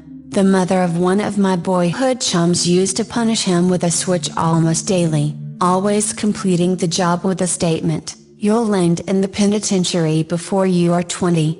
He was sent to a reformatory at the age of 17. Criticism is the one form of service, of which everyone has too much. Everyone has a stock of it which is handed out, gratis, whether called for or not. One's nearest relatives often are the worst offenders. It should be recognized as a crime. In reality it is a crime of the worst nature, for any parent to build inferiority complexes in the mind of a child, through unnecessary criticism. Employers, who understand human nature, get the best there is in men, not by criticism, but by constructive suggestion. Parents may accomplish the same results with their children. Criticism will plant fear in the human heart, or resentment, but it will not build love or affection. Symptoms of the fear of criticism. This fear is almost as universal as the fear of poverty, and its effects are just as fatal to personal achievement, mainly because this fear destroys initiative, and discourages the use of imagination. The major symptoms of the fear are, self-consciousness, generally expressed through nervousness, timidity in conversation and in meeting strangers, awkward movement of the hands and limbs, shifting of the eyes, lack of poise, expressed through lack of voice control, nervousness in the presence of others, poor posture of body, poor memory, personality, lacking in firmness of decision, personal charm, and ability to express opinions definitely, the habit of sidestepping issues instead of meeting them squarely, agreeing with others without careful examination of their opinions, inferiority complex, the habit of expressing self-approval by word of mouth and by actions, as a means of covering up a feeling of inferiority, using big words to impress others, often without knowing the real meaning of the words, imitating others in dress, speech and manners, boasting of imaginary achievements. This sometimes gives the surface appearance of a feeling of superiority. Extravagance, the habit of trying to keep up with the Joneses, spending beyond one's income, lack of initiative, failure to embrace opportunities for self-advancement, fear to express opinions, lack of confidence in one's own ideas, giving evasive answers to questions asked by superiors, hesitancy of manner and speech, deceit in both words and deeds, lack of ambition, mental and physical laziness, lack of self-assertion, slowness in reaching decisions, easily influenced by others, the habit of criticizing others behind their backs and flattering them to their faces, the habit of accepting defeat without protest, quitting an undertaking when opposed by others, suspicious of other people without cause, lacking in tactfulness of manner and speech, unwillingness to accept the blame for mistakes, the fear of ill health. This fear may be traced to both physical and social heredity. It is closely associated, as to its origin, with the causes of fear of old age and the fear of death, because it leads one closely to the border of terrible worlds of which man knows not, but concerning which he has been taught some discomforting stories. The opinion is somewhat general, also, that certain unethical people engaged in the business of selling health have had not a little to do with keeping alive the fear of ill health. In the main, Man fears ill health because of the terrible pictures which have been planted in his mind of what may happen if death should overtake him. He also fears it because of the economic toll which it may claim. A reputable physician estimated that 75% of all people who visit physicians for professional service are suffering with hypochondria, imaginary illness. It has been shown most convincingly that the fear of disease, even where there is not the slightest cause for fear, often produces the physical symptoms of the disease feared. Powerful and mighty is the human mind, it builds or destroys. Playing upon this common weakness of fear of ill health, dispensers of patent medicines have reaped fortunes. This form of imposition upon credulous humanity became so prevalent some 20 years ago that Collier's Weekly magazine conducted a bitter campaign against some of the worst offenders in the patent medicine business. During the flu epidemic which broke out during the World War, the mayor of New York City took drastic steps to check the damage which people were doing themselves through their inherent fear of ill health. He called in the newspapermen and said to them, "Gentlemen, I feel it necessary to ask you not to publish any scare headlines concerning the flu epidemic. Unless you cooperate with me, we will have a situation which we cannot control." The newspapers quit publishing stories about the flu, and within 1 month the epidemic had been successfully checked. Through a series of experiments conducted some years ago, it was proved that people may be made ill by suggestion. We conducted this experiment by causing 3 acquaintances to visit the victims, each of whom asked the question, "What ails you? You look terribly ill." The first questioner usually provoked a grin, and a nonchalant, "Oh, nothing, I'm all right," from the victim. The second questioner usually was answered with a statement, "I don't know exactly, but I do feel badly." The third questioner was usually met with a frank admission that the victim was actually feeling ill. Try this on an acquaintance if you doubt that it will make him uncomfortable, but do not carry the experiment too far. There is a certain religious sect whose members take vengeance upon their enemies by the hexing method. They call it placing a spell on the victim. There is overwhelming evidence that disease sometimes begins in the form of negative thought impulse. Such an impulse may be passed from one mind to another, by suggestion, or created by an individual in his own mind. A man who is blessed with more wisdom than this incident might indicate, once said, "When anyone asks me how I feel, I always want to answer by knocking him down." Doctors send patients into new climates for their health, because a change of mental attitude is necessary. The seed of fear of ill health lives in every human mind. Worry, fear, discouragement, disappointment in love and business affairs, cause this seed to germinate and grow. The recent business depression kept the doctors on the run, because every form of negative thinking may cause ill health. Disappointments in business and in love stand at the head of the list of causes of fear of ill health. A young man suffered a disappointment in love which sent him to a hospital. For months he hovered between life and death. A specialist in suggestive therapeutics was called in. The specialist changed nurses, placing him in charge of a very charming young woman who began, by pre-arrangement with a doctor, to make love to him the first day of her arrival on the job.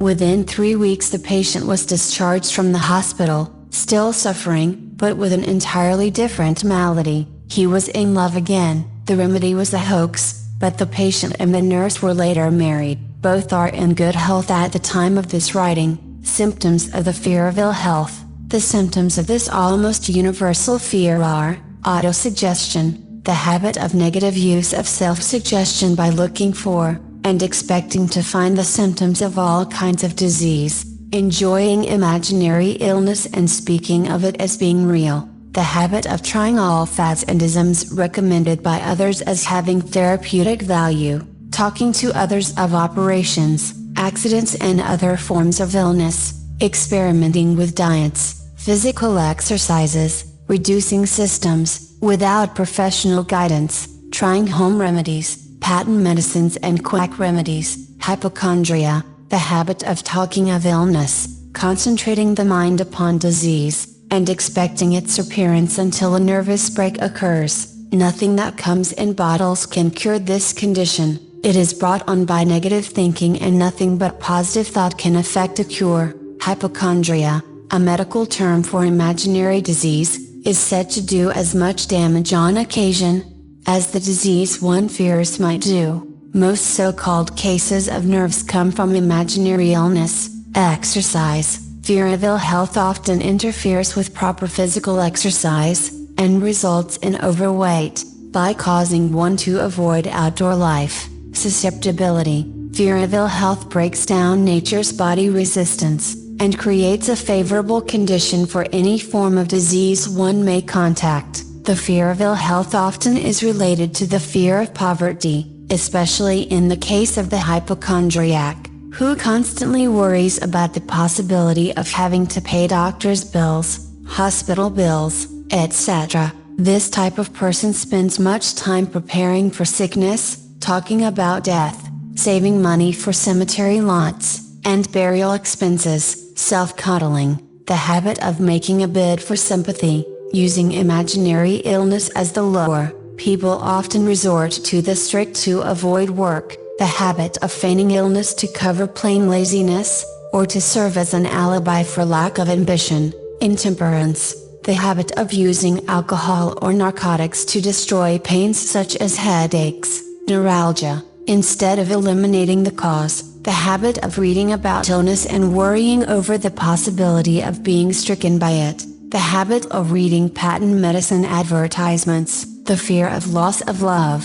The original source of this inherent fear needs but little description, because it obviously grew out of man's polygamous habit of stealing his fellow man's mate, and his habit of taking liberties with her whenever he could. Jealousy, and other similar forms of dementia praecox grow out of man's inherited fear of the loss of love of someone. This fear is the most painful of all the 6 basic fears. It probably plays more havoc with the body and mind than any of the other basic fears, as it often leads to permanent insanity. The fear of the loss of love probably dates back to the Stone Age, when men stole women by brute force. They continued to steal females, but their technique has changed. Instead of force, they now use persuasion, the promise of pretty clothes, motor cars, and other bait much more effective than physical force. Man's habits are the same as they were at the dawn of civilization,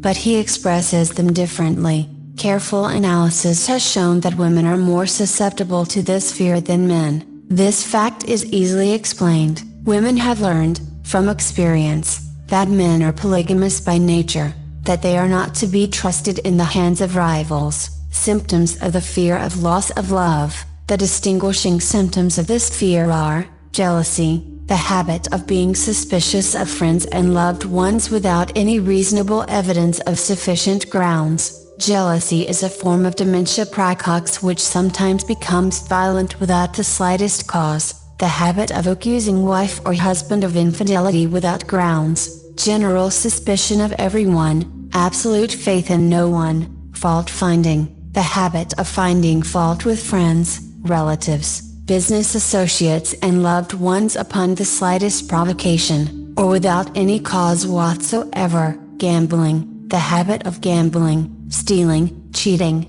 and otherwise taking hazardous chances to provide money for loved ones, with a belief that love can be bought. The habit of spending beyond one's means, or incurring debts, to provide gifts for loved ones, with the object of making a favorable showing. Insomnia, nervousness, lack of persistence, weakness of will, lack of self-control, lack of self-reliance, bad temper. The fear of old age. In the main, this fear grows out of 2 sources. First, the thought that old age may bring with it poverty. Secondly, and by far the most common source of origin, from false and cruel teachings of the past which have been too well mixed with fire and brimstone, and other bogies cunningly designed to enslave man through fear. In the basic fear of old age, man has 2 very sound reasons for his apprehension. 1, growing out of his distrust of his fellow men, who may seize whatever worldly goods he may possess, and the other arising from the terrible pictures of the world beyond, which were planted in his mind, through social heredity before he came into full possession of his mind. The possibility of ill health, which is more common as people grow older, is also a contributing cause of this common fear of old age. Eroticism also enters into the cause of the fear of old age, as no man cherishes the thought of diminishing sex attraction. The most common cause of fear of old age is associated with the possibility of poverty. Poor house is not a pretty word. It throws a chill into the mind of every person who faces the possibility of having to spend his declining years on a poor farm. Another contributing cause of the fear of old age is the possibility of loss of freedom and independence, as old age may bring with it the loss of both physical and economic freedom. Symptoms of the fear of old age. The commonest symptoms of this fear are the tendency to slow down and develop an inferiority complex at the age of mental maturity, around the age of 40, falsely believing oneself to be slipping because of age. The truth is that man's most useful years, mentally and spiritually, are those between 40 and 60. The habit of speaking apologetically of oneself as being old merely because one has reached the age of 40, or 50, instead of reversing the rule and expressing gratitude for having reached the age of wisdom and understanding.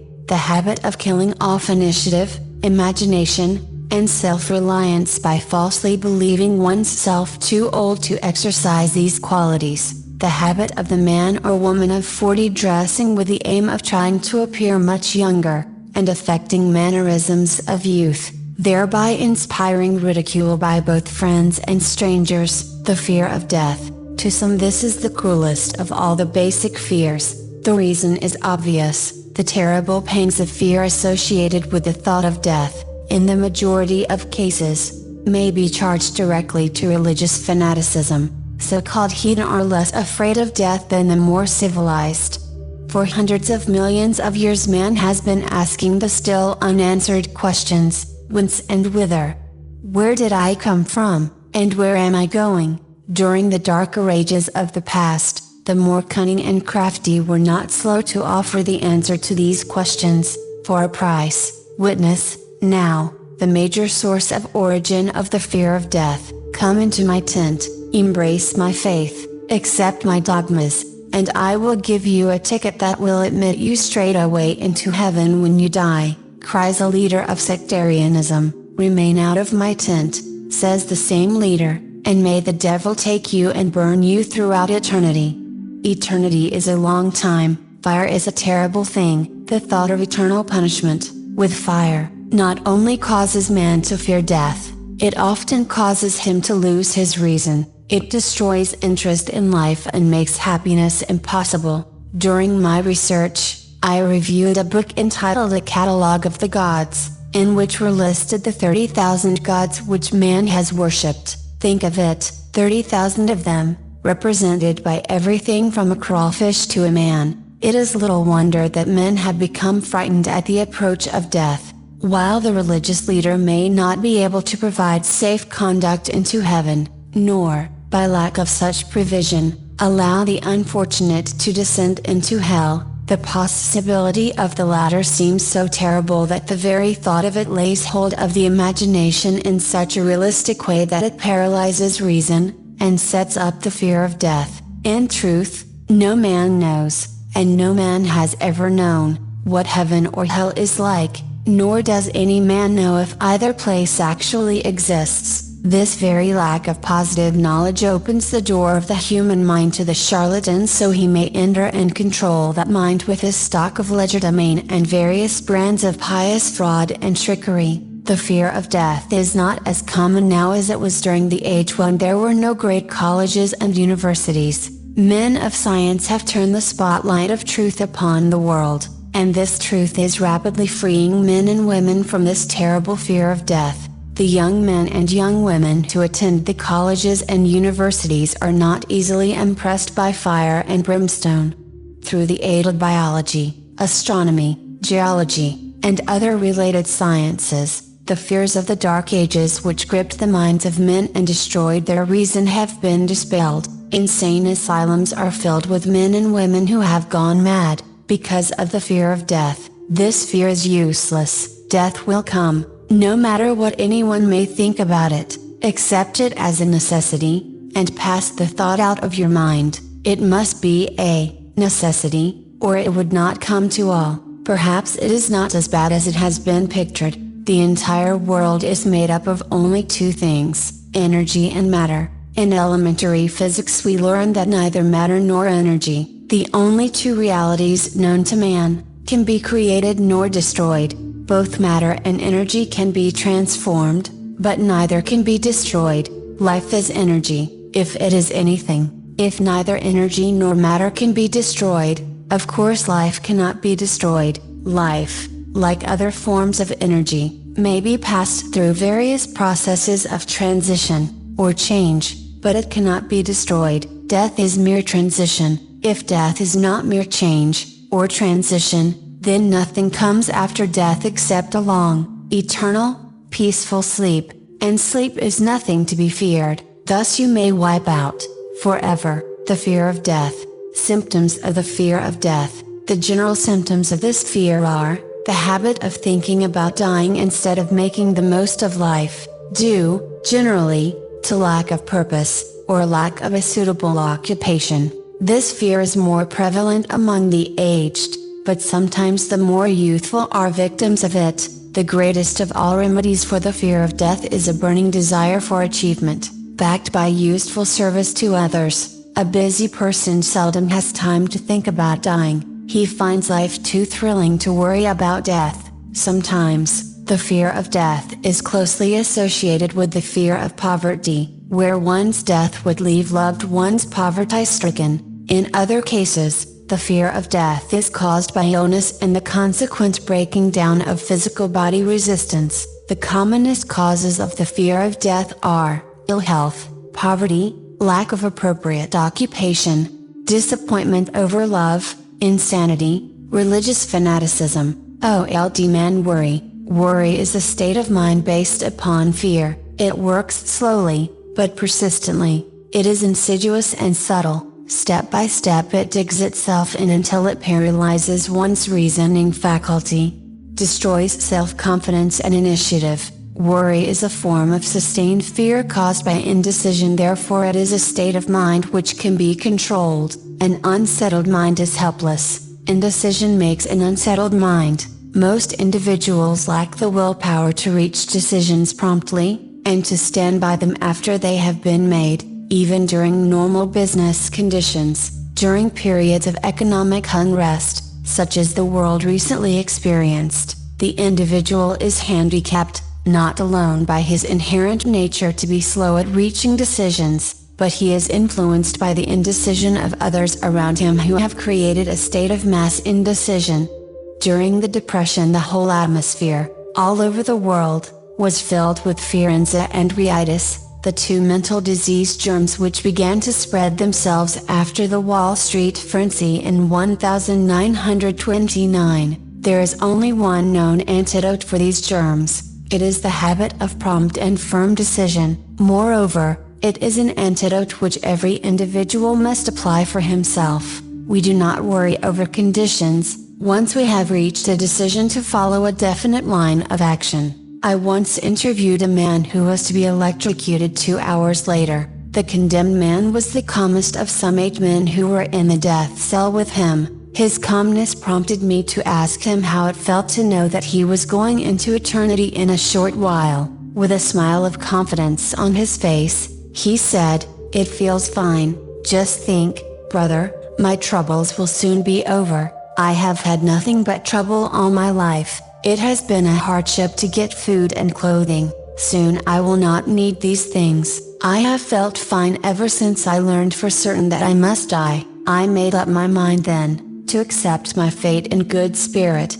As he spoke he devoured a dinner of proportions sufficient for 3 men, eating every mouthful of the food brought to him, and apparently enjoying it as much as if no disaster awaited him. Decision gave this man resignation to his fate. Decision can also prevent one's acceptance of undesired circumstances. The 6 basic fears become translated into a state of worry. Through indecision, relieve yourself forever of the fear of death, by reaching a decision to accept death as an inescapable event. Whip the fear of poverty by reaching a decision to get along with whatever wealth you can accumulate without worry. Put your foot upon the neck of the fear of criticism, by reaching a decision not to worry about what other people think, do, or say. Eliminate the fear of old age by reaching a decision to accept it, not as a handicap, but as a great blessing which carries with it wisdom,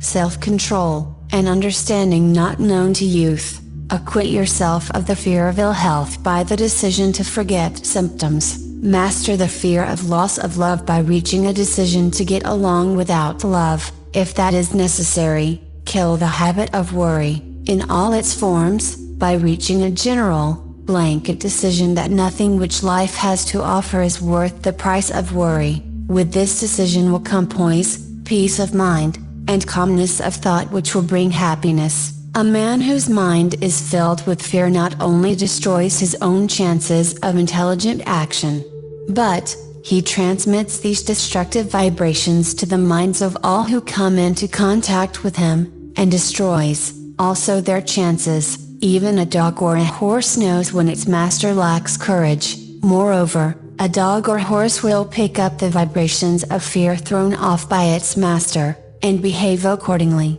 Lower down the line of intelligence in the animal kingdom, one finds this same capacity to pick up the vibrations of fear. A honeybee immediately senses fear in the mind of a person for reasons unknown. A bee will sting the person whose mind is releasing vibrations of fear, much more readily than it will molest the person whose mind registers no fear. The vibrations of fear pass from one mind to another just as quickly and as surely as the sound of the human voice passes from the broadcasting station to the receiving set of a radio, and by the self-same medium. Mental telepathy is a reality. Thoughts pass from one mind to another, voluntarily, whether or not this fact is recognized by either the person releasing the thoughts, or the persons who pick up those thoughts. The person who gives expression, by word of mouth, to negative or destructive thoughts is practically certain to experience the results of those words in the form of a destructive kickback. The release of destructive thought impulses, alone, without the aid of words, produces also a kickback in more ways than one. First of all, and perhaps most important to be remembered, the person who releases thoughts of a destructive nature must suffer damage through the breaking down of the faculty of creative imagination. Secondly, the presence in the mind of any destructive emotion develops a negative personality which repels people, and often converts them into antagonists. The third source of damage to the person who entertains or releases negative thoughts, lies in this significant fact: these thought impulses are not only damaging to others, but they embed themselves in the subconscious mind of the person releasing them, and there become a part of his character. One is never through with a thought, merely by releasing it. When a thought is released, it spreads in every direction, through the medium of the ether, but it also plants itself permanently in the subconscious mind of the person releasing it. Your business in life is, presumably, to achieve success. To be successful, you must find peace of mind, acquire the material needs of life, and above all, attain happiness. All of these evidences of success begin in the form of thought impulses. You may control your own mind. You have the power to feed it whatever thought impulses you choose. With this privilege goes also the responsibility of using it constructively. You are the master of your own earthly destiny just as surely as you have the power to control your own thoughts. You may influence, direct, and eventually control your own environment, making your life what you want it to be, or you may neglect to exercise the privilege which is yours, to make your life to order, thus casting yourself upon the broad sea of circumstance where you will be tossed hither and yon, like a chip on the waves of the ocean. The Devil's Workshop, the seventh basic evil. In addition to the 6 basic fears, There is another evil by which people suffer. It constitutes a rich soil in which the seeds of failure grow abundantly. It is so subtle that its presence often is not detected. This affliction cannot properly be classed as a fear. It is more deeply seated and more often fatal than all of the 6 fears. For want of a better name, let us call this evil susceptibility to negative influences. Men who accumulate great riches always protect themselves against this evil. The poverty-stricken never do. Those who succeed in any calling must prepare their minds to resist the evil. If you are reading this philosophy for the purpose of accumulating riches, you should examine yourself very carefully, to determine whether you are susceptible to negative influences. If you neglect this self-analysis, you will forfeit your right to attain the object of your desires. Make the analysis searching. After you read the questions prepared for this self-analysis, hold yourself to a strict accounting in your answers. Go at the task as carefully as you would search for any other enemy you knew to be awaiting you in ambush, and deal with your own faults as you would with a more tangible enemy. You can easily protect yourself against highway robbers, because the law provides organized cooperation for your benefit. But the 7th basic evil is more difficult to master, because it strikes when you are not aware of its presence, when you are asleep, and while you are awake. Moreover, its weapon is intangible, because it consists of merely a state of mind. This evil is also dangerous because it strikes in as many different forms as there are human experiences. Sometimes it enters the mind through the well-meant words of one's own relatives. At other times, it bores from within, through one's own mental attitude. Always it is as deadly as poison, even though it may not kill as quickly. How to protect yourself against negative influences. To protect yourself against negative influences, whether of your own making, or the result of the activities of negative people around you, recognize that you have a willpower, and put it into constant use, until it builds a wall of immunity against negative influences in your own mind. Recognize the fact that you, and every other human being, are, by nature, lazy, indifferent, and susceptible to all suggestions which harmonize with your weaknesses. Recognize that you are,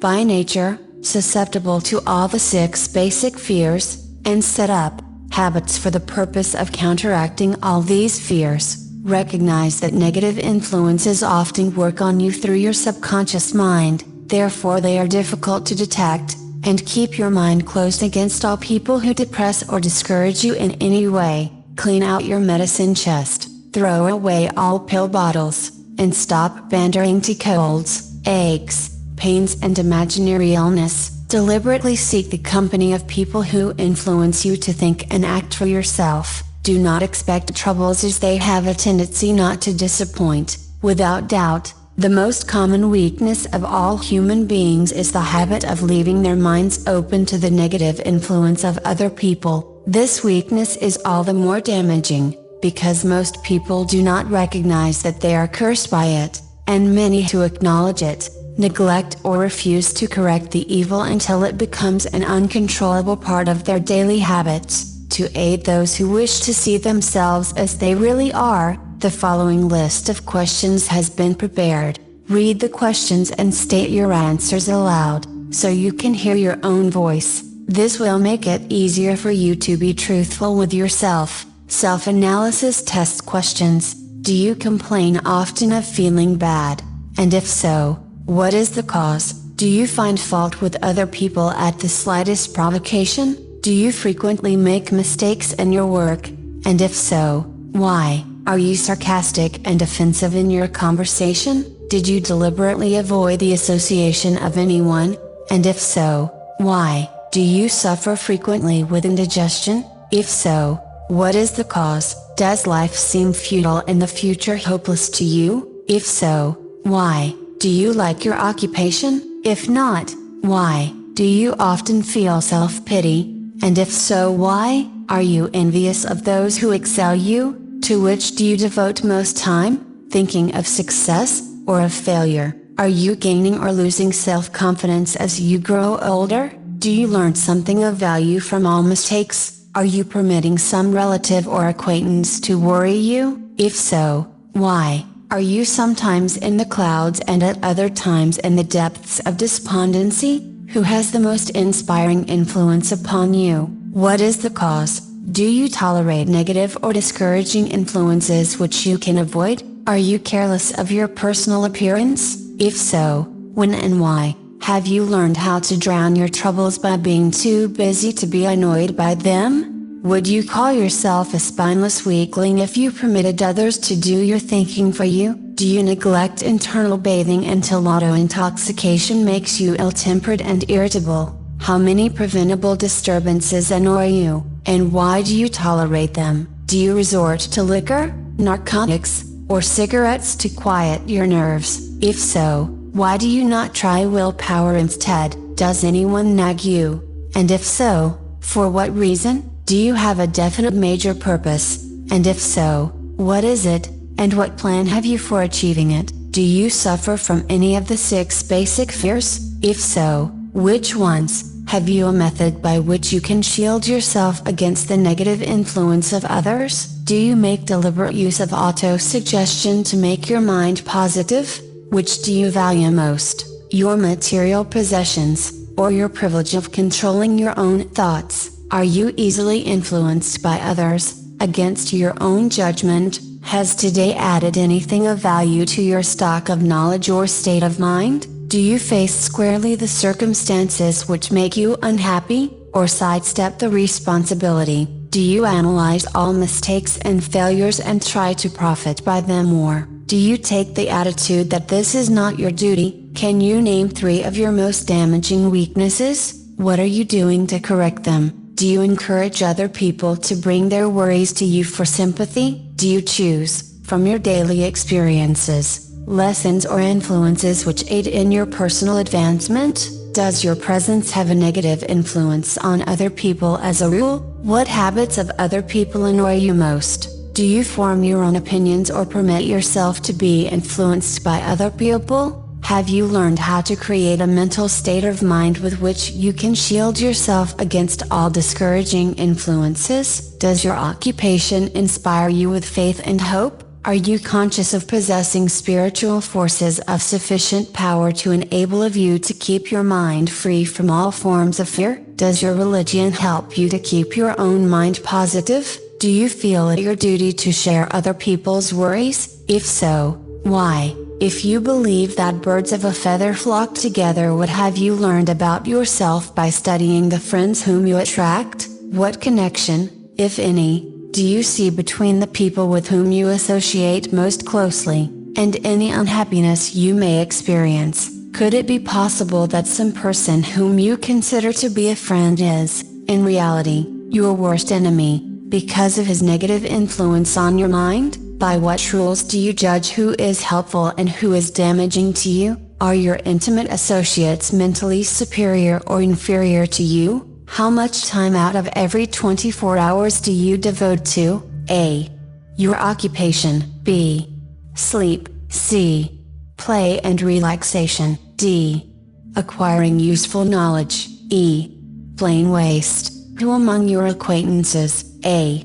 encourages you most, B. cautions you most, C.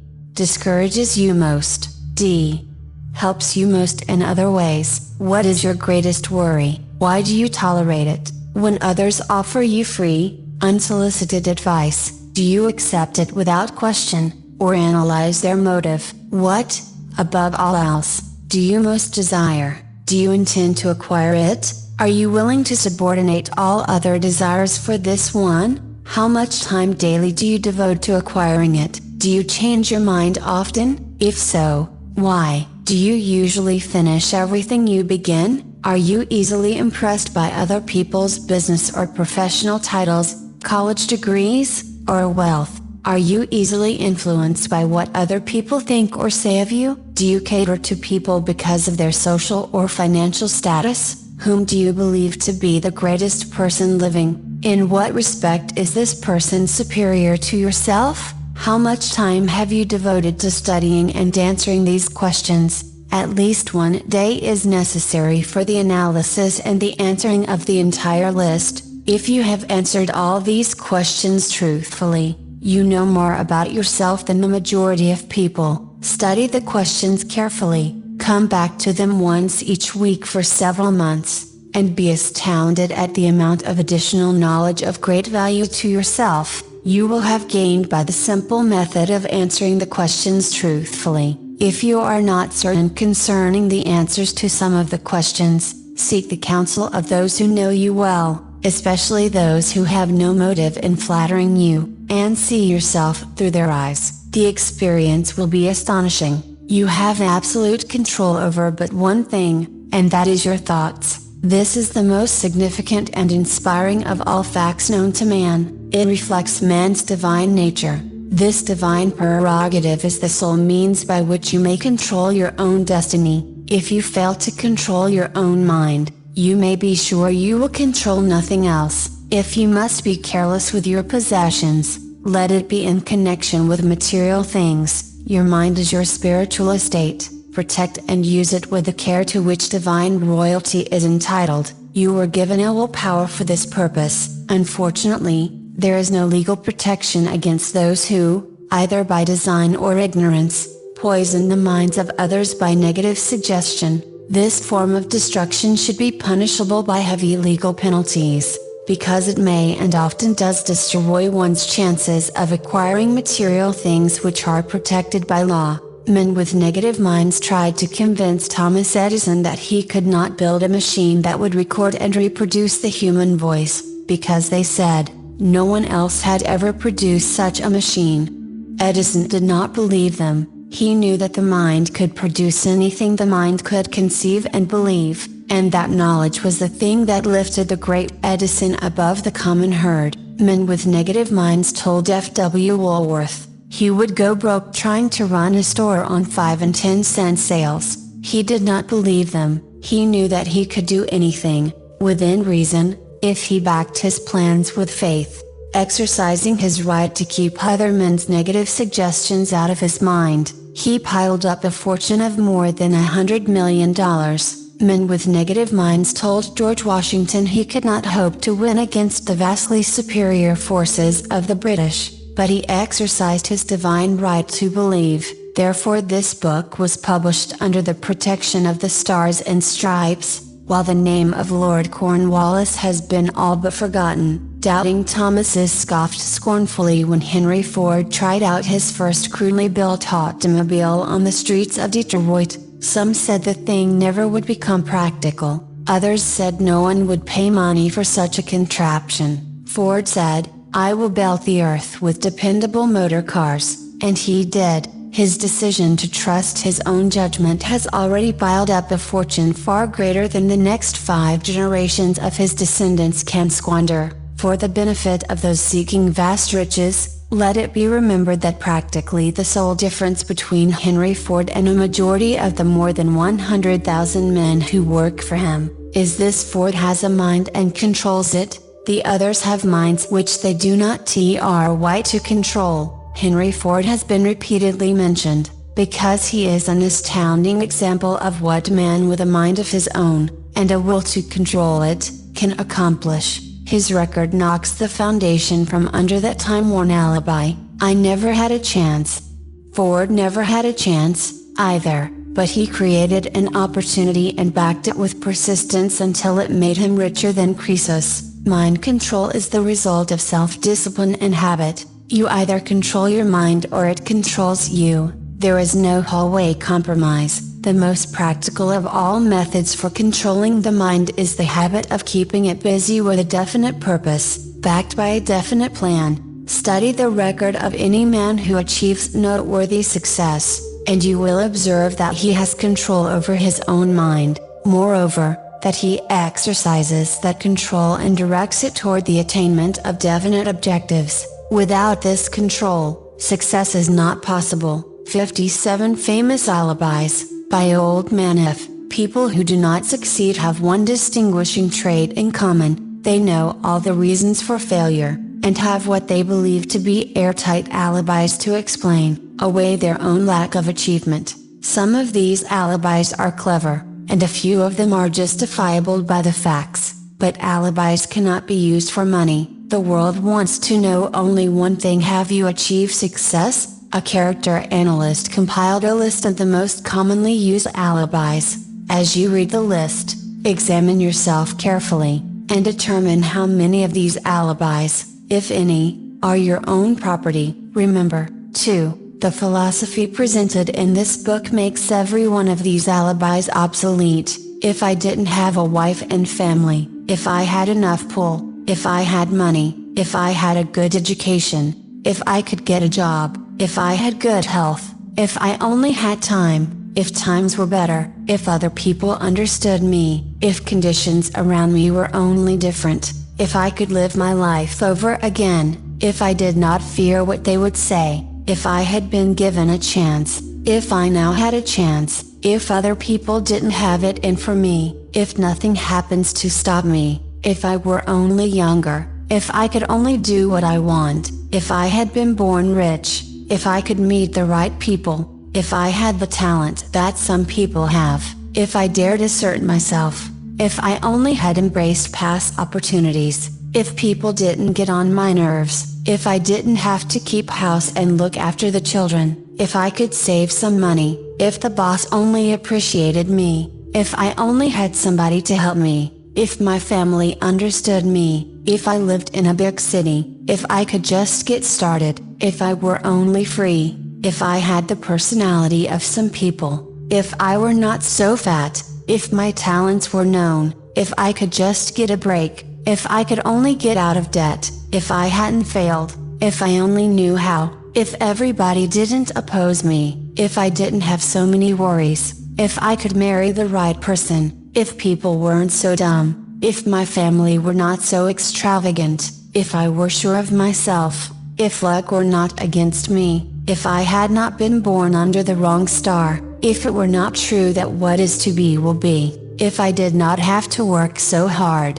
if I hadn't lost my money, if I lived in a different neighborhood, if I didn't have a past, if I only had a business of my own, if other people would only listen to me, if, and this is the greatest of them all, I had the courage to see myself as I really am, I would find out what is wrong with me, and correct it. Then I might have a chance to profit by my mistakes and learn something from the experience of others, for I know that there is something wrong with me, or I would now be where I would have been if I had spent more time analyzing my weaknesses, and less time building alibis to cover them. Building alibis with which to explain away failure is a national pastime. The habit is as old as the human race, and is fatal to success. Why do people cling to their pet alibis? The answer is obvious. They defend their alibis because they create them. A man's alibi is the child of his own imagination. It is human nature to defend one's own brainchild. Building alibis is a deeply rooted habit. Habits are difficult to break, especially when they provide justification for something we do. Plato had this truth in mind when he said, "The first and best victory is to conquer self. To be conquered by self is, of all things, the most shameful and vile." Another philosopher had the same thought in mind when he said, "It was a great surprise to me when I discovered that most of the ugliness I saw in others, was but a reflection of my own nature." It has always been a mystery to me, said Albert Hubbard, why people spend so much time deliberately fooling themselves by creating alibis to cover their weaknesses. If used differently, this same time would be sufficient to cure the weakness, then no alibis would be needed. In parting, I would remind you that life is a checkerboard, and the player opposite you is time. If you hesitate before moving, or neglect to move promptly, your men will be wiped off the board by time. You are playing against a partner who will not tolerate indecision. Previously you may have had a logical excuse for not having forced life to come through with whatever you asked, but that alibi is now obsolete, because you are in possession of the master key that unlocks the door to life's bountiful riches. The master key is intangible, but it is powerful. It is the privilege of creating, in your own mind, a burning desire for a definite form of riches. There is no penalty for the use of the key, but there is a price you must pay if you do not use it. The price is failure. There is a reward of stupendous proportions if you put the key to use. It is the satisfaction that comes to all who conquer self and force life to pay whatever is asked. The reward is worthy of your effort. Will you make the start and be convinced? If we are related, said the immortal Emerson, we shall meet. In closing, may I borrow his thought, and say, if we are related, we have, through these pages, met. The end. You have heard Think and Grow Rich by Napoleon Hill, a creation of Rich and Spiritual.